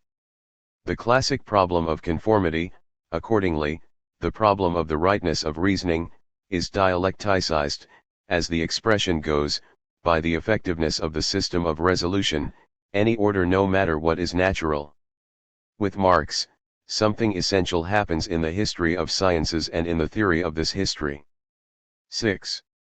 On the occasion of the emergence of a new science, which, without rejecting the mathematical model, assigns it a completely new place, rather in the way that Spinoza takes up the more geometrico only to give it a new and original meaning, the conditions for a new problematic of science, for the first materialist problematic of science worthy of this name, are realized. Capital, in fact, marks the moment of a mutation at the level of the status of science itself. Marx was aware that he was inaugurating a new form of exposition in economic science. 7. One to which he gave the name of method of analysis in his letter to Lachautre of March 18, 1872. The method of analysis which I have employed, and which had not previously been applied to economic subjects, makes the reading of the first chapters rather arduous. There is no royal road to science, and only those who do not dread the fatiguing climb of its steep paths have a chance of gaining its luminous summits. Capital, Volume 1, p. 104. The unfinished text of the Introduction to a Contribution to Political Economy, 1857, gives us, if not the principles of this method, then at least its program. Scientific rigor consists in the elimination of everything that would make it possible to confuse the real and the thought. The construction of a scientific exposition does not consist in finding a combination between the two, or in deducing one on the basis of the other, in other words of mixing them together. From the materialist standpoint, cognition is a determined effect of the process of the objective reality, it is not its ideal double. The question is then to know how a cognition is produced. Making a science of economic reality means constructing an exposition by way of concepts. A theory is an arrangement of concepts into propositions, and of propositions into chains of propositions in a form of demonstration. The essential question, therefore, is not that of knowing whether to start from the real or to end up with it. 8. What is necessary is to find the concepts and forms of reasoning that make it possible to formulate exact propositions. That is the question posed by all sciences at the moment when they embark on their particular path of rigor. It is no longer necessary, therefore, to ask whether concepts are real or whether the real is rational. The Hegelian maxim is not reversed, but rather eclipsed into this other one. The real is real, dialectical materialism. The rational is rational, materialist dialectic. These two propositions are not subordinated to one another, they are identical, except inasmuch as they bear on different levels. The second is strictly subordinate to the first. Science as such is a process of thought. It thus defines a form of exposition that is not to be confused either with the real process or with the process of investigation whose result it is. There is not a simple reversal, since the problem posed in this way is radically new. Even if it has been resolved de facto in the practice of certain sciences, the question is to find instruments for thinking the material relations of the rationality of the concept and the reality of the real. Classical logic exhibited, the conditions in which this problem could not be posed. Hegelian philosophy was designed to eliminate it. These relations must be thought in new concepts. The whole question is to know whether these concepts appear in person in capital, or rather whether they begin to appear there. If we have to learn to read capital, it is to answer this question. In actual fact, we are accustomed to a Hegelian reading, which amounts to interpreting the concepts directly in terms of reality. This reading is not absolutely arbitrary, inasmuch as it does respond in a certain way to the problem that Marx posed for himself in order to write Capital. For a very long time, and still in 1858, see the first drafts of a contribution, he had to resist the temptation of a Hegelian writing, even while giving in to it. If Marx did indeed find the way to overcome this obstacle, this gives us by the same token the principle for a new reading. The question is to find in the letter of Marx's text the conditions of a scientific writing, not only by studying the successive corrections, which are quite the opposite of pentimenti, rather the stages in a rigorous research, but in the arrangement of the definitive text. The paradoxical correlative of Hegelian ideology is a realist reading of scientific texts. By way of the concept, the content shows through. We read as if words were holes in the page through which reality surfaces, or again, skylights through which the real process can be studied in a kind of speculative voyeurism. This corresponds quite well, moreover, to the spontaneous scientific attitude, for which the only attraction of the concept is as a substitute for the thing itself. In order to find the right path of the concept, it is necessary on the contrary to emphasize what in language does not risk being confused with the reality that scientific language excludes at the same time, reflecting it, what it must exclude, though clearly not abolish or suppress, in order to account for it. What we then have to read is what a naive reading leaves out of count as detritus, that which, not being directly real, nor in the place of the real, is considered simply as the instrument of a rationality, when beyond any confusion it pertains to the rational itself. Thus, instead of reading the words to see where they are deemed to have dropped anchor, ancre, or ink, incre, our interest will focus on the intermediaries, on those connections that are the very site of the demonstration, on the concepts that in this way materially determine the form of reasoning. Can these words, through which the meaning and rigor of the exposition pass, serve us as passwords? Thus, beyond the traditional concern for an interpretation and an explanation, we have to leave aside what at first appearance seems the essential thing, the content. 9. So as to attend, with a myopic attention, to the actual detail of the writing. This method is not very original, but it has probably not previously been applied to the reading of Capital. It consists in reading not with other eyes, but as if it was a completely different text, where what leaps to the eye is the very thing that the traditional regard casts aside as waste, and that thus escapes it, whereas this tradition believes it is assured of technical mastery. A reading of this kind is rigorous, i.e., it is not arbitrary, but no more is it exclusive. It is not the only possible reading of capital, nor the best. It is, if you like, a provisional artifice that will make it possible to disclose, within the text, certain of the problems that Marx had to resolve in order to write it. Moreover, to the two types of reading of content and reading of form, there correspond two writings, both distinct and similar. Marx wrote Capital at two levels at the same time: the level of economic exposition, where the concepts are rigorous inasmuch as they conform to a defined scientific practice and make possible the appropriation of the real by thought, and the level of the instruments of exposition, the means of writing, which determine the conduct of the reasoning. This second level also possesses its concepts, the concepts of science, without which nothing can be either read or written, and which correspond to the theory of the preceding scientific practice, that which defines the first level. It is not a matter of saying that one or the other of these kinds of concepts is superior to the other, for example, that the concepts of content are the material of exposition, with those of the second level having only an operational, i.e., instrumental, value. We have to see that they necessarily go together, that no page of Capital would have existed without their collaboration or conflict. In fact, if we study attentively the successive corrections, from the first sketch of a contribution through to the last state of the text of Capital, we perceive that Marx, constantly resuming the exposition to give it a form that would never be definitive, since it always seems capable of being resumed, did the work of a scientific writer, with the page of writing as his perspective. We have to know how to make a page of reading correspond to this page of writing. In reading a piece of text, with eyes wide open, not to read between the lines, but to read what we are not accustomed to reading on these lines themselves, we have to try to see how the different levels, the different types of concepts, are materially arranged. Yet, the point is not to study a text taken at random, simply for its fragmentary value.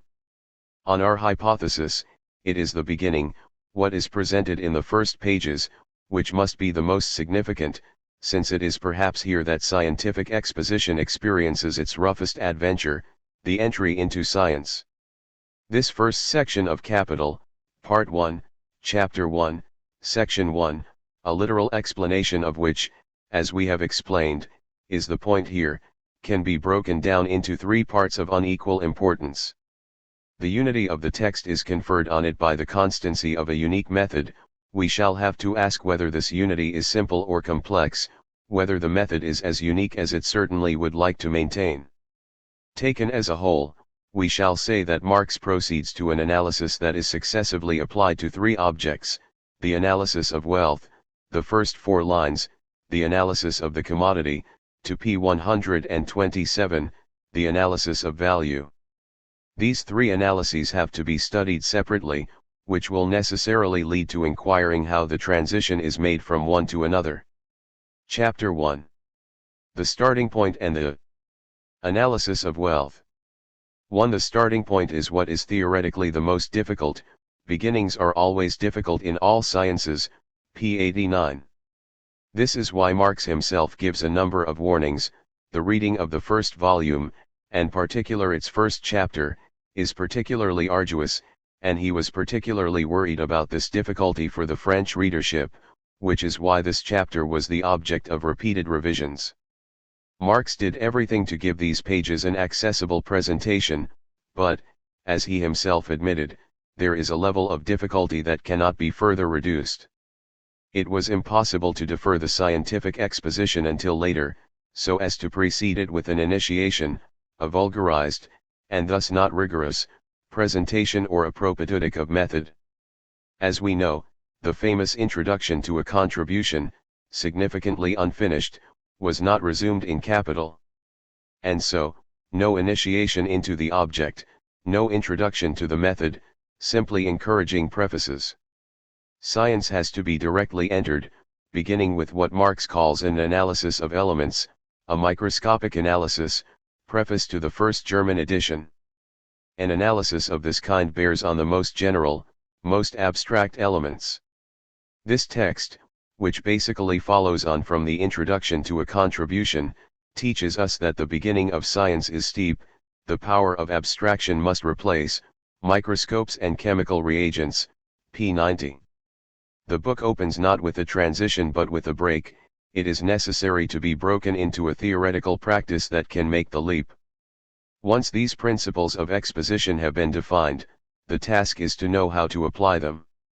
A particular science is defined by its objects and its methods, which reciprocally delimit one another. In order to be able to start with the greatest abstraction, this delimitation must be given at the start. In other words, what are the concepts on which science is going to work? Where do they come from? The starting point has to be rigorous, but it cannot be absolutely enigmatic. In other words, it has to serve as its own introduction. Either it does not have to be justified, otherwise we would embark on an infinite regress, or else it is simply unjustified, unjustifiable, arbitrary. In fact, the starting point of Marx's exposition is quite surprising. The first concept, that from which all the others are to emerge, is the concept of wealth.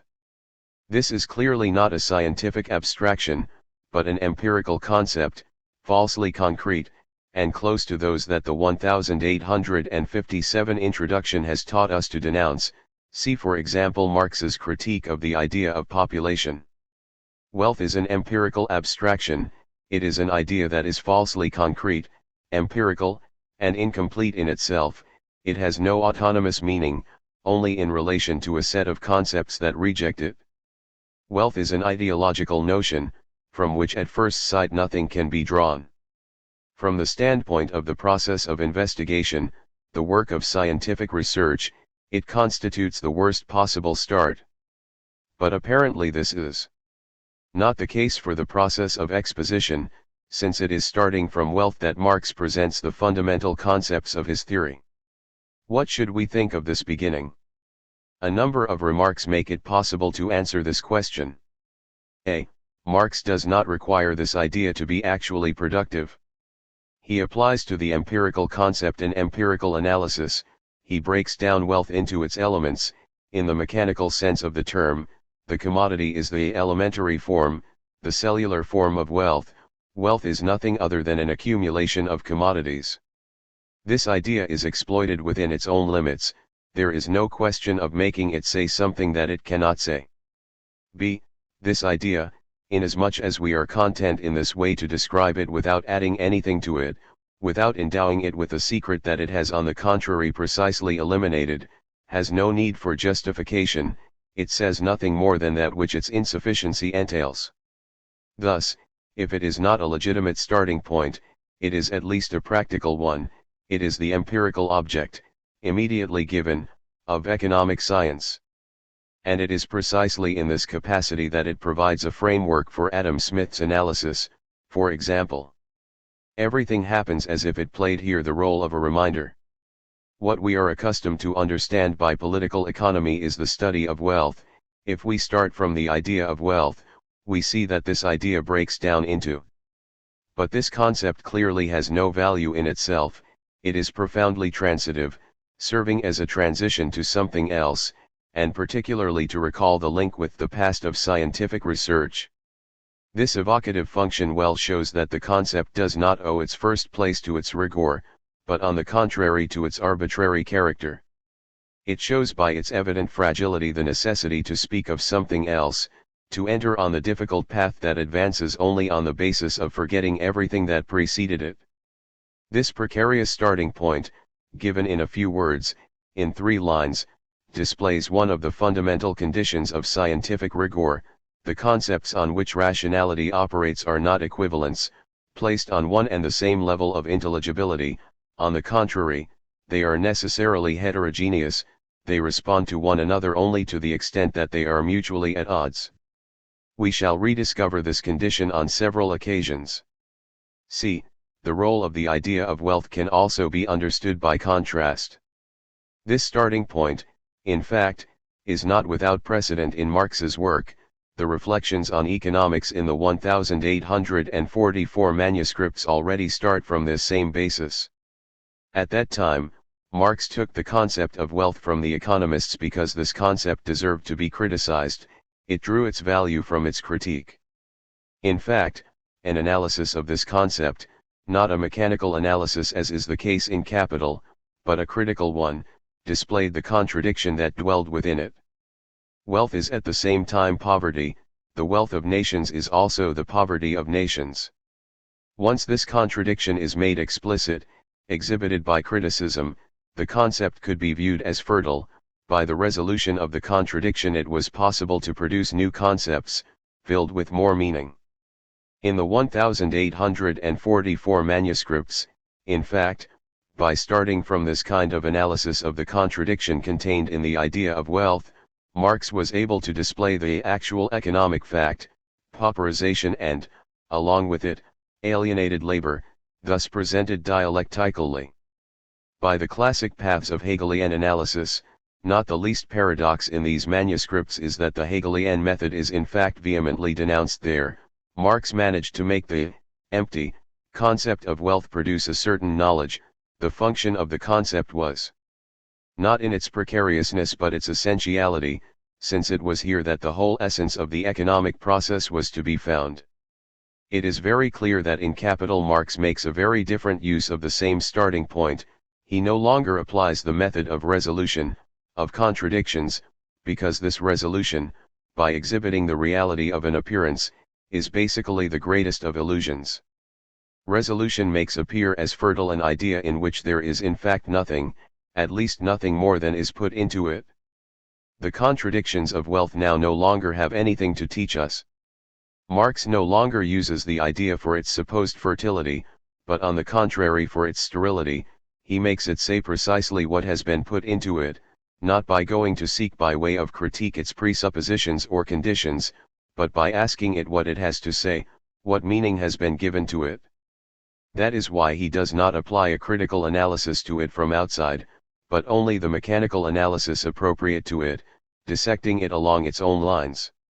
This suppresses the illusion of a reflection of the concept on itself, paradoxically interdependent with its dissolution, and of the spontaneous production, by unfurling, of a new knowledge. The idea of wealth cannot teach us more than was known by those who formed it, in a very empirical knowledge akin to what Marx so often calls routine. Wealth is a collection of commodities. Thus, the starting point is sufficiently arbitrary to run no risk of being taken seriously, and it is immediate enough for there to be no need to seek its reasons, which would make us forget to forget it. The product of this sterile idea, the commodity, element of wealth, is initially a concept of the same nature as that of wealth. But it is no longer susceptible to an empirical dissection. What is necessary, therefore, is to work it by the power of abstraction, to which Marx once more gives the name of analysis. This analysis will not necessarily be of the same type as the preceding one, yet nor will it be a critical analysis, which both dismantles and denounces the concept. It will be a search for preconditions, which will indeed end up encountering contradiction, but a contradiction very different from the Hegelian model of contradiction. At the same time, therefore, that the concept of wealth is abandoned, the concept of commodity is transformed, following the program developed by Engels in the preface to the English edition. The analysis of the starting point, analysis at the starting point, thus does not exhaust the meaning of the method of analysis. In the same way as the concept of wealth, analysis as decomposition has only a provisional value. Analysis of wealth, decomposition into elements, in no way offers the model for subsequent analyses. In fact, the method will be put to the test, not of facts, as is de rigueur, if not rigorous, in a routine, but of other concepts, applied to the concept of commodity, presented, but not obtained, on the basis of that of wealth, but bearing on a quite different level. The concept of analysis will undergo more than one mutation. 2. However, it is appropriate to dwell a bit on this first analysis, since it has not said to us its last word. Along with it, in fact, a whole vocabulary appears, which we shall find again partially modified in subsequent analyses, and which characterizes the detail of the operation of analysis.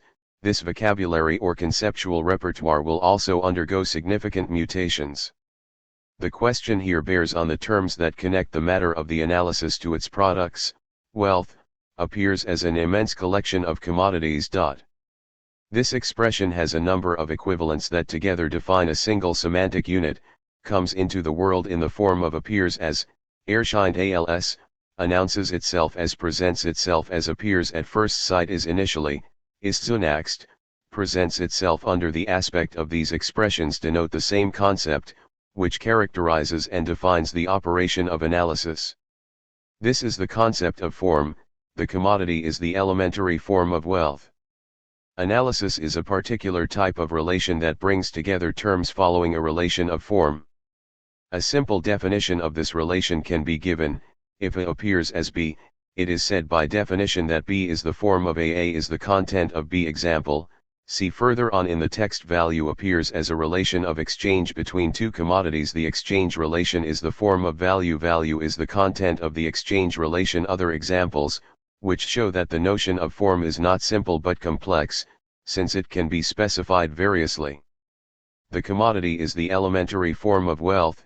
P 125, use value is the natural form of the commodity. P 141, the exchange relation is the form of appearance of value. P 126, can we say that in these three uses the word harbors a unique meaning? Does it denote a single process of analysis, the different phases of the same process, or different processes? Such as it is presented, or rather used, in this beginning, wealth appears as commodity. The concept of form seems to denote the empirical mode of existence of the thing, its manner of appearing, showing itself, manifesting itself. In this sense, wealth is indeed the very form of economic reality. The starting point of the analysis is based formally, methodically, on the concept of empirical form, to which the idea of wealth corresponds. One of the questions will be to know whether this form of appearing must be interpreted in terms of appearance, i.e., within the relation, appearance, reality, essence, manifestation. For the moment there is nothing to oppose this, but we can immediately say that the same will not apply to the form of value, since what defines value is that it does not show itself, does not appear, in which respect, we know, it is quite contrary to Falstaff's lady friend, mistress quickly. The concept of value is empirically very thin, transparent.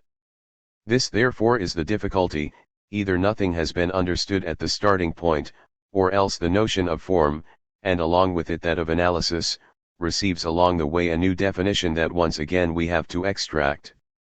In fact, as we have just perceived, Marx uses the concepts that determine the form of reasoning in a very precise sense, but without stating this sense, without defining it explicitly, as if he did not need this definition.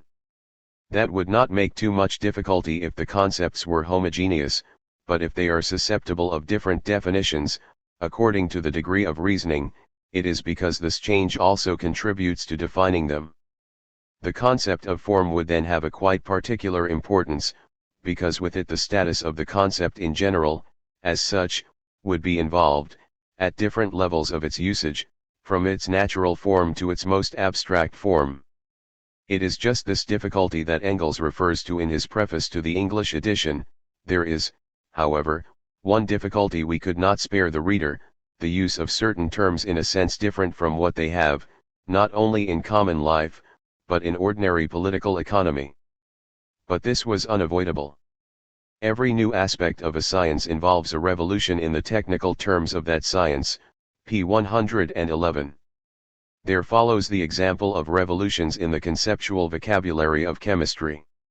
This text explicitly refers to the concepts that delimit the content of economic research, but it can also be related to the terms that give form to the reasoning, and serve to characterize not only the transition from traditional language to the scientific language of capital, but also, within the scientific exposition itself, to the transition from one level of language to another, one type of reasoning to another. This transition is also a dislocation, the intrusion of a difference, a break, which are not the sign of an insufficiency, but the very preconditions of scientific expression. In what other terms will the analysis present itself, in this differentiation that defines it in its own internality? The analysis of the commodity will teach us this. Chapter 2. The analysis of the commodity and the appearance of contradiction. As the title of this section indicates, this new analysis consists in distinguishing two factors within the commodity, use value and exchange value, the second of which will end up simply being called value. The notion of factor is new, and must absolutely not be confused with that of form. In a note on the economist Bailey, p. 141, Marx shows that one of the essential mistakes of the economists was to confuse value with form of value. Nonetheless, these two factors are presented in the course of the analysis within relations that we have learned to consider as relations of form. The commodity is first of all a use value, p. 125. Exchange value appears first of all as, p. 126. Moreover, it is the place occupied by each factor in a relation of form that will make it possible to distinguish them most clearly. The analysis, therefore, no longer produces material, empirical elements, commodities, but factors. Is this an analysis of the same type as the previous one? In other words, is it once more one of decomposition? In this case, we would be able to make the following representation of the analysis of the commodity. Commodity rightward arrow factor 1, use value. Rightward arrow factor 2, exchange value. The meaning of the notion of analysis depends on the response given to this question. If it is true, as Marx says, that he was the first to have applied the analytical method to his object, but did this object exist before the application of this method, it is this notion that will make it possible to define the nature and structure of the scientific exposition. 1. The commodity is, first of all, a thing, p. 125. The use value, or again the thing, is therefore the form of the commodity. This form can be directly and immediately recognized, since it appears within definite outlines. There is nothing about it that is vague and indecisive, it does not dangle in mid-air, p. 126. The thing has a determinate place in the framework of the natural diversity of needs. It can be completely studied, on the basis of different standpoints.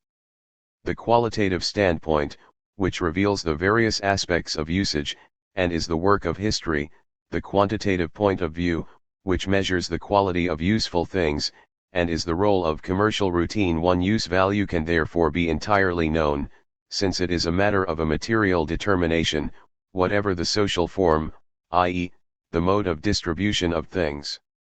We can say by definition, things have a value only for themselves, in their individuality, in the context of the pure diversity of uses. However, in societies where the capitalist mode of production prevails, this definition may be interpreted in two different ways. Things are the matter of wealth, the German text says Content, Inhalt, but, at the same time, they maintain relations with a new term, the second factor, exchange value, of which they are the material support, Stoff. Thus, the notion of thing, up to now simple and clear, undergoes a kind of dislocation. Use value is indeed the form of the commodity, that which is not its exchange value, but it is the matter both of wealth and of exchange value. In capitalist society, the society that we have to study, the thing is a form for two contents. Either the words no longer have any meaning, or this enigma must be resolved. The thing is not doubly determined because in it, alongside its natural character, another character of different nature is manifested, but rather because it serves as matter for two things at the same time. It is related, as matter, to two essentially different categories, wealth, which is an empirical category, as opposed to exchange value, which does not offer itself immediately.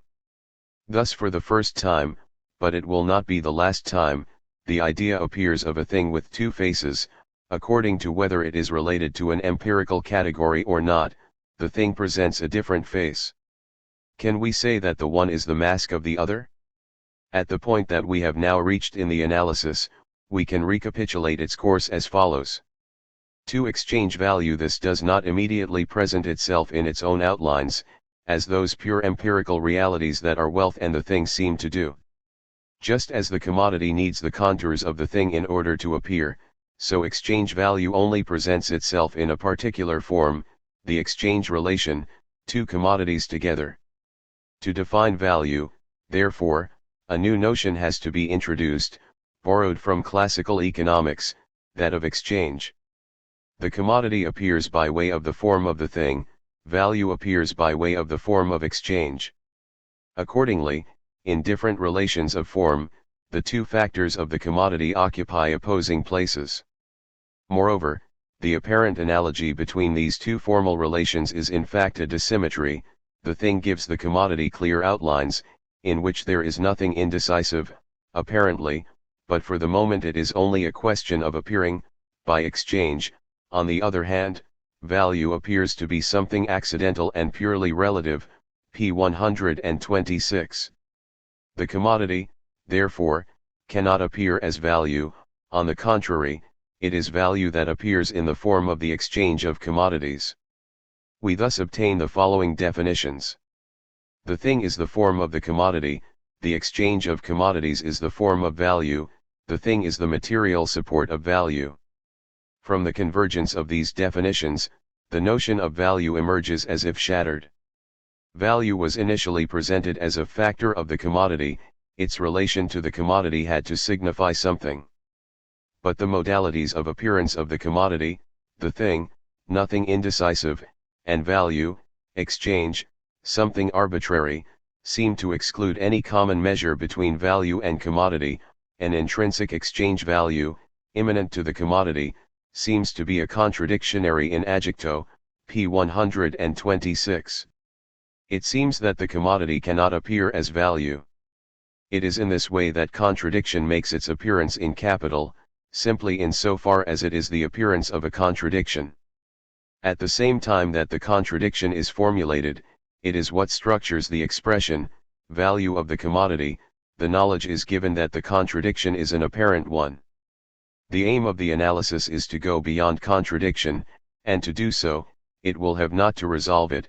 An apparent contradiction does not have to be resolved, but to suppress it. 2. At the point where we now are, the exposition has succeeded in showing the following difficulty: there are two incompatible ways of empirically presenting the commodity. It is this difficulty that will lead the analysis further, and necessitate the transformation of the concept of commodity. The commodity is two things at once: the commodity in itself, in its immanence to itself, its interiority, flawless in its outlines, is known as the thing.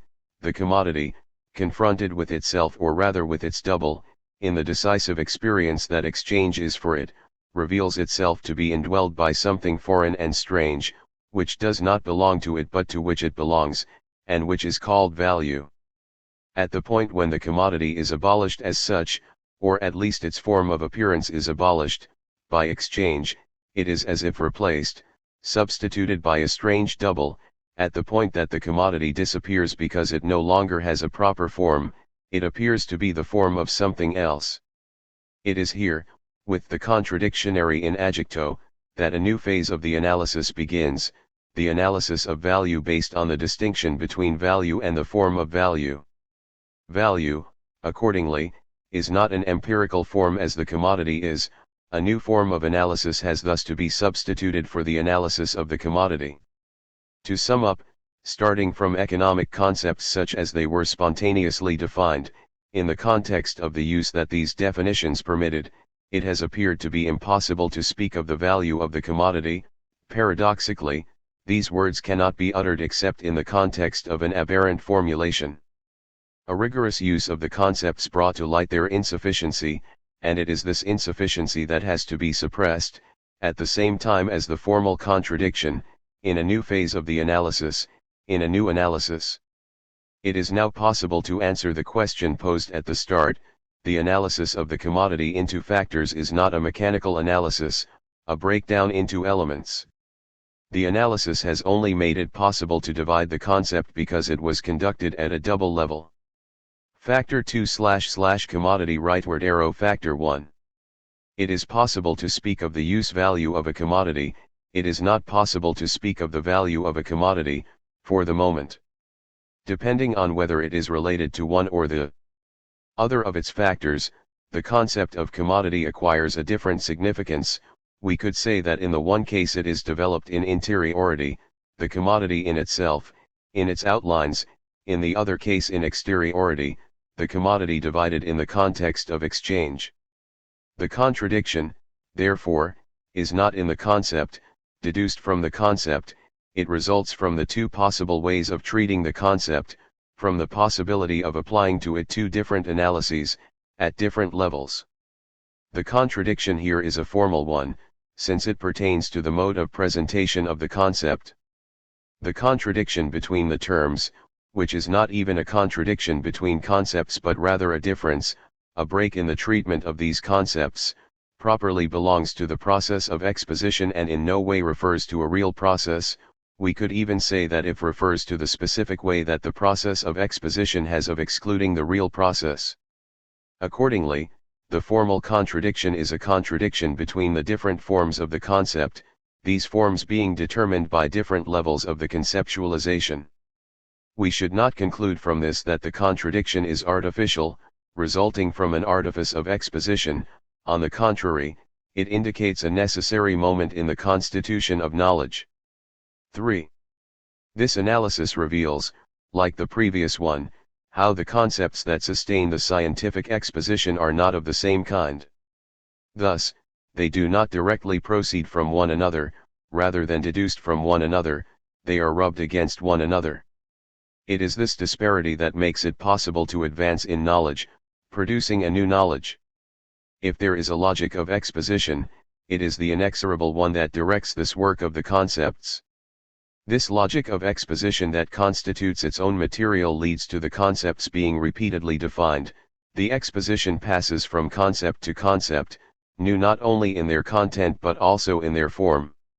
What determines a moment in the exposition, an analysis, are the conflicts between the concepts, the breaks between the levels of argumentation. These defects lead the exposition to its conclusion, to the final break, which obliges it to be resumed at a different level, proceeding to a new analysis.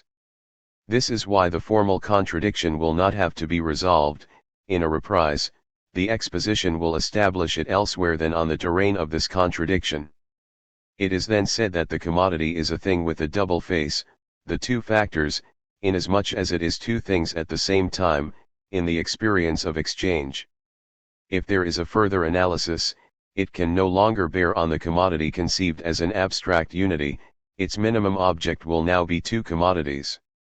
This mutation of the object also shows that there is not a continuous deepening of the analysis, in a purely speculative movement of the Hegelian type.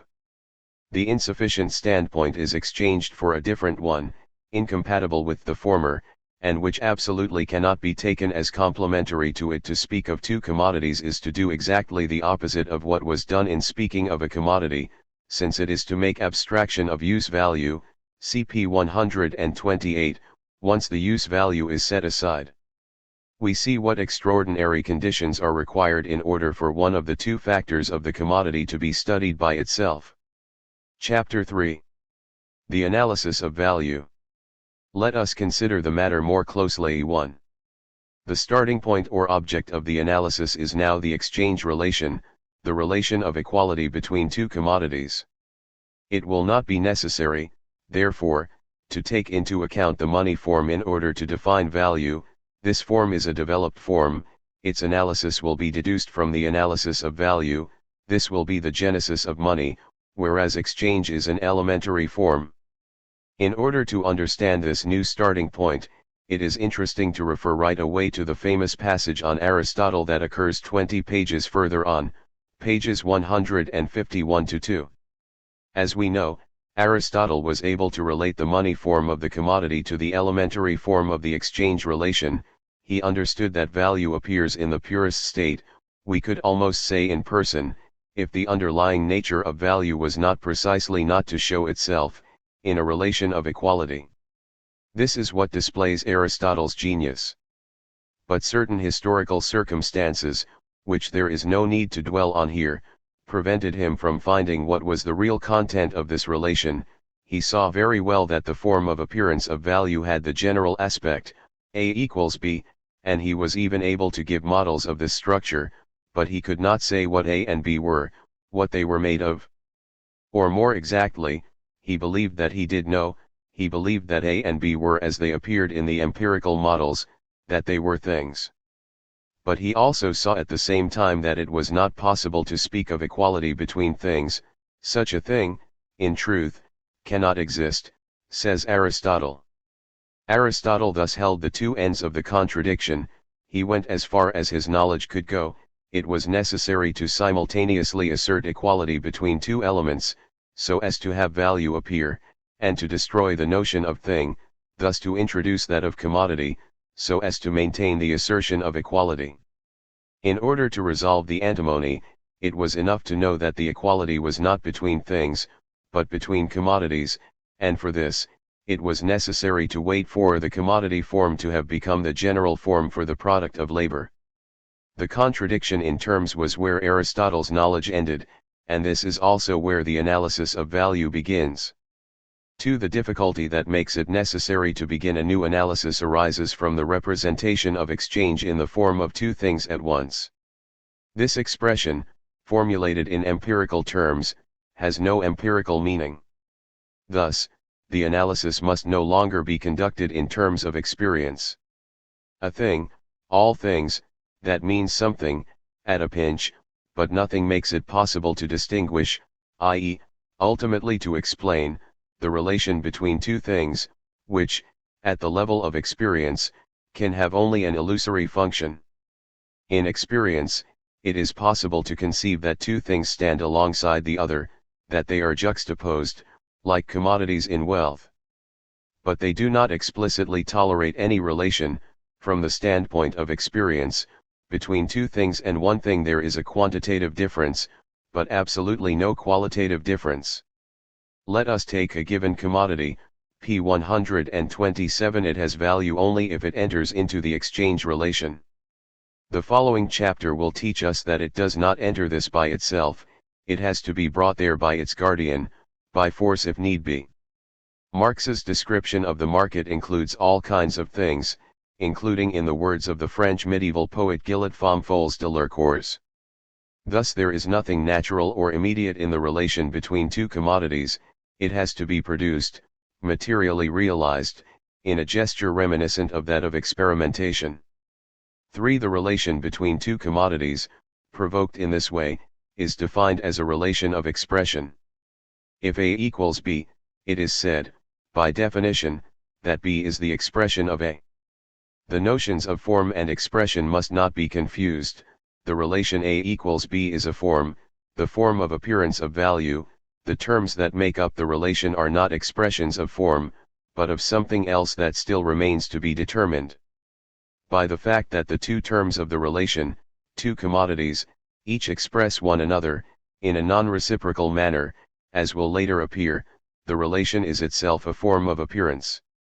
Thus, value is not in the relation, in the immediate sense of the expression, it is neither in A nor in B. By the fact that A is expressed in B, it is not A, but the entire relation that reveals the value. Exchange value has a content distinct from these various expressions, P128. Through this relation there is expression, but the terms of the relation must not be taken for the content of the relation.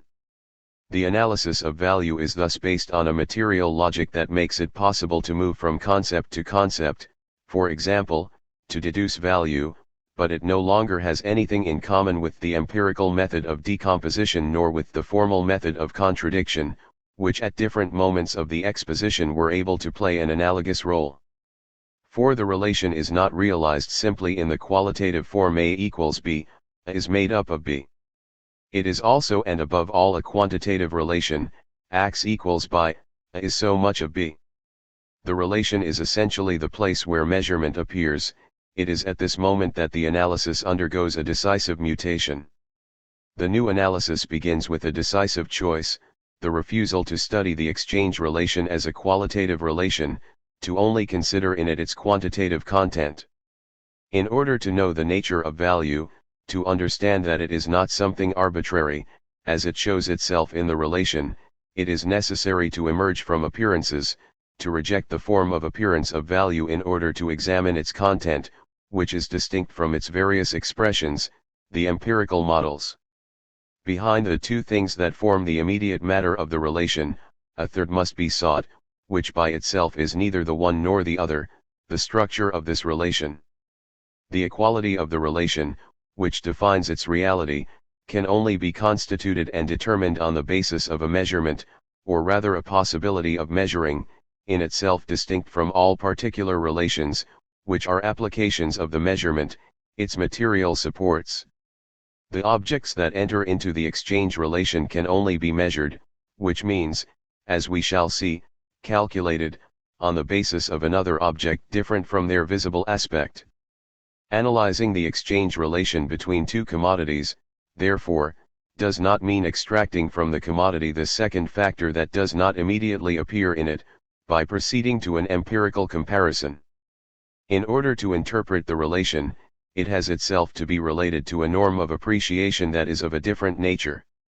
5. It would be possible on this basis to formulate a general rule, valid not only for economic analysis, to compare objects non-empirically.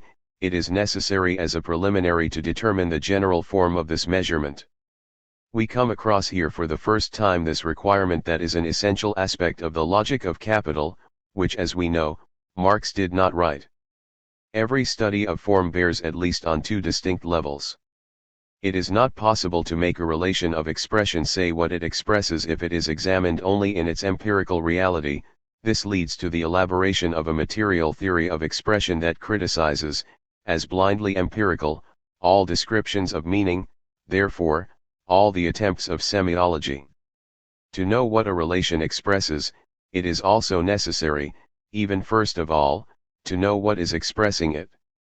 In other words, it is possible to understand how a meaning, here equality, we shall see further on that this is not neutral, reciprocal, but on the contrary polarized, passes between the terms of a relation only if we represent this relation itself as one of the terms in another relation of expression of another kind. 6. The analysis of the relation as it is immediately given cannot produce any knowledge. It has to be transformed, interpreted, reduced to an equation, it then signifies something else. We have moved from what immediately presents itself to the conditions of this appearance. Accordingly, value only presents itself as such, within the limits of its presentation, within the exchange relation, but it is impossible to analyze this relation in itself, unless, as Aristotle did, we stop when faced with the contradiction. The fact is that value is not in the relation like the kernel in the fruit, we only move from the commodity, or two commodities, to value, by way of the break that separates one form from another. The exchange relation is the only means of access to value, but it does not give a direct hold on it. The relation is the only path that leads to value, but the path only proceeds by the relation. When we reach the concept of value, we have to turn away from the relation itself in order to examine the conditions of its appearance. Paradoxically, the exchange relation is only the form of appearance of value inasmuch as value does not appear in it. It is the equation that provides the means of escaping from the exchange relation and seeing the concept of value. Whatever the relation of exchange between two commodities, it can always be represented by an equation. It is then possible to begin the derivation of value by analysis of the equations in which every exchange value is expressed, post-face to the second edition. The relation, therefore, has to be reduced to its equation in order for value then to be derived from this equation. It is not a question of deducing value from its form of appearance, a deduction which, as we have seen, is impossible. Nor of reducing the objects that empirically fill the relation to their abstract value. On this point, Marx explains himself very jovially in a letter of July 25, 1877, sample of the great perspicacity of the academic socialists. Not even great perspicacity such as is at the command of Marx is able to solve the task of reducing use values. The idiot forgets that subject under discussion is commodities, i.e., vehicles for enjoyment, etc., to their opposite, to amounts of effort, to sacrifices, etc. The idiot believes that in equalizing values I wish to reduce use values to value. That is to substitute a foreign element. The equation of disparate use values is only explicable by the reduction of the same to a common factor of use value. Why not simply to weight? Thus dixit Mr. Nies, the critical genius of professorial political economy, MECW 45, p. 252, translation modified. In point of fact, this genius would have been better inspired to refer to the 1844 manuscripts, if he had known them, in which reversals of pleasures into pains are quite frequent. In the rigorous exposition of capital there are no more dialectical reversals or naive reductions. Reduction and deduction are only valid at the price of a strict combination, the function of which is to exclude any confusion between the real and the thought. 1. A long road has been traveled from the text of the Holy Family on the process of the fruit, in which Hegelian deduction is replaced and inverted to become an empirical reduction. The transition by way of the equation, which arranges and transforms reduction and deduction, places on the same level and confounds in a single critique the two traditional methods of idealist knowledge, analysis, as newly defined, is removed from both empiricism and from logical spiritualism. 7. At the conclusion of the complex reduction-deduction operation, the notion of exchange relation no longer serves any purpose and can be abandoned, as has already been done for many other notions. The two objects are therefore equal to a third thing, which in itself is neither the one nor the other. Each of them, so far as it is exchange value, must therefore be reducible to this third thing, independently of the other. Value is no more obtained by an empirical reduction that starts from the exchange than it is by an empirical reduction that starts from the commodity. The paradox of the analysis of exchange is that value is neither in the terms of exchange, nor in their relation. Value is not given, or revealed, or displayed, it is constructed as concept. This is the reason why the mediation of the relation loses its entire meaning at a certain moment in the analysis. Exchange is simply the means for arriving at value, as Aristotle saw, but it has absolutely no function in defining this. Value does not confuse its reality, as concept, with the stages of its research. Or again, value cannot be a content common to the two objects, except by being at the same time in each object. However, it is independent of the object that supports it, it exists in its own right, by itself. Nor is it between the two like another object of the same kind, which was Aristotle's illusion. It is an object of a different nature, a concept. The analysis of value is not dialectical, in the Hegelian sense of the term, in that it does not depend on a dialectic of commodities, identity, opposition, resolution in the concept, already given at the start in an undeveloped form. The movement of the analysis is not continuous, but repeatedly interrupted by the questioning of the object, the method, and the means of exposition. 8. In order to understand this differentiation within the exposition, without which no rigorous analysis would be possible, we must dwell on the example of elementary geometry, which plays a key role in Marx's argument, as its function is to reveal the form of reasoning specially adapted to the final stage of the analysis. An example drawn from elementary geometry will put the transition from exchange to value under our eyes. In order to measure and compare the surfaces of all rectilinear figures, we break them down into triangles. The triangle is itself reduced to an expression totally different from its visible shape, half the product of the base and the height.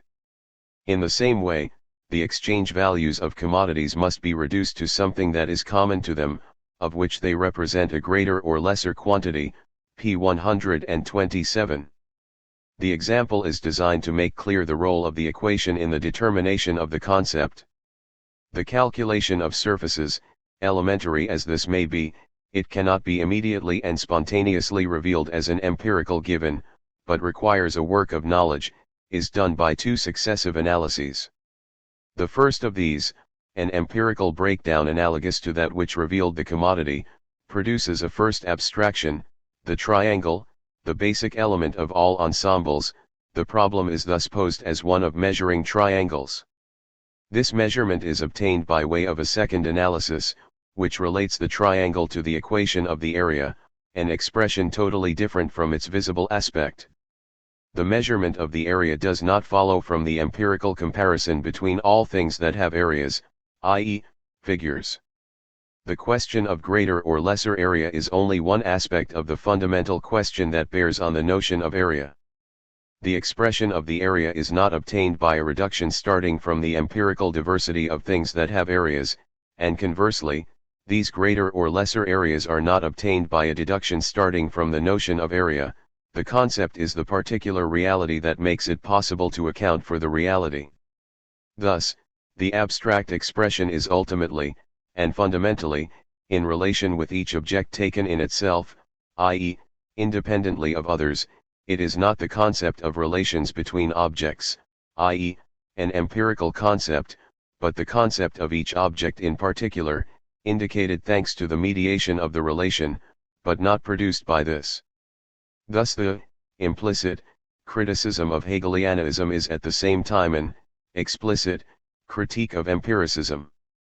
The equation for the area, like that for exchange, is an idea, i.e., an object of a quite different kind, not a content of reality but a content of thought, to take up a classification already used, a generality 3.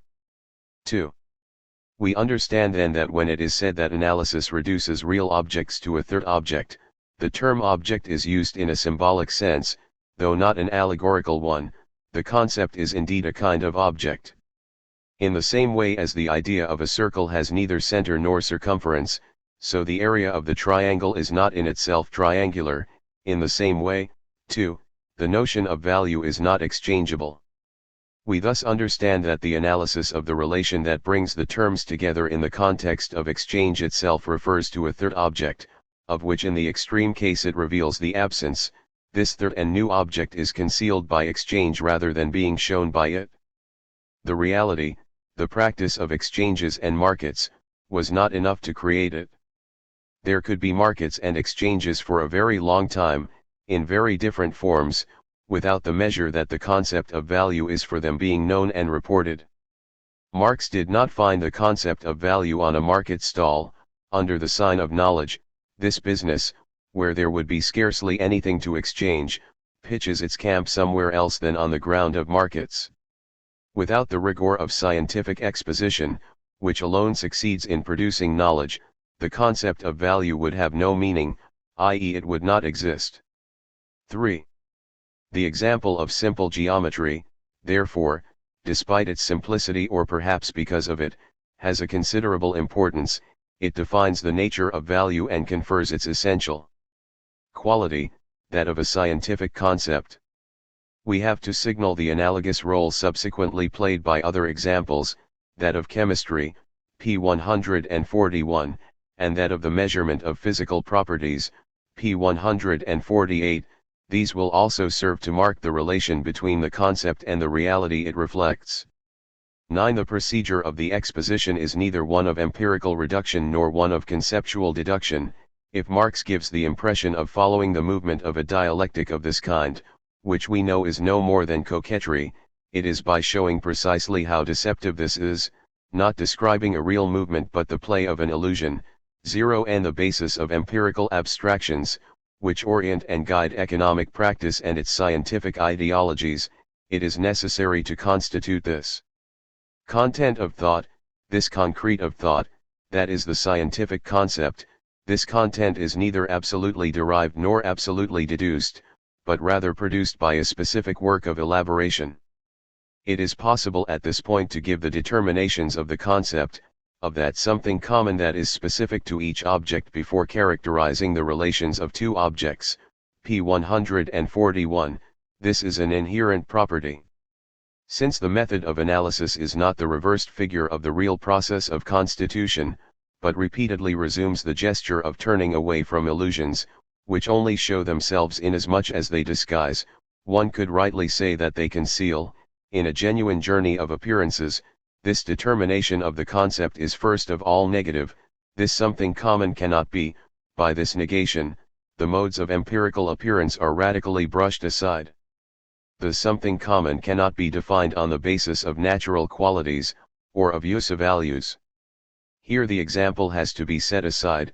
In the case of simple geometry, the notion of surface area cannot be directly deduced on the basis of the diversity of areas, precisely because it serves to define this diversity. The relation between use value and exchange value from now on assumes a very different character. It connects the concept to its thing only in very particular conditions that require the historical constitution of this relation to be examined. Engels adds a very important note on this point at the end of the section, p. 131. However, it is possible to remark that the relation between the concept and its thing is not the relation between exchange value and use value, but between value and commodity. The notion of value qualifies commodities as the notion of area qualifies areas. The act of exchanging only manifests the appearance of value inasmuch as it makes abstraction of use value, this being even its precondition. Without this abstraction, the act of exchange would have no sense. Every relation of exchange is characterized by this abstraction, a proposition whose meaning Aristotle already understood, though he was unable to formulate it himself. Exchange manifests itself first of all, although indirectly, as the suppression of every quality, and on the basis of this disappearance it brings to light a proportion. Value can only be distinguished on the basis of a quantitative, and no longer qualitative, diversity. We shall see that this is still only the most superficial aspect of the analysis. The abstract character of this quantitative relation, proportion, must not be confused with the real conclusion of the analytic reduction. To take up the example of elementary geometry, the analogy with the calculation of surface area, it is not the proportion that is the most apparent precondition for exchange to appear, the very precondition that the point is to reduce, to account for. Proportion, in its way, indicates, refers to, a concept.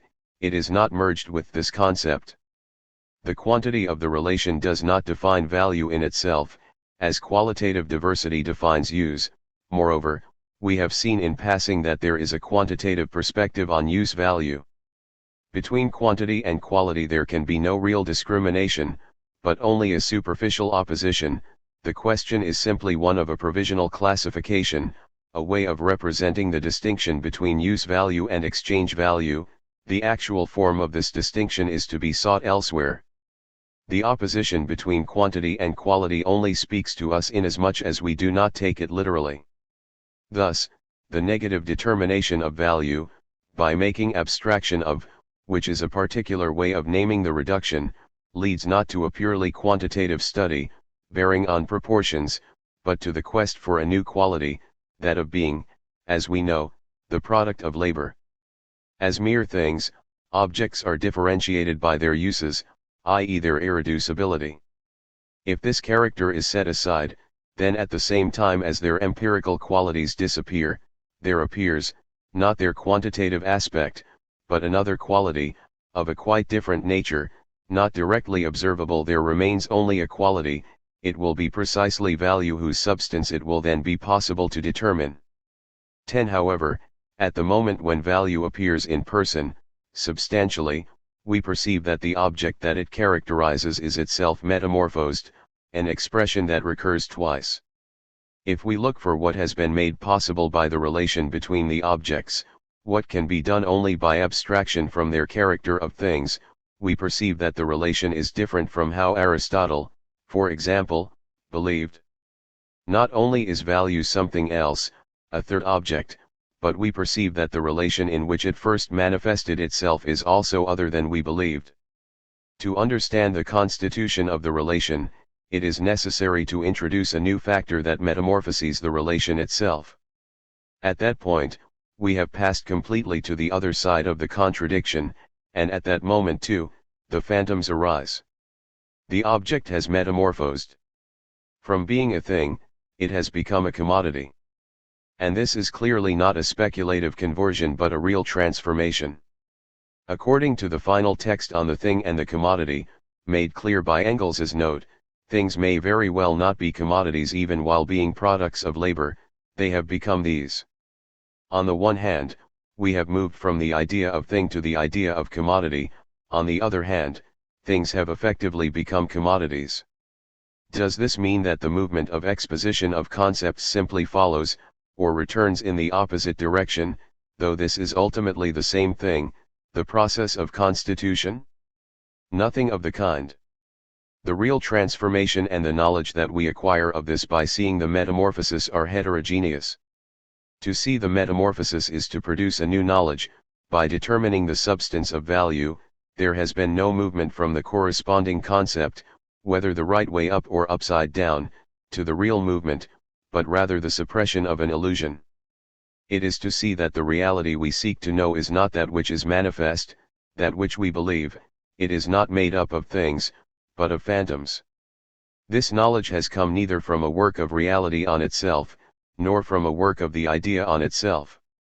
A value is not a concept obtained on the basis of objects by making abstraction of their individuality, thanks to the privileged situation constituted by exchange, which would then be an empirical abstraction. The concept is not immediately produced by the exchange situation. The concept of value is the product of the work of knowledge, which precisely suppresses what in the relation was clearly characteristic, what distinguished it, making it visible, in order to drive out the phantoms that haunt it. B.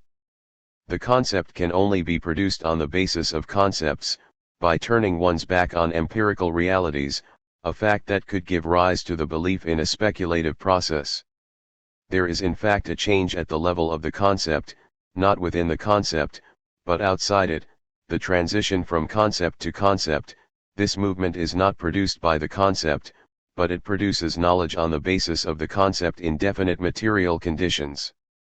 The real is not directly modified by the appearance of this new knowledge, it retains its autonomous existence outside the head just as before. 1857 Introduction. The idea of the thing is not a speculative stage that would lead us as if by the hand to the concept of commodity, it constitutes one of the elements of the conceptual material on which knowledge works. In the same way, the commodity is such only on the basis of the thing, but the consideration of things does not lead us to know what a commodity is, nor even that the concept of commodity has any meaning. The thing is not a blind form of the commodity, strictly speaking, it is the sign of our blindness at the moment when the commodity appears. The knowledge that we have of value is obtained only on the basis of a critique of the original concept that we have of the thing and of exchange. The metamorphosis is thus neither empirical nor speculative, it consists simply in the fact that we have emerged from the false contradiction by suppressing it. 11. The two-sided thing, therefore, was simply a first approximation, the same, moreover, as were the two things together. The terms of the contradiction have disappeared. The commodity is not a torn, contradictory reality, separated from its value. On the contrary, the commodity is well determined by its fundamental quality, on the basis of which a quantitative calculation is possible, the calculation of value from the quantum of labor. It is simply not such as it appears, and vice versa. Its true reality is that of being a phantom, not the product of one labor, but of labor in general. It is the phantom that must be expressed to the exclusion of any empirically observable quality, yet it is none the less a material reality. If the two-sided thing is simply an inadequate representation, use value and exchange value must absolutely not be placed on the same level. There can be no contradiction between them, except by ignorance or illusion, and so the contradiction is only one of illusion. We can then return to a problem already envisaged. The two factors of the commodity have not been obtained by differentiation within the concept. The objects that were presented in exchange are no more at that moment than sublimates, they now only manifest one thing. We have reached the final precondition, labor in general that is deposited, accumulated, crystallized, sunk, in commodities. This labor is itself produced by a single power, the power of the labor of the whole society, which is manifested in the entirety of values. The analytical study started out from the simple element, value, to return to the complex and structured totality that ultimately constitutes it. And so value is defined only in relation to the entirety of values. It is thus radically distinguished from use, which is determined simply by its relation to the thing. The expression value of the commodity, therefore, acquires a new meaning, since it no longer constitutes the endpoint of the analysis but only one stage of this. If the substance of value is labor in general, which must not be confused with labor independent of any form of society, p. 133, it is because the simple element of value has only a diacritical meaning, by the relations it maintains with all other values. The formal study of simple elements is thus incomplete in itself. The study of an apparent formal contradiction gives way to that of the real contradictions that constitute the capitalist mode of production. This is particularly important, as it becomes possible to display clearly the dissymmetry that exists between thing and commodity, not only the historical dissymmetry, the fact that their relation is a relation of succession, irreversible, without a possible reciprocal counterpart. The only interest of introducing into the course of the analysis the actual process of constitution of the commodity is to the extent that it is possible to show how this history is as it were deposited in the material analyzed, where it is found in the dissymmetrical disposition of conditions. Use value is not determined under a diacritical form, but in its direct relation to the thing. It does not acquire its meaning from a structured totality, but within a radical diversity. It is impossible, therefore, to present the distinctive characters of use value and exchange value in an analogous form, the commodity having its value, as the thing has its utility. Once again, there is not symmetry or reciprocity, the distinction of the two levels is not abstract, within an ideal totality, divided against itself, but real. And only the analytical method enables this distinction to be accounted for. The objects that fill the markets of capitalist society actually are divided, on the one hand they are useful, on the other hand they are exchanged. There can be no speculative conflict between these two aspects, there can only be a real conflict. There can also be adequate knowledge of the distinction. It is possible to extract from this reading of the opening pages of Capital the following conclusions. 1. The critique of empiricism and the critique of speculative idealism go together. 2. The real process, appearance of the commodity in economic history, is not immediately reproduced, reflected, by the movement of analysis, yet the historical difference that makes it possible to conceive the thing without the commodity, but not the commodity without the thing, is found again in the order of exposition that establishes the preconditions of the concepts. In the context of this dogmatic order that is specific to analysis, the commodity cannot be presented as the equivalent, or the other side, of the thing. This expresses the necessity for an order of succession that makes it possible to think the transition from the thing to the commodity, but not in the opposite direction. Value is not to the commodity what use is to the thing, because these terms only have their meaning at levels far removed from the conceptual analysis. This formal impossibility, which defines a dogmatic order between the concepts, is thus the best way to account for the historical order. The dogmatic order is not distinguished from the historical order as thought is distinct from the real. Within the real, the dogmatic order makes it possible to think the historical order. 4. 3. As we have noted, the concepts do not keep an immutable meaning in the course of the analysis. For example, the concept of commodity is initially something like a Euclidean concept. The commodity appears in a form with clear outlines, the equivalent of a figure. It is thus susceptible to an empirical definition. The same does not hold for the concept of value, which is not susceptible to such a definition. It rules it out from the start. Value appears in an undefined form, its concept will have to be constructed by the combination of a reduction and a deduction. But, recursively, once the substance of value is disclosed, the commodity appears as incompletely characterized by its definition, which was only a manifestation. In its empirical outlines, it is only the phantom of itself, faced with the true concept of value, it undergoes a metamorphosis. Thus, while the concepts are not each successively developed from the other, they are also not posited each alongside the other in a relation of indifference, they mutually work on and transform one another. The process of knowledge is also a material process, though not the only one. This work has to bring concepts from their original state as ideological concepts borrowed from more or less scientific theories, generalities to the state of scientific concepts, generalities 3. Certain concepts undergo this mutation, others, which are useful for a while or at the start, are eliminated along the way. This mutation is also due to the work of concepts that do not directly pertain to the science of history.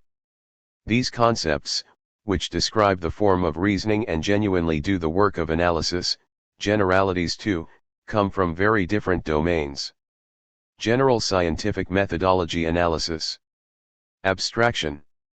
The tradition of logic and philosophy form. Expression. Contradiction. Mathematical practice equation. Reduction. Measurement. The function of these concepts is to transform, by analyzing them, the concepts that give content to economic theory. It appears that these concepts themselves undergo a transformation in the course of exposition. They completely change their meaning. As we have seen, the analysis is repeatedly redefined, inasmuch as it takes place at different levels. In the same way, the notion of form is employed in at least two incompatible uses. The commodity appears as a thing. Form is the form of appearance that gives the first clear outlines to the commodity. Value appears in the exchange relation of commodities, or rather apropos this relation. This form of appearance is particularly precarious, as it is accompanied by a contradiction, which is why it is necessary to return, by reduction, to another term that is the true form of value, this time not directly apparent, the value equation, to make it appear in its phantom outlines. The concepts that work others are thus themselves worked. We can ask what they are worked by. If they are themselves generalities that tend to become generalities 3, what concepts play the role of generalities 2 for them? The answer to this question is simple: it is other concepts, the concepts of content, that hold this place of formal concepts and put the former to the test. Thus the work of knowledge is conducted in two directions at the same time, in which respect it is genuinely dialectical. The text of Capital, as we have seen at the start, is written on two levels, that of scientific theory in general, form of reasoning, and that of the practice of a particular science. According to whether one reads it from the position of one standpoint or the other, the concepts have a different action. 4. The scientific exposition is organized in a systematic manner, but this does not mean that it refers to a homogeneous and coherent order. The connections between the concepts are neither unambiguous nor equivalent, they are also established at distinct levels. The relations between the terms of the discourse, therefore, are not those of strict concordance, their value is above all by the fruitful tension that certain discordances realize, example the contradiction in terms. We can understand, therefore, why the transition between concepts and propositions, though rigorously demonstrated, does not obey the mechanical model of deduction, a relation between equivalent or identical elements. It is on the basis of the conflict that opposes several kinds of concepts and makes them work that new knowledges are produced. We understand then why the representation of scientific effectiveness as ordering is quite insufficient. Knowledge does not consist in substituting order for disorder, in the arrangement of an initial disorder. An image of this kind, while it certainly represents one essential aspect of spontaneous scientific practice, the ideal of taxonomy, does not correspond to the material reality of scientific work. The idea of an immediate object of science, disordered and given, is false. It is knowledge that constructs its content, i.e., its order. It is knowledge that defines its starting point and its instruments. 5. The essential thing is that the order it establishes is neither stuck to a reality to be ordered, nor is it definitive. On the contrary, it is always provisional, it has constantly to be worked, confronted with other type of orders. What defines the unending process of knowledge is the transition from one order to another, by successive breaks. The opposition between order and disorder is too poor to account for such an activity. The different orders, related among themselves by an unceasing conflict, are in themselves so many disorders, insufficient, defective, provisional. The real effort of knowledge consists in establishing in the site and place of the real disorder, or rather elsewhere, a disorder of thought suited to measuring it. True rationality and true logic are those of diversity and inequality. Producing scientific knowledge means acting with disorder as if it were an order, using it as an order. This is why the structure of science is never transparent, but opaque, divided, incomplete, material. Part 4. The Object of Capital. Louis Althusser. Chapter 1. Introduction. In the half-arranged, half-spontaneous division of labor which presided over the organization of this collective study of capital, it fell to me to discuss Marx's relation to his work. Under this title, I intended to deal with the following question: what image did Marx have and give of the nature of his undertaking? With what concepts did he think his innovations, and hence the distinctions between himself and the classical economists? In what system of concepts did he account for the conditions which gave rise to the discoveries of classical economics on the one hand, and his own discoveries on the other? With these questions, I intended to interrogate Marx himself, to see where and how he had theoretically reflected the relationship between his work and the theoretico-historical conditions of its production. In this way, I meant to pose him directly the fundamental epistemological question which constitutes the object of Marxist philosophy itself, and to assess as accurately as possible the degree of explicit philosophical consciousness Marx had acquired during the elaboration of Capital. To make this assessment meant to compare the part Marx had illuminated in the new philosophical field that he had opened in the act of foundation of his science with the part that had remained in the shade. By assessing what Marx had done, I wanted to represent as far as possible what he himself called on us to do in order to situate this field, to estimate its extent, and to make it accessible to philosophical discovery, in short, to define as accurately as possible the theoretical space open to Marxist philosophical investigation. Such was my project. At first sight, it might seem simple, and require only to be carried out. Indeed, Marx left us in passing in the text and notes of Capital a whole series of judgments of his own work, critical comparisons with his predecessors, the physiocrats, Smith, Ricardo, etc., and lastly very precise methodological comments comparing his analytical procedures with the methods of, example the mathematical, physical and biological sciences, and with the dialectical method defined by Hegel.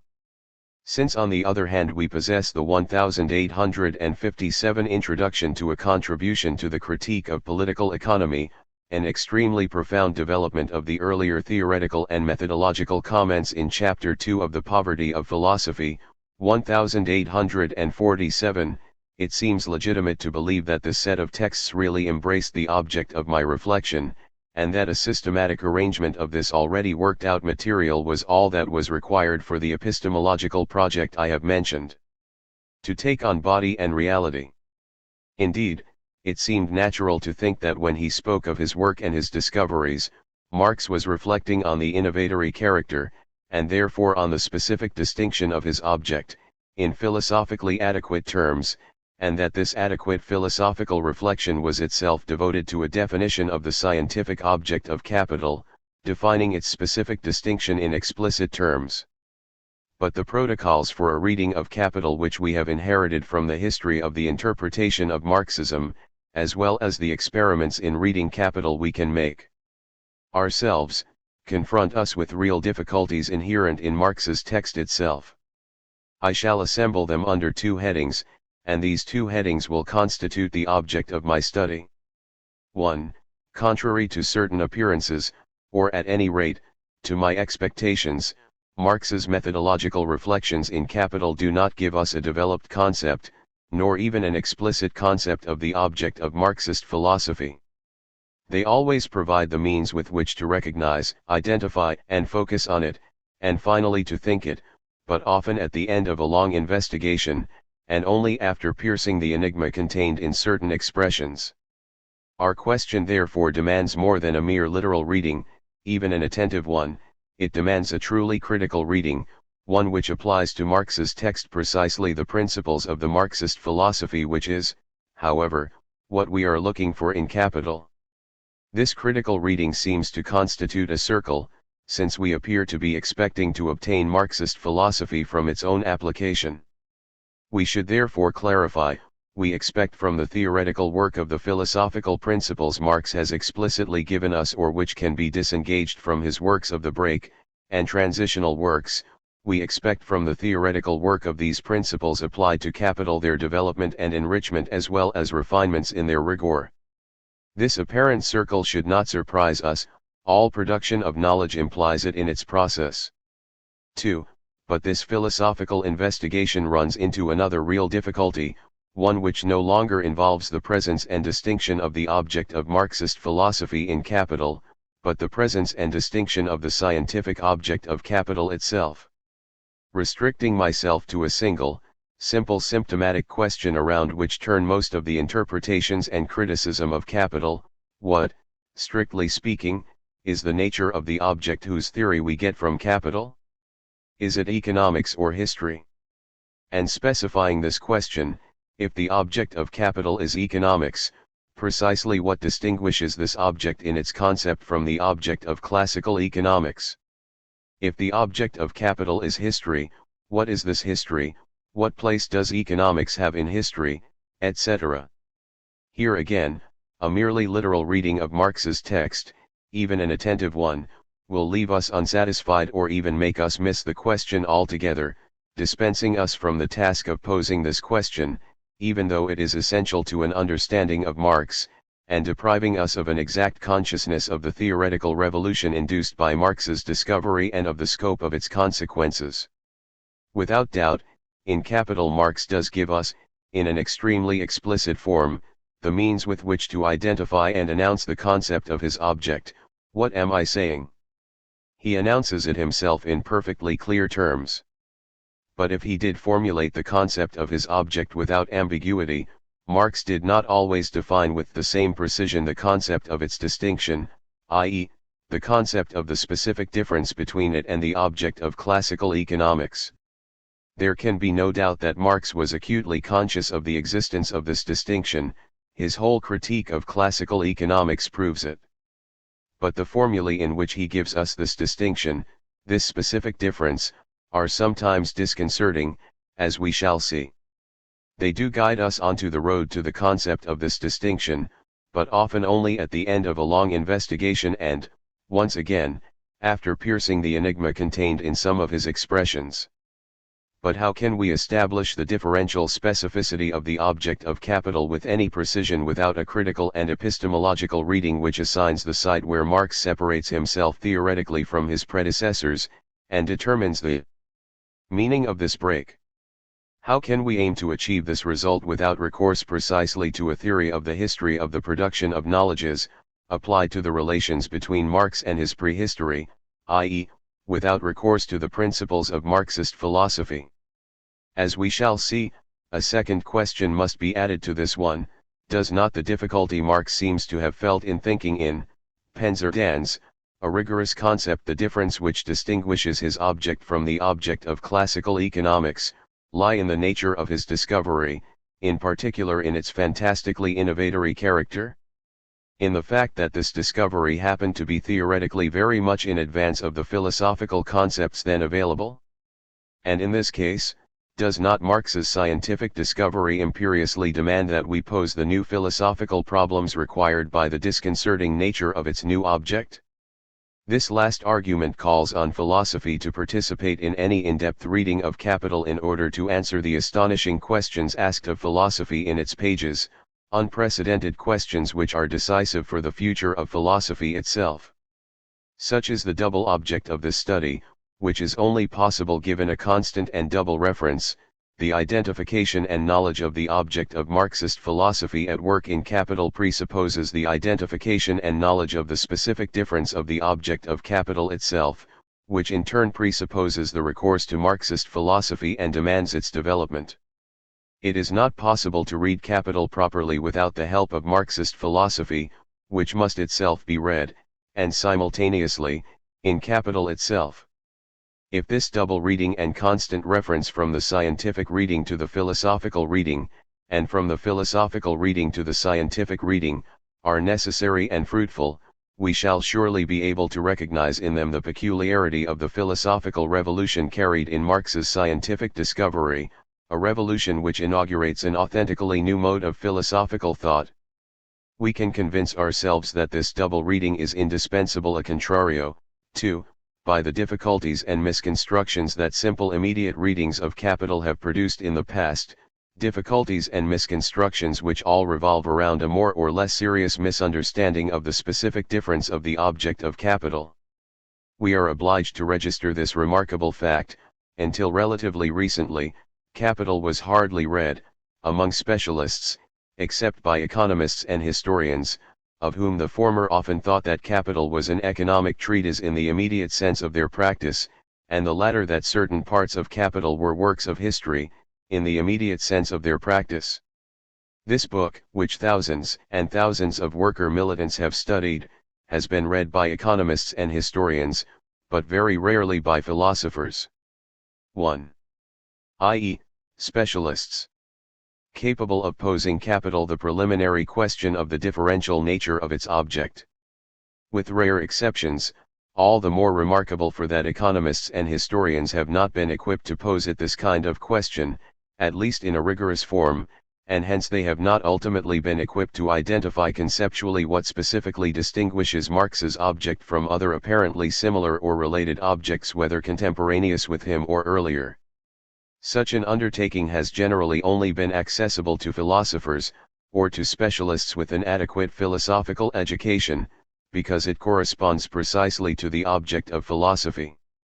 What philosophers who are able to pose Capital the question of its object and of the specific difference that distinguishes Marx's object from the object of political economy, classical or modern, have read Capital and posed it this question? Knowing that Capital was under a radical ideologico-political interdict imposed by bourgeois economists and historians for 80 years, we can imagine the fate reserved for it by academic philosophy. The only philosophers ready to take Capital for an object worthy of a philosopher's concern could long only be Marxist militants.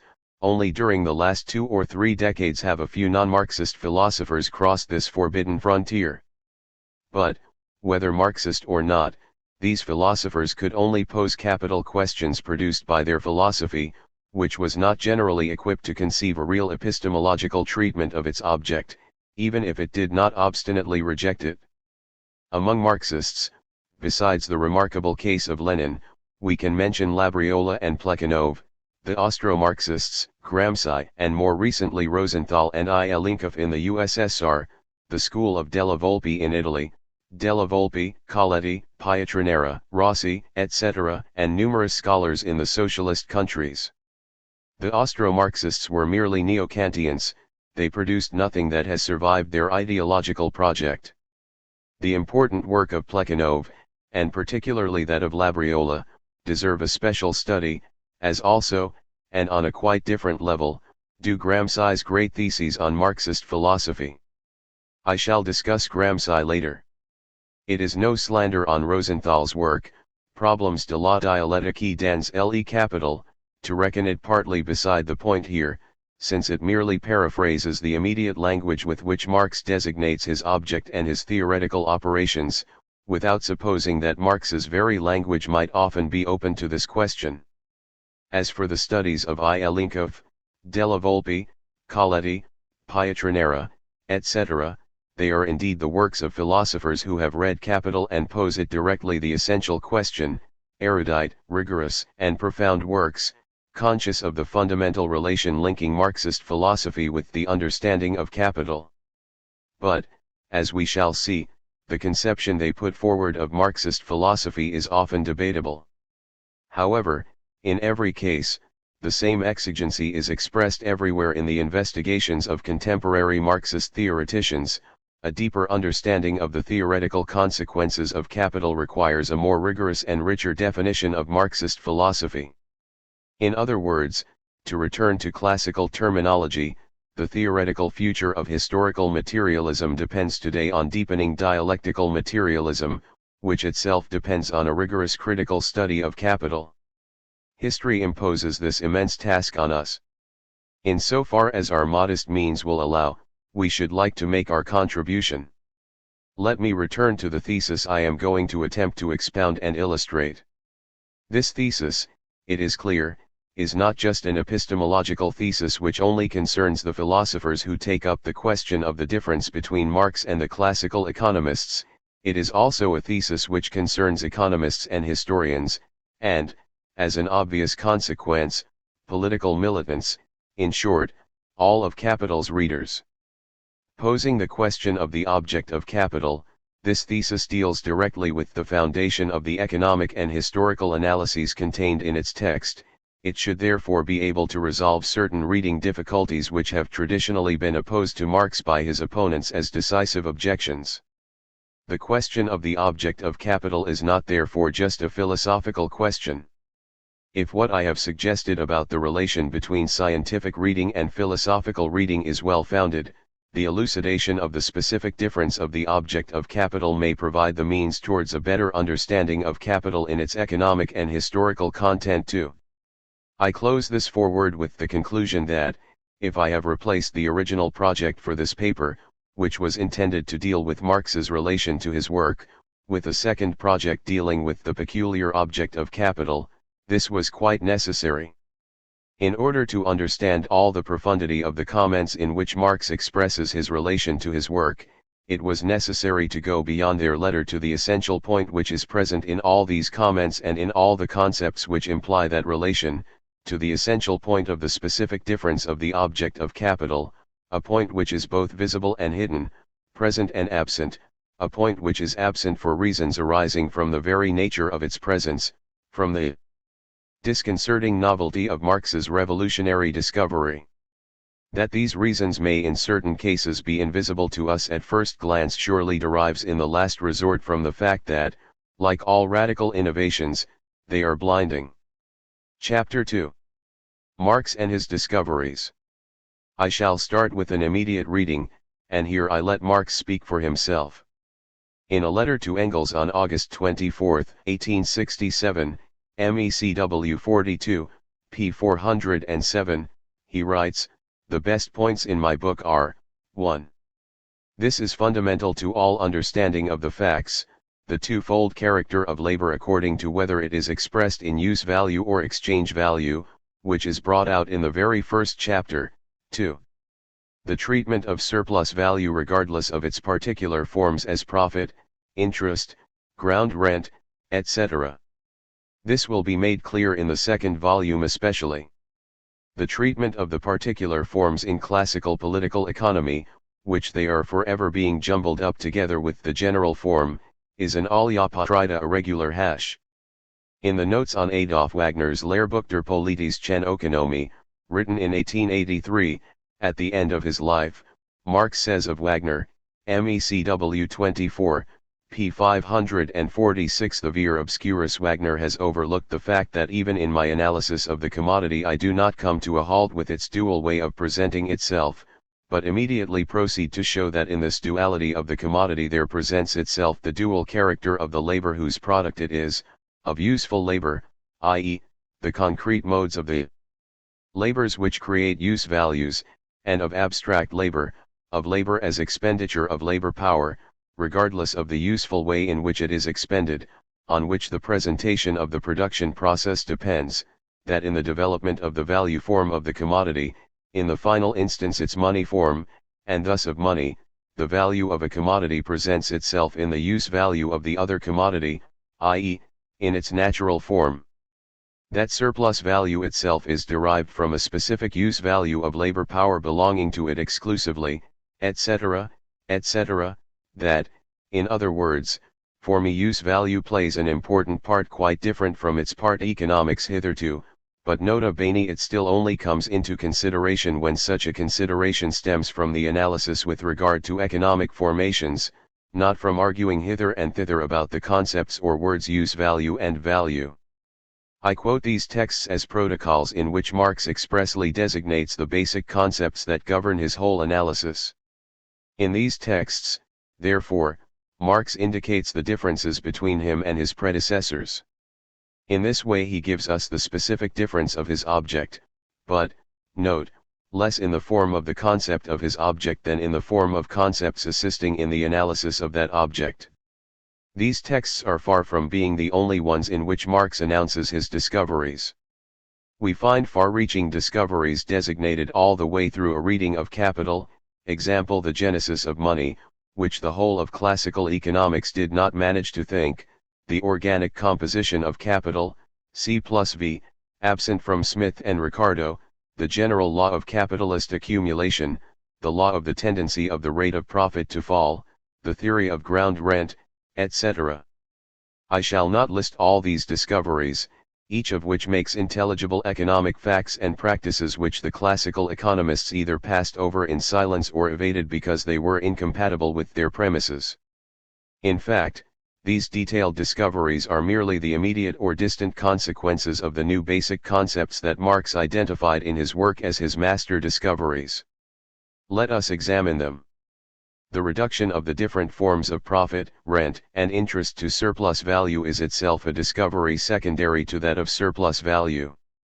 The basic discoveries therefore concern 1.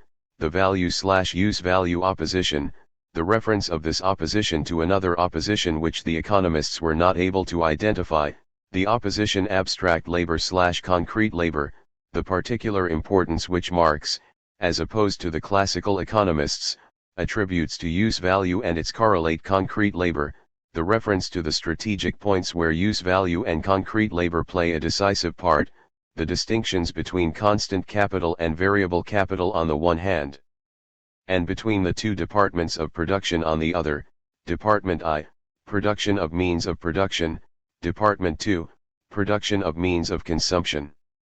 2. Surplus value. To sum up, the concepts which contain Marx's basic discoveries are, the concepts of value and use value, of abstract labor and concrete labor, and of surplus value. That is what Marx tells us. And there is no apparent reason why we should not take him at his word. In fact, while reading Capital we can prove that his economic analyses do depend on these basic concepts in the last instance. We can, so long as our reading is a careful one. But this proof is not self-evident. It presupposes a great struggle for rigor, and above all it necessarily implies from the beginning something which is present in Marx's declared discoveries, but present in a strange absence, if we are to complete this proof and see clearly in the very clarity it produces.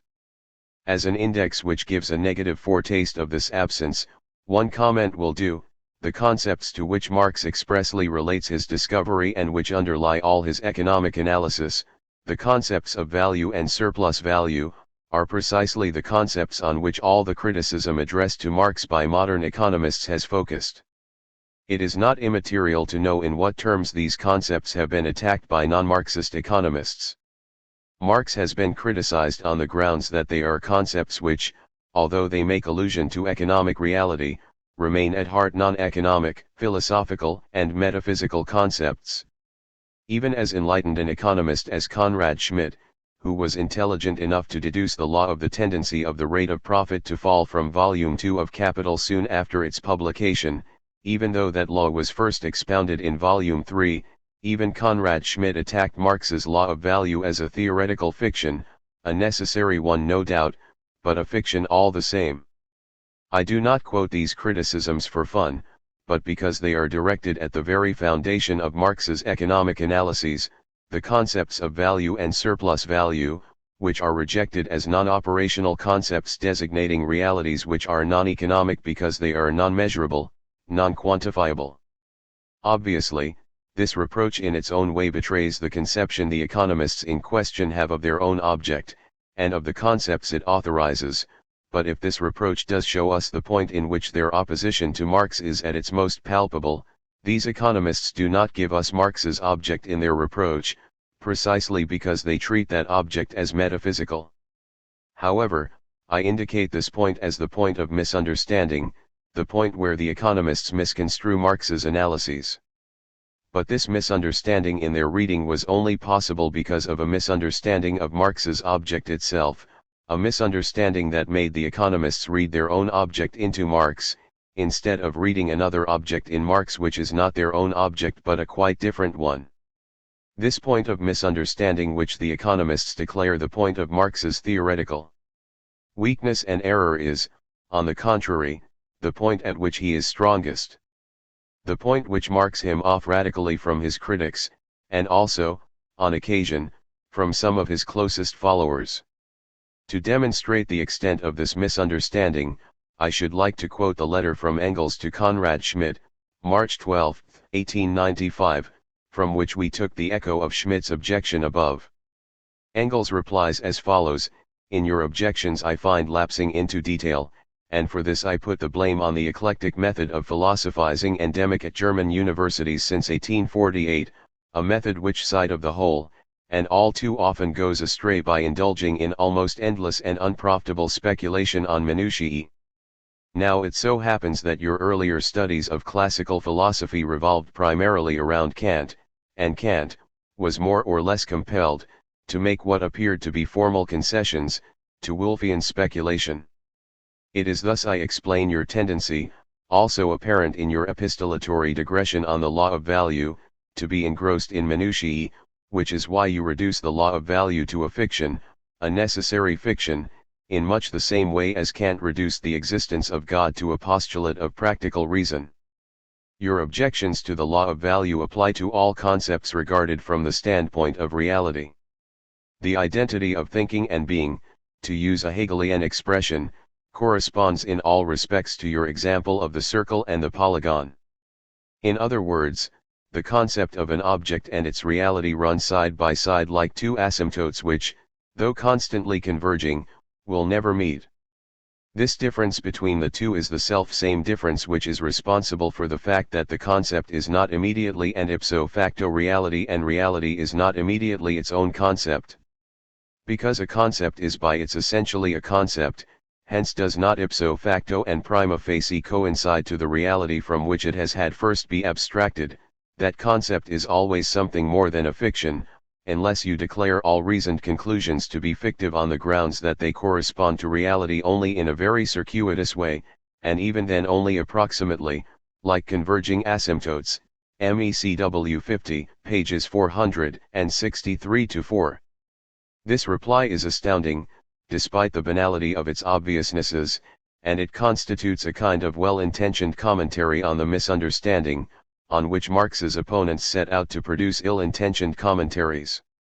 Engels escapes Conrad Schmidt's operational objection with a theory of knowledge made to order, that looks to the approximations of abstraction to establish the inadequacy of the concept as a concept to its object. This answer is beside the point.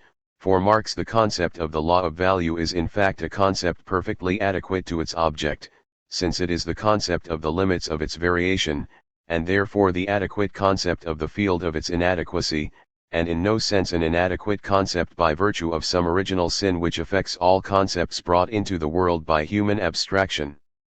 Engels therefore transfers to an empiricist theory of knowledge, as a native weakness of the concept, precisely what constitutes the theoretical strength of Marx's adequate concept. This transfer is only possible with the complicity of this ideological theory of knowledge, ideological not only in its content, empiricism, but also in its use, since it is designed to answer, among other things, precisely this theoretical misunderstanding. There is a risk not only that the theory of capital will be affected by it. Engels's thesis in the preface to Volume 3, the law of value is economically valid from the beginning of exchange, until the 15th century A.D. is a disturbing example, but also that Marxist philosophical theory will be marked, and with what a mark. The mark of the empiricist theory of knowledge which serves as a silent theoretical norm both in Schmidt's objection and in Engels's reply. I have dwelt on this reply in order to stress the fact that the present misunderstanding may betray not only political or ideological ill will, but also the effects of a theoretical blindness which is a serious hazard so long as we neglect to pose Marx the question of his object. Chapter 3. The merits of classical economics. Let us therefore take things as we are told they are, and ask how Marx himself thinks himself, not only directly, when he examines in himself what distinguishes him from the classical economists, but also indirectly, when he thinks himself in them, i.e., registers in them the presence or presentiment of his discovery in their non-discovery, and therefore thinks his own perspicacity in the blindness of its closest prehistory. I cannot go into every detail here, although all of them deserve a precise and exhaustive study. I propose to concentrate on a few elements only, which will act as so many pertinent indices to the problem we are concerned with. Marx assesses his debt to his predecessors and therefore estimates what is positive in their thought, with respect to his own discovery, in two distinct forms which emerge very clearly in theories of surplus value. On the one hand, he pays homage to one or other of his predecessors for having isolated and analyzed an important concept, even if the words that express this concept are still caught in the trap of linguistic confusion or ambiguity. In this way he registers the concept of value in Petty, the concept of surplus value in Stoyart, the physiocrats, etc. He then makes allowances for isolated conceptual gains, usually extracting them from the confusion of a still inadequate terminology. On the other, he stresses another merit which does not involve any particular detailed gain, any concept, but the scientific mode of treatment of political economy.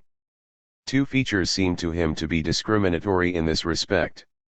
The first, in a very classical spirit that might perhaps be called Galilean, concerns the scientific attitude itself, the method which brackets out sensory appearances, i.e., in the domain of political economy, all the visible phenomena and practico-empirical concepts produced by the economic world, rent, interest, profit, etc., in other words, all those economic categories from the everyday life which, at the end of Capital, Marx says is the equivalent of a religion. The effect of this bracketing is to unveil the hidden essence of the phenomena, their essential inwardness. For Marx, the science of political economy, like every other science, depends on this reduction of the phenomenon to the essence, or, as he puts it, in an explicit comparison with astronomy, of the apparent movement to the real movement. All the economists who have made a scientific discovery, even a minute one, have done so by way of this reduction. However, this partial reduction is not enough to constitute the science. At this point the second feature intervenes. A science is a systematic theory which embraces the totality of its object and seizes the internal connection which links together the reduced essences of all economic phenomena. The great merit of the physiocrats, and of Quesnay in particular, was that, even if only partially, since they restricted themselves to agricultural production, they related phenomena as diverse as wages, profit, rent, commercial gain, etc., to a single original essence, the surplus value produced in the agricultural sector. It was Smith's merit that he outlined this systematic while liberating it from the agricultural presuppositions of the physiocrats. But, at the same time, he was at fault in only half finishing it. Smith's unforgivable weakness was that he wanted to think of as having a single origin objects of a different nature, both true, reduced, essences, and also crude phenomena not reduced to their essences. The result is that his theory is no more than the unjustified grouping of two doctrines, the exoteric, which unites unreduced crude phenomena, and the esoteric, which unites essences, of which only the latter is scientific. This simple comment of Marx's is heavy with meaning. It implies that it is not just the form of systematicity that makes a science, but the form of systematicity of the essences, of the theoretical concepts, alone, and not the systematicity of interlinked crude phenomena, elements of the real, or the mixed systematicity of essences and crude phenomena. However, it was Ricardo's merit that he thought and went beyond this contradiction between Smith's two doctrines, and conceived political economy in the true form of scientificity, i.e., as the unified system of concepts which expresses the internal essence of its object. But at last Ricardo steps in. The basis, the starting point for the physiology of the bourgeois system, for the understanding of its internal organic coherence and life process, is the determination of value by labor time. Ricardo starts with this and forces science to get out of the rut, to render an account of the extent to which the other categories, the relations of production and commerce, forms of this basis, evolved and described by it, correspond to or contradict this basis, this starting point, to elucidate how far a science, which in fact only reflects and reproduces the manifest forms of the process, therefore also these manifestations themselves, corresponds to the basis on which the inner coherence. The actual physiology of bourgeois society rests on the basis which forms its starting point, and in general, to examine how matters stand with the contradiction between the apparent and the real actual movement of the system. This then is Ricardo's great historical significance for science, Theories of Surplus Value, MECW 31, p. 391. The reduction of the phenomenon to the essence, of the given to its concept, the internal unity of the essence, the systematicity of the concepts unified behind their concepts, these, then, are the two positive determinations which, in Marx's eyes, constitute the conditions for the scientific character of an isolated result or a general theory. But the reader will have noted that these determinations express with respect to political economy the general conditions for the existing scientific rationality, the existing theoretical. Marx merely borrowed them from the existing state of the sciences, importing them into political economy as the formal norms of scientific rationality in general. When he judges the physiocrats, Smith or Ricardo, he applies these formal norms to them, deciding whether they have respected or ignored them, without prejudging the content of their objects. However, we shall not restrict ourselves to purely formal judgments. Has the content that these forms abstract from not already been designated by Marx in the economists themselves? Do concepts that Marx makes the foundation of his own theory, value and surplus value, not already appear in person in the theoretical charter of the classical economists, together with the phenomenon essence reduction and theoretical scientificity? But this presents us with a strange situation. It seems that, in essentials, and that is how Marx's modern critics have judged his undertaking, Marx was really no more than the heir of classical economics, and a decidedly well-endowed one, since he obtained from his forebears his key concepts, the content of his object, and the method of reduction, as well as the model of internal systematicity, the scientific form of his object. What, then, is peculiar to Marx? What is his historical merit? Simply the fact that he extended and completed an already almost complete work, he filled in the gaps, resolved the problems it had left open. In sum, he increased the patrimony of the classics, but on the basis of their principles, and therefore of their problematic, accepting not only their method and theory, but also together with the latter the definition of their object itself. The answer to the question, what is Marx's object? What is the object of capital? Is already inscribed, apart from a few nuances and discoveries, but in principle, in Smith, and especially in Ricardo. The great theoretical web of political economy was already there waiting, a few threads awry and a few holes, certainly. Marx tightened the threads, straightened the weave and added a few stitches, in other words, he finished the work, making it perfect. In this account, the possibility of a misunderstanding in reading Capital disappears.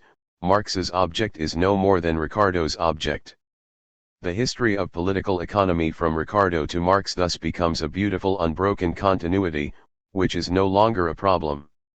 If there is a misunderstanding, it is elsewhere, in Ricardo and in Marx, no longer between Ricardo and Marx, but between the whole of the classical economics of labor value, which Marx merely brilliantly touched up, and modern marginalist and neo-marginalist political economy, which rests on a quite different problematic. And in fact, when we read certain of Gramsci's commentaries, Marxist philosophy is Ricardo generalized, Rosenthal's theoretical analyses or even the much more critical remarks of Della Volpe and his disciples, we are struck by the fact that we never forsake this continuity of object. These authors see no essential difference between Smith's and Ricardo's object and Marx's object. This non-difference of object has been registered in the vulgar Marxist interpretation in the following form: the only difference is in the method. The method which the classical economists applied to their object was merely metaphysical, but Marx's method, on the contrary, was dialectical. Everything therefore depends on the dialectic, which is thus conceived as a method in itself, imported from Hegel, and applied to an object in itself, already present in Ricardo. Marx simply sealed this happy union with the miracle of genius, and like all happiness, it has no history.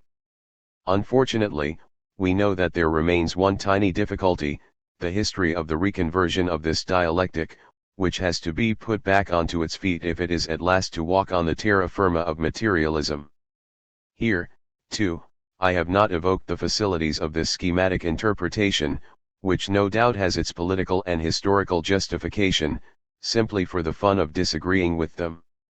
This hypothetical continuity of object from classical economics to Marx is not restricted to Marx's opponents or even to some of his supporters, it emerges silently again and again in Marx's own explicit discourse, or rather it emerges from a certain silence of Marx's which unintentionally doubles his explicit discourse.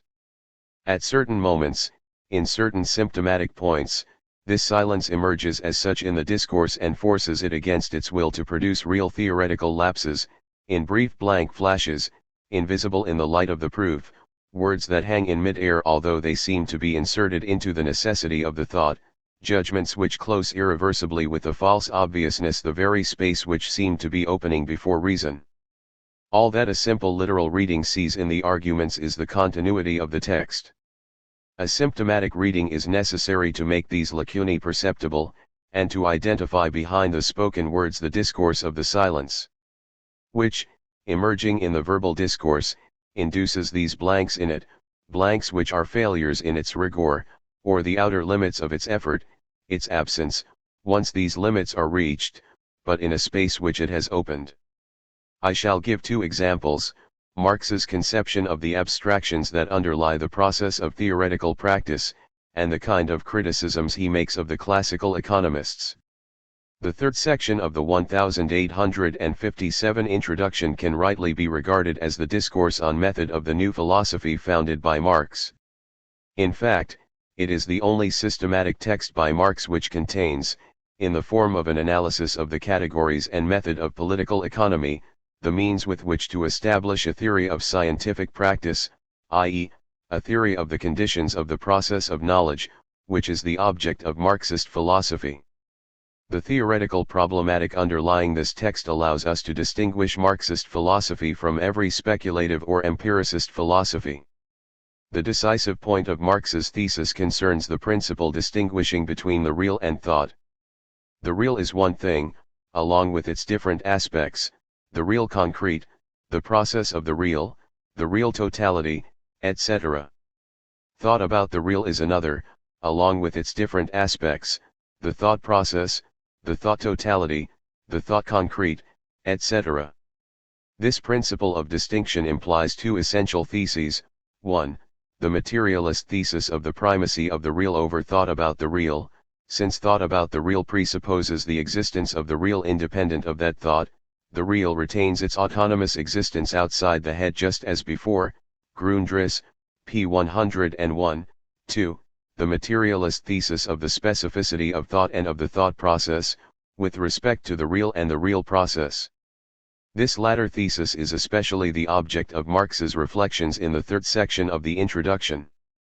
Thought about the real, the conception of the real, and all the operations of thought by which the real is thought and conceived, belong to the order of thought, the elements of thought, which must not be confused with the order of the real, the element of the real. The totality as it appears in the head, as a totality of thoughts, is a product of a thinking head, ibid. Similarly, the thought concrete belongs to thought and not to the real. The process of knowledge, the work of elaboration, Verarbeitung, by which thought transforms its initial intuitions and representations into knowledges or thought concretes, takes place entirely in thought. No doubt there is a relation between thought about the real and this real, but it is a relation of knowledge. 1. A relation of adequacy or inadequacy of knowledge, not a real relation, meaning by this a relation inscribed in that real of which the thought is the adequate or inadequate knowledge. This knowledge relation between knowledge of the real and the real is not a relation of the real that is known in this relationship. The distinction between a relation of knowledge and a relation of the real is a fundamental one. If we did not respect it, we should fall irreversibly into either speculative or empiricist idealism. Into speculative idealism if, with Hegel, we confused thought and the real by reducing the real to thought, ibid, into empiricist idealism if we confused thought with the real by reducing thought about the real to the real itself. In either case, this double reduction consists of a projection and realization of one element in the other, of thinking the difference between the real and thought about it as either a difference within thought itself, speculative idealism, or as a difference within the real itself, empiricist idealism. Naturally, these theses pose problems. 2. But they are problems unambiguously implied in Marx's text. Now, this is what interests us.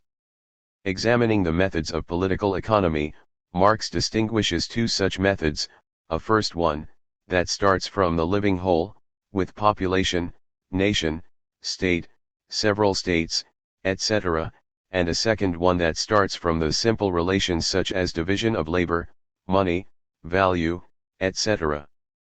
There are therefore two methods, one starting from the real itself, the other from abstractions.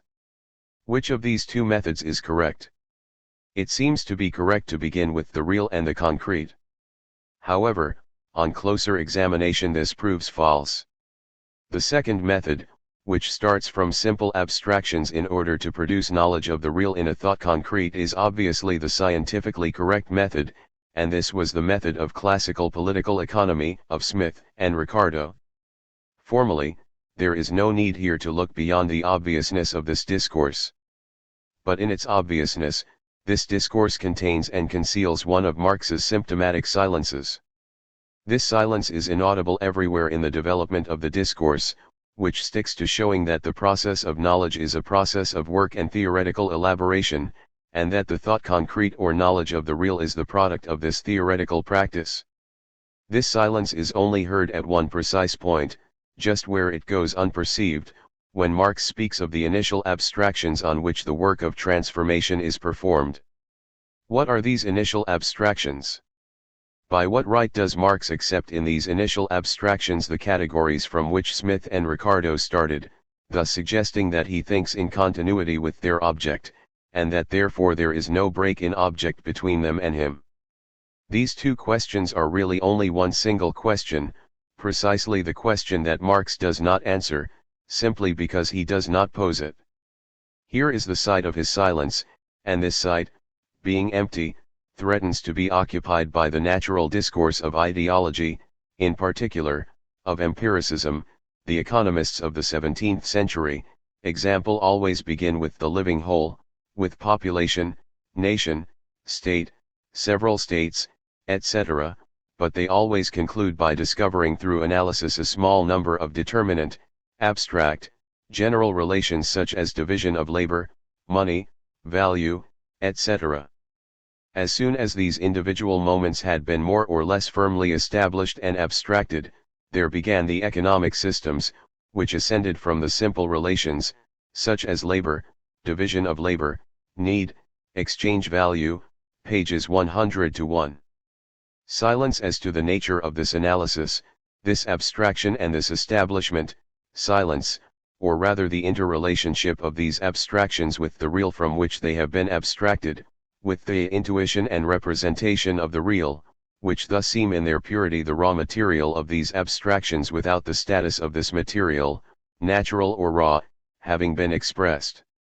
An ideology may gather naturally in the hollow left by the silence, the ideology of a relation of real correspondence between the real and its intuition and representation, and the presence of an abstraction which operates on this real in order to disengage from it these abstract general relations, i.e., an empiricist ideology of abstraction.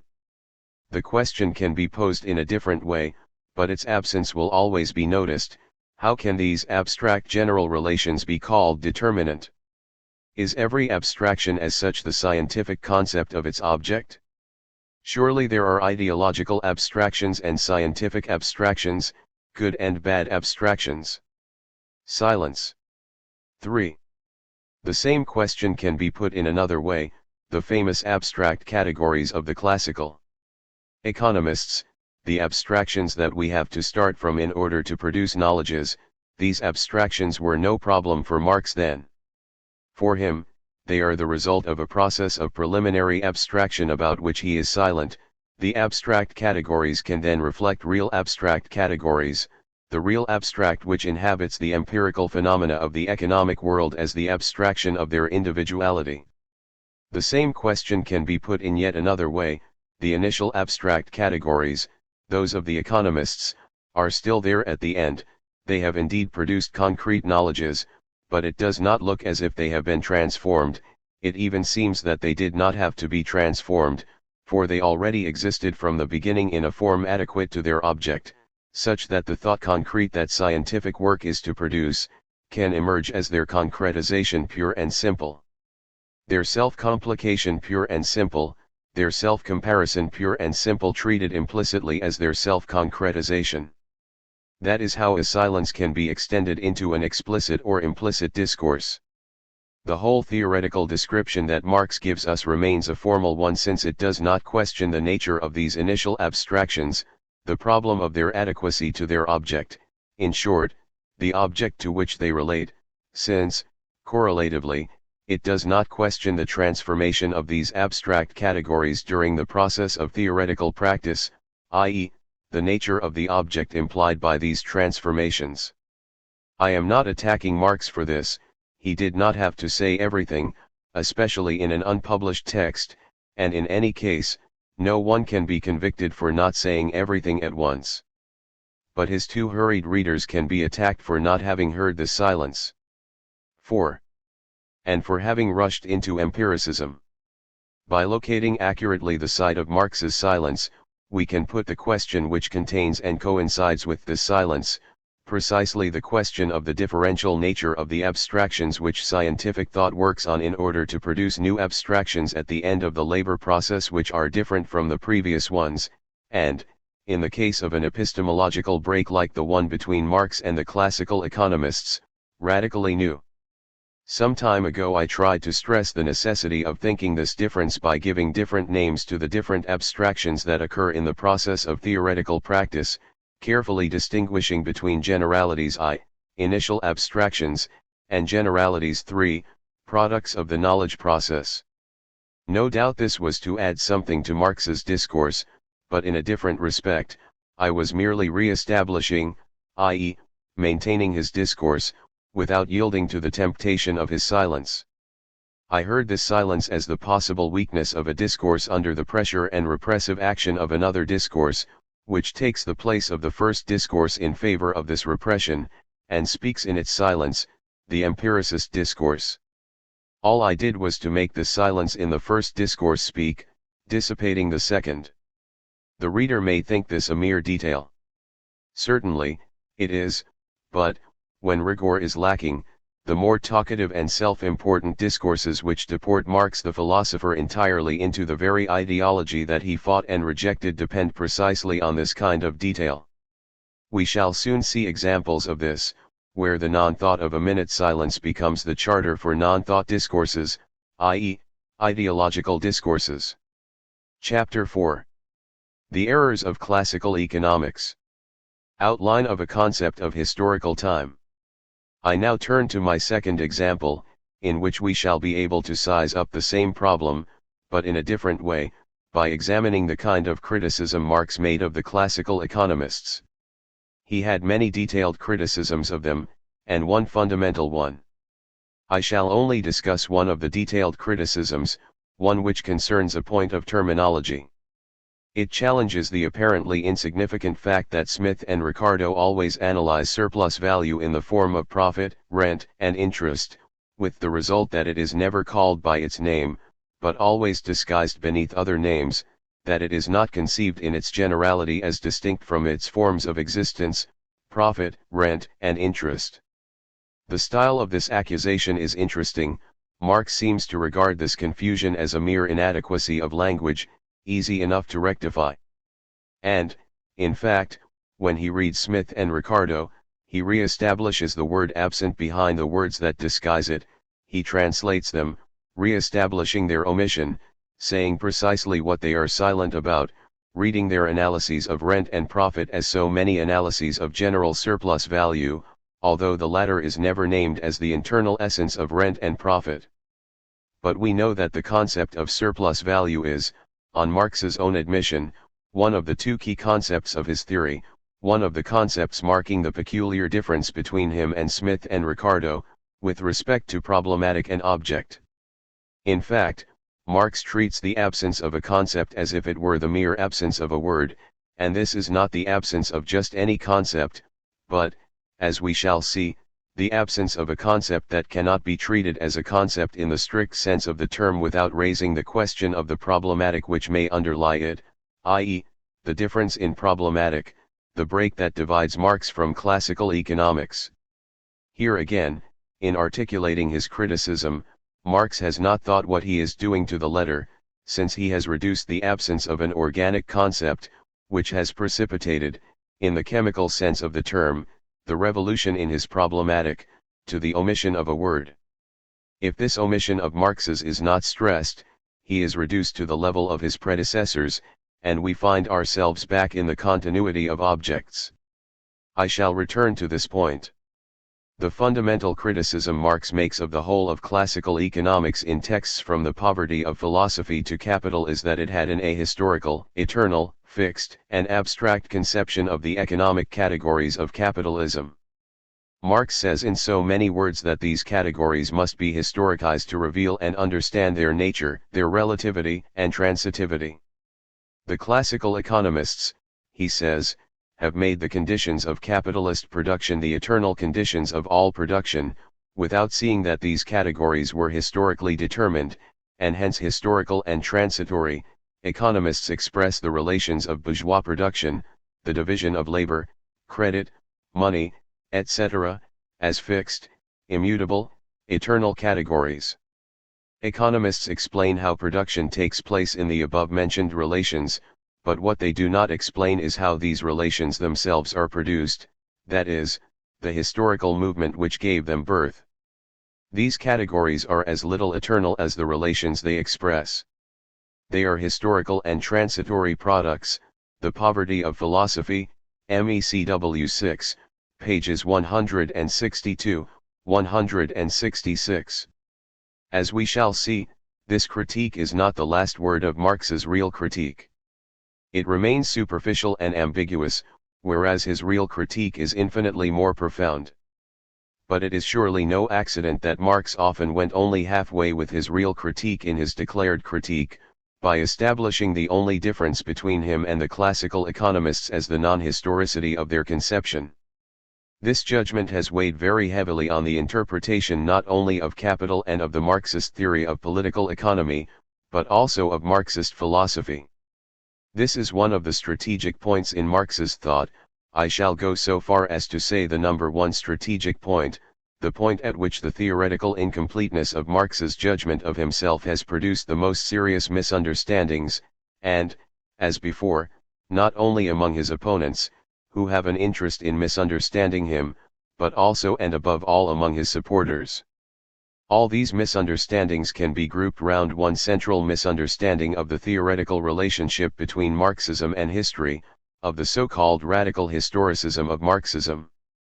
Let us examine the basis for the different forms taken by this crucial misunderstanding. In my opinion, this basis directly concerns the relation between Marx and Hegel, and the conception of the dialectic and history. If all that divides Marx from the classical economists amounts to the historical character of economic categories, Marx need only historicize these categories, refusing to take them as fixed, absolute or eternal, but, on the contrary, regarding them as relative, provisional, and transitory, i.e., as categories subject in the last instance to the moment of their historical existence. In this case, Marx's relation to Smith and Ricardo can be represented as identical with Hegel's relation to classical philosophy. Marx would then be Ricardo set in motion, just as it is possible to describe Hegel as Spinoza set in motion, i.e., historicized. In this case, Marx's whole achievement would once again be that he Hegelianized Ricardo, made him dialectical, i.e., that he applied the Hegelian dialectical method to thinking an already constituted content which was only separated from the truth by the thin partition of historical relativity. In this case, we should fall once again into schemata consecrated by a whole tradition, schemata that depend on a conception of the dialectic as method in itself, regardless of the content of which it is the law, irrespective of the specificity of the object for which it has to provide both the principles of knowledge and the objective laws. I shall not insist on this point as it has already been elucidated, at least in principle. But I should like to point out a different confusion which has neither been denounced nor elucidated, and which dominates the interpretation of Marxism now, and probably will for a long time to come. I mean expressly the confusion that surrounds the concept of history. To claim that classical economics had not a historical, but an eternalist conception of its economic categories, that, to make these categories adequate to their object, they must be thought as historical, is to propose the concept of history, or rather one particular concept of history which exists in the ordinary imagination, but without taking care to ask questions about it. In reality, it is to introduce as a solution a concept which itself poses a theoretical problem, for as it is adopted and understood it is an uncriticized concept, a concept which, like all obvious concepts, threatens to have for theoretical content no more than the function that the existing or dominant ideology defines for it. It is to introduce as a theoretical solution a concept whose status has not been examined, and which, far from being a solution, is in reality a theoretical problem. It implies that it is possible to borrow this concept of history from Hegel or from the historian's empiricist practice and import it into Marx without making any difficulties of principle, i.e., without posing the preliminary critical question of the effective content of a concept which has been picked up in this naive way, as if it went without saying, when, on the contrary, and before all else, it was essential to ask what must be the content of the concept of history imposed by Marx's theoretical problematic. Without anticipating the paper that follows, I should like to clarify a few points of principle. I shall take as a pertinent counter-example, why it is pertinent we shall soon see, the Hegelian concept of history, the Hegelian concept of historical time, which, for Hegel, reflects the essence of the historical as such. It is well known that Hegel defined time as der Dasein Begriff, i.e., as the concept in its immediate empirical existence. Since time itself directs us to the concept as its essence, i.e., since Hegel consciously proclaims that historical time is merely the reflection in the continuity of time of the internal essence of the historical totality incarnating a moment of the development of the concept, in this case the idea, we have Hegel's authority for thinking that historical time merely reflects the essence of the social totality of which it is the existence. That is to say that the essential characteristics of historical time will lead us, as so many indices, to the peculiar structure of that social totality. Two essential characteristics of Hegelian historical time can be isolated, its homogeneous continuity and its contemporaneity. 1. The homogeneous continuity of time. The homogeneous continuity of time is the reflection in existence of the continuity of the dialectical development of the idea. Time can thus be treated as a continuum in which the dialectical continuity of the process of the development of the idea is manifest. On this level, then, the whole problem of the science of history would consist of the division of this continuum according to a periodization corresponding to the succession of one dialectical totality after another. The moments of the idea exist in the number of historical periods into which the time continuum is to be accurately divided. In this Hegel was merely thinking in his own theoretical problematic the number one problem of the historian's practice, the problem Voltaire, for example, expressed when he distinguished between the age of Louis XIV and the age of Louis XV, it is still the major problem of modern historiography. 2. The contemporaneity of time, or the category of the historical present. This second category is the condition of possibility of the first one, and in it we find Hegel's central thought. If historical time is the existence of the social totality, we must be precise about the structure of this existence. The fact that the relation between the social totality and its historical existence is a relation with an immediate existence implies that this relation is itself immediate.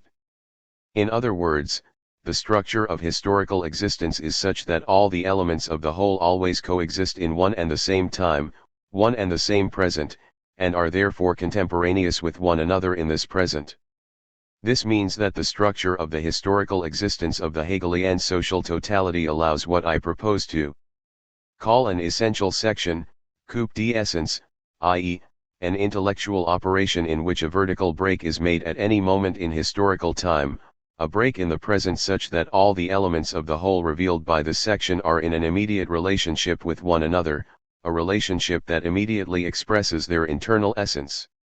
When I speak of an essential section, I shall therefore be referring to the specific structure of the social totality that allows this section, in which all the elements of the whole are given in a copresence, itself the immediate presence of their essences, which thus become immediately legible in them. It is clear that it is the specific structure of the social totality which allows this essential section, for this section is only possible because of the peculiar nature of the unity of this totality, a spiritual unity, if we can express in this way the type of unity possessed by an expressive totality, i.e., a totality all of whose parts are so many total parts, each expressing the others, and each expressing the social totality that contains them, because each in itself contains in the immediate form of its expression the essence of the totality itself.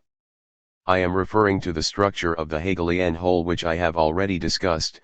The Hegelian whole has a type of unity in which each element of the whole, whether a material or economic determination, a political institution or a religious, artistic, or philosophical form, is never anything more than the presence of the concept with itself at a historically determined moment. This is the sense in which the co-presence of the elements with one another and the presence of each element with the whole are based on a de jure preliminary presence, the total presence of the concept in all the determinations of its existence. That is how the continuity of time is possible, as the phenomenon of the concept's continuity of presence with its positive determinations. When we speak of a moment of the development of the idea in Hegel, we must be careful to observe that this term reduces two meanings to one: the moment as a moment of a development, which invokes the continuity of time and gives rise to the theoretical problem of periodization, and the moment as a moment of time, as the present, which is never anything but the phenomenon of the presence of the concept with itself in all its concrete determinations. It is this absolute and homogeneous presence of the determinations of the whole with the current essence of the concept which allows the essential section I have been discussing.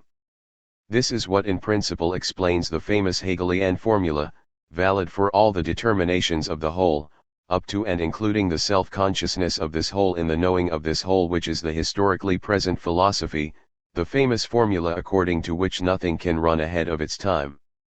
The present constitutes the absolute horizon of all knowing, since all knowing can never be anything but the existence in knowing of the internal principle of the whole. However far philosophy goes, it can never escape the bounds of this absolute horizon. Even if it takes wing at dusk, it still belongs to the day, to the today. It is still merely the present reflecting on itself, reflecting on the presence of the concept with itself. Tomorrow is in essence forbidden it. And that is why the ontological category of the present prevents any anticipation of historical time, any conscious anticipation of the future development of the concept, any knowledge of the future. This explains the theoretical difficulty Hegel experienced in dealing with the existence of great men, whose role in his reflection is therefore that of paradoxical witnesses to an impossible conscious historical forecast. Great men neither perceive nor know the future, they divine it as a presentiment. Great men are only clairvoyants who have a presentiment of but can never know the immanence of tomorrow's essence, the kernel in the shell, the future in invisible gestation in the present, the coming essence being born in the alienation of the current essence. The fact that there is no knowing the future prevents there being any science of politics, any knowing that deals with the future effects of present phenomena. That is why no Hegelian politics is possible strictly speaking, and in fact there has never been a Hegelian politician. I have insisted on the nature of historical time and its theoretical conditions to this extent because this conception of history and of its relation to time is still alive amongst us, as can be seen from the currently widespread distinction between synchrony and diachrony. This distinction is based on a conception of historical time as continuous and homogeneous and contemporaneous with itself. The synchronic is contemporaneity itself, the co-presence of the essence with its determinations, the present being readable as a structure in an essential section because the present is the very existence of the essential structure. The synchronic therefore presupposes the ideological conception of a continuous homogeneous time. It follows that the diachronic is merely the development of this present in the sequence of a temporal continuity in which the events to which history in the strict sense can be reduced, cf. Levi-Strauss, are merely successive contingent presents in the time continuum. Like the synchronic, which is the primary concept, the diachronic therefore presupposes both of the very two characteristics I have isolated in the Hegelian conception of time, an ideological conception of historical time. Ideological, because it is clear that this conception of historical time is merely a reflection of the conception Hegel had of the type of unity that constitutes the link between all the economic, political, religious, aesthetic, philosophical, and other elements of the social whole. Because the Hegelian whole is a spiritual whole in the Leibnizian sense of a whole in which all the parts conspire together, in which each part is a pars totalis, the unity of this double aspect of historical time, homogeneous continuity/contemporaneity, is possible and necessary. Now we can see the pertinence of this Hegelian counterexample. What masks from us the relationship that has just been established between the structure of the Hegelian whole and the nature of Hegelian historical time is the fact that the Hegelian idea of time is borrowed from the most vulgar empiricism, the empiricism of the false obviousness of everyday practice. 1. Which we find in a naive form in most of the historians themselves, at any rate in all the historians known to Hegel, who did not pose any questions as to the specific structure of historical time. Nowadays, a few historians are beginning to pose these questions, and often in a very remarkable way, Lucien Febvre, Labrousse, Braudel, etc., but they do not pose them explicitly as a function of the structure of the whole they are studying. They do not pose them in a truly conceptual form, they simply observe that there are different times in history, varieties of time, long times, medium times and short times, and they are content to note their interferences as so many products of their intersection. They do not therefore relate these varieties as so many variations to the structure of the whole, although the latter directly governs the production of those variations. Rather, they are tempted to relate these varieties, as so many variants measurable by their duration, to ordinary time itself, to the ideological time continuum we have discussed. The Hegelian counterexample is therefore relevant because it is representative of the crude ideological illusions of everyday practice and of the practice of the historians, not only of those who do not pose any questions, but even of those who do pose some questions, because these questions are generally related not to the fundamental question of the concept of history, but to the ideological conception of time. However, we can retain from Hegel precisely what masks from us this empiricism which he had only sublimated in his systematic conception of history. We can retain this result produced by our brief critical analysis, the fact that the structure of the social whole must be strictly interrogated in order to find in it the secret of the conception of history in which the development of this social whole is thought. Once we know the structure of the social whole, we can understand the apparently problemless relationship between it and the conception of historical time in which this conception is reflected. What we have just done for Hegel is equally valid for Marx. The procedure that has enabled us to isolate the theoretical presuppositions latent in a conception of history which seemed to stand by itself, but which is, in fact, organically linked to a precise conception of the social whole, can be applied to Marx, with the object of constructing the Marxist concept of historical time on the basis of the Marxist conception of the social totality. We know that the Marxist whole cannot possibly be confused with the Hegelian whole. It is a whole whose unity, far from being the expressive or spiritual unity of Leibniz's or Hegel's whole, is constituted by a certain type of complexity, the unity of a structured whole containing what can be called levels or instances which are distinct and relatively autonomous, and coexist within this complex structural unity, articulated with one another according to specific determinations, fixed in the last instance by the level or instance of the economy. 2. Of course, we still have to define more exactly the structural nature of this whole, but this provisional definition is sufficient for us to be able to forecast that the Hegelian type of coexistence of presence, allowing an essential section, is incompatible with the existence of this new type of totality. This peculiar coexistence was already fully designated by Marx in a passage from The Poverty of Philosophy, MECW 6, pages 166-7, which deals with the relations of production alone. The production relations of every society form a whole. M. Proudhon considers economic relations as so many social phases, engendering one another, resulting one from the other like the antithesis from the thesis, and realizing in their logical sequence the impersonal reason of humanity. The only drawback to this method is that when he comes to examine a single one of these phases, M. Proudhon cannot explain it without having recourse to all the other relations of society, which relations, however, he has not yet made his dialectic movement engender. When, after that, M. Proudhon, by means of pure reason, proceeds to give birth to these other phases, he treats them as if they were newborn babes. He forgets that they are of the same age as the first. In constructing the edifice of an ideological system by means of the categories of political economy, the limbs of the social system are dislocated. The different limbs of society are converted into so many separate societies, following one upon the other. How, indeed, could the single logical formula of movement, of sequence, explain the body of society, in which all relations coexist simultaneously and support one another? It is all here, the coexistence, the articulation of the limbs of the social system, the mutual support of the relations between them, cannot be thought in the logical formula of movement, of sequence, of time. If we bear in mind the fact that the logic is, as Marx shows in The Poverty of Philosophy, merely the abstraction of movement and time, which are here invoked directly, as the origin of Proudhon's mystification, we can see that it is essential to reverse the order of reflection and think first the specific structure of the totality in order to understand both the form in which its limbs and constitutive relations coexist and the peculiar structure of history.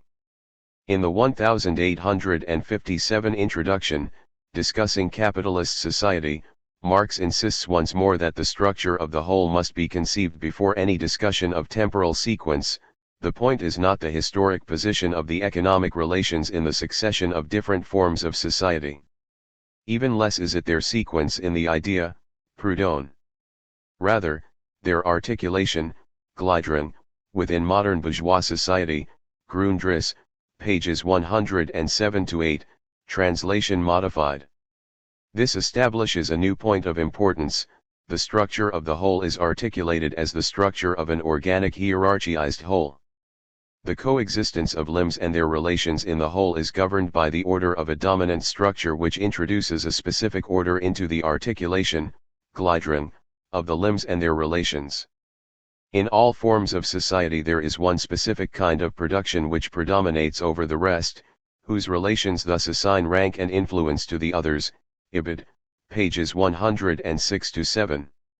Note a crucial point here: this dominance of a structure, of which Marx gives an example here, the domination of one form of production, example industrial production over simple commodity production, etc., cannot be reduced to the primacy of a center, any more than the relation between the elements and the structure can be reduced to the expressive unity of the essence within its phenomena.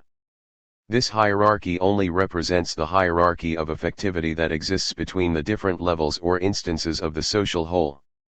Because each of the levels is itself structured, this hierarchy represents the hierarchy, the degree, and the index of affectivity existing between the different structured levels present in the whole. It is the hierarchy of affectivity of a structure dominant over subordinate structures and their elements. Elsewhere, I have shown that in order to conceive this dominance of a structure over the other structures in the unity of a conjuncture, it is necessary to refer to the principle of the determination in the last instance of the non-economic structures by the economic structure, and that this determination in the last instance is an absolute precondition for the necessity and intelligibility of the displacements of the structures in the hierarchy of effectivity, or of the displacement of dominance between the structured levels of the whole, that only this determination in the last instance makes it possible to escape the arbitrary relativism of observable displacements by giving these displacements the necessity of a function. If the type of unity peculiar to the Marxist totality really is of this kind, several important theoretical consequences follow. In the first place, it is impossible to think the existence of this totality in the Hegelian category of the contemporaneity of the present. The coexistence of the different structured levels, the economic, the political, the ideological, etc., and therefore of the economic infrastructure, of the legal and political superstructure, of ideologies and theoretical formations, philosophy, sciences, can no longer be thought in the coexistence of the Hegelian present, of the ideological present in which temporal presence coincides with the presence of the essence with its phenomena. And in consequence, the model of a continuous and homogeneous time which takes the place of immediate existence, which is the place of the immediate existence of this continuing presence, can no longer be regarded as the time of history. Let us begin with the last point, for it will make us more sensitive to the consequences of these principles. As a first approximation, we can argue from the specific structure of the Marxist whole that it is no longer possible to think the process of the development of the different levels of the whole in the same historical time. Each of these different levels does not have the same type of historical existence. On the contrary, we have to assign to each level a peculiar time, relatively autonomous and hence relatively independent, even in its dependence, of the times of the other levels. We can and must say, for each mode of production there is a peculiar time and history, punctuated in a specific way by the development of the productive forces. The relations of production have their peculiar time and history, punctuated in a specific way. The political superstructure has its own history. Philosophy has its own time and history. Aesthetic productions have their own time and history. Scientific formations have their own time and history, etc. Each of these peculiar histories is punctuated with peculiar rhythms and can only be known on condition that we have defined the concept of the specificity of its historical temporality and its punctuations, continuous development, revolutions, breaks, etc. The fact that each of these times and each of these histories is relatively autonomous does not make them so many domains which are independent of the whole. The specificity of each of these times and of each of these histories, in other words, their relative autonomy and independence, is based on a certain type of articulation in the whole, and therefore on a certain type of dependence with respect to the whole. The history of philosophy, for example, is not an independent history by divine right. The right of this history to exist as a specific history is determined by the articulating relations, i.e., relations of relative effectivity, which exist within the whole. The specificity of these times and histories is therefore differential, since it is based on the differential relations between the different levels within the whole. The mode and degree of independence of each time and history is therefore necessarily determined by the mode and degree of dependence of each level within the set of articulations of the whole. The conception of the relative independence of a history and of a level can therefore never be reduced to the positive affirmation of an independence in vacuo, nor even to the mere negation of a dependence in itself. The conception of this relative independence defines its relativity, i.e., the type of dependence that produces and establishes this mode of relative independence as its necessary result. At the level of the articulation of component structures in the whole, it defines that type of dependence which produces relative independence and whose effects we can observe in the histories of the different levels. This is the principle on which is based the possibility and necessity of different histories corresponding respectively to each of the levels. This principle justifies our speaking of an economic history, a political history, a history of religions, a history of ideologies, a history of philosophy, a history of art and a history of the sciences, without thereby evading, but on the contrary, necessarily accepting, the relative independence of each of these histories in the specific dependence which articulates each of the different levels of the social whole with the others. That is why, if we have the right to constitute these different histories, which are merely differential histories, we cannot be satisfied, as the best historians so often are today, by observing the existence of different times and rhythms, without relating them to the concept of their difference, i.e., to the typical dependence which establishes them in the articulation of the levels of the whole. It is not enough, therefore, to say, as modern historians do, that there are different periodizations for different times, that each time has its own rhythms, some short, some long. We must also think these differences in rhythm and punctuation in their foundation, in the type of articulation, displacement, and torsion which harmonizes these different times with one another. To go even further, I should say that we cannot restrict ourselves to reflecting the existence of visible and measurable times in this way. We must, of absolute necessity, pose the question of the mode of existence of invisible times, of the invisible rhythms and punctuations concealed beneath the surface of each visible time. Merely reading Capital shows that Marx was highly sensitive to this requirement. It shows, for example, that the time of economic production is a specific time, differing according to the mode of production, but also that, as a specific time, it is a complex and nonlinear time, a time of times, a complex time that cannot be read in the continuity of the time of life or clocks, but has to be constructed out of the peculiar structures of production. The time of the capitalist economic production that Marx analyzed must be constructed in its concept. The concept of this time must be constructed out of the reality of the different rhythms which punctuate the different operations of production, circulation, and distribution, out of the concepts of these different operations, example the difference between production time and labor time, the difference between the different cycles of production, the turnover of fixed capital, of circulating capital, of variable capital, monetary turnover, turnover of commercial capital and of finance capital, etc.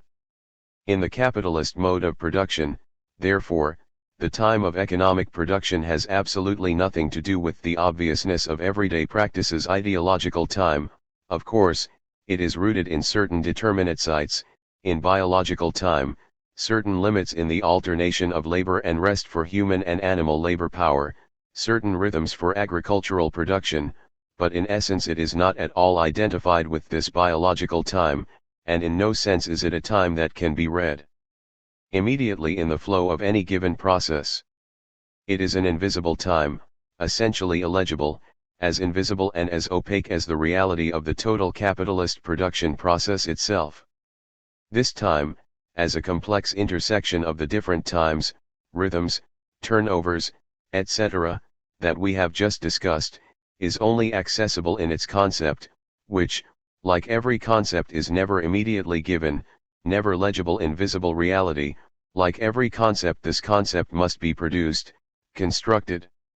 The same could be said of political time and ideological time, the time of the theoretical, philosophy, and the time of the scientific, let alone the time of art.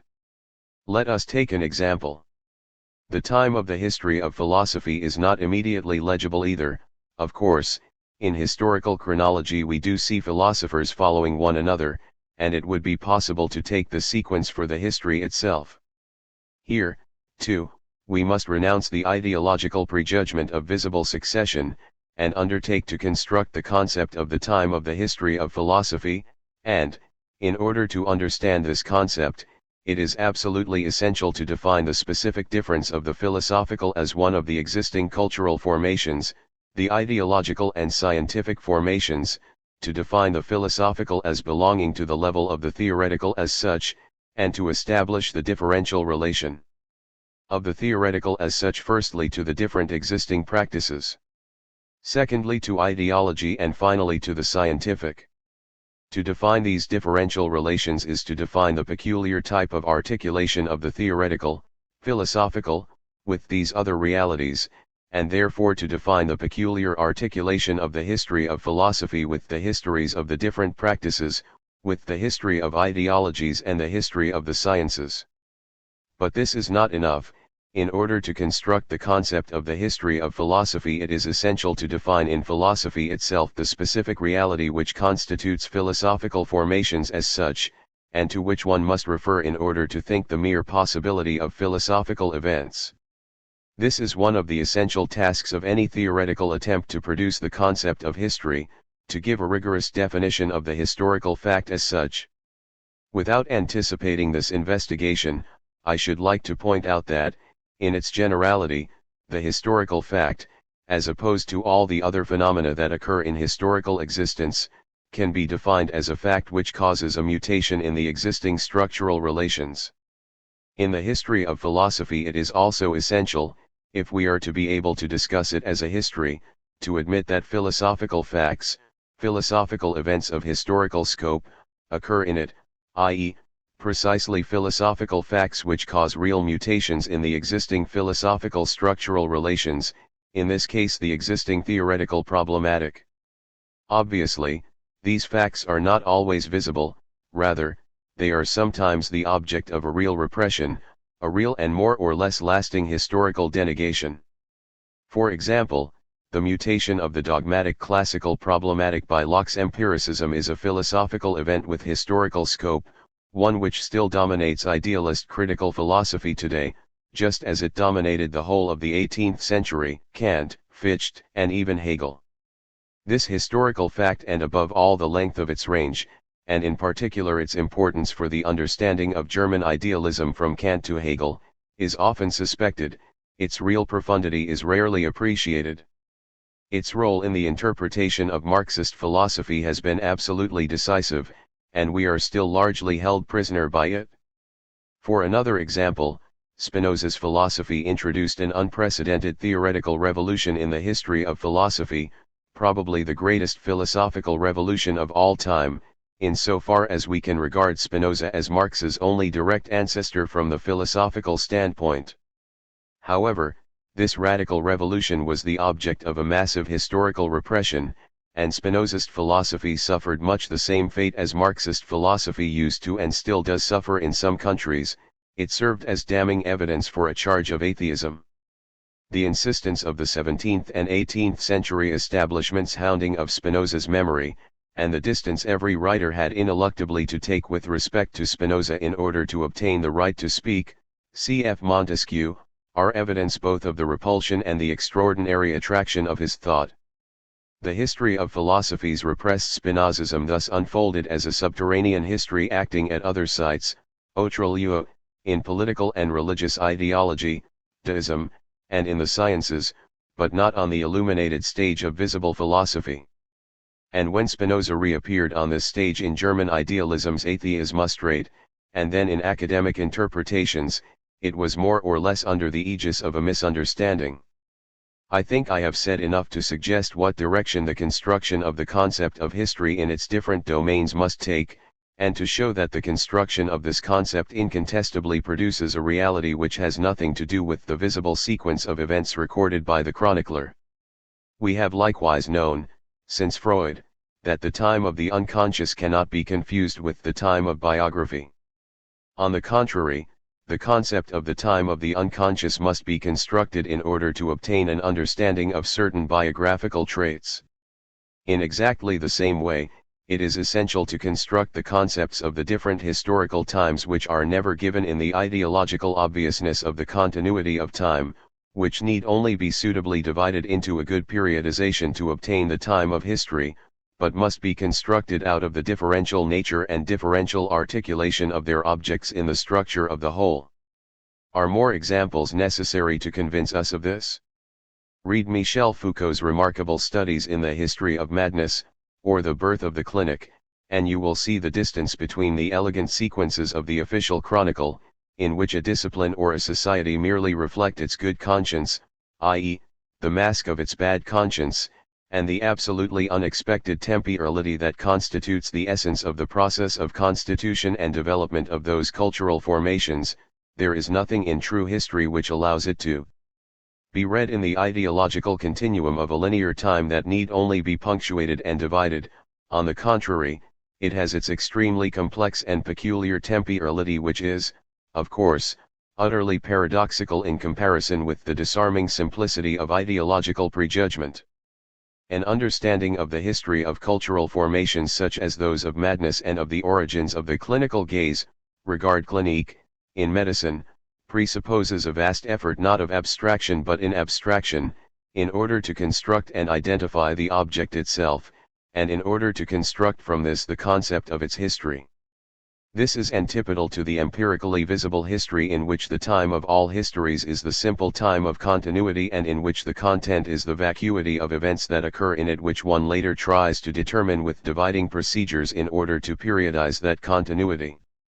Instead of these categories, continuity and discontinuity, which summarize the banal mystery of all history, we are dealing with infinitely more complex categories specific to each type of history, categories in which new logics come into play, in which, naturally, the Hegelian schemata, which are merely the sublimation of the categories of the logic of movement and time, no longer have more than a highly approximate value, and even this only on condition that they are used approximately. Indicatively, in accordance with their approximate nature, for if we had to take these Hegelian categories for adequate categories, their use would become theoretically absurd, and practically either vain or disastrous. This specific reality of the complex historical time of the levels of the whole can, paradoxically, be tested experimentally by trying to take an essential section through this specific and complex time, the crucial experiment of the contemporaneity structure. A historical break of this kind, even if it is applied to a break in a periodization sanctioned by the phenomena of a major mutation either in the economic or the political order, never produces a present with a structure of so-called contemporaneity, a presence that corresponds to the expressive or spiritual type of unity of the whole. The coexistence which can be observed in the essential section does not reveal any omnipresent essence which is also the present of each of these levels.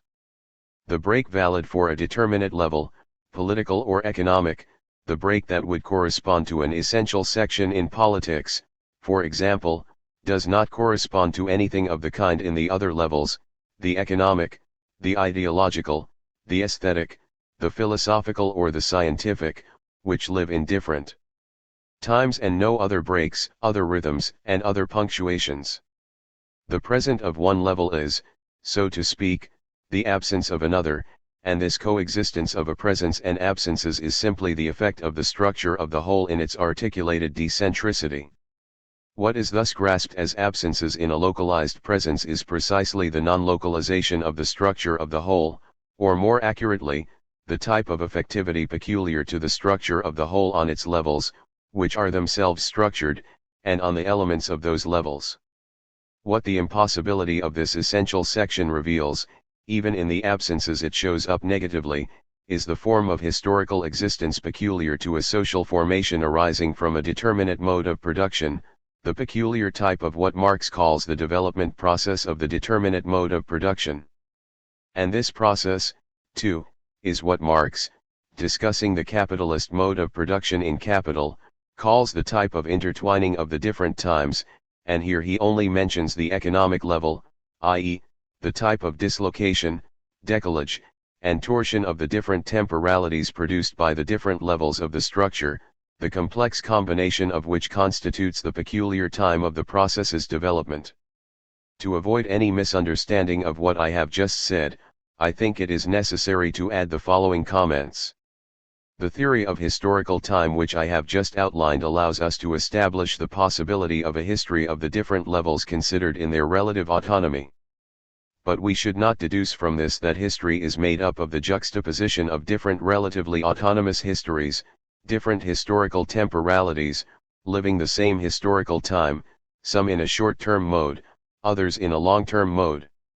In other words, once we have rejected the ideological model of a continuous time subject to essential sections into presence, we must avoid substituting for this idea another which, although different in style, in fact surreptitiously restores the same ideology of time. There can therefore be no question of relating the diversity of the different temporalities to a single ideological base time, or of measuring their dislocation against the line of a single continuous reference time, remaining content, therefore, to think these dislocations as backwardnesses or forwardnesses in time, i.e., in the ideological reference time.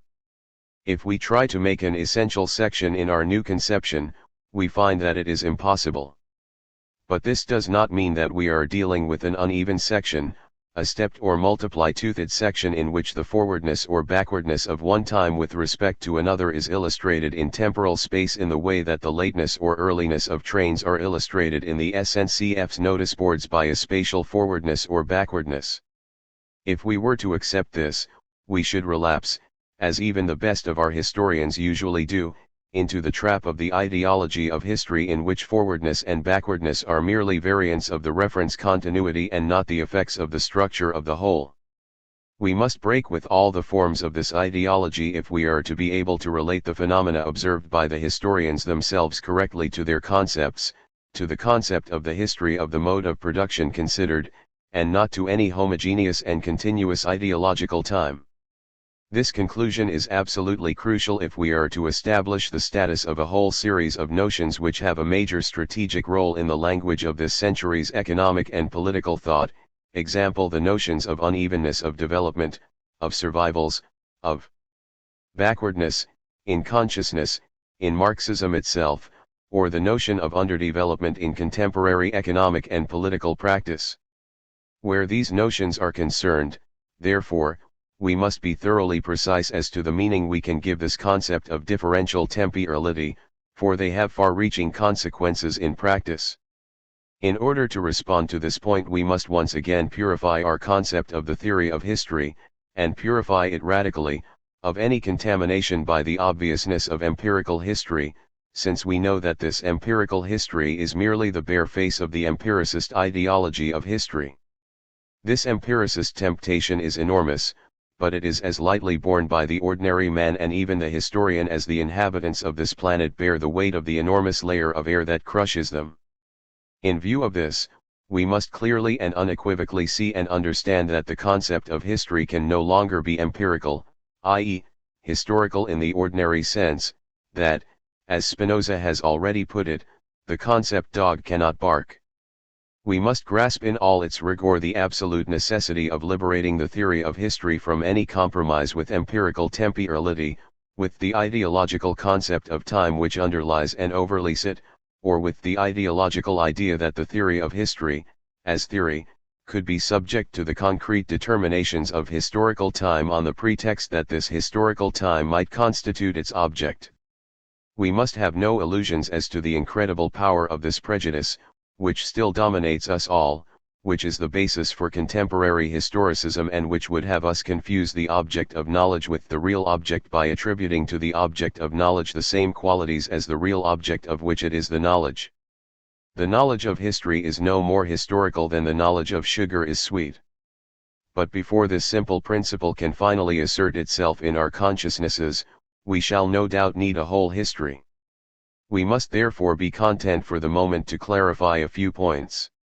We should indeed be relapsing into the ideology of a homogeneous continuous/self-contemporaneous time if we related the different temporalities I have just discussed to this single, identical time, as so many discontinuities in its continuity. These temporalities would then be thought as the backwardnesses, forwardnesses, survivals, or unevennesses of development that can be assigned to this time. In fact, despite any denegations, this would be to institute a reference time in the continuity of which we should measure these unevennesses. On the contrary, we must regard these differences in temporal structure as, and only as, so many objective indices of the mode of articulation of the different elements or structures in the general structure of the whole.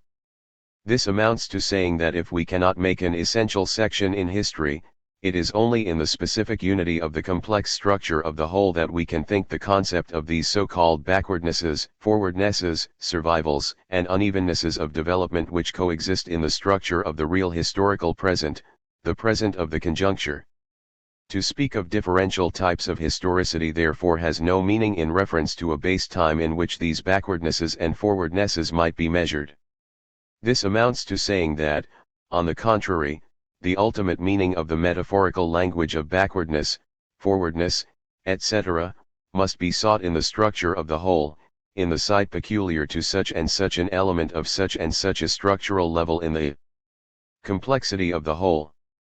To speak of differential historical temporality therefore absolutely obliges us to situate the site and to think, in its peculiar articulation, the function of such an element or such a level in the current configuration of the whole. It is to determine the relation of articulation of this element as a function of other elements, of this structure as a function of other structures. It obliges us to define what has been called its overdetermination or underdetermination as a function of the structure of the determination of the whole. It obliges us to define what might be called, in another language, the index of determination, the index of effectivity currently attributable to the element or structure in question in the general structure of the whole. By index of effectivity we may understand the character of more or less dominant or subordinate and therefore more or less paradoxical determination of a given element or structure in the current mechanism of the whole. And this is nothing but the theory of the conjuncture indispensable to the theory of history. I do not want to go any further with this analysis, although it has still hardly been elaborated at all. I shall restrict myself to drawing two conclusions from these principles, one of which concerns the concepts of synchrony and diachrony, the other the concept of history. 1. If what I have just said has any objective meaning, it is clear that the synchrony/diachrony opposition is the site of a misconception, since to take it for a knowledge would be to remain in an epistemological vacuum, i.e., ideology abhorring a vacuum, in an ideological fullness, precisely in the fullness of the ideological conception of a history whose time is continuous, homogeneous/self-contemporaneous. If this ideological conception of history falls, this opposition falls with it. However, something of it remains, the aim of the epistemological operation of which this opposition is an unconscious reflection, precisely this epistemological operation itself, once it has been stripped of its ideological reference. What the synchrony aims at has nothing to do with the temporal presence of the object as a real object, but on the contrary, concerns a different type of presence, and the presence of a different object, not the temporal presence of the concrete object, not the historical time of the historical presence of the historical object, but the presence, or the time, of the object of knowledge of the theoretical analysis itself, the presence of knowledge. The synchronic is then nothing but the conception of the specific relations that exist between the different elements and the different structures of the structure of the whole. It is the knowledge of the relations of dependence and articulation which make it an organic whole, a system. The synchronic is eternity in Spinoza's sense, or the adequate knowledge of a complex object by the adequate knowledge of its complexity. This is exactly what Marx is distinguishing from the concrete real historical sequence in the words, how, indeed, could the single logical formula of movement, of sequence, of time, explain the body of society, in which all economic relations coexist simultaneously and support one another? The Poverty of Philosophy, MECW 6, p. 167. If this is really what synchrony is, it has nothing to do with simple concrete temporal presence, it concerns the knowledge of the complex articulation that makes the whole a whole. It is not that concrete co-presence, but the knowledge of the complexity of the object of knowledge, which gives the knowledge of the real object. If this is the case for synchrony, similar conclusions must be drawn where diachrony is concerned, since it is on the ideological conception of synchrony, of the contemporaneity of the essence with itself, that the ideological conception of diachrony is built. There is hardly any need to show how diachrony admits its destitution in those thinkers who assign to it the role of history. Diachrony is reduced to the sequence of events, a l'événementiel, and to the effects of the sequence of events on the structure of the synchronic. The historical then becomes the unexpected, the accidental, the factually unique, arising or falling in the empty continuum of time, for purely contingent reasons. In this context, therefore, the project of a structural history poses serious problems, and a laborious reflection of this can be found in the passages devoted to it by Levi Strauss in Structural Anthropology. Indeed, by what miracle could an empty time and momentary events induce to and restructurations of the synchronic? Once synchrony has been correctly located, diachrony loses its concrete sense and nothing is left of it either but its epistemological use, on condition that it undergoes a theoretical conversion and is considered in its true sense as a category not of the concrete but of knowing. Diachrony is then merely the false name for the process, or for what Marx called the development of forms. 3. But here too we are within knowledge, in the process of knowledge, not in the development of the real concrete. 4. 2. I now come to the concept of historical time. To define it strictly, one must accept the following condition. As this concept can only be based on the complex and differentially articulated structure in dominance of the social totality that constitutes the social formation arising from a determinate mode of production, it can only be assigned a content as a function of the structure of that totality, considered either as a whole, or in its different levels. In particular, it is only possible to give a content to the concept of historical time by defining historical time as the specific form of existence of the social totality under consideration, an existence in which different structural levels of temporality interfere, because of the peculiar relations of correspondence, non-correspondence, articulation, dislocation and torsion which obtain, between the different levels of the whole in accordance with its general structure. It needs to be said that, just as there is no production in general, there is no history in general, but only specific structures of historicity, based in the last resort on the specific structures of the different modes of production, specific structures of historicity, which, since they are merely the existence of determinate social formations, arising from specific modes of production, articulated as social wholes, have no meaning except as a function of the essence of those totalities, i.e., of the essence of their peculiar complexity. This definition of historical time by its theoretical concept is aimed directly at historians and their practice. For it should draw their attention to the empiricist ideology which, with a few exceptions, overwhelmingly dominates every variety of history, whether it be history in the wide sense or specialized economic, social, or political history, the history of art, literature, philosophy, the sciences, etc. To put it crudely, history lives in the illusion that it can do without theory in the strong sense, without a theory of its object and therefore without a definition of its theoretical object. What acts as its theory, what it sees as taking the place of this theory, is its methodology, i.e., the rules that govern its effective practices, practices centered around the scrutiny of documents and the establishment of facts. What it sees as taking the place of its theoretical object is its concrete object. History therefore takes its methodology for the theory it lacks, and it takes the concrete of the concrete obviousnesses of ideological time for its theoretical object. This dual confusion is typical of an empiricist ideology. What history lacks is a conscious and courageous confrontation with one of the essential problems of any science whatsoever, the problem of the nature and constitution of its theory, by which I mean the theory within the science itself, the system of theoretical concepts on which is based every method, and every practice, even the experimental method and practice, and which simultaneously defines its theoretical object. But with a few exceptions historians have not posed history's vital and urgent problem, the problem of its theory. And, as inevitably happens, the place left empty by scientific theory has been occupied by an ideological theory whose harmful influence can be shown in detail precisely at the level of the historian's methodology.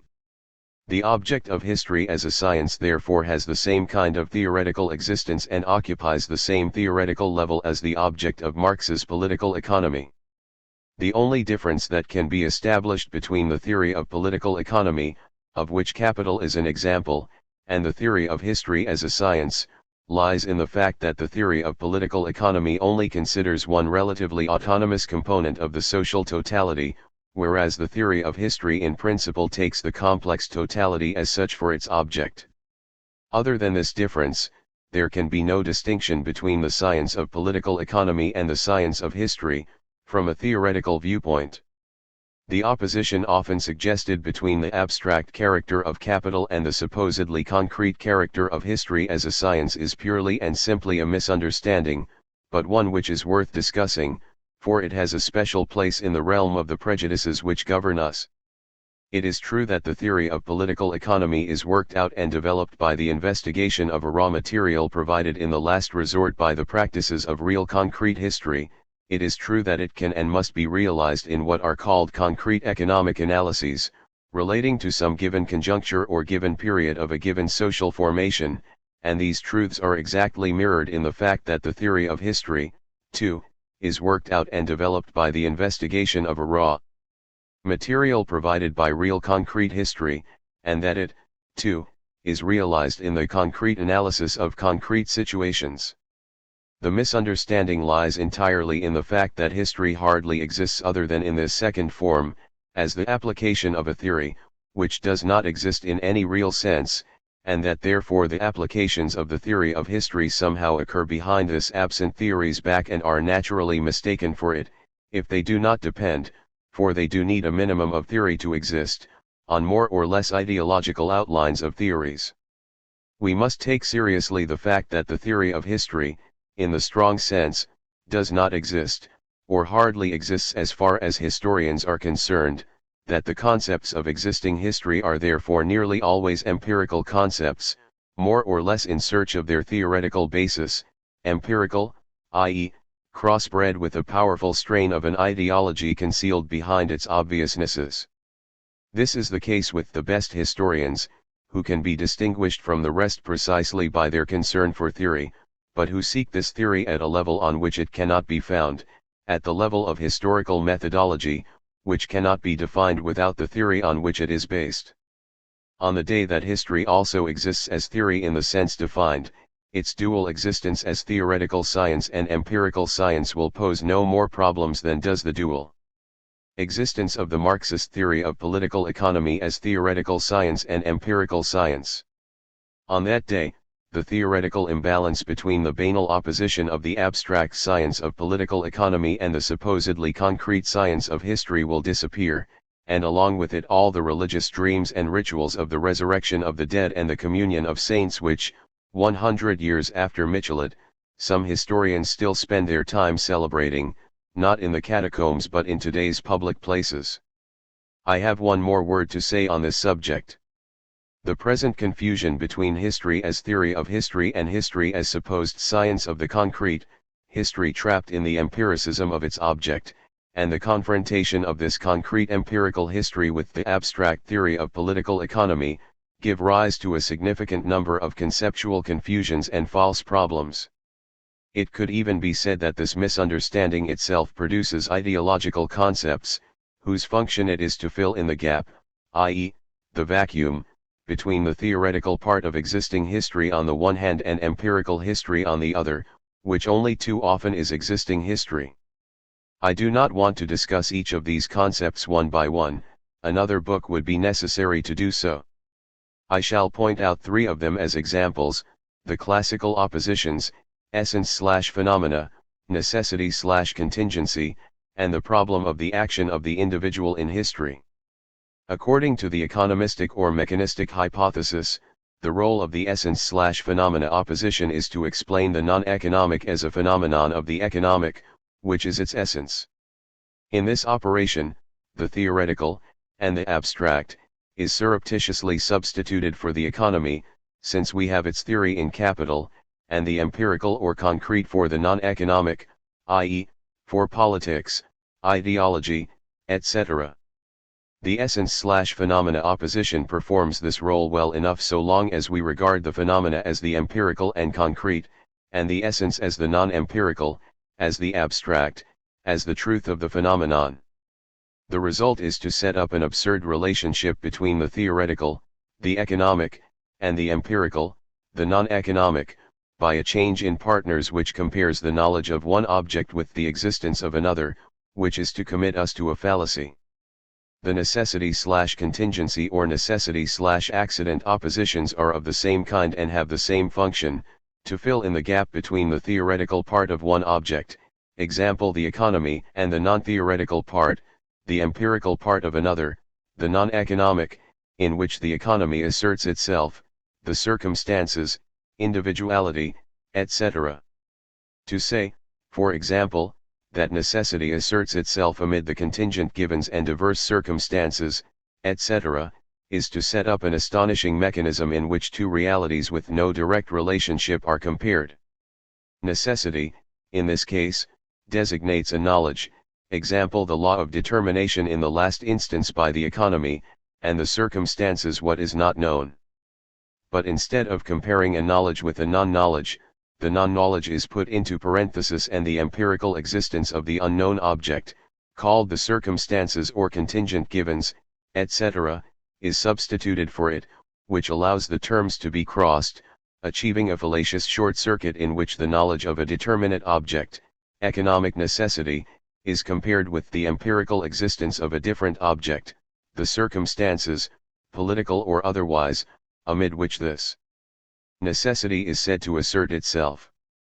The most famous form of this fallacy is found in the problem of the role of the individual in history, a tragic argument which consists of a comparison between the theoretical part or knowledge of a determinate object, example the economy, which represents the essence of which the other objects, the political, the ideological, etc., are regarded as the phenomena, and that fiendishly important, politically, empirical reality, individual action. Here again we are dealing with a short circuit between crossed terms which it is illegitimate to compare, for to do so is to compare the knowledge of one definite object with the empirical existence of another. I do not want to insist on the difficulties which these concepts put in the way of their users, who cannot escape them in practice except by questioning critically the Hegelian, and more generally classical, philosophical concepts which are fish in the water of this fallacy. But I should like to signal that this false problem of the role of the individual in history is nevertheless an index to a true problem, one which arises by right in the theory of history, the problem of the concept of the historical forms of existence of individuality. Capital gives us the principles necessary for the posing of this problem. It defines for the capitalist mode of production the different forms of individuality required and produced by that mode according to functions, of which the individuals are bearers, trigger, in the division of labor, in the different levels of the structure. Of course, even here, the mode of historical existence of individuality in a given mode of production is not legible to the naked eye in history, its concept, too, must therefore be constructed, and like every concept it contains a number of surprises, the most striking of which is the fact that it is nothing like the false obviousnesses of the given, which is merely the mask of the current ideology. The concept of the variations in the mode of historical existence of individuality opens the way to what is really left of the problem of the role of the individual in history, which, posed in its familiar form, is a false problem, false because unbalanced, theoretically hybrid, since it compares the theory of one object with the empirical existence of another. So long as the real theoretical problem has not been posed, the problem of the forms of historical existence of individuality, we shall be beating about in the dark, like Plekhanov, who ransacked Louis XV's bed to prove that the secrets of the fall of the Ancien regime were not hidden there. As a general rule, concepts are not hidden in beds. Once we have, at least in principle, elucidated the specificity of the Marxist concept of historical time, once we have criticized as ideologies the common-sense notions that encumber the word history, we can better understand the different effects that this misunderstanding about history has had on the interpretation of Marx. An understanding of the main confusions ipso facto reveals to us the pertinence of certain essential distinctions which have often been misconceived, despite the fact that they appear in so many words in capital. In the first place, it is clear why the mere project of historicizing classical political economy leads to the theoretical impasse of a fallacy in which the classical economic categories, far from being thought within the theoretical concept of history, are merely projected onto the ideological concept of history. This procedure restores to us the classical schema, once again linked with the misconception of Marx's specificity, All that Marx did was to seal the union of classical political economy on the one hand, and the Hegelian dialectical method, a theoretical concentrate of the Hegelian concept of history, on the other. But this leads directly to the foisting of a pre-existing and exoteric method onto a predetermined object, i.e., to the theoretically dubious union of a method defined independently of its object, whose agreement with its object can only be sealed against the common ideological background of a misunderstanding which marks Hegelian historicism as much as economic eternalism. And it follows that the two terms of the eternity/history opposition derive from a common problematic, Hegelian historicism being only the historicized counter-connotation of economistic eternalism. But, in the second place, we also see the meaning of the still unclosed debates about the relation between economic theory and history in capital itself. These debates have lasted until today largely under the influence of a confusion between the status of economic theory itself and that of history. When, in Anti-Düring, Engels writes that political economy is, essentially a historical science, because it deals with material which is historical, that is, constantly changing, MECW 25, p. 135, he touches the exact spot of the ambiguity.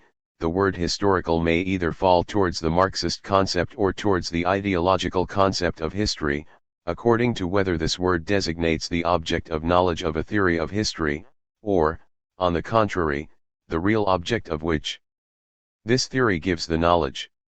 We have every right to say that the theory of Marxist political economy derives from the Marxist theory of history, as one of its regions, but we might also think that the theory of political economy is affected even in its concepts by the peculiar quality of real history, its material which is changing. Engels rushes us into this latter interpretation in a number of astonishing texts which introduce history, in the empiricist ideological sense, even into Marx's theoretical categories. I am referring particularly to his insistence that Marx could not produce real scientific definitions in his theory because of the properties of his real object, because of the moving, changing nature of a historical reality which in essence rebels against any treatment by definitions, whose fixed and eternal forms can only betray the perpetual mobility of historical development. In his preface to Volume 3 of Capital, Engels, quoting Feyerman's criticisms, writes, "They rest on the misunderstanding to the effect that Marx seeks to define where he only explains, and that one can generally look in Marx for fixed, cut and dried definitions that are valid for all time. It should go without saying that where things and their mutual relations are conceived not as fixed but rather as changing, their mental images, too, i.e. concepts, are also subject to change and reformulation, that they are not to be encapsulated in rigid definitions, but rather developed in their process of historical or logical formation." It will be clear, then, why at the beginning of Volume 1, Marx takes simple commodity production as his historical presupposition, only later, proceeding from this basis, to come on to Capital. Capital, Volume 3, p. 103.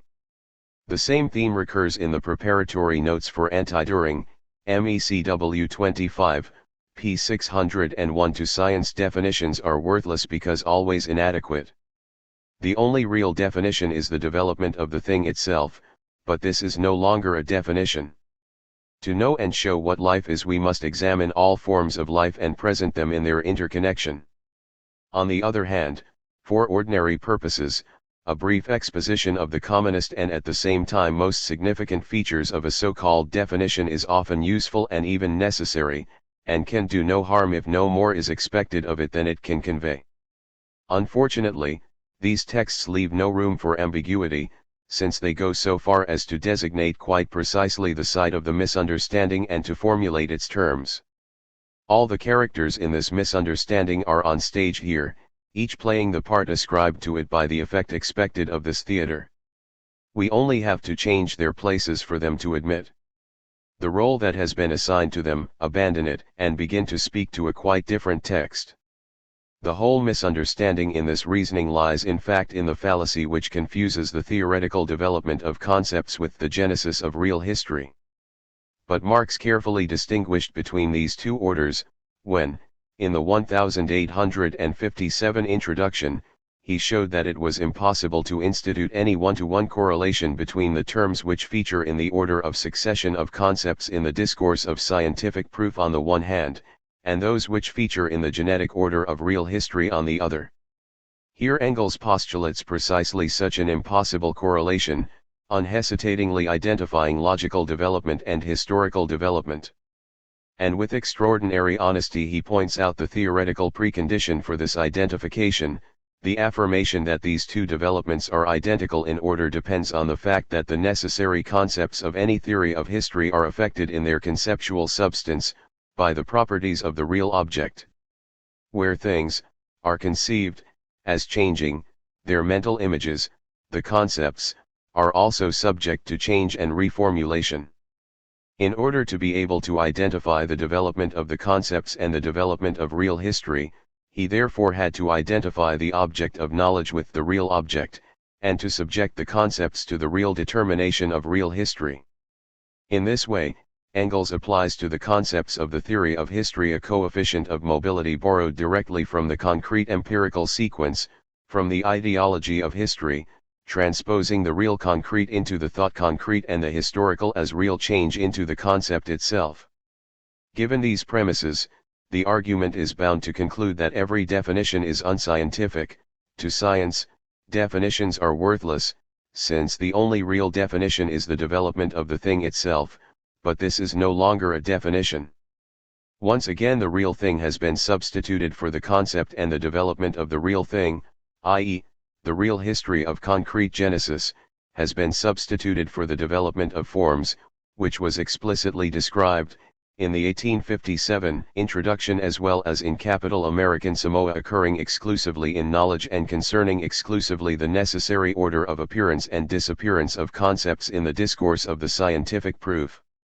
Need I demonstrate that Engels's interpretation contains a theme we have already encountered in his answer to Conrad Schmidt, the theme of the original weakness of the concept? If to science, definitions are worthless, it is because they are always inadequate. In other words, the concept is in essence at fault, and this fault is inscribed in its very conceptual nature. His awareness of this original sin forces him to relinquish any claim to define the real, which defines itself in the historical production of the forms of its genesis. If the question of the status of the definition, i.e., of the concept, is posed from this starting point, there is no alternative but to confer on it a role which is quite different from the role it claims theoretically, a practical role, good enough for ordinary purposes, a role of general designation without any theoretical function. Paradoxically, it is not without interest to note that Engels, after beginning by crossing the terms implied in his question, is led to conclude with a definition whose meaning is crossed, too, i.e., dislocated, decal, with respect to the object it is aimed at, since in this purely practical, ordinary, definition of the role of the scientific concept he also gives us the starting point for a theory of one of the functions of the ideological concept, its function as a practical illusion and index. This is where we are led by ignoring the basic distinction Marx was careful to draw between the object of knowledge and the real object, between the development of forms of the concept in knowledge and the development of the real categories in concrete history, to an empiricist ideology of knowledge, and to the identification of the logical and the historical in capital itself. It should hardly surprise us that so many interpreters go round in circles in the question that hangs on this definition, if it is true that all problems concerned with the relation between the logical and the historical in capital presuppose a non-existent relation. Whether this relation is imagined as one which brings the terms featured in the two orders of development, the development of the concept, the development of real history, into direct one-to-one correspondence, or whether the same relation is imagined as one which brings the terms of the two orders of development into inverse correspondence, the basis for the theses of Della Volpe and Pietranera analyzed by Rancière in this volume, there remains the hypothesis of a relation where no relation exists. Two conclusions can be drawn from this error. The first is simply practical. The difficulties encountered in the solution of this problem are serious ones, indeed insurmountable ones, if it is not always possible to solve a problem that does exist, we can rest assured that it is never possible to solve a problem that does not exist. 5. The second is theoretical. An imaginary solution is required for an imaginary problem, and not just any imaginary solution but the imaginary solution required by the imaginary posing of this imaginary problem. Every imaginary, ideological, posing of a problem, which may be imaginary, too, in fact carries it in a determinate problematic, which defines both the possibility and the form of the posing of this problem. This problematic recurs as its mirror image in the solution given to this problem by virtue of the mirror action peculiar to the ideological imagination, cf. Part 1.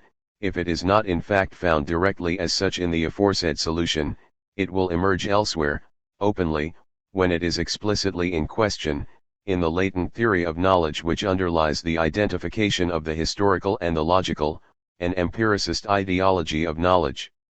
It is no accident therefore that we see Engels literally precipitated by his question into this empiricist temptation, nor that, in a different way, Della Volpe and his pupils support their thesis of the inverse identification of the historical and logical orders in Capital by arguing a theory of historical abstraction, which is a higher form of historicist empiricism. To return to Capital, the effect of the mistake I have just pointed out, which postulates the imaginary existence of a non-existent relation, is to make a different relation invisible, a relation which is legitimate because it exists and is established by right between the theory of the economy and the theory of history. If the first relation, theory of the economy and concrete history, was imaginary, the second relation, theory of the economy and theory of history, is a true theoretical relation. Why has it remained until now, if not invisible, at least opaque to us?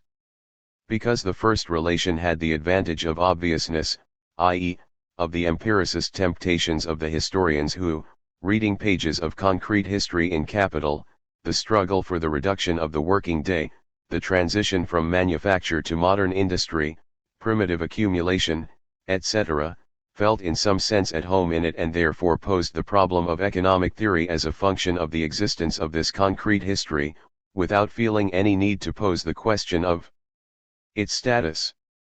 They gave an empiricist interpretation of analyses of Marx's which, far from being historical analyses in the strict sense, i.e., analyses sustained by the development of the concept of history, are more the half-finished materials for a history, cf. Balibar's paper, than a real historical treatment of those materials. They used the presence of these half-elaborated materials as an argument for an ideological concept of history, and therefore posed the question of this ideology of concrete history for the abstract theory of political economy, hence both the fascination of Capital for them, and their unease before a discourse which seemed to them to be speculative in many places. The economists had much the same reaction, torn between concrete economic history and abstract economic theory. Both hoped to find in Capital what they sought, but they also found something else which they had not sought and which they therefore tried to reduce, by posing the imaginary problem of the relation, one-to-one or otherwise, between the abstract order of concepts and the concrete order of history. They did not see that what they had found did not answer their question but a quite different question, which, of course, should have given the lie to the ideological illusion of the concept of history which they had brought with them and projected into their reading of Capital. They did not see that the abstract theory of political economy is the theory of a region which, as a region, level or instance, is an organic component of the object of the theory of history itself. They did not see that history features in Capital as an object of theory, not as a real object, as an abstract, conceptual, object and not as a real concrete object, and that the chapters in which Marx applies the first stages of a historical treatment either to the struggles to shorten the working day, or to primitive capitalist accumulation, refer to the theory of history as their principle, to the construction of the concept of history and of its developed forms, of which the economic theory of the capitalist mode of production constitutes one determinate region. One word more on one of the current effects of this misunderstanding. In it we have one of the origins of the interpretation of capital as a theoretical model, a formula whose use can, a priori, always be seen as a symptom, in the precise clinical sense of the word, of the empiricist misunderstanding about the object of a given knowledge. This conception of theory as a model is in fact only possible on peculiarly ideological conditions, firstly that the distance separating theory from the empirical concrete is included within theory itself, and secondly, equally ideologically, that this distance is itself conceived as an empirical distance, and hence as belonging to the concrete itself, which one then has the privilege, i.e., the banality, of defining as what is always richer and more living than theory. No doubt this proclamation of the exalted status of the superabundance of life and concreteness, of the superiority of the world's imagination and the green leaves of action over the poverty of great theory, contains a serious lesson in intellectual modesty, healthy for the right, presumptuous and dogmatic, ears. But we are also aware of the fact that the concrete and life may be the pretext for facile chatter which serves to mask either apologetic ends. A god, whatever his plumage, is always lining his nest with the feathers of the superabundance, i.e., transcendence of the concrete and life, or mere intellectual laziness. What matters is precisely the use made of this kind of endlessly repeated commonplace about the concrete surplus of transcendence.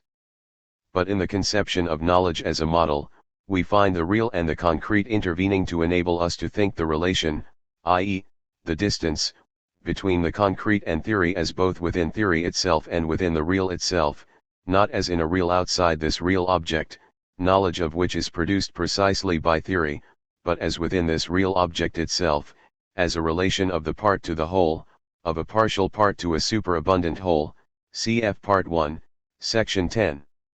The inevitable result of this operation is to make theory seem one empirical instrument among others, in other words, to reduce any theory of knowledge as a model directly to what it is, a form of theoretical pragmatism. We have therefore obtained, with the last effect of this mistake, a precise principle of understanding and criticism. It is this establishment of a relation of one-to-one correspondence in the real of the object between a theoretical ensemble, the theory of political economy, and the real empirical ensemble, concrete history, of which the first ensemble is the knowledge, which has given rise to misconstructions where the question of the relations between logic and history in capital is concerned.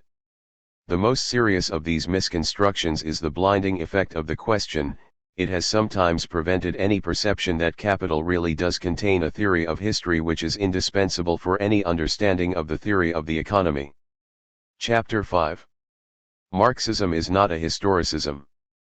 But this brings us to one last misunderstanding, of the same breed but perhaps even more serious, for it does not only involve our reading of capital, or Marxist philosophy, but also the relationship between capital and Marxist philosophy, hence the relationship between historical materialism and dialectical materialism, i.e., the meaning of Marx's work as a whole, and, lastly, the relationship between real history and Marxist theory. This misunderstanding stems from the oversight which sees in Marxism a historicism, and the most radical historicism of all, an absolute historicism. This claim presents the relationship Marxist theory has with real history in the form of the relationship between the science of history and Marxist philosophy. I should like to suggest that, from the theoretical standpoint, Marxism is no more a historicism than it is a humanism, cf. For Marx, pages 219 ff, that in many respects both historicism and humanism depend on the same ideological problematic, and that, theoretically speaking, Marxism is, in a single movement and by virtue of the unique epistemological rupture which established it, an anti-humanism and an anti-historicism. Strictly speaking, I ought to say an ahumanism and an ahistoricism. But in order to give these terms all the weight of a declaration of rupture which, far from going without saying, is, on the contrary, very hard to accept, I have deliberately used this doubly negative formula, anti-humanism, anti-historicism, instead of a simple privative form, for the latter is not sufficiently imperative to repel the humanist and historicist assault which, in some circles, has threatened Marxism continuously for the past 40 years. We know precisely what were the circumstances in which this humanist and historicist interpretation of Marx was born, and what recent circumstances have reinvigorated it. It was born out of a vital reaction against the mechanicism and economism of the Second International, in the period just preceding and, above all, in the years just following the 1917 revolution. In this respect it has real historical merits, just as the recent renaissance of this interpretation after the 20th Congress's denunciation of the dogmatic errors and crimes of the cult of personality has real historical sanction, though in a somewhat different way. This recent reinvigoration is merely a repetition and usually a generous or skillful but rightist misappropriation of a historical reaction which then had the force of a protest that was revolutionary in spirit, although leftist. It cannot therefore provide the norm with which we judge the historical significance of its former state.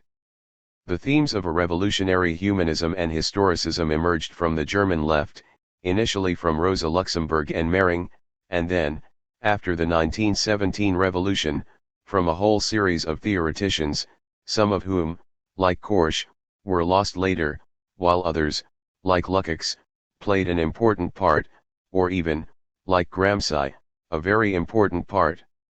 We know the terms in which Lenin judged this movement of leftist reaction against the mechanistic conventionality of the Second International.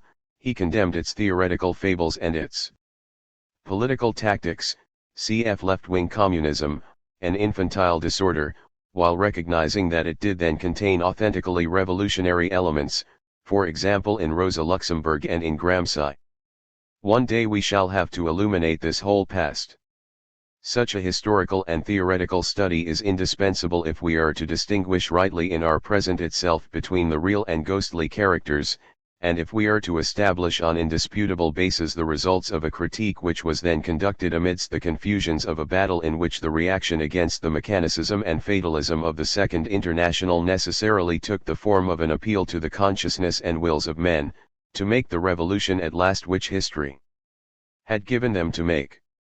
When this has been done, we may perhaps be a little clearer about the paradoxical title of a famous article in which Gramsci celebrated the revolution against capital, proclaiming brutally that the anti-capitalist revolution of 1917 had to be made against Karl Marx's capital by the voluntary and conscious action of men, of the masses and the Bolsheviks, and not by virtue of a book in which the Second International read the fatality of the advent of socialism as if in a Bible. 1. Even without this scientific study of the conditions which produced the first, leftist form of this humanism and historicism, we are equipped to identify in Marx what was used to authorize this interpretation, and obviously cannot but justify its recent form in the eyes of contemporary readers of Marx. We shall not be astonished to discover that the same ambiguities in formulation which fostered a mechanistic and evolutionist reading have also authorized a historicist reading. Lenin has given us enough examples of the common theoretical bases of opportunism and leftism for us not to be disconcerted by such a paradoxical coincidence. I have referred to ambiguous formulations. Here too we have stumbled on a reality the extent of whose effects we have already registered. Marx did produce in his work the distinction between himself and his predecessors, but, as is the fate of all inventors, he did not think the concept of this distinction with all the sharpness that could be desired. He did not think theoretically, or in an adequate and advanced form, either the concept or the theoretical implications of the theoretically revolutionary step he had taken. Sometimes, for want of anything better, he thought it partly in borrowed concepts, particularly Hegelian ones, introducing an effect of dislocation between the semantic field of origin from which he borrowed his concepts, and the field of conceptual objects to which they were applied. At others he did think this difference for itself, but only partially or as an indicative outline, as an obstinate search for equivalence. 2. Without succeeding in directly formulating the original and strict sense of what he was producing in the adequacy of a concept. This dislocation, which can only be revealed and reduced by a critical reading, is objectively part of the text of Marx's discourse. 3. This, rather than any tendentiousness on their part, is the reason why so many of Marx's inheritors and supporters have produced inaccurate estimates of his thought, while claiming, text in hand, that they remain true to the letter of what he wrote. Here I should like to go into some detail in order to show on which particular texts it is possible to base a historicist reading of Marx. I shall not discuss Marx's early works or the texts of the break, for Marx, p. 34, for it is easy to prove it with them. There is no need to do violence to texts such as the Theses on Feuerbach or the German ideology, which still reverberate profoundly with humanist and historicist echoes, to make them pronounce the words demanded of them. They pronounce them of their own accord. I shall discuss only Capital and the 1857 introduction. The texts of Marx's which can be used to support a historicist reading of Marx can be grouped under two heads. The first of these concerns the definition of the conditions in which the object of any historical science is given. In the 1857 introduction, Marx writes, in the succession of the economic categories, as in any other historical, social science, it must not be forgotten that their subject, here, modern bourgeois society, is always what is given, in the head as well as in reality, and that these categories therefore express the forms of being, the characteristics of existence, and often only individual sides of this specific society, this subject, Grundriss, p. 106. This can be compared with a passage in Capital, Volume 1, p. 168, Reflection on the Forms of Human Life. Hence also scientific analysis of those forms takes a course directly opposite to their real development. Reflection beings post festum, and therefore with the results of the proceeds of development ready to hand. Not only do these texts suggest that the object of all of the social and historical sciences is an evolved object, a result, but also that the activity of knowledge which is applied to this object, too, is defined by the present of this given, by the current moment of this given. This is what some Italian Marxist interpreters, reverting to a term of Croce's, have called the category of the contemporaneity of the historical present, a category that defines historically and defines as historical the conditions for all knowledge concerning a historical object.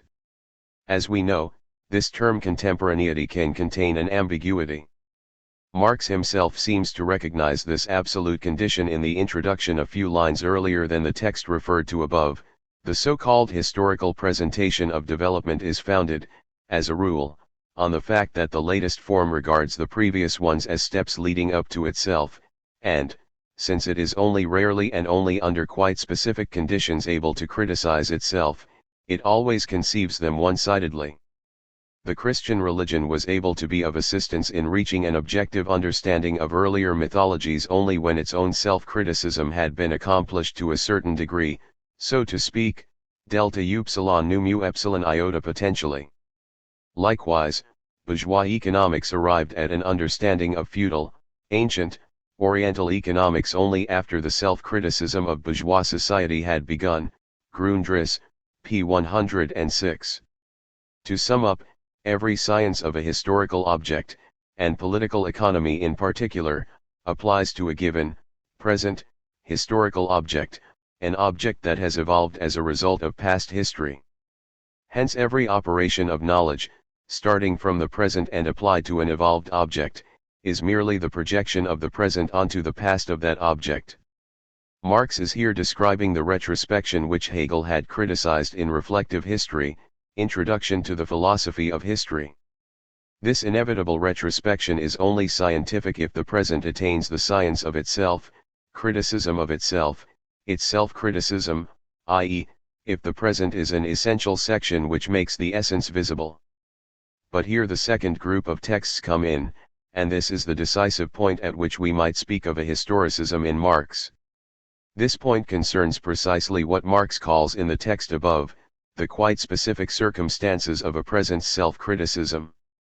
In other words, in order that the retrospection of the self-consciousness of a present should cease to be subjective, this present must be capable of self-criticism, in order to attain the science of itself. But what do we find if we examine the history of political economy? We find thinkers who have merely thought within the limits of their present, unable to run ahead of their times. Aristotle, with all his genius, he could only write the equation, x objects A equals y objects B as an equation, and declare that the common substance in this equation was unthinkable since it was absurd. What prevented him from going further? Aristotle himself was unable to extract literally, read from, heroes lesson this fact, that, in the form of commodity values, all labor is expressed as equal human labor and therefore as labor of equal quality, by inspection from the form of value, because Greek society was founded on the labor of slaves, hence had as its natural basis the inequality of men and of their labor power. Capital, Volume 1, pages 151-2. The present that enabled Aristotle to make this brilliant intuitive reading, simultaneously prevented him from solving the problem he had posed. 4. The same goes for all the other great inventors of classical political economy. The mercantilists merely reflected their own present, making their monetary theory out of the monetary policy of their time. The physiocrats merely reflected their own present, outlining a general theory of surplus value, but of natural surplus value, the surplus value of agricultural labor where the corn could be seen growing, and the surplus unconsumed by a corn-producing agricultural laborer could be seen passing into the farmer's granary. In doing this they were merely formulating the essence of their present, the development of agrarian capitalism in the rich plains of the Paris basin which Engels lists. Normandy, Picardy, and the Isle de France, Anti-During, MECW 25, p. 233. Even they could not run ahead of their times, they only acquired knowledges in so far as their times offered these knowledges to them in a visible form, had produced them for their consciousnesses. In sum, they described what they saw. Did Smith and Ricardo go any further? Did they describe what they did not see? Did they run ahead of their times? No. If they attained a science which was more than the mere consciousness of their present, it was because this consciousness contained a real self-criticism of this present. Why was this self-criticism possible at this point? The logic of this essentially Hegelian interpretation tempts one to answer, they attained science itself in the consciousness of their present because this consciousness was, as a consciousness, its own self-criticism, i.e., a science of itself. In other words, what distinguished their living and lived present from all the other presents, of the past, was that, for the first time, this present produced in itself its own critique of itself, and that it therefore possessed the historical privilege of producing the science of itself precisely in the form of a self-consciousness. But this present has a name, it is the present of absolute knowledge, in which consciousness and science are one and the same, in which science exists in the immediate form of consciousness, and truth can be read openly in the phenomena, if not directly, at least with little difficulty, since the abstractions on which the whole historico-social science under consideration depends are really present in the real empirical existence of the phenomena. Immediately after his discussion of Aristotle, Marx says, "The secret of the expression of value, namely the equality and equivalence of all kinds of labor because and in so far as they are human labor in general, could not be deciphered until the concept of human equality had already acquired the permanence of a fixed popular opinion. This however becomes possible only in a society where the commodity form is the universal form of the product of labor, hence the dominant social relation is the relation between men as possessors of commodities." Capital, Volume 1, p. 152. The production of commodities must be fully developed before the scientific conviction emerges, from experience itself, that all the different kinds of private labor, which are carried on independently of each other, and yet, as spontaneously developed branches of the social division of labor, are in a situation of all-round dependence on each other, are continually being reduced to the quantitative proportions in which society requires them. Volume 1, p. 168. The belated scientific discovery that the products of labor, in so far as they are values, are merely the material expressions of the human labor expended to produce them, marks an epoch in the history of mankind's development. Volume 1, p. 167. This historical epoch of the foundation of the science of political economy does seem here to be brought into relationship with experience itself, Erfahrung, i.e., with the straightforward reading of the essence in the phenomenon. Or, if you prefer, the sectional reading of the essence in the slice of the present seems to be brought into relationship with the essence of a particular epoch of human history in which the generalization of commodity production and hence of the category commodity appears simultaneously as the absolute condition of possibility and the immediate given of this direct reading from experience. In fact, in the 1857 introduction as well as in Capital, Marx says that the reality of labor in general, of abstract labor, is produced as a phenomenal reality by capitalist production. In some sense, history has reached the point and produced the exceptional, specific present in which scientific abstractions exist in the state of empirical realities, in which science and scientific concepts exist in the form of the visible part of experience as so many directly accessible truths. See how this is expressed in the 1857 introduction. His abstraction of labor as such is not merely the mental, geistige, product of a concrete totality of labors. Indifference towards specific labors corresponds to a form of society in which individuals can with ease transfer from one labor to another, and where the specific kind is a matter of chance for them, hence of indifference. Not only the category, labor, but labor in reality, in der Wirklichkeit, has here become the means of creating wealth in general, and has ceased to be organically linked with particular individuals in any specific form. Such a state of affairs is at its most developed in the most modern form of existence of bourgeois society, in the United States. Here, then, for the first time, the point of departure of modern economics, namely the abstraction of the category labor, labor as such, labor pure and simply, become true in practice, word praktisch wahr. The simplest abstraction, then, which modern economics places at the head of its discussions, and which expresses an immeasurable ancient relation valid in all forms of society, nevertheless achieves practical truth, praktisch wahr, as an abstraction only as a category of the most modern society, Grundriss, p. 105. If the present of capitalist production has produced scientific truth itself in its visible reality, Wirklichkeit, Erscheinung,